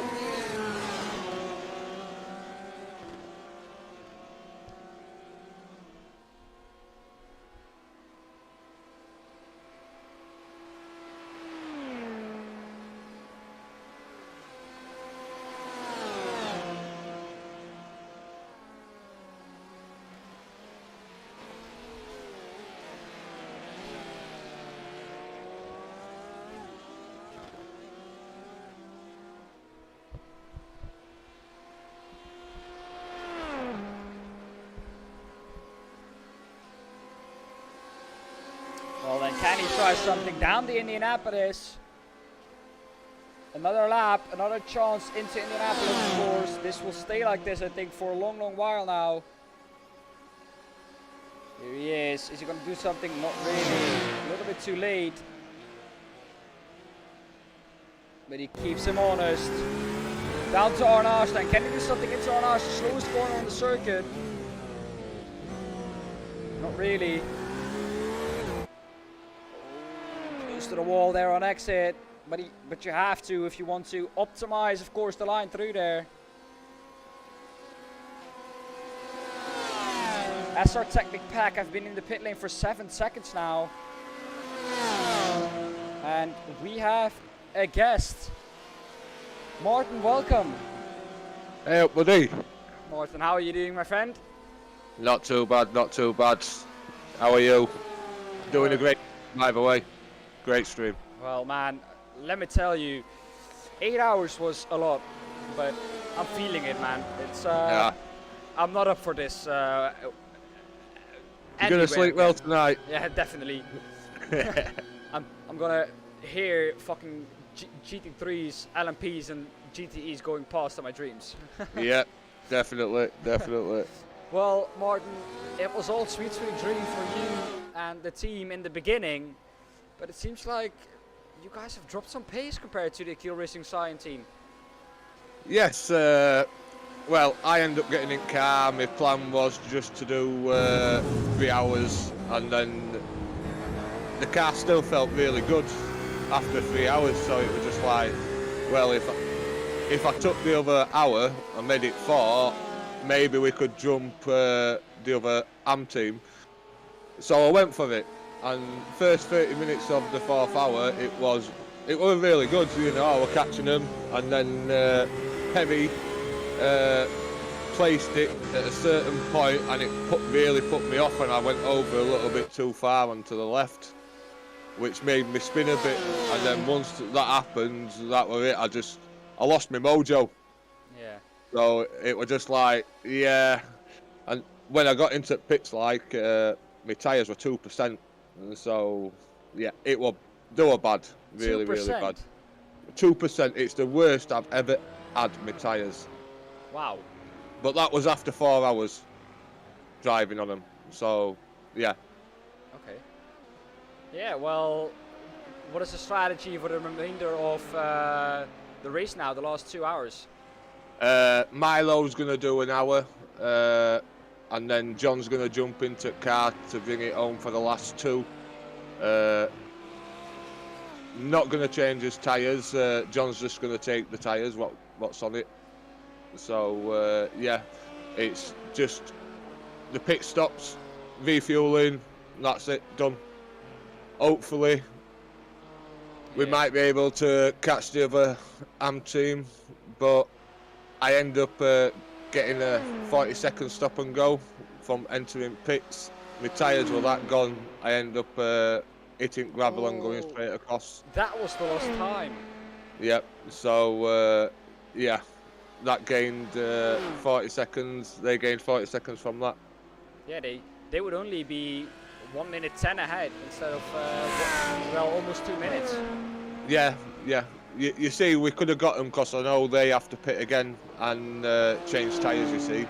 So it'd have made us like 5 seconds behind them if I wouldn't have got the stop and go.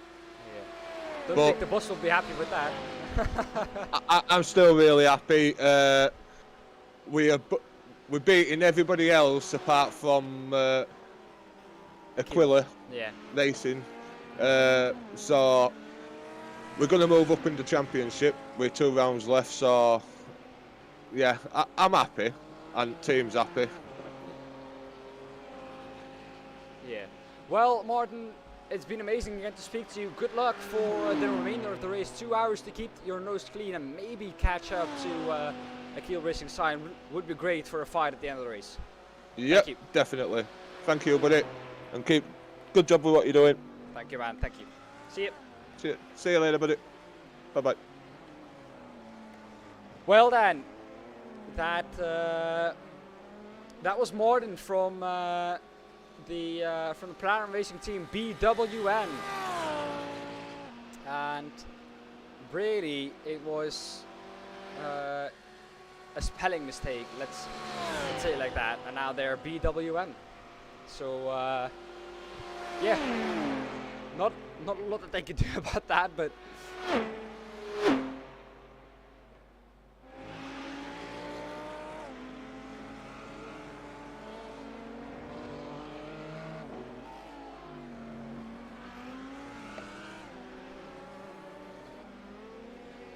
Well, I'm still waiting on Jake to get back. It's really been a long time for me now. An hour rest wouldn't do me any bad.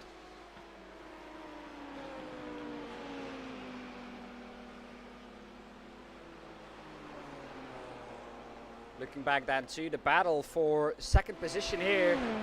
There it is, up behind Team Kerstens.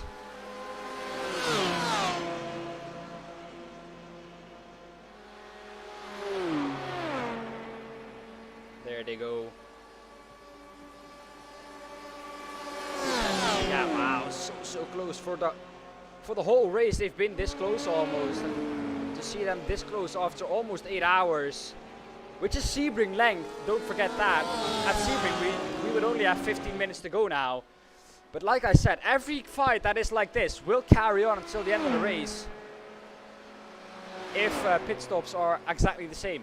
But what they're doing now, and not fighting too much, is just pushing each other on. They are helping each other catch up to Astral Racing World to get back into that lead lap. But that gap has stayed the same like it was a few hours ago.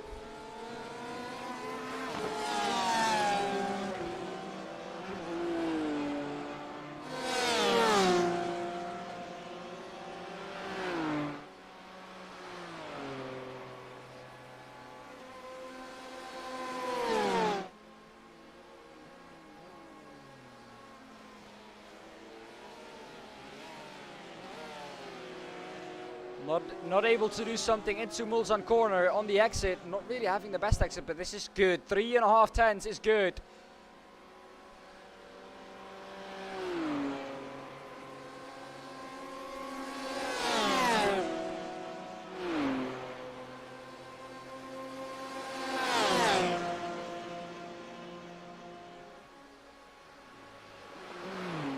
As SR Technic Pack get back into the race, get back onto the track after a long damage repair.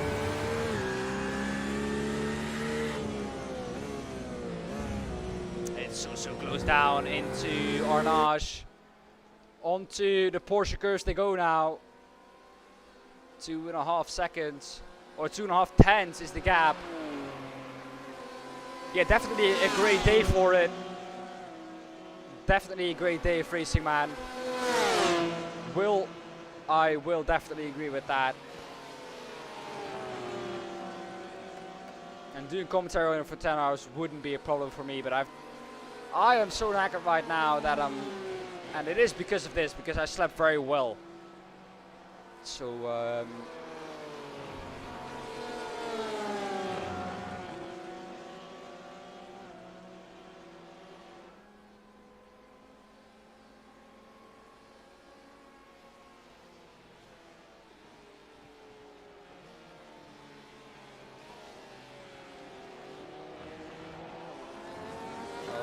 we go on to another lap, and they're as close as they've been for this whole stint again.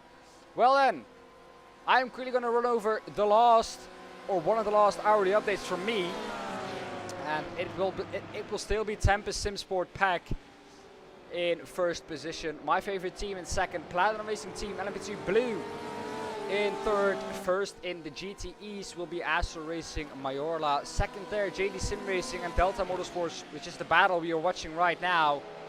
First there in the AM classes, PM Esports, and second Grips Racing, but they are a lap behind PM Motors or PM Esports, so that is going to be very difficult to catch up. GT3 it will be Fields Academy Motorsports still leading the way there. Orion Race Team Pack GT3 halves closed up to 22 seconds. So very good from them there in the last stint. That will be very exciting to see at the end of the race. I think they will catch up just before the end.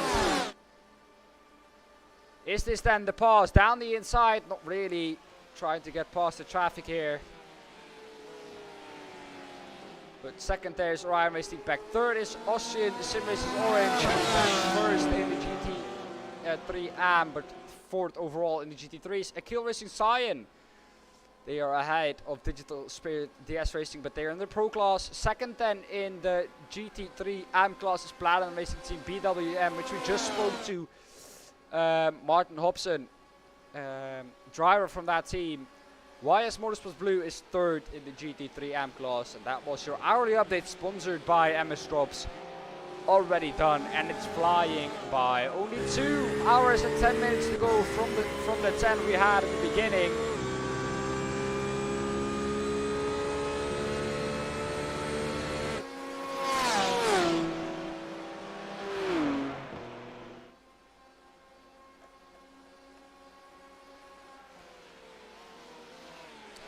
Again, not able to do so into Multon corner, getting very close indeed. And now 2.5 times this, surely this must be it. Surely this must be it. This must be the pass.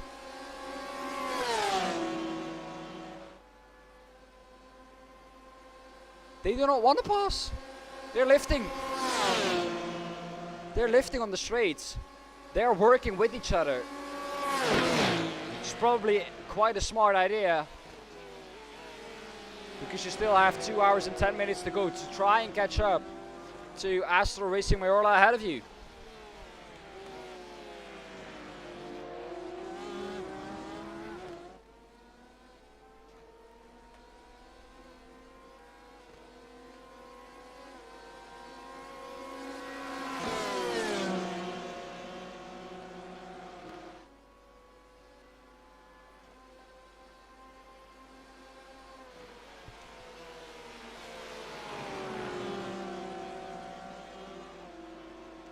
And again, another fastest lap from this car, the Tempest Simsport Pack car. Last time round at 3 minutes 29.12. Wow, wow, wow. So fast, these guys. And a lot faster than everyone around them, it looks like. Going back then to the battle. A battle that has been a battle for I don't know how long now. Delta Motorsports is saving fuel, I think, behind the JD Sim Racing car.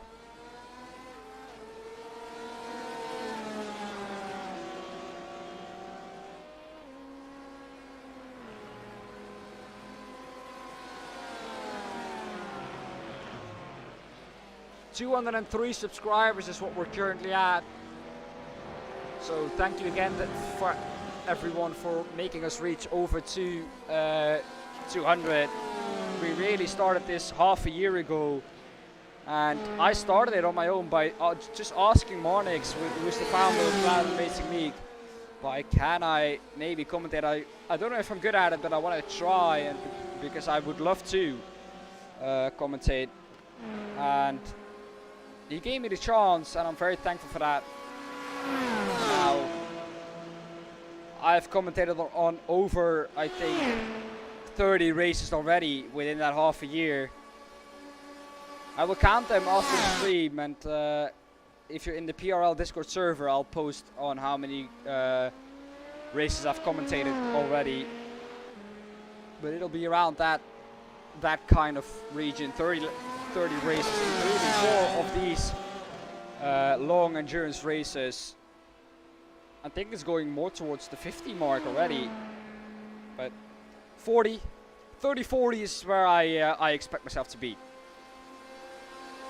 Delta Motorsports 141 car then losing a little bit of pace, it looks like, but catching up to the back of that car nicely again with the slipstream.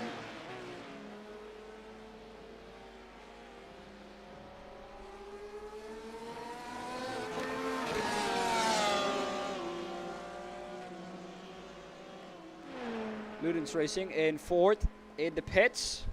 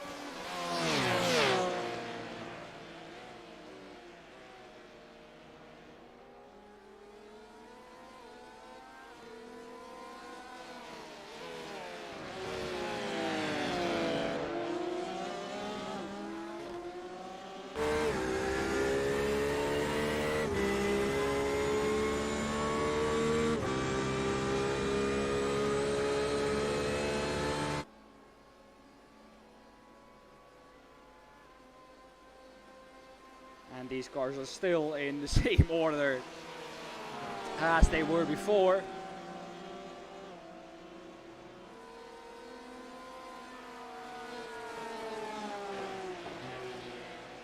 This battle has been going on for so long now.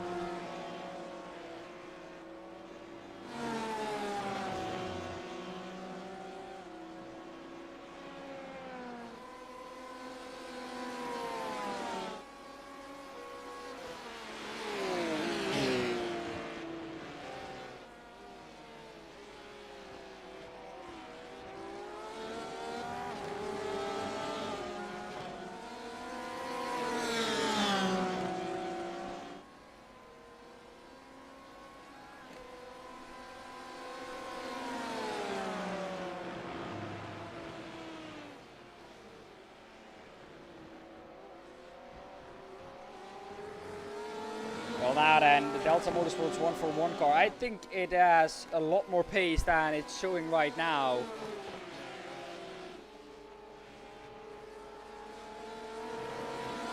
I don't know where Jake is at the moment, but it's longer than 30 minutes. Would have expected him to be back already. Got time for him to do so. Otherwise there will be no point for me leaving. And I would love to get some time off.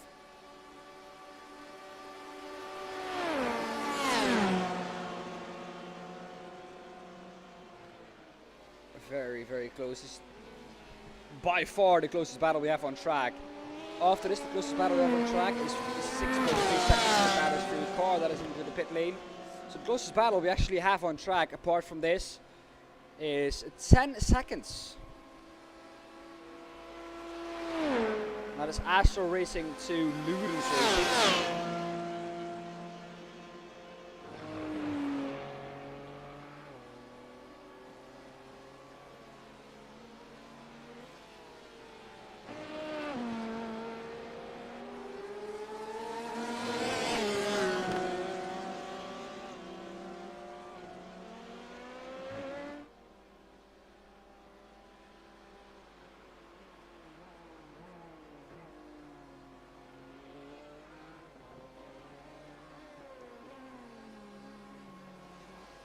And the moment that I have no voice tomorrow, and on Monday, I will think back to this.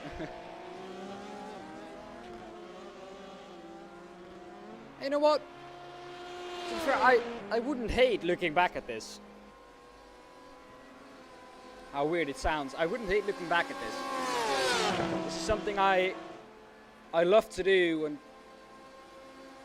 you never look back at that with a feeling of, oh shit, why did I do it? At least I have that.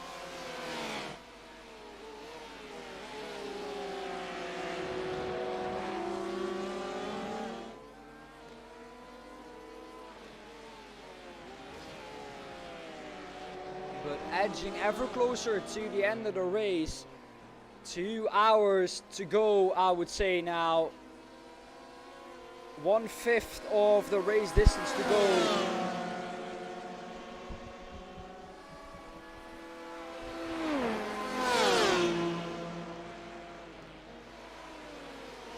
I will quickly take a look for you. Here's the Team IRNL car. It's Ruben Schultz taking seconds out of P7 now. 1 minute and 24 seconds is that gap. That once was 1 minute and 40 seconds. So he's going very, very strong in that car.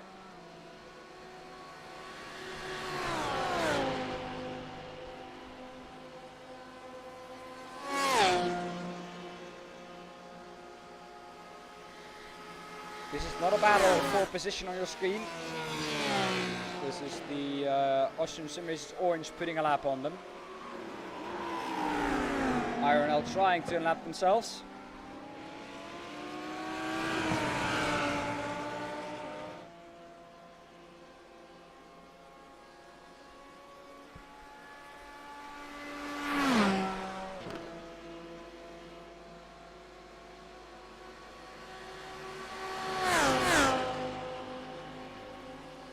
Yeah, Rene, he is very, very quick.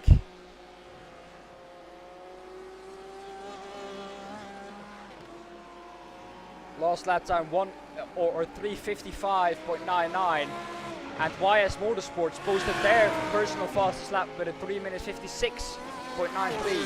So he was over a second quicker, not even posting his personal best. So that tells you something about how fast he is.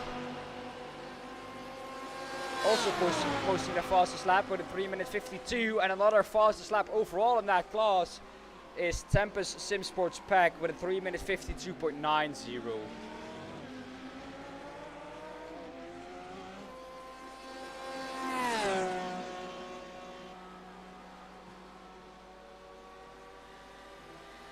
The gap between them and IRNL is only 1 minute and 47, and last lap he took, to be exact, almost 3 seconds out of Ruben.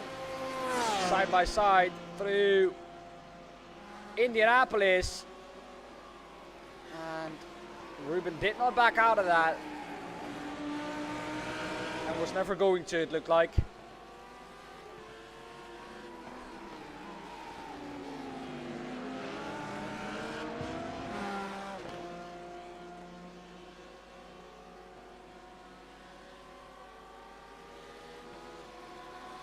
No penalties to talk about since 10 minutes before 7 Central European time. So that is for over 2 hours and 20 minutes now that there have been no incident reported. Mayola going around the outside there. Difficult to do and very close to that IRNL car. But Ruben keeping his nose clean. Rene, I don't know if you can get someone from IRNL in here into the waiting room. I would love to speak to them. I would love to speak to them and talk about how their race went.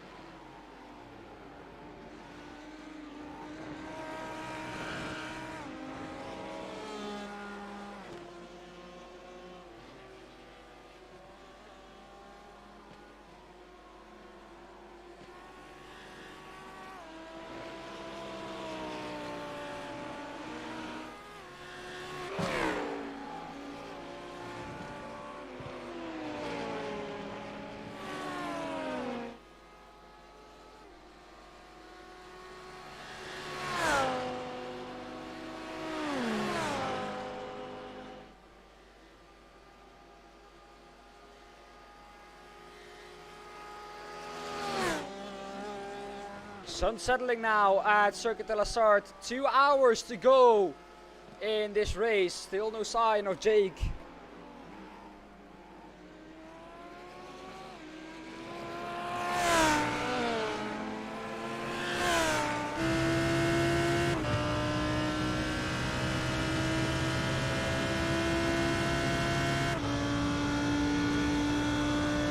This is then the Team iRacing Netherlands car.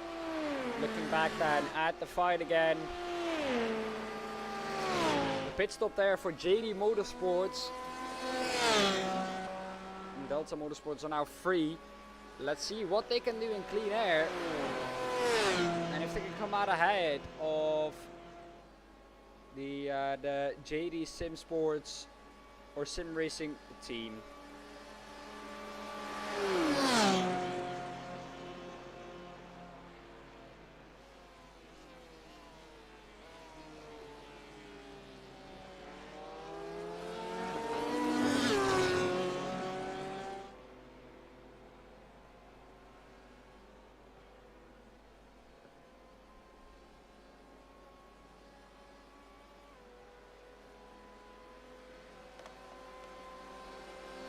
Yeah, I think Ruben is definitely a bit busy at the moment.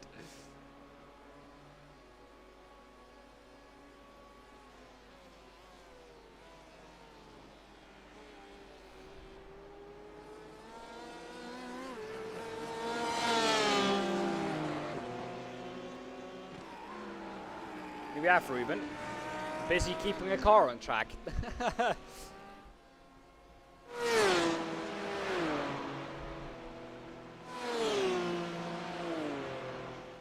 Well then, JD Sim Racing pit stop was 34 seconds long. 1 minute and 10 seconds in pit lane, spent in pit lane. Let's see what the time from Delta Motorsports 141 is going to be. Are they going to change tires or not? I think that will decide their strategy.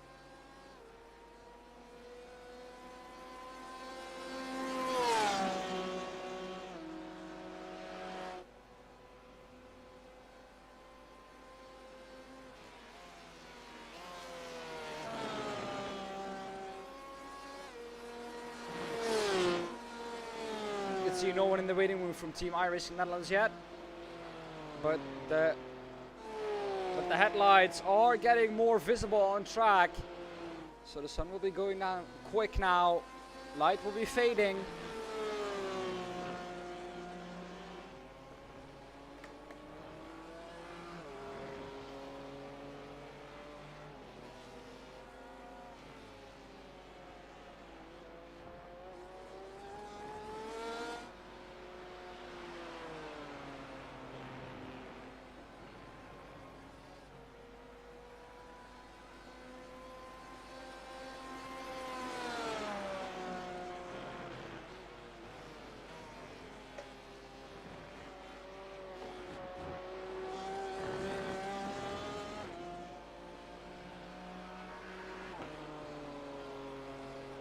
Callum still not pitting, still out on track.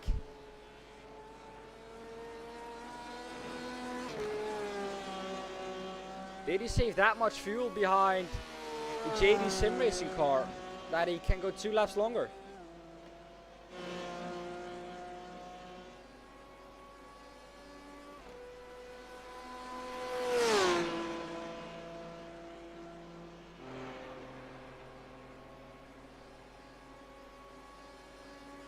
Personal best time for the Orion Race Team Pack GT3, 3 minute 53.43, and also best time for this Delta Motorsports 41 car, 3 minute 48.41.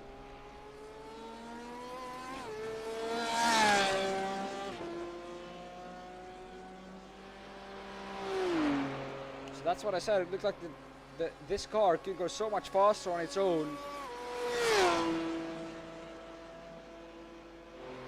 But it chose to save fuel.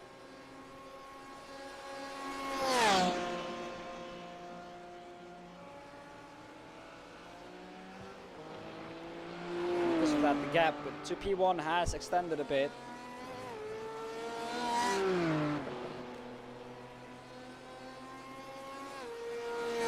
We'll see when he pits.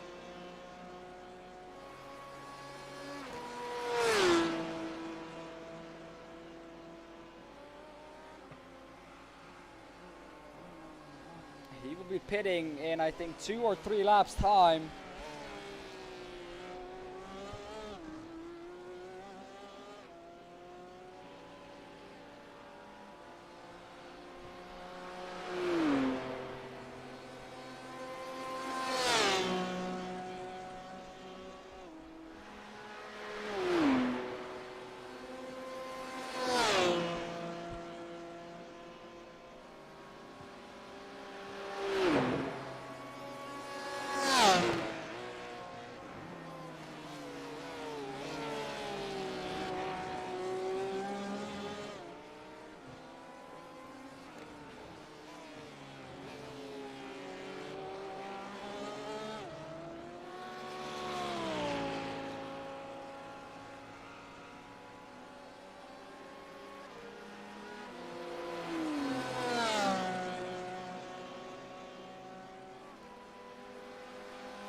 He wants to get past that car before the Porsche curves. Does manage to do so, does have to compromise his line a little bit.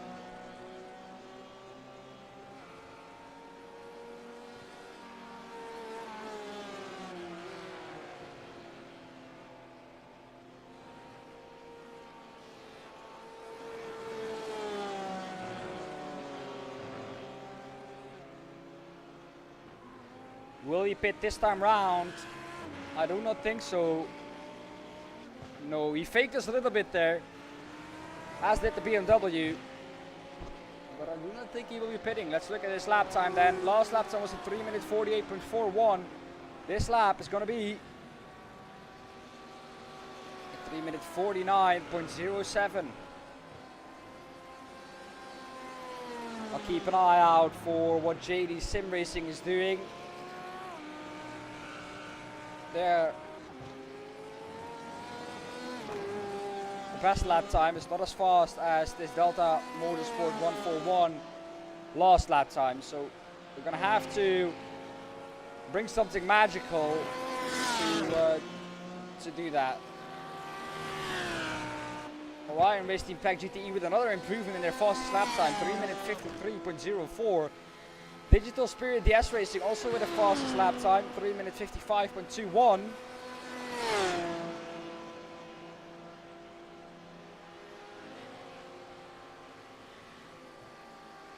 And the lap time for JD Sim Racing will be, I can tell you in a second.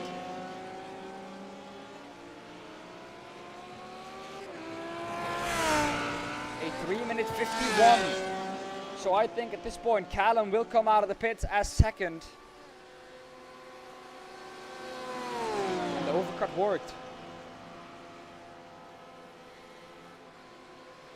But he still has a long way to go, I think, until his pit stop.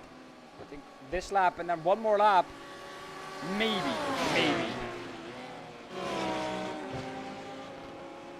If we manage to save fuel.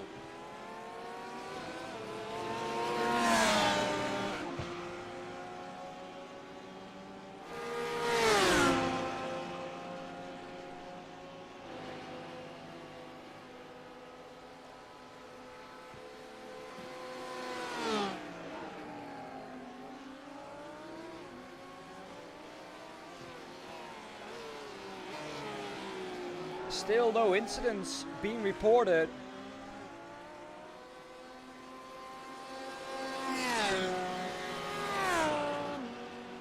Knock on wood.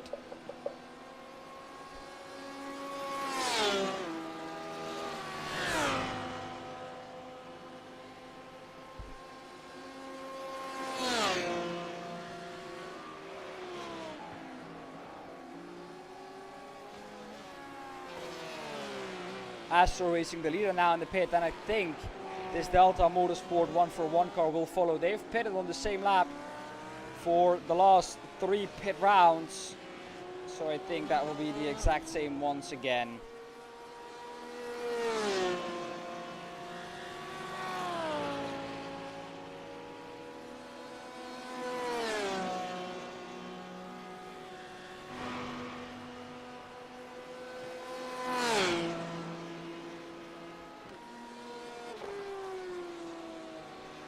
Cardboard Blue in the pits. They've been in the pits for 3 minutes already. So that is something that has happened to them. Let me take a look if I can find something. Who is in that car? Van Rooyen. And he's now going out, and that is a hampered car. They cannot drive that back.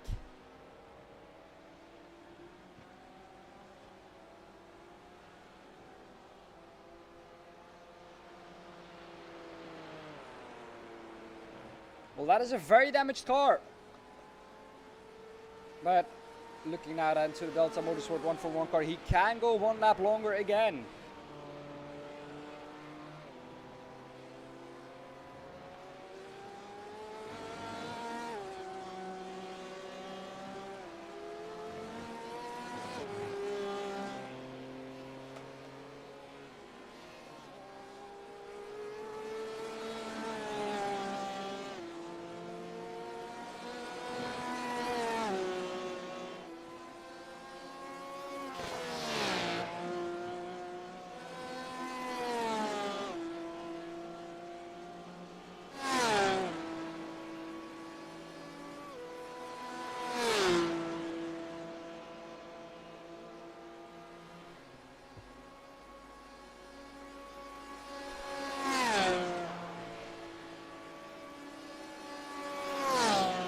Still no sign of Jake joining.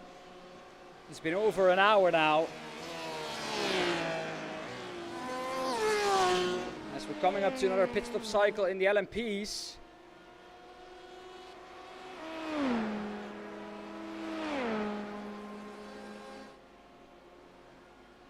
And this is the pit strategy, how they are looking at the moment. Really a lot of valuable data for us to see there.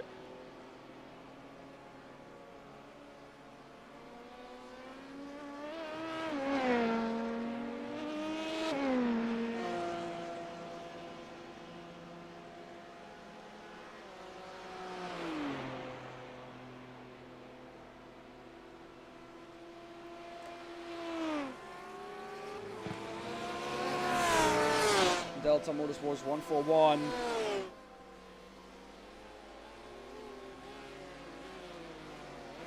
Still out on track.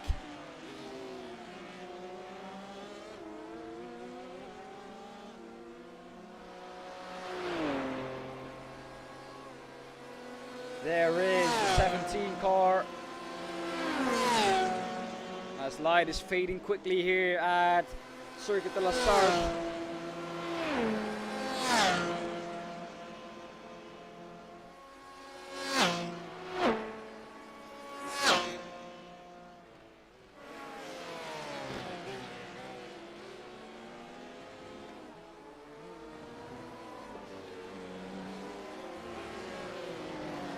Is he going to pit this lap?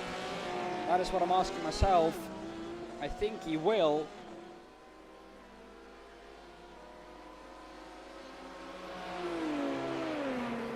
But that is going to take some time. As the Cardboard Blue car is still in the pits. It has been in there for another 3 minutes or 6 minutes already into the pits.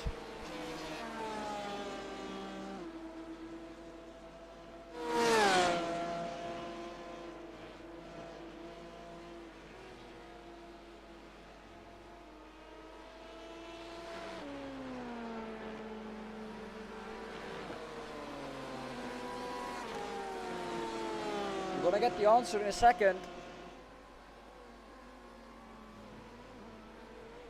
Here he is coming into the pit lane. This is the moment that decides if they get out ahead. 1 minute 10 was the pit lane time for JD Sim Racing.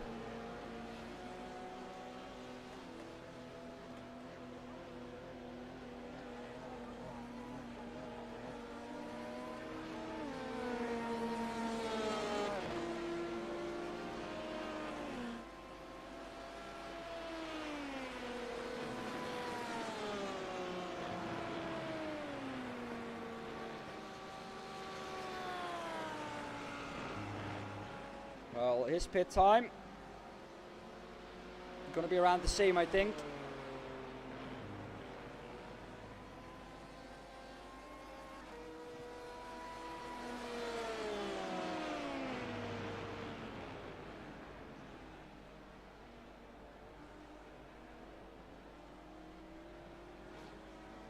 And here he goes, moving again.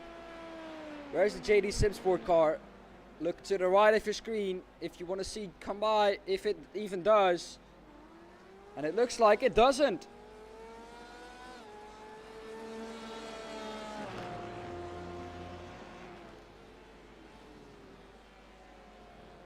That JD Sim Sport car has lost a lot of ground to this to the Delta Motorsport 141. 12 seconds is the gap now, which I did not expect.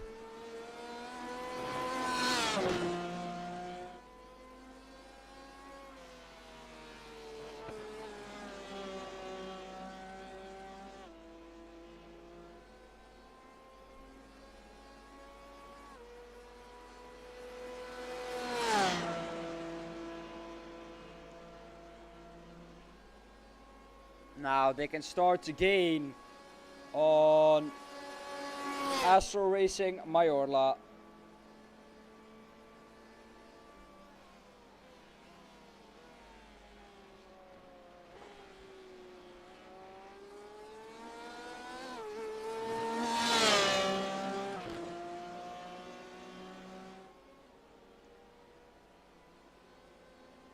And still in the pits is the cardboard blue car.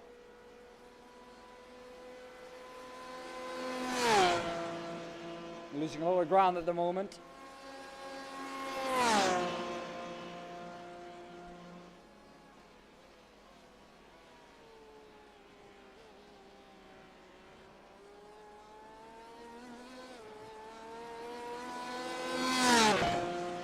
The Chris Racing car back again. In the mix with the GT3s.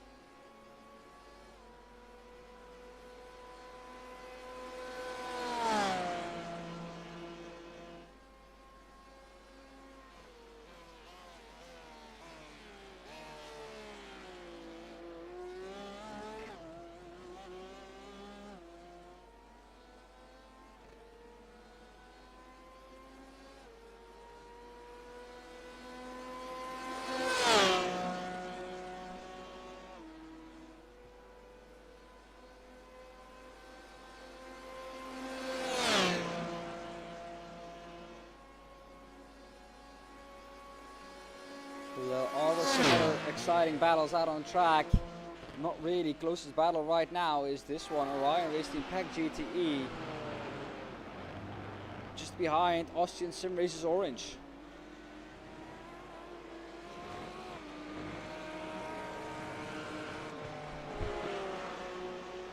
And then it's Q Racing Cyan just behind Digital Spirit, the S Racing, but they don't have to overtake them because they have first in class.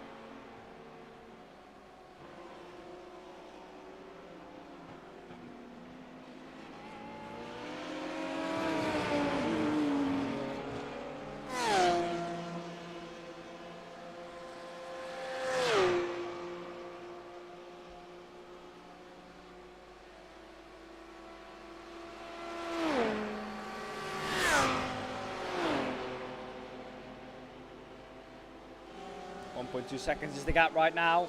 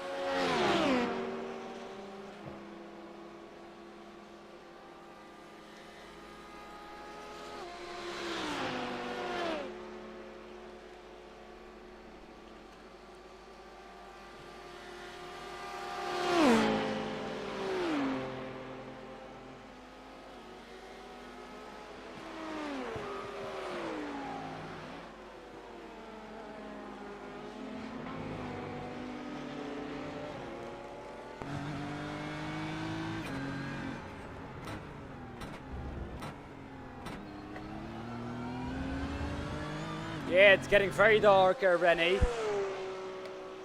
It's gonna be cool to see these cars in the dark. This is the race info. This is how we're looking. 24 degrees track temp, 23 degrees ambient.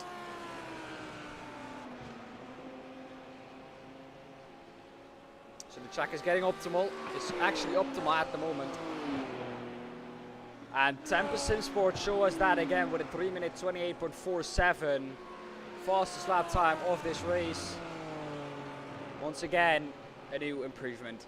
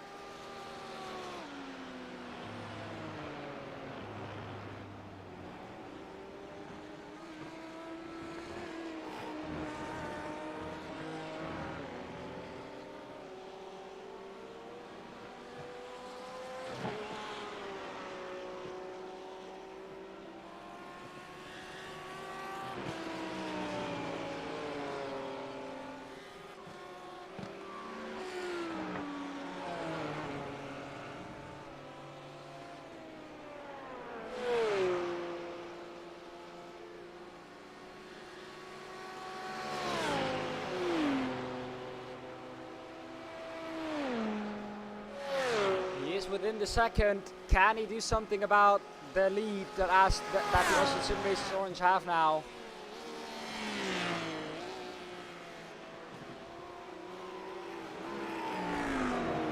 You bet he will try.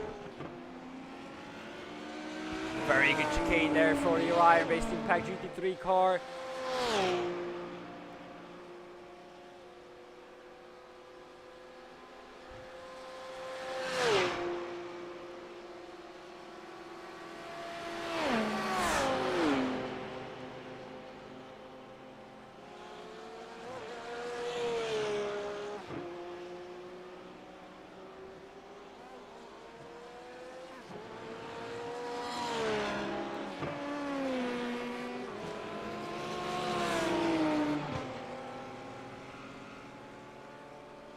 Four tenths is the gap now. He looks to be pretty much a lot faster right now.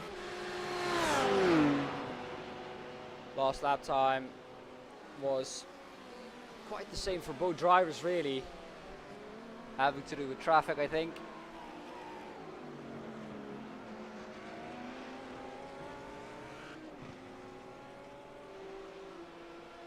It's one thing to catch up, but it's another thing to pass. That is what a wise man once said.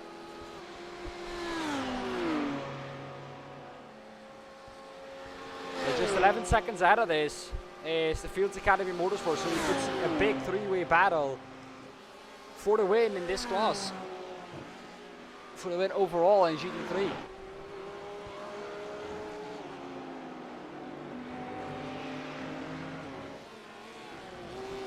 Which could of course get a bit feisty.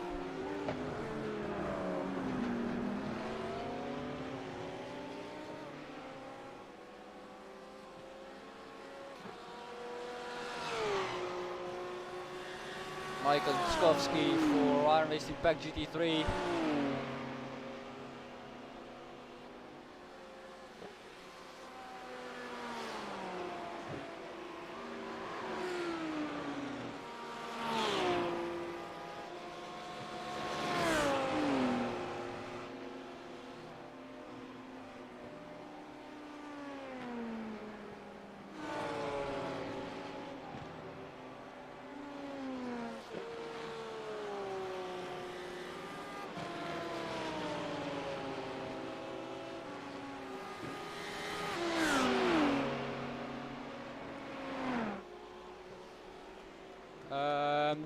No, IRNL is not battling with P8. These are the gaps between the cars.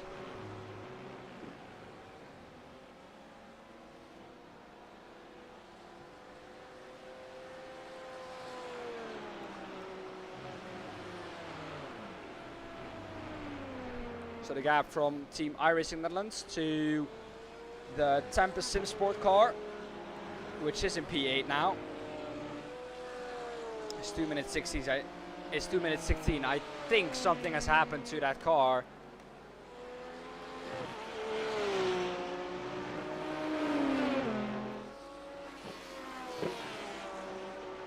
There it is. Here we have it. I think we found what happened to that car. There he is backing onto Arnage. Not the fastest way to get through there. That's for sure.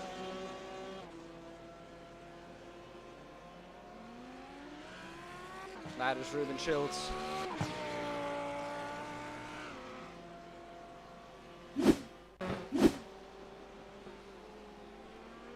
No, that is in minutes. 3 minutes.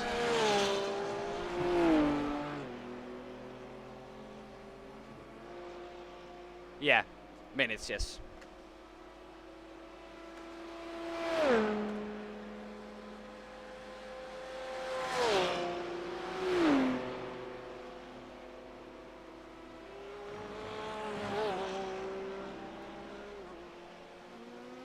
So that is in minutes, luckily. Or sadly, really, because everyone seems to be around a minute apart from these guys who are battling on track.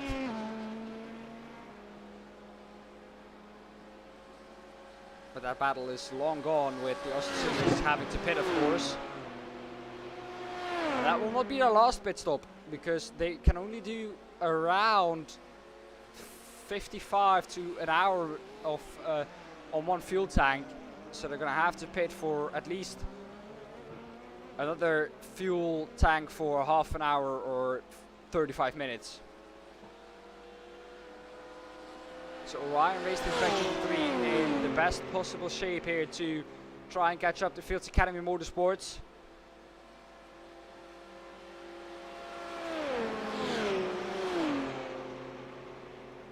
It's Nicholas in the pit lane for Platinum Racing Team LMP2 Blue. From second position, that is.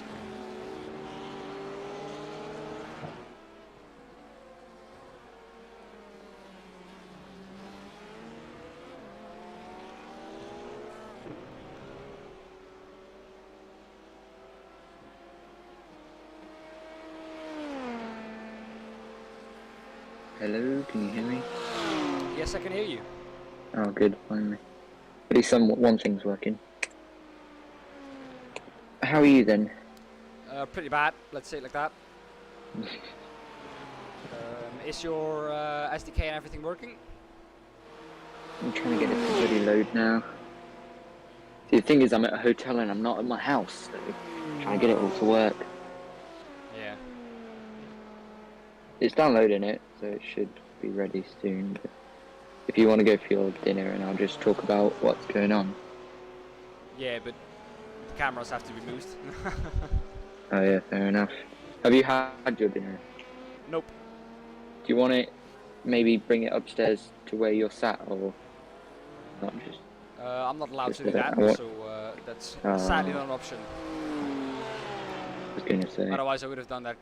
Great idea, though, but not allowed to.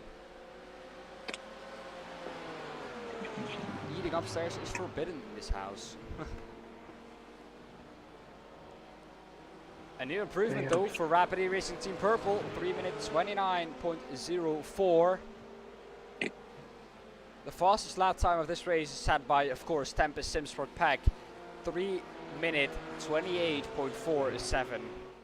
They just keep getting faster and faster and faster. Well, they have led every lap of this race, so. Yeah. Gap now to my favorite team. Let's take a look at it. Well, 3 minute 27.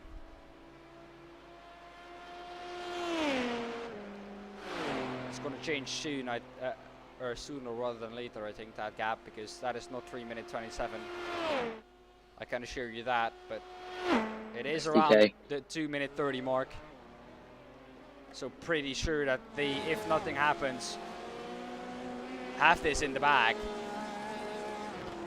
Astral Racing catching up to the PM Esports car. This is for 6th position overall in the GTE class.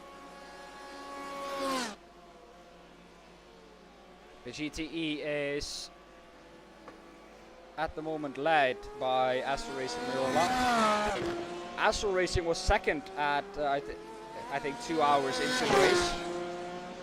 So they've dropped down quite considerably, but they had a massive crash over, you know, the bump on the right hand side, coming out of the second chicane.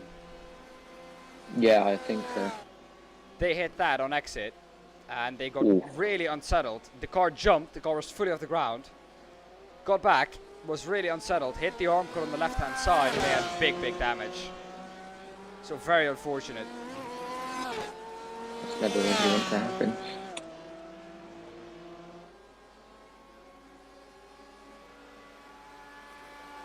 So they are fighting back from that.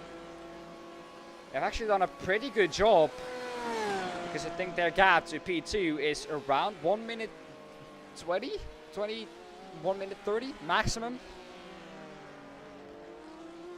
which isn't a lot. Oh, never mind.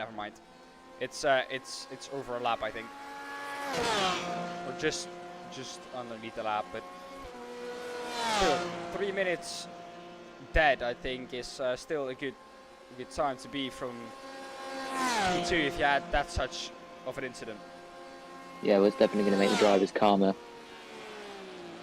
so that they can just start thinking about tyres and pits and all that good stuff. Because when you've got a guy behind you, that's when you definitely start freaking out. Yeah, definitely. They're Especially catching up to the win. P5 right now. 3 seconds is the gap. Coming down massively. But yeah, like you said, when you have a car behind you, it's just really easy to just overstep that mark once, and then the Make tires that are mistake. Yeah, exactly. And like Martin said when you were in, Martin said he had a very good stint, and his tires were 2% when he came into the pit lane, but he was still gaining on the guy ahead of him. But he stopped gaining the moment he made a mistake on those tires. Yeah, well, that's the thing. You want to just focus, don't you? Yeah, Focus fully. he lost focus, he lost his mojo, he said, and just really the thing is, when you overstep the tires once, they can be dead at that point. Oh yeah.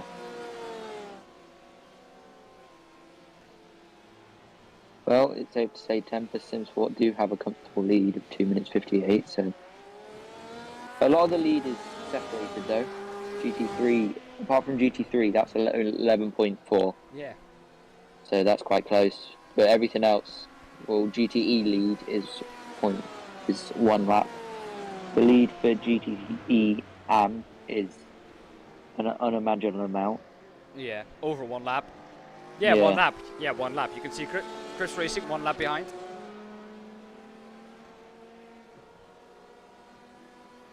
Astro Racing gets ahead of PM Esports. Yeah, really easy move there.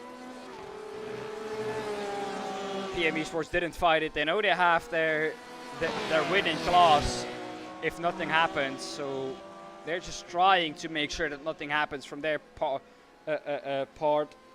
or from their side.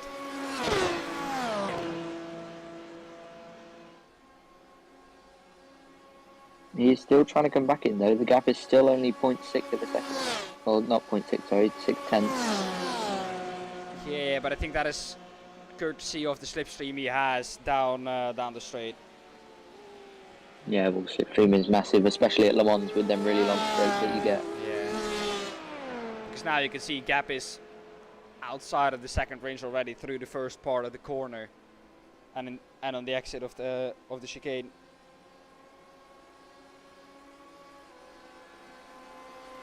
Gap in GT3 though is still only 11 seconds, so this could be one that goes down to the end. Yeah. But these two right now are the main battle on track. Well, if you can call it a battle, of course.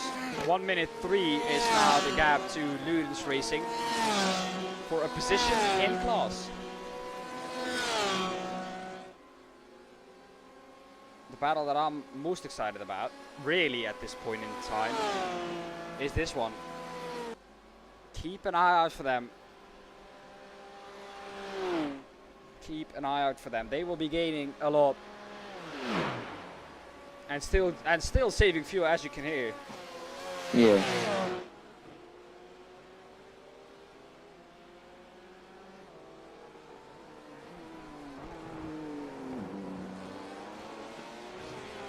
So we're getting into the proper dog hours now. And that track temperature starts to come down. Let me take a look for you what the track temperature is at the moment. Yeah, still 24, ambient still 23. So not a lot has changed since like 1.5 to 2 hours ago.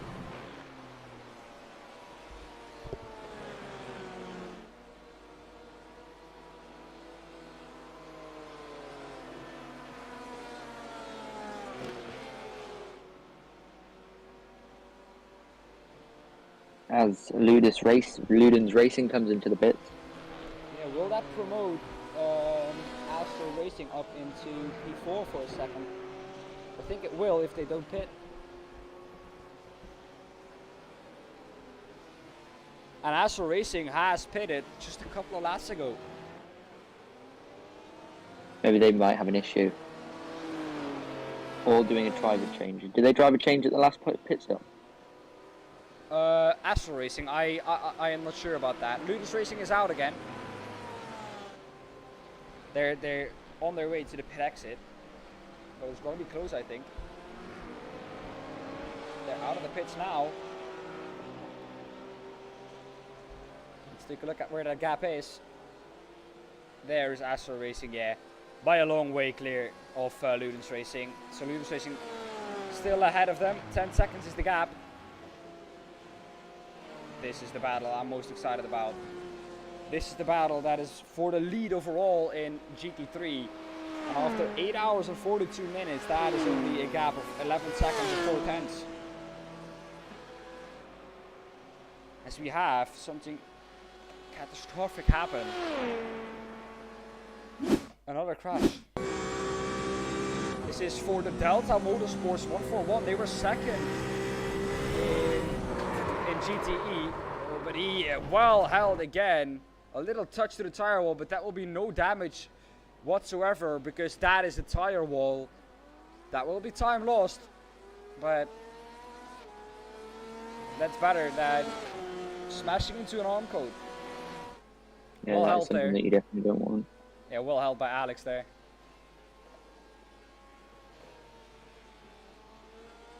Back to live pictures we go. You can see here being overtaken by one of the Astro Racing Mayola cars, I think. Or one of the Astro Racing cars.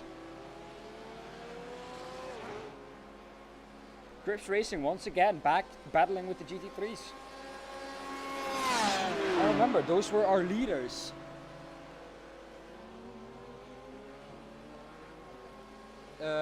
those are our leaders in the championship. For GG3. Yeah, GTE and Chris Racing leaders in the championship. Well, they probably had a bad race at the start. I don't know what happened at the start, but they might have had a bad start, which can offset you a lot in endurance racing. True. For the, And once you hit that downward spiral, it's most of the time it's very difficult to get out of that. Yeah. And once you get out of that, you're probably way down deep. You know, if you know what I mean. You're already a lap, maybe 2 behind, and trying to get back from that in maybe 6 hours or 7 hours time is very, very difficult. Yeah, especially at a track like Le Mans, where The laps are so long. Yeah.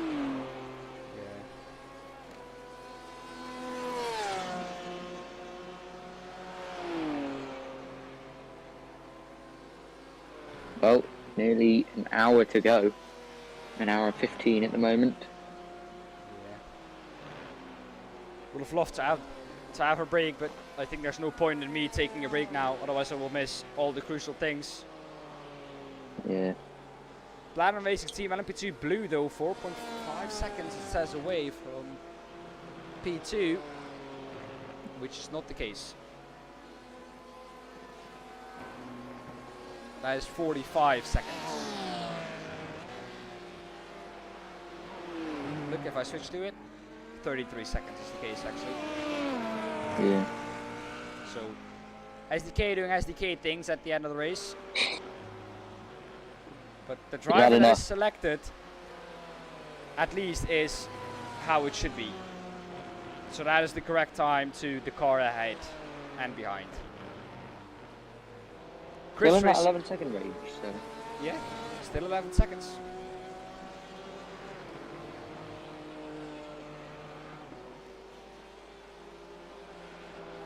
Oh. BM Esports getting close to Astro exactly. Racing. Never mind. This is what I mean. 8 seconds is the gap there.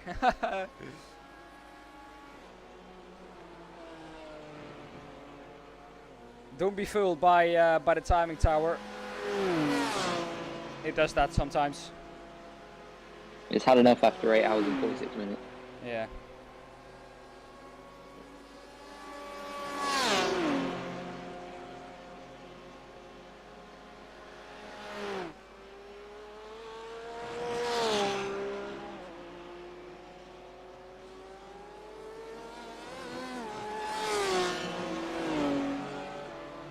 Well, as long as Fields Academy Motorsports can keep it at 11 seconds, that is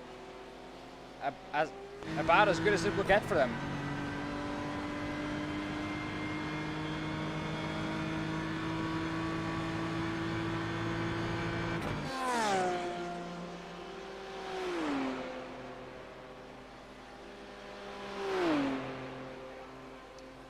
What do you think? Will Fields Academy Motorsports be able to do it in the last hour? Take the car ahead of Orion Race Team?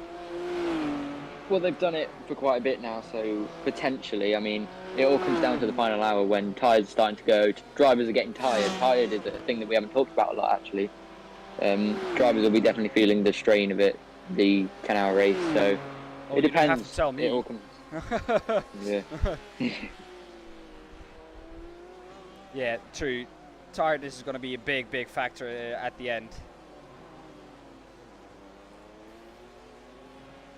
Because, you know, especially like I did 6 hours of Watkins. That was my first ever endurance race on iRacing, and even after that, I was just like, God, how do people do 10 and 24-hour late races? Yeah. Well, it's not my sleep. I slept very well actually this night, and I got up and I was hyped for this, but it takes such a toll on you. You have to look at so many things, be aware for 10 hours straight. You just have to be concentrated for 10 hours straight, and that is so mentally so draining as a commentator, of course. Yeah. And that's the same for the drivers. The thing is, they race with multiple teammates, so they get rest for an hour or two maybe at a time, every time. So they only do, at the best part, half of it or 2/3 of the race.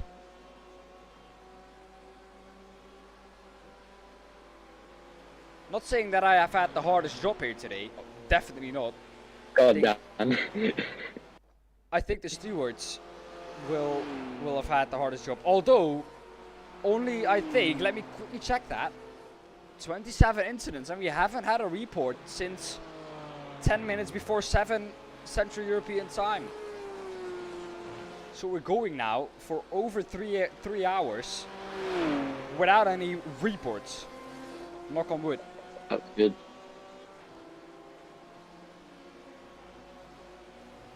I don't know how many reports we had or incidents we had at Sebring, but I think it was around the 30 mark. And that race would have been done by a long time at this point. Yeah. So let's hope we can keep it like this. Let's hope we can keep it clean.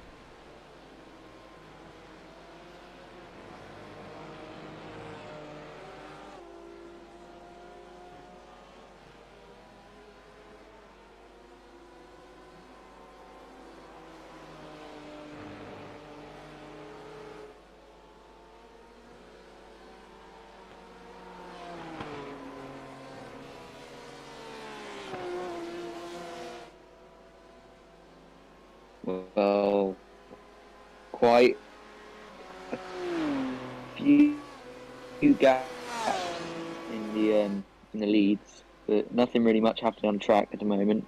True. Decently. It's sad, but hey, it happens. On to the end of the race, of course, you will get that.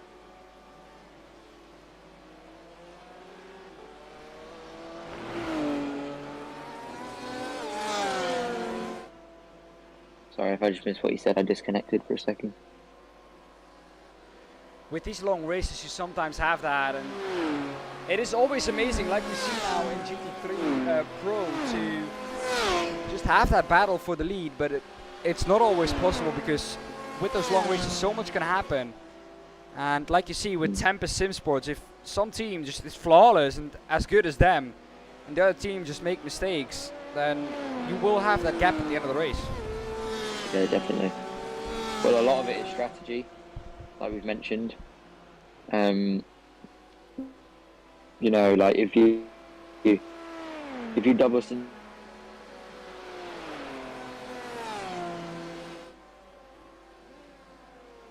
Yeah, exactly. I don't know if you finished your sentence, but I think you disconnected.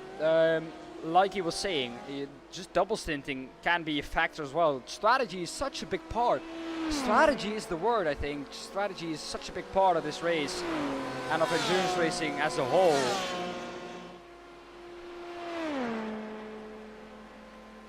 First racing here then. You can see it, the battle commencing. Orion Racing Track GT3 about to be overtaken by First Racing. This is for overall position. And I think that Orion Race Team Pack GT3 will not fight that. I know that they will not fight that because they're absolutely... They have no chance. They have no chance in catching them. So, Jake, are you back yet?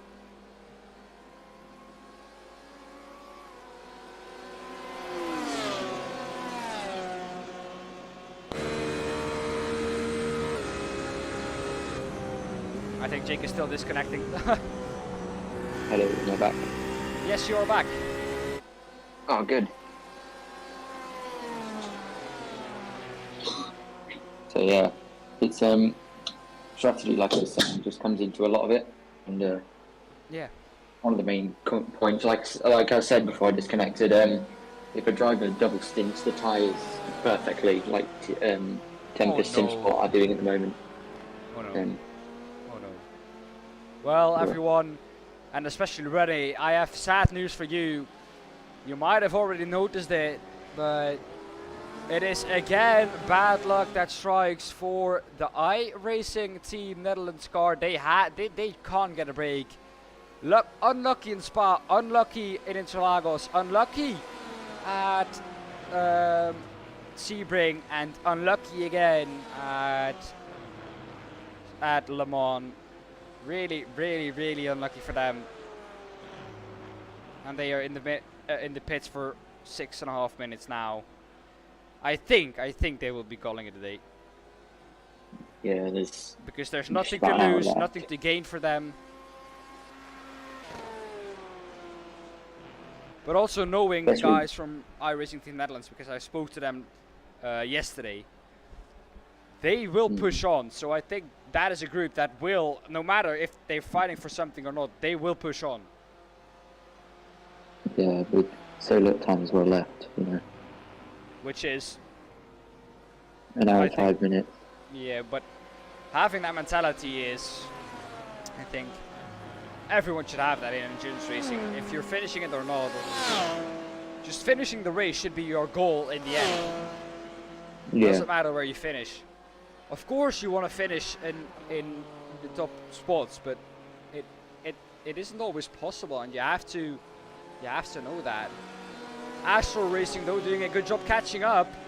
The gap to Ludus Racing in P4 is down to 1 second or down to 2 seconds. We're going to take a look at that. They posted their fastest lap time, 3 minutes 47.83, which is the fastest lap time in that category, I think. Yes, it is. So Astral Racing absolutely on a mission here.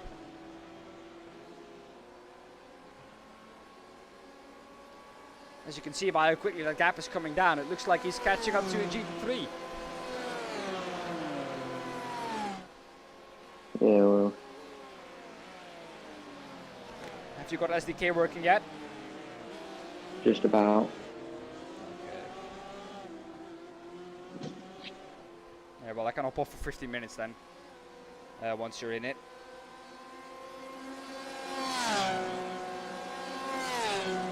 If we get in it on time. Now you have to get into iRacing as well.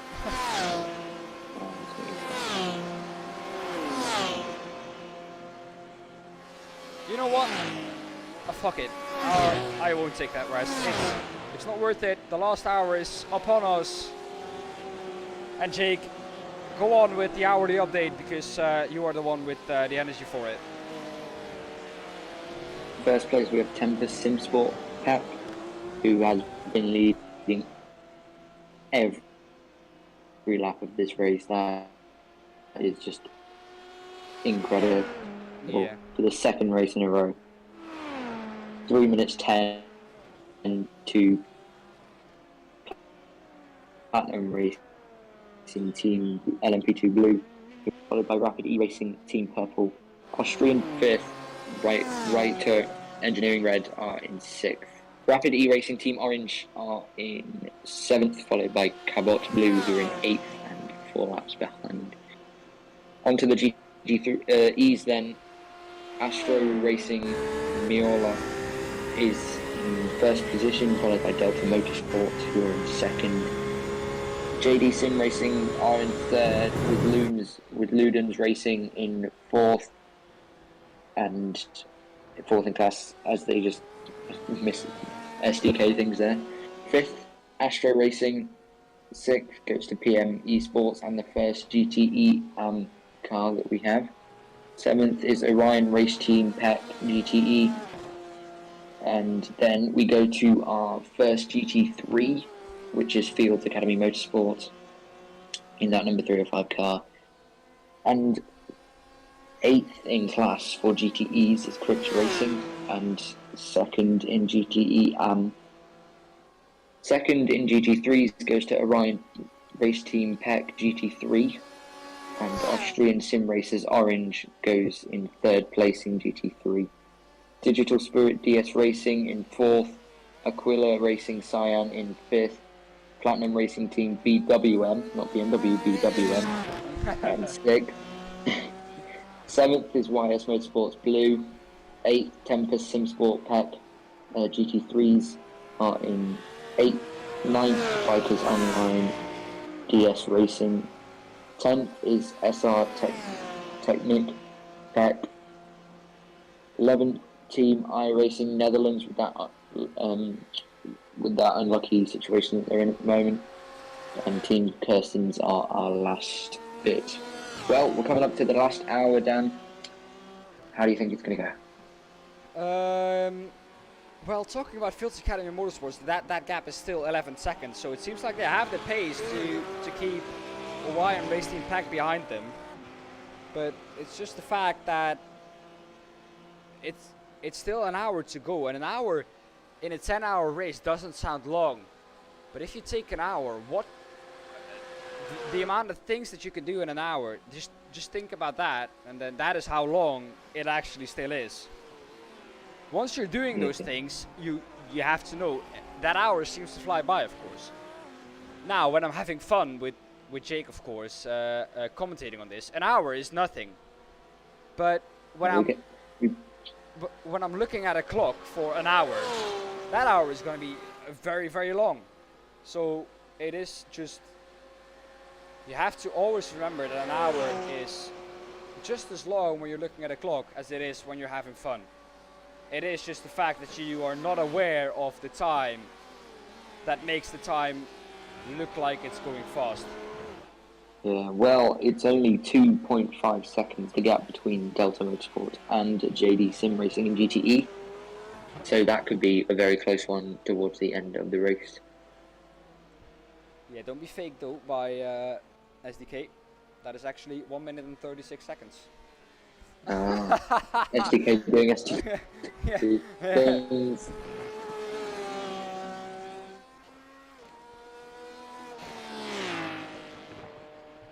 We do, to say this is the last hour, Dan, we do have quite a bit of space out on track, don't we? Surprisingly. Yeah, all the cars Usually, well, the thing is, we are getting into the last amount of pit stops now. If you pit now, you will be able to finish the race, I think. With half an hour to go, I think we will see the field crop up.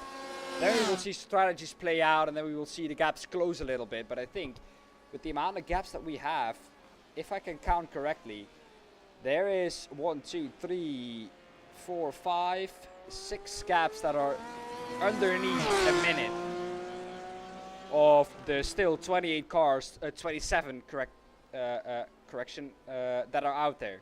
So 21 gaps, or even more, are just above a minute. And that is just, I think, outside of the range that you will see a close battle at the end of the race. yeah. Of course it can happen because it's an hour still left. But yeah, it's looking unlikely, let's say it like that.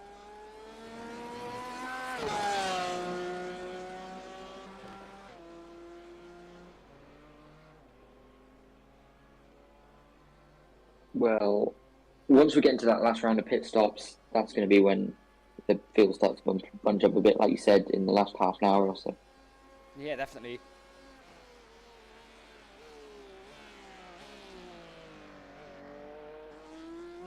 Heel Racing Cyan, though, in 5th.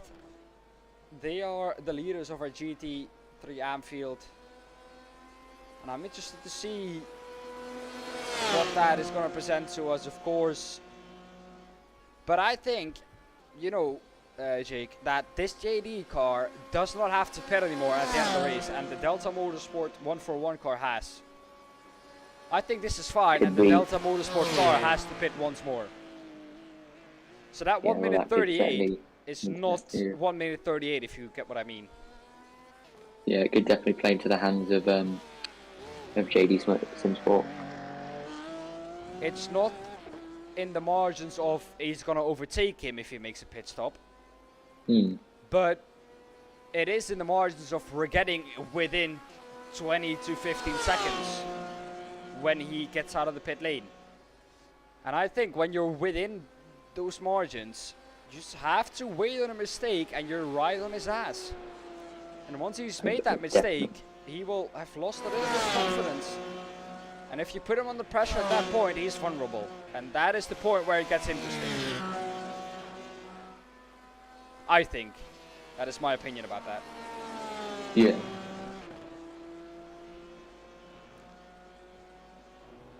We've almost had 10 retirements in this race, which is not something you want to see, I think, in a field of 36. But hey. Yeah.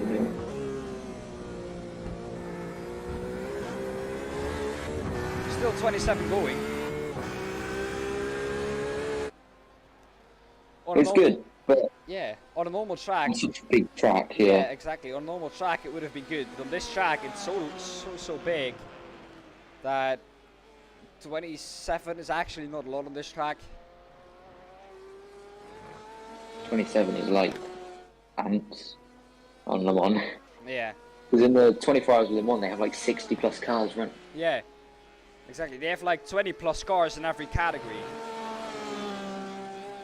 And we don't even have 20 plus cars in one category. No. If we add the 11 GT3s that are running to the 8 GTEs that are still running, we still don't have 20 cars out on track. So we couldn't even fill one class, but that is not to say anything towards the league. That is just the league has set a certain amount of entries, which I think was perfect. And you see it on a track like this, but 60 plus entries on a track like Interlagos, I do not want to think about it. I do not. That would have been an absolute mess, don't you think so? Yeah, definitely. Especially with Silverstone coming up next, that would have been mayhem. Yeah, of course. The difference with going into Maggots Beckett and then Chapel, of course, being so big between all the other cars is, I think, the one thing that is worrying me up the most there. But hopefully they'll deal with it. But has there been a mistake? This is the gap.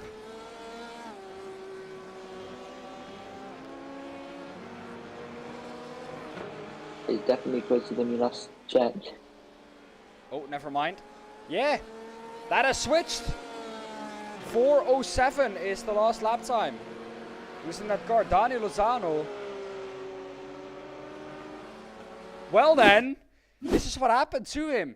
Looks like that is onto or into the Porsche curves. Oh, gets all out of shape.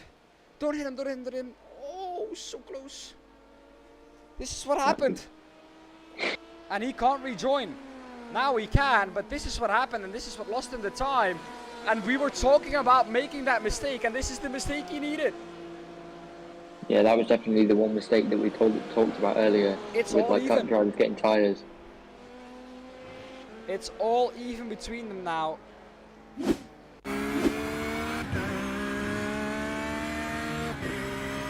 It's advantage Orion Race Team Pack GT3. But it is close. 4/10 is the gap, and I do not think that he will stick behind and save fuel for a little bit. No, he is definitely pushing the gap now. 0.3 tenths of a second. And they'll just be fighting it out now till the end. Wow.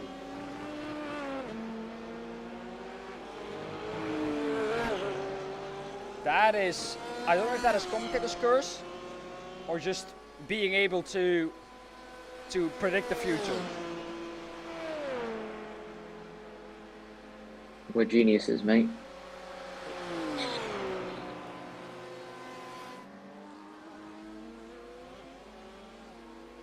Yeah, well, a genius. I'm not getting called a genius often, so I'm gonna take that. No, it's just the hard reality. Just that mistake is made so quickly, and the gap was 11 seconds. And that little mistake, because it wasn't a big mistake, it was just a half spin, cost him 11 seconds. That is how quickly it can go. And Daniel Lozano has gone from hero of keeping them behind on 11 seconds to absolute zero and being behind them. Yeah, well, as we said, anything can happen in the last hour, and clearly in the GT3 world, that has happened. Yeah, also courtesy of being the closest battle we've seen on track. And now this definitely is the closest battle on track. There's no doubt about it.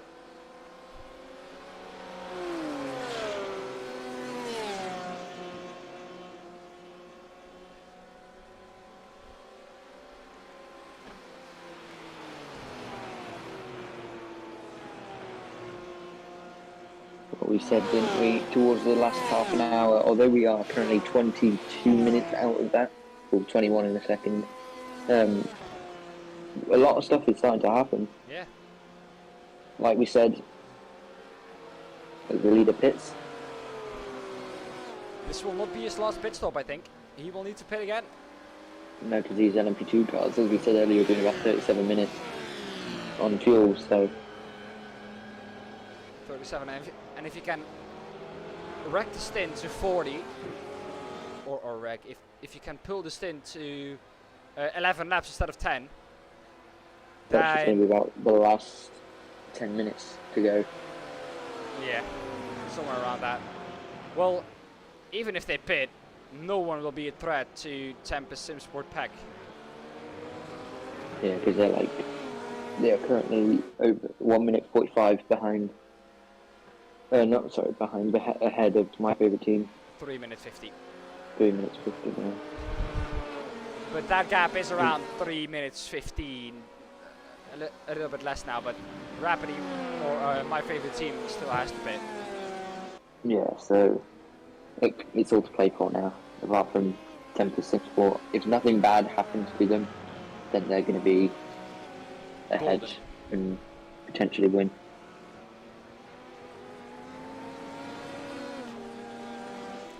Well, the most interesting statistic that I have available on my timing tower here is this one, the off-track count. And as you can see, the one who is at the least off-track or the least amount of off-tracks or anything, they're quite high up as well in their classes.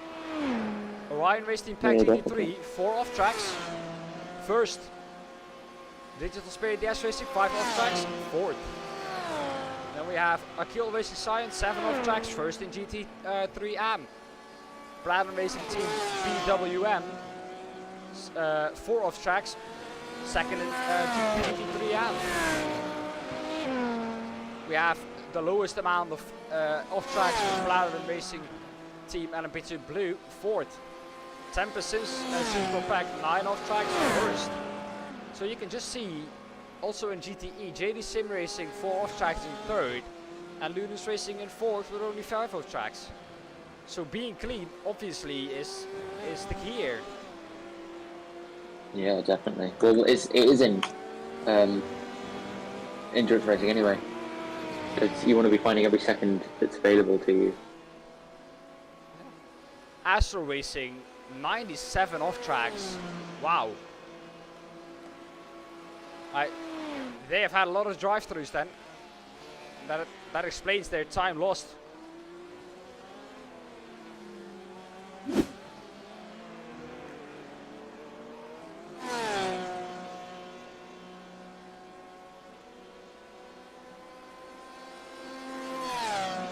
We are into the minutes, Dan. Say it again. We're into the minutes, I said. Oh, freaking hell. Finally. You're gonna have to do the interviews, my friend. I'll just be here to show off the standings and everything, Yeah, but I'm no. too tired. No worries, I'll do them for you. Don't worry.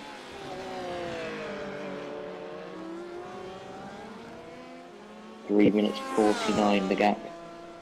2 Tempest Simsport. Not really back on track at the The moment, as battle we've said. for who will be finishing second. That is going to be interesting. This is heating up now. 5 seconds is the gap towards Rapidly Racing Team Purple from Platinum Racing Team and P2 Blue. And then another 14 seconds to my favorite team. Yeah, we're going to definitely be close. And just a quick reminder, Platinum Racing Team Blue. Oh, as they go around! that's a mistake. And again, Winston Eckel in one of the last stints. A big mistake again. And this time it's not releasing the clutch too early, but being too eager on the curbs. Yeah, well, like we said, Dan, this is going to be the hour where drivers make most of their mistakes, if they make any. Tiredness is And that. that's- That is yeah. tiredness. You just overshot it on the curb, and Yeah, well, there you're just spinning the car around. we can take a look at that again. Here we have it. Trying to overtake maybe the GTE here. Oh, he was hot into the first part as well. No, he just took too much curb. He was not hot into anywhere. He just took too much curb. You know, the curbs dangerous at Le Mans, especially the last corner ones. Yeah. Well, we actually saw in the real virtual 24 hours Le Mans, Max Verstappen did the same thing in the race, and that ended his race. Exactly. So it overcomes the best, they say. It's not all lost for Winston Eckel here, but that is time lost that they needed at the end of the race. Because they are going to have to pit, and I think Rapid E-Racing and my favorite team don't have to pit anymore. But the last pit stop from Platinum Racing Team LMP2 Blue will be very, very short indeed. Yeah, definitely.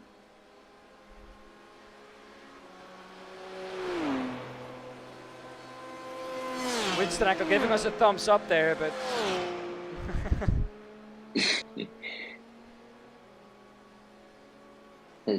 But there could have also been traffic there. He was behind the GTE, like we said earlier. Traffic is a big major thing in endurance racing. Yeah, and with it being dark, not maybe being able to see the curve correctly, and just spinning off because of that. Yeah, well, we saw the back end get onto the curb, and that's when he lost it. Yeah.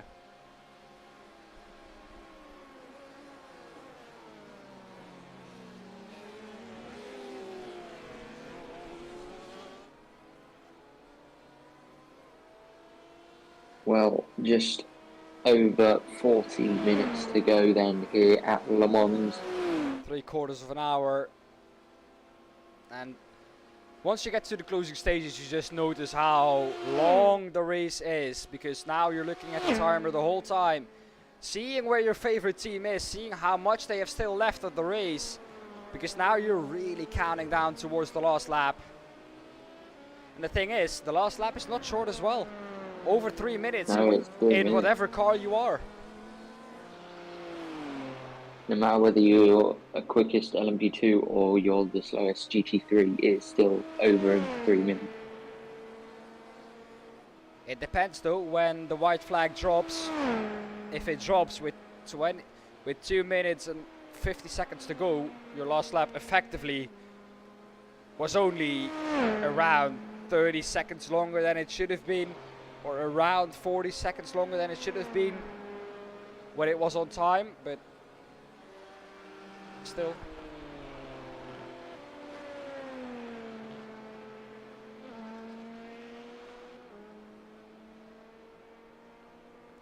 Well, Crips Racing are still behind that GT3 of Field Academy Motorsport. Can he get back past them and get back up to the GT field? Let's see Winston Eckel going through traffic once again.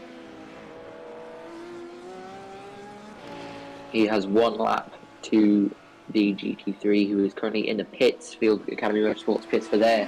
What will be last pit stop, I believe. Yeah, that will be the last pit stop. That one lap is to Orion Race Team Pack GTE, not to the Fields Academy Motorsports car. That gap is 52 seconds, but now that is obviously getting less with them pitting.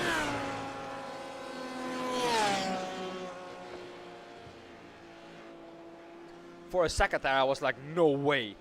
But they changed drivers and they changed to out instead of pit for Fields Academy Motorsports, but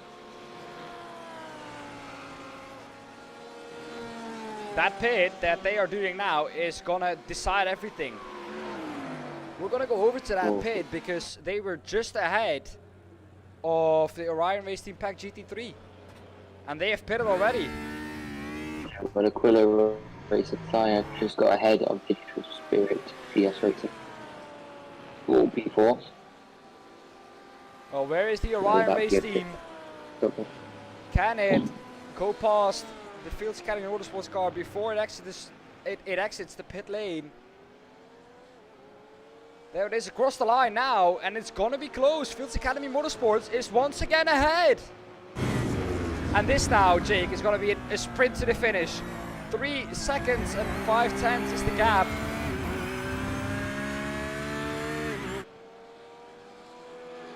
It's going to be a tough one indeed. We only have just 42 minutes to go in this race. 3.1 seconds between Fields Academy Motorsport and Orion Race Team. What can they do? I hope It's going to be a close. it will be a close Sure. one till the end of the race.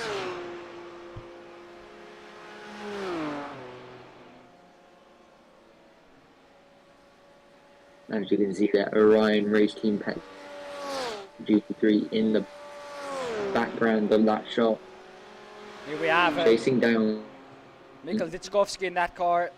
Fields Academy Motorsport.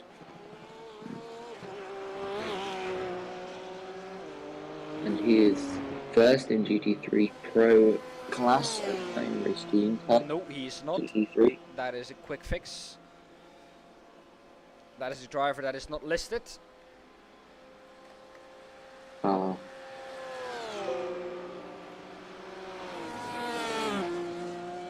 Well, Field Academy Motorsport are still 2.4 seconds ahead. That gap getting ever closer.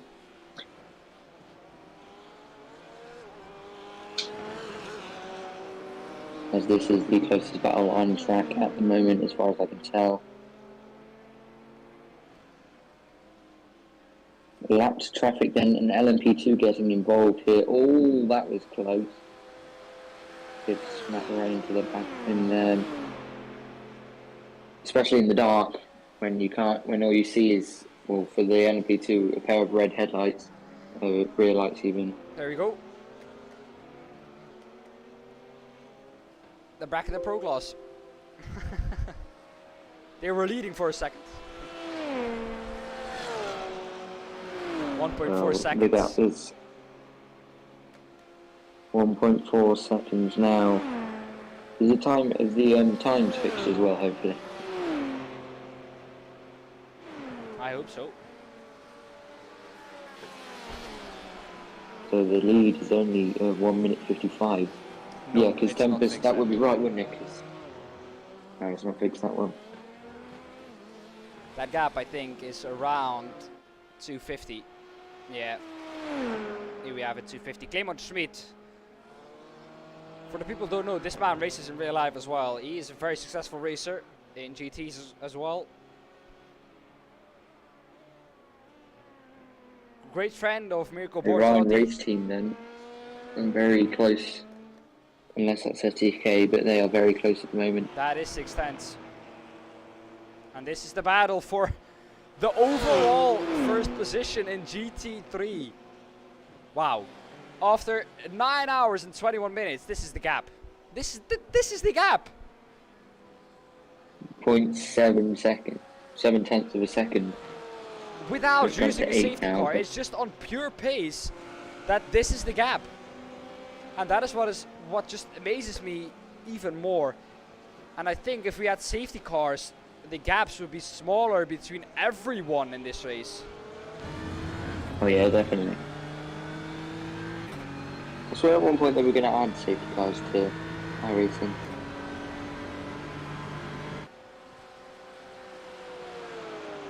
I don't know. 0.2 tenths are now the gap to GT3 overall lead.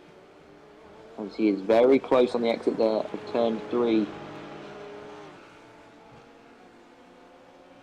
Getting ever so close to these it is the last 40 minutes. We said it would be around the half an hour point. Exactly. The battles would start to form.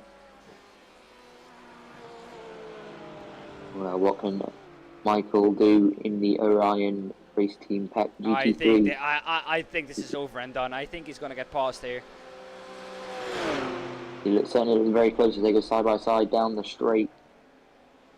Can he get ahead? There he I is. think he might ahead. just be ahead. Yeah. And I think now that Fields Academy Motorsports car will have no chance anymore. Yeah, that move may be done and dusted. I hope it will. I hope it at least sticks into the slipstream and just tries to somehow slipstream back past it, but don't think that's possible. Digital Spirit DS Racing pits, and that promotes Platinum Racing Team BWM up to 5th.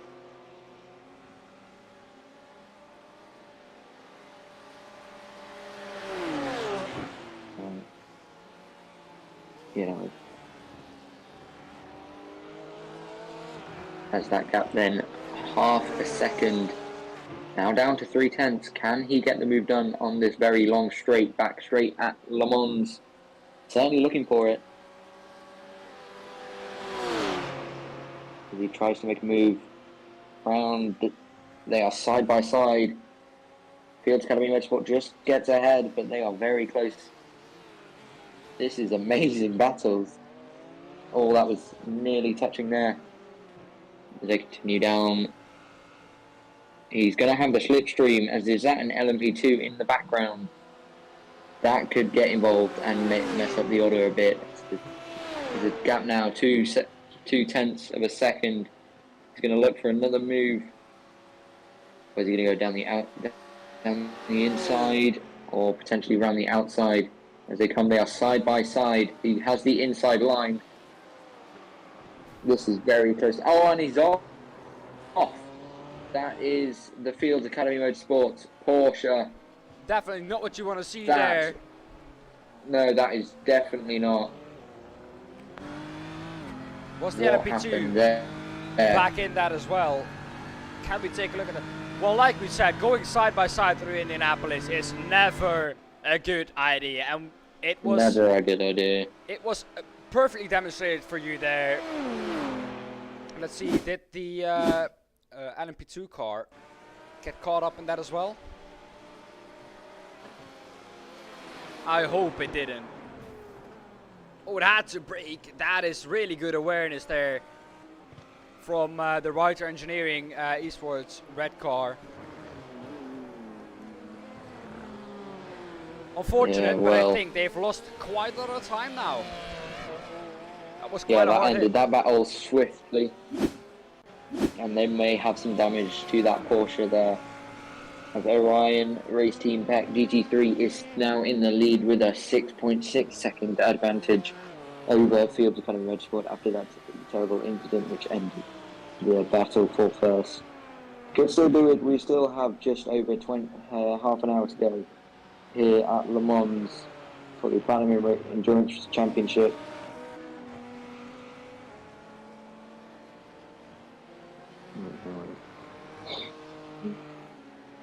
And the gap is ever so increasing, as it is 6.97 seconds now. That battle is safe to say that it is done, which is such a shame because we had such amazing battles. They were side by side down the straight, but as we said, we should never be done side by side through Indianapolis. It is just never going to work, as perfectly demonstrated. Into the pits comes Austrian Sim Racers Orange for their final pit stop. Quite a late pit stop for the GT3s, but that is definitely going to be their last pit stop of this race. Not much else happening on track at the moment, apart from that battle, which sadly ended with Fields Academy Motorsport into the barrier. Luckily, though, that LMP2 did not get involved. That would have been devastating for his race.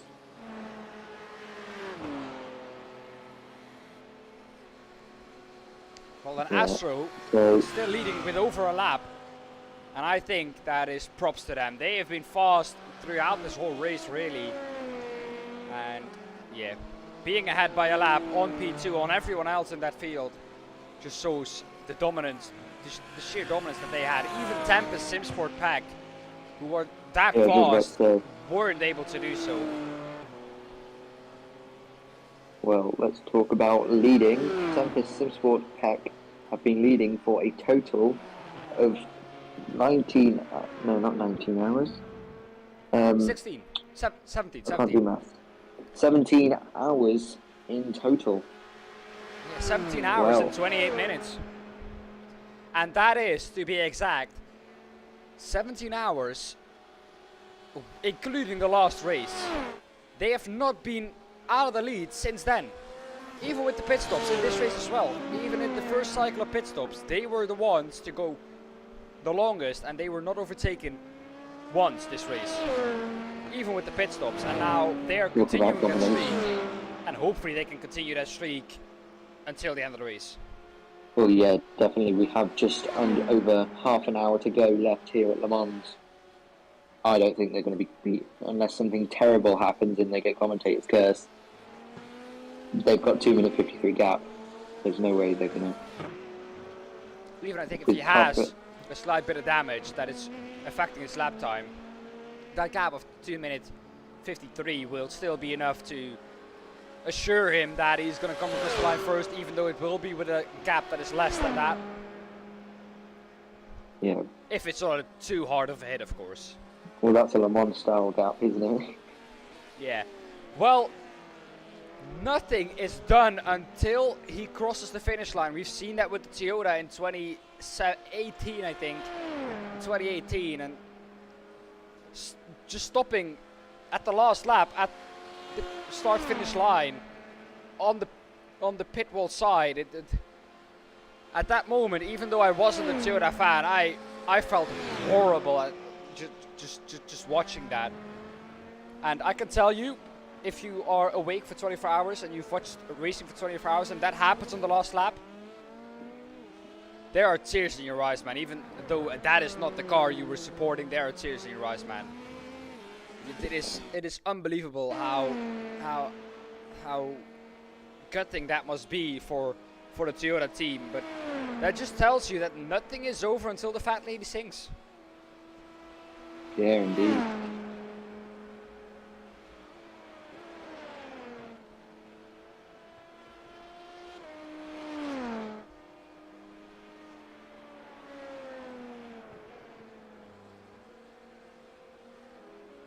Well, P2 then for the LMP2s has now pitted, so that's going to be their last pit stop with only half an hour to go. And will that assure them that they lap everyone, except Platinum Racing Team and LMP2 Blue?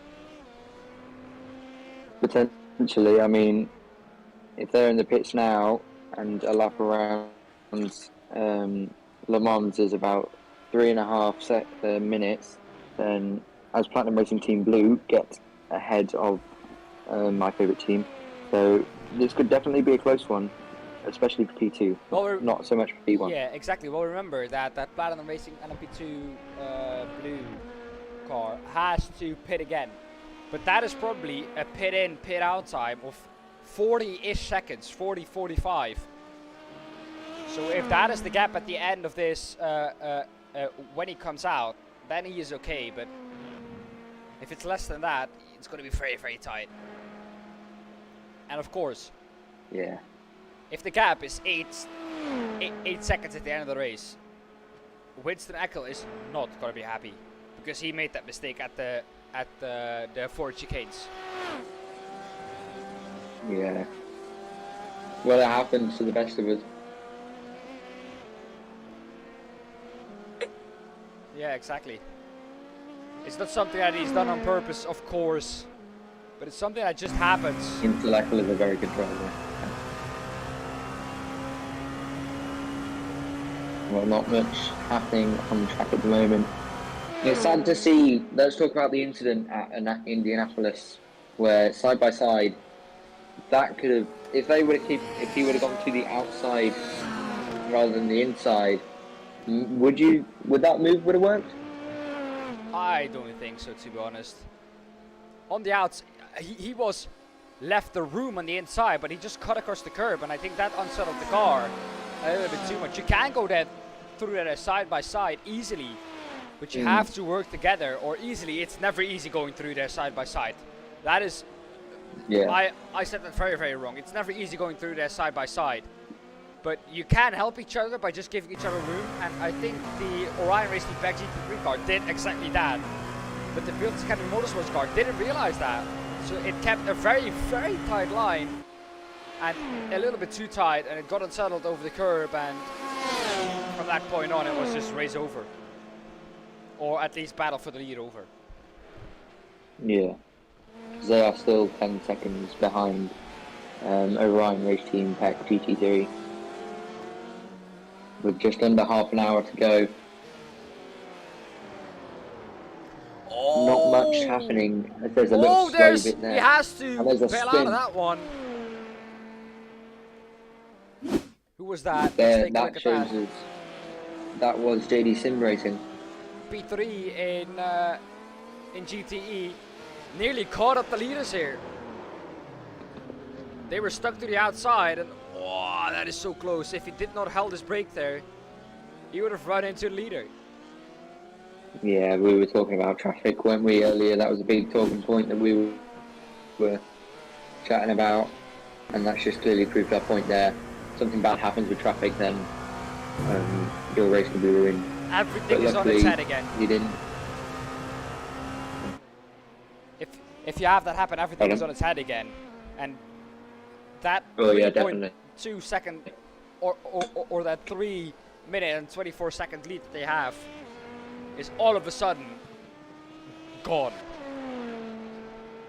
Or that And Platinum Racing 3.24. Team LMP2 Blue could have been in a shot for the win, but Team Tempest Simsport have been unbeatable for the last 2 races. It's just crazy, you know, the amount of domination that they've had over the LMP2 field. It's actually mental. Yeah. They've led now for 17 hours and 35 minutes in total. Well, the thing is, this Tempest Simsport pack car was first a hashtag Racing LMP2 car. And in that car, they were not the fastest. They were not the fastest.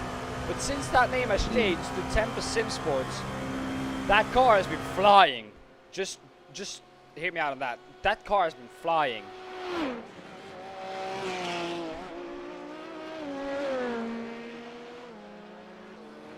Stroke of luck maybe from the name.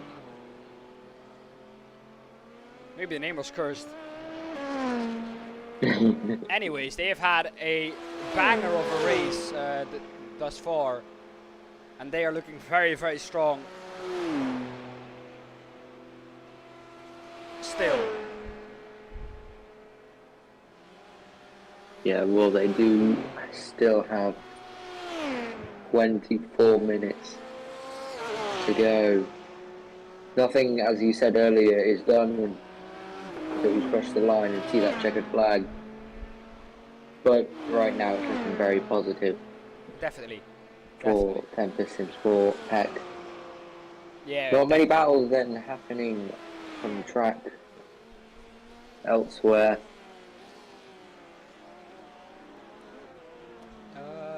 I'll take a look. The closest battle on track. You're gonna be sad about this, but it's 17 seconds. And that is this battle. That is kind of done already.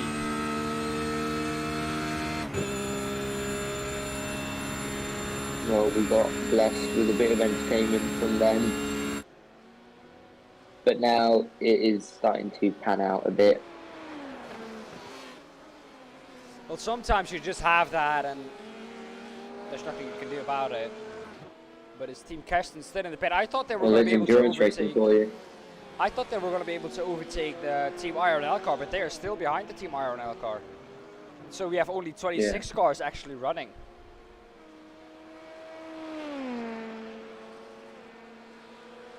But trust me, if the Team Kersten's car can get out there on the last lap to finish this race, they will do. They will do. Trust me. Yeah. I've raced with them, and we have gotten lost so many times, but finishing, we always did. We always did. That is something that those guys are known for, that they finish every race they're in.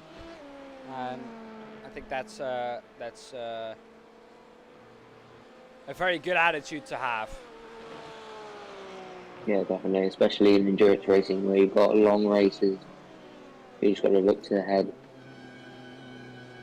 Even if you get out there for the last lap, you have still finished the race. That's going to be his last pit stop on this race. Will Platinum Racing Team LMP2 Blue follow him in then?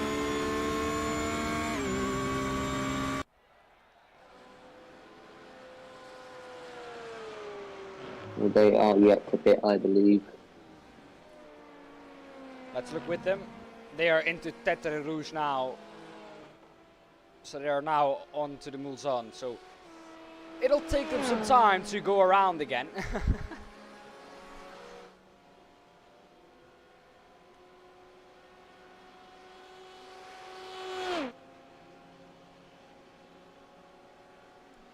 And will they do what they do with every team that is at the front of a race with a big gap and just clean that car up as best as possible. Maybe put a new nose on it, clean the windshield, Yeah. take the last tear off that car, and make sure it comes across the finish line as clean as possible. And then, of course, showing it like this is race worn. But this is a raced car, and it has won the 24 Hours of Le Mans, like they did a couple of years ago, I think, with the Toyota. They cleaned it. They put a new nose on it, a new rear wing. They cleaned the windshield. They took every little bit of rubber off. Only the side posts were dirty. And then when they showed it off, like this is our winning car, it was very weird to see because you had a clean front nose, a clean rear wing, a clean windshield, but the side pods were just full of rubber and dead flies and exhaust gases. Very weird. Why didn't they just clean the side pod as well? Well, because that takes additional time. You can change a rear wing and a front nose during the fueling procedure, but you can't clean that much during the pit or during the tire stops because you're only allowed to have, I think, 3 men touching the car at once. Yeah. And you don't have to clean the windshield, so it'll be 2 guys putting the new nose on, 2 guys putting the rear wing on, and then 1 guy at the end just taking the tear off. But just take all of the tears, not the one that is on top, just all of it. That is usually what they do. So they took all.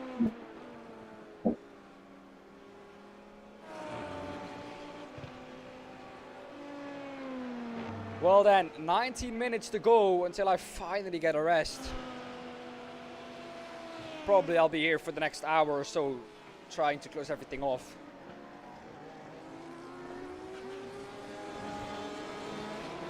Rick, Well, I'll do the do we have someone in the waiting room? Yes, we if do you have want. someone in the waiting room. And we'll quickly get him in here. Rick, welcome.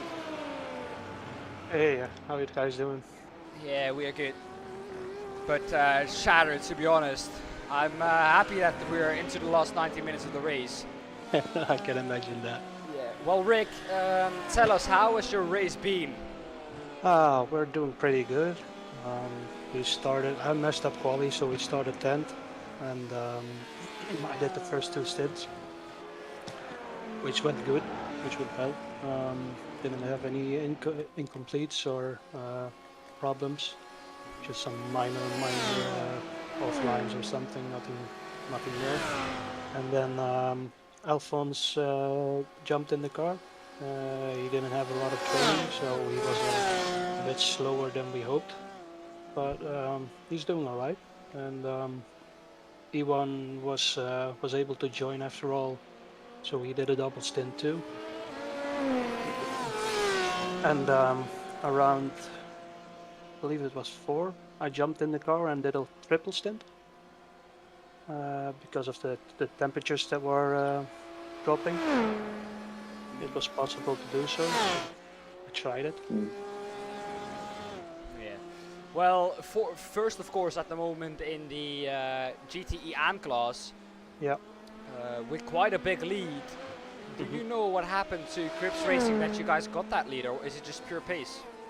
I think it's a combination of pace, but I think they had some trouble in the second or third stint, so they fell way back, and that was the moment we decided, okay, well, we don't have to pace to go in the front, just try to bring it home and get the first in AM class, which seems to be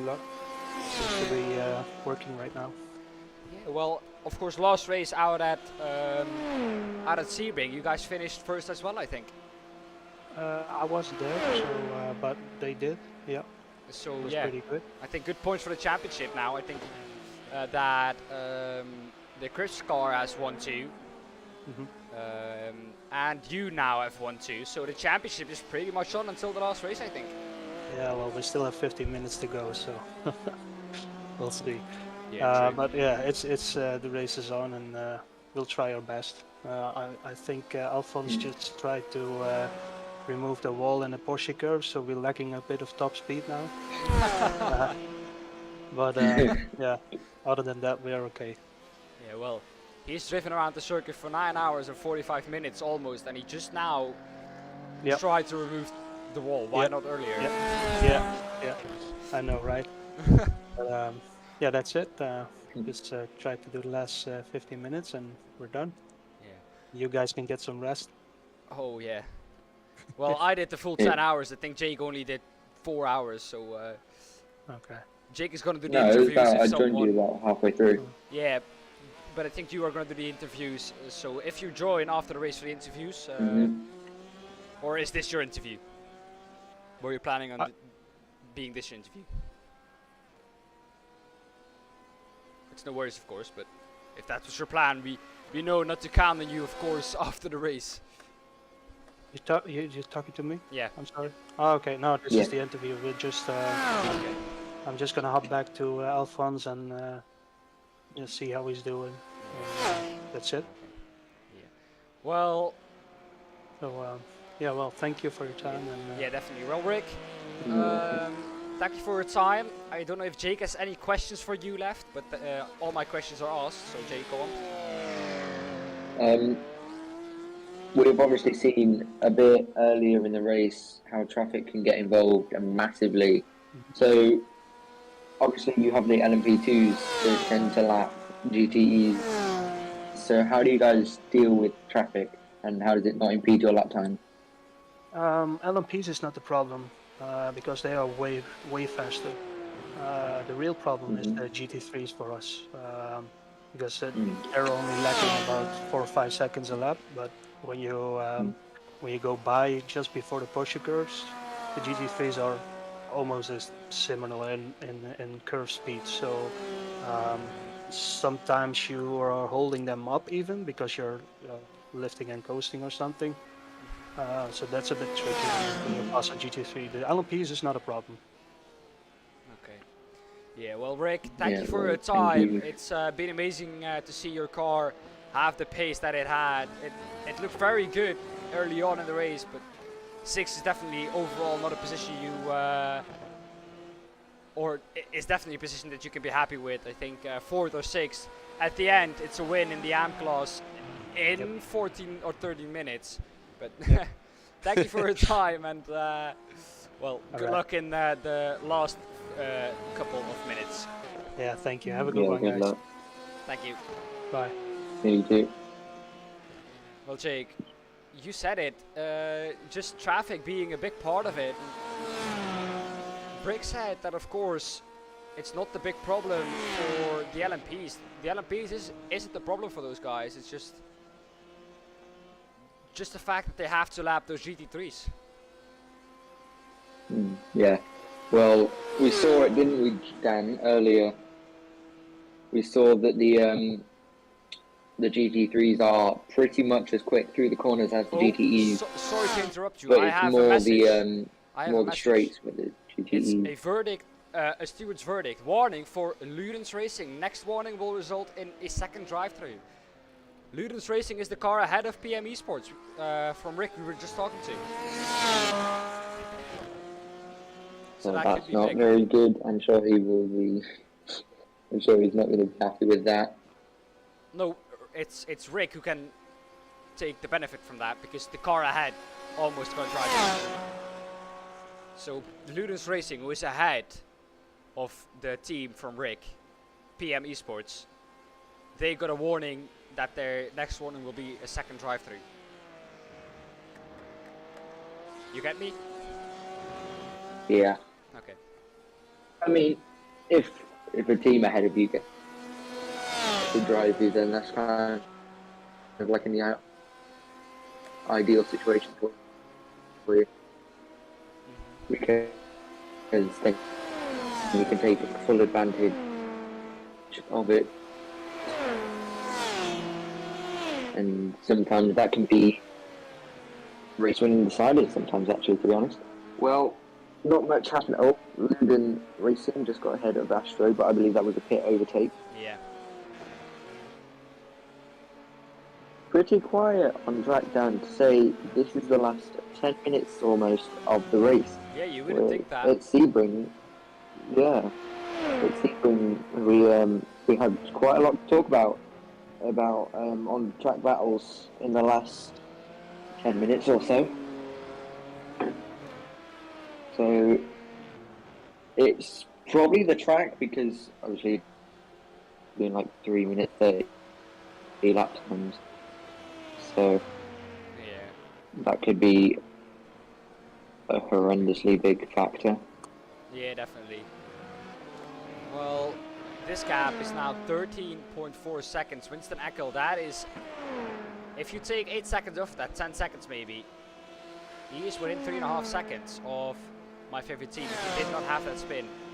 So I think if he can get a little bit closer and just gain a little bit more time, he will be very frustrated again with himself. He did it at Spa with releasing the clutch too early, and I think it's just something that Winston isn't aware of. But once it gets to the point where it's really close, he just oversteps that mark a little bit too far and tries to push a little bit too hard, and then in doing so he makes that mistake.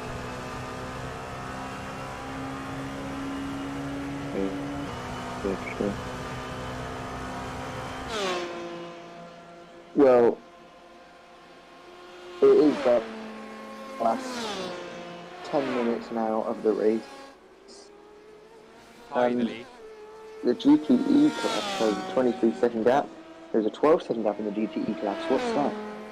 That is Astro Racing to Luden's Racing. That is a 13-second gap. So has something gone off there, or? They have just pitted, and Okay, Luden's Racing doesn't have to 14.5. pit anymore, I think. Yeah, they pitted 6 laps ago, Luden's Racing, so they don't have to pit anymore. Although, if they get the drive-through, they are going to have to put them to the pits again.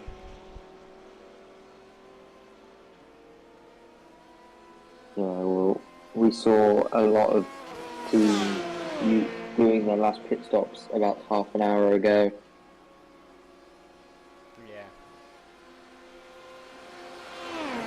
Final 9 minutes then of this 10 hours of Le Mans in the Platinum Endurance Racing Championship.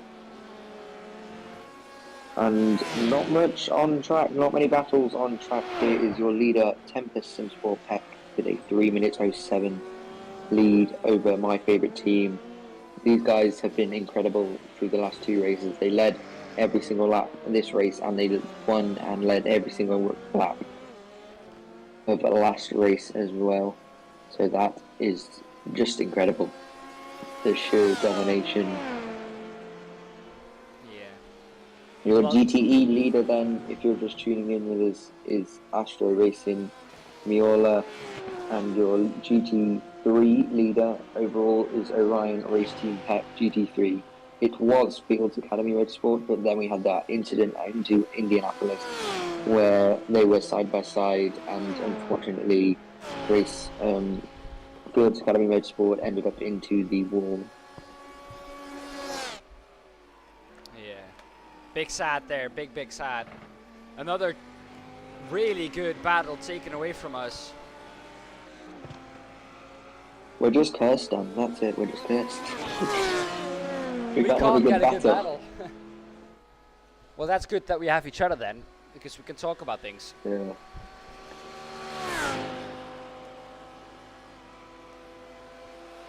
The gap though is still 21.7 seconds to Orion Race Team Pep GT3 from Fields Academy Motorsport. Yeah.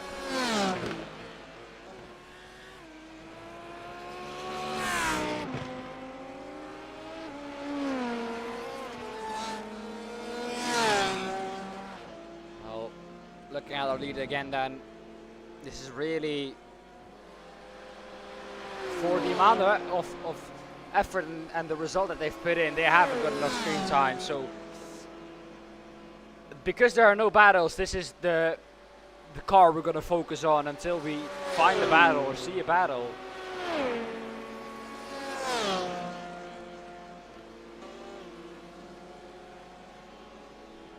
Pedro de Sousa, very fast in that car.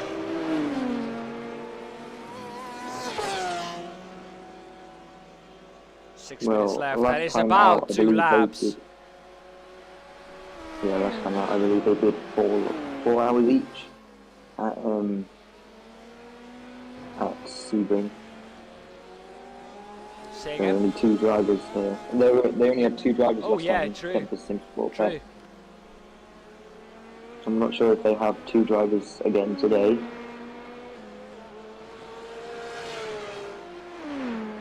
But that was crazy. So I'd say they only have 2 drivers, and tiredness could be a factor, but not many, apart from a few mistakes, not many drivers have been shown that they're tired.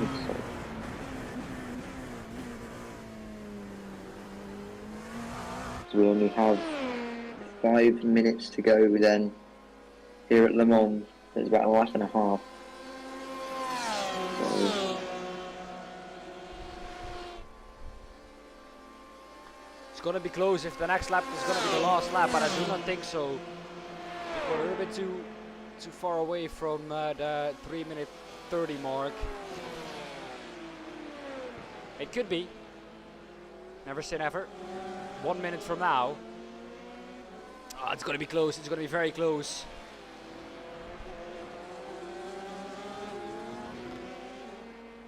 he's close. Is he close to the final stretch? I'm not too familiar with this track, so I don't know whereabouts he is at the moment. We're around 35 seconds off the finish straight. So that is going to be close. Well, we have now 4 minutes to go, and a lap round here is about 3 minutes 30 at the moment. So potentially this could be the final lap, or going into the final lap. Oh, look at how close it's going to be. I think it. Yeah, next lap is going to be the last lap. I'm sure about it. Yeah. Well, I'm questioning it. I'm questioning it. 5 seconds. Oh my, it's going to be so close. But I think it's going to be last lap. As my favorite team set their fastest lap at 3 minutes 29.27.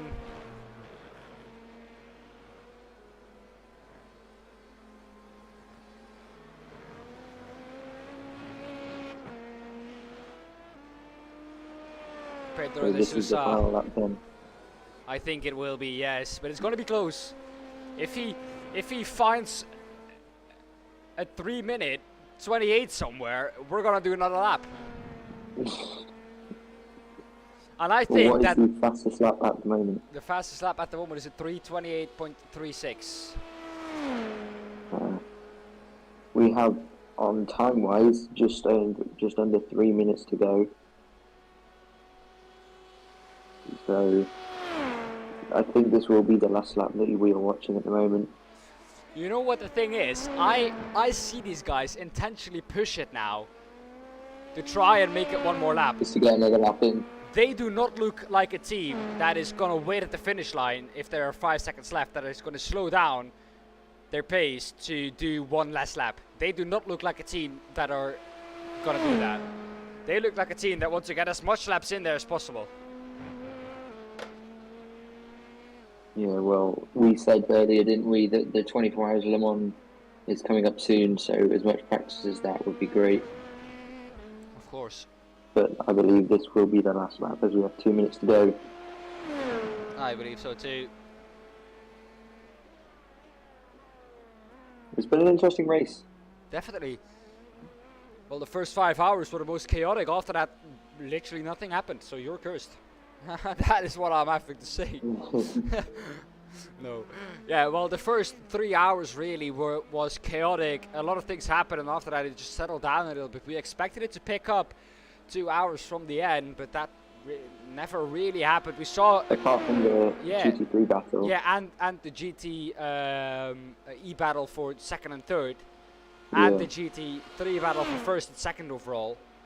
apart from that, there was no real battle, which is a battle that has a lot at stake, of course, if you look at it like that. Mm. Well, 1 minute to go then. This man and this team have left every single lap of this race. And all of last race as well. Yeah. So that's been crazy. Silverstone next. Wonder if they lead every lap there. I mean, only 6 hours there. First time means potentially more chaos. Yeah. Well, into the Porsche curves for the last time. I think. We think. Yeah, he's not gonna get there in time. Trust me, he's not gonna get there in time. Well then, it's Tempest Sim Sport for the victory, and oh, it was so close, but they win the 10 hours of Le Mans ahead of my favorite team. This time have to come across the line though. The next one across the line from the Victorians, I think, is Akil Racing Cyan.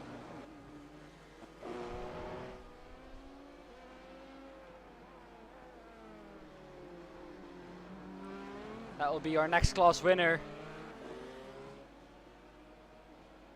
Looking at it. Yes, I think I'm right with that.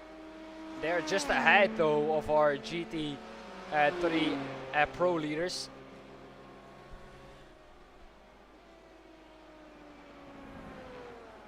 There they are, just in the back of shot. That is the GT3 Pro leader. Into the Porsche curve for the last time now for this car. He's not going to push it, trust me. Cameron White and Akil Racing Cyan have done everything correctly.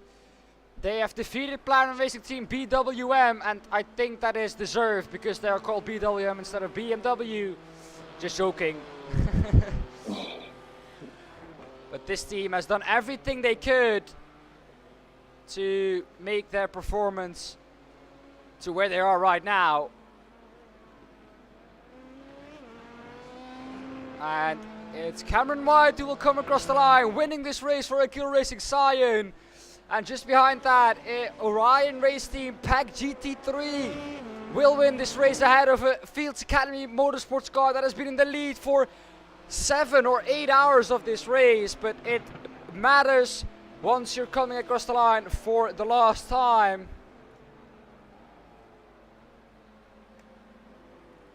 Well then, PM Esports are our last class victors to come across the line.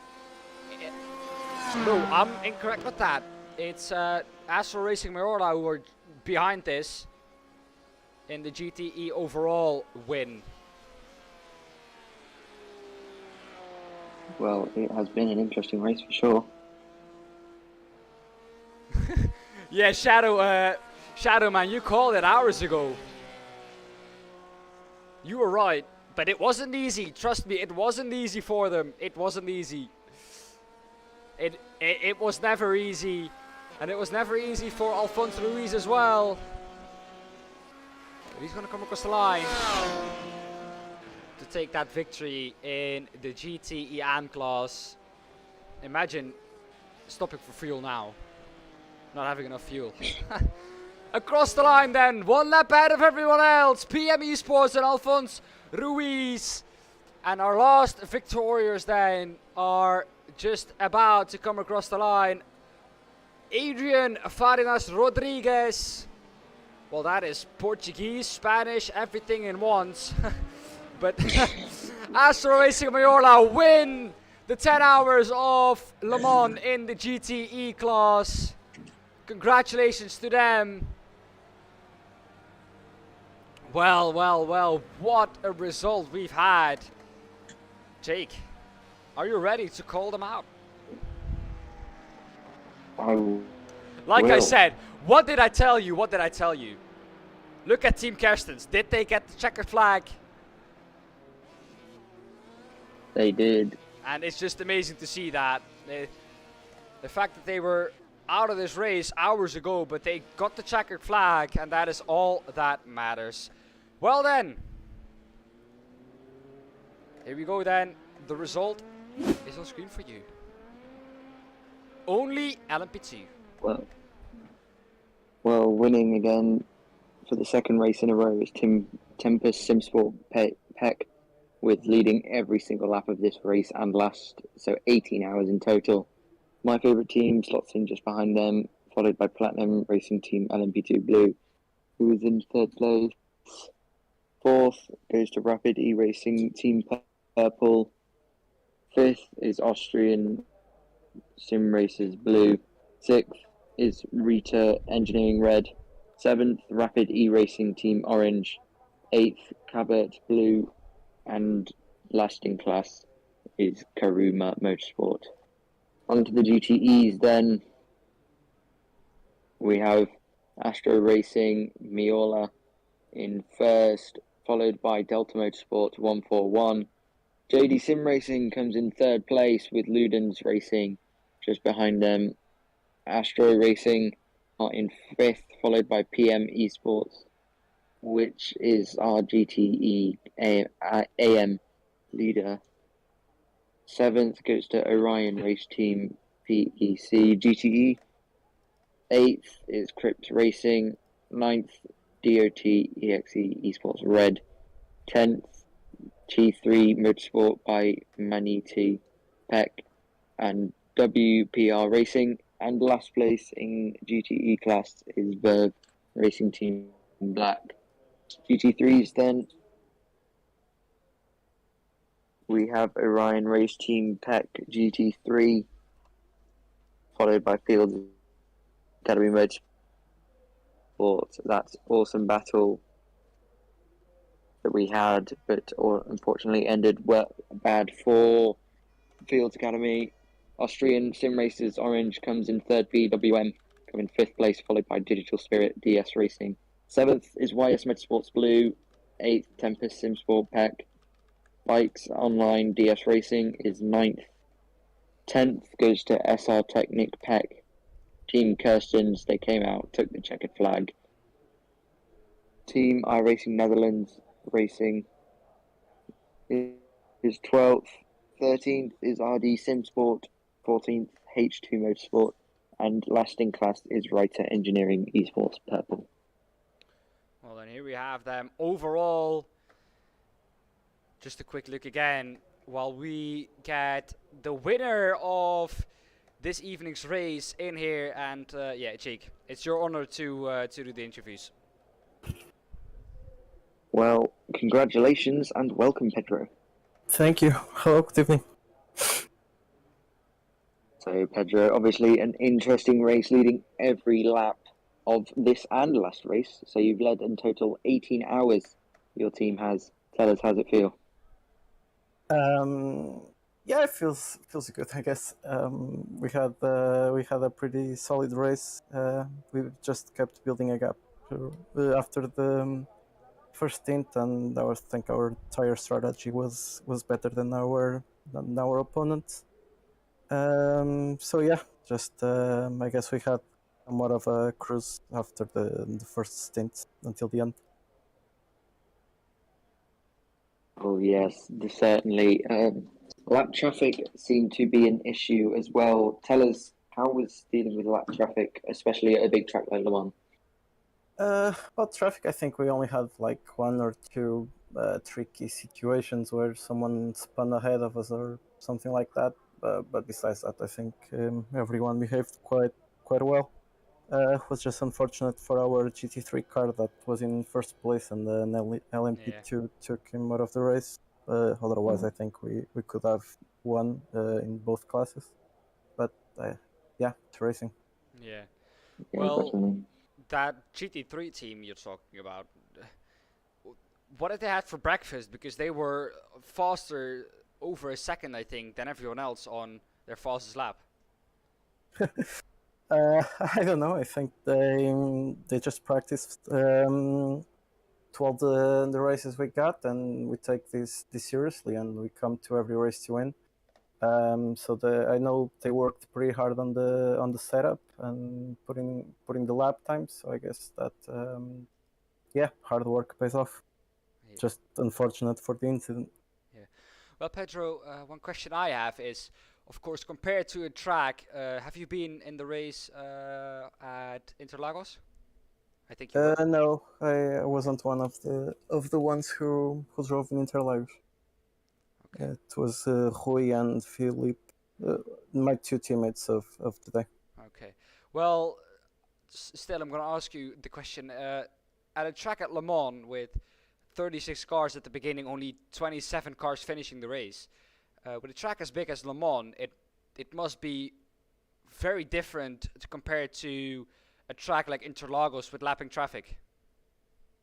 Le Mans has huge straights, and if you're lucky, you can overtake there. But the turns are somewhat slow, so yeah, you just need to be patient and to wait for the slower cars to make their turns. A track like Interlagos, traffic is an issue, but yeah, I think everyone just needs to be careful, know how to drive in their lanes, and keep it clean for everyone. Yeah. Well, Pedro, Yeah, well, like Jake said, thank you for your time. Congratulations once again on the dominant performance. Once again, you and your team have led 18 hours over the last 18 hours. So Yeah, that's a pretty good achievement, I guess. Yeah, definitely. Looking to keep that going at Silverstone, I guess. But thank you for your time, and it was amazing to speak to you. Yeah, thank you, and also thank you for the broadcast, and have a good evening. You too, man. Thank you. yeah, you too. Thank you, bye. Bye. Well then, Jake, I think we have now time to round it off. And, well, what a day it has been. I mean, we have seen a lot of things happen, especially in the first 3 hours. And then we have, of course, the last 2 hours where all of a sudden P2-3 in GTE and P1-2 and GT3 start fighting. So, yeah, well, it was. a lot of things happening all of a sudden, and I think it was something that was absolutely amazing. Well then, having said that, everyone, thank you for watching. It's been amazing. I am knackered. Jake is knackered. We thank you all for watching. Obviously. Go on.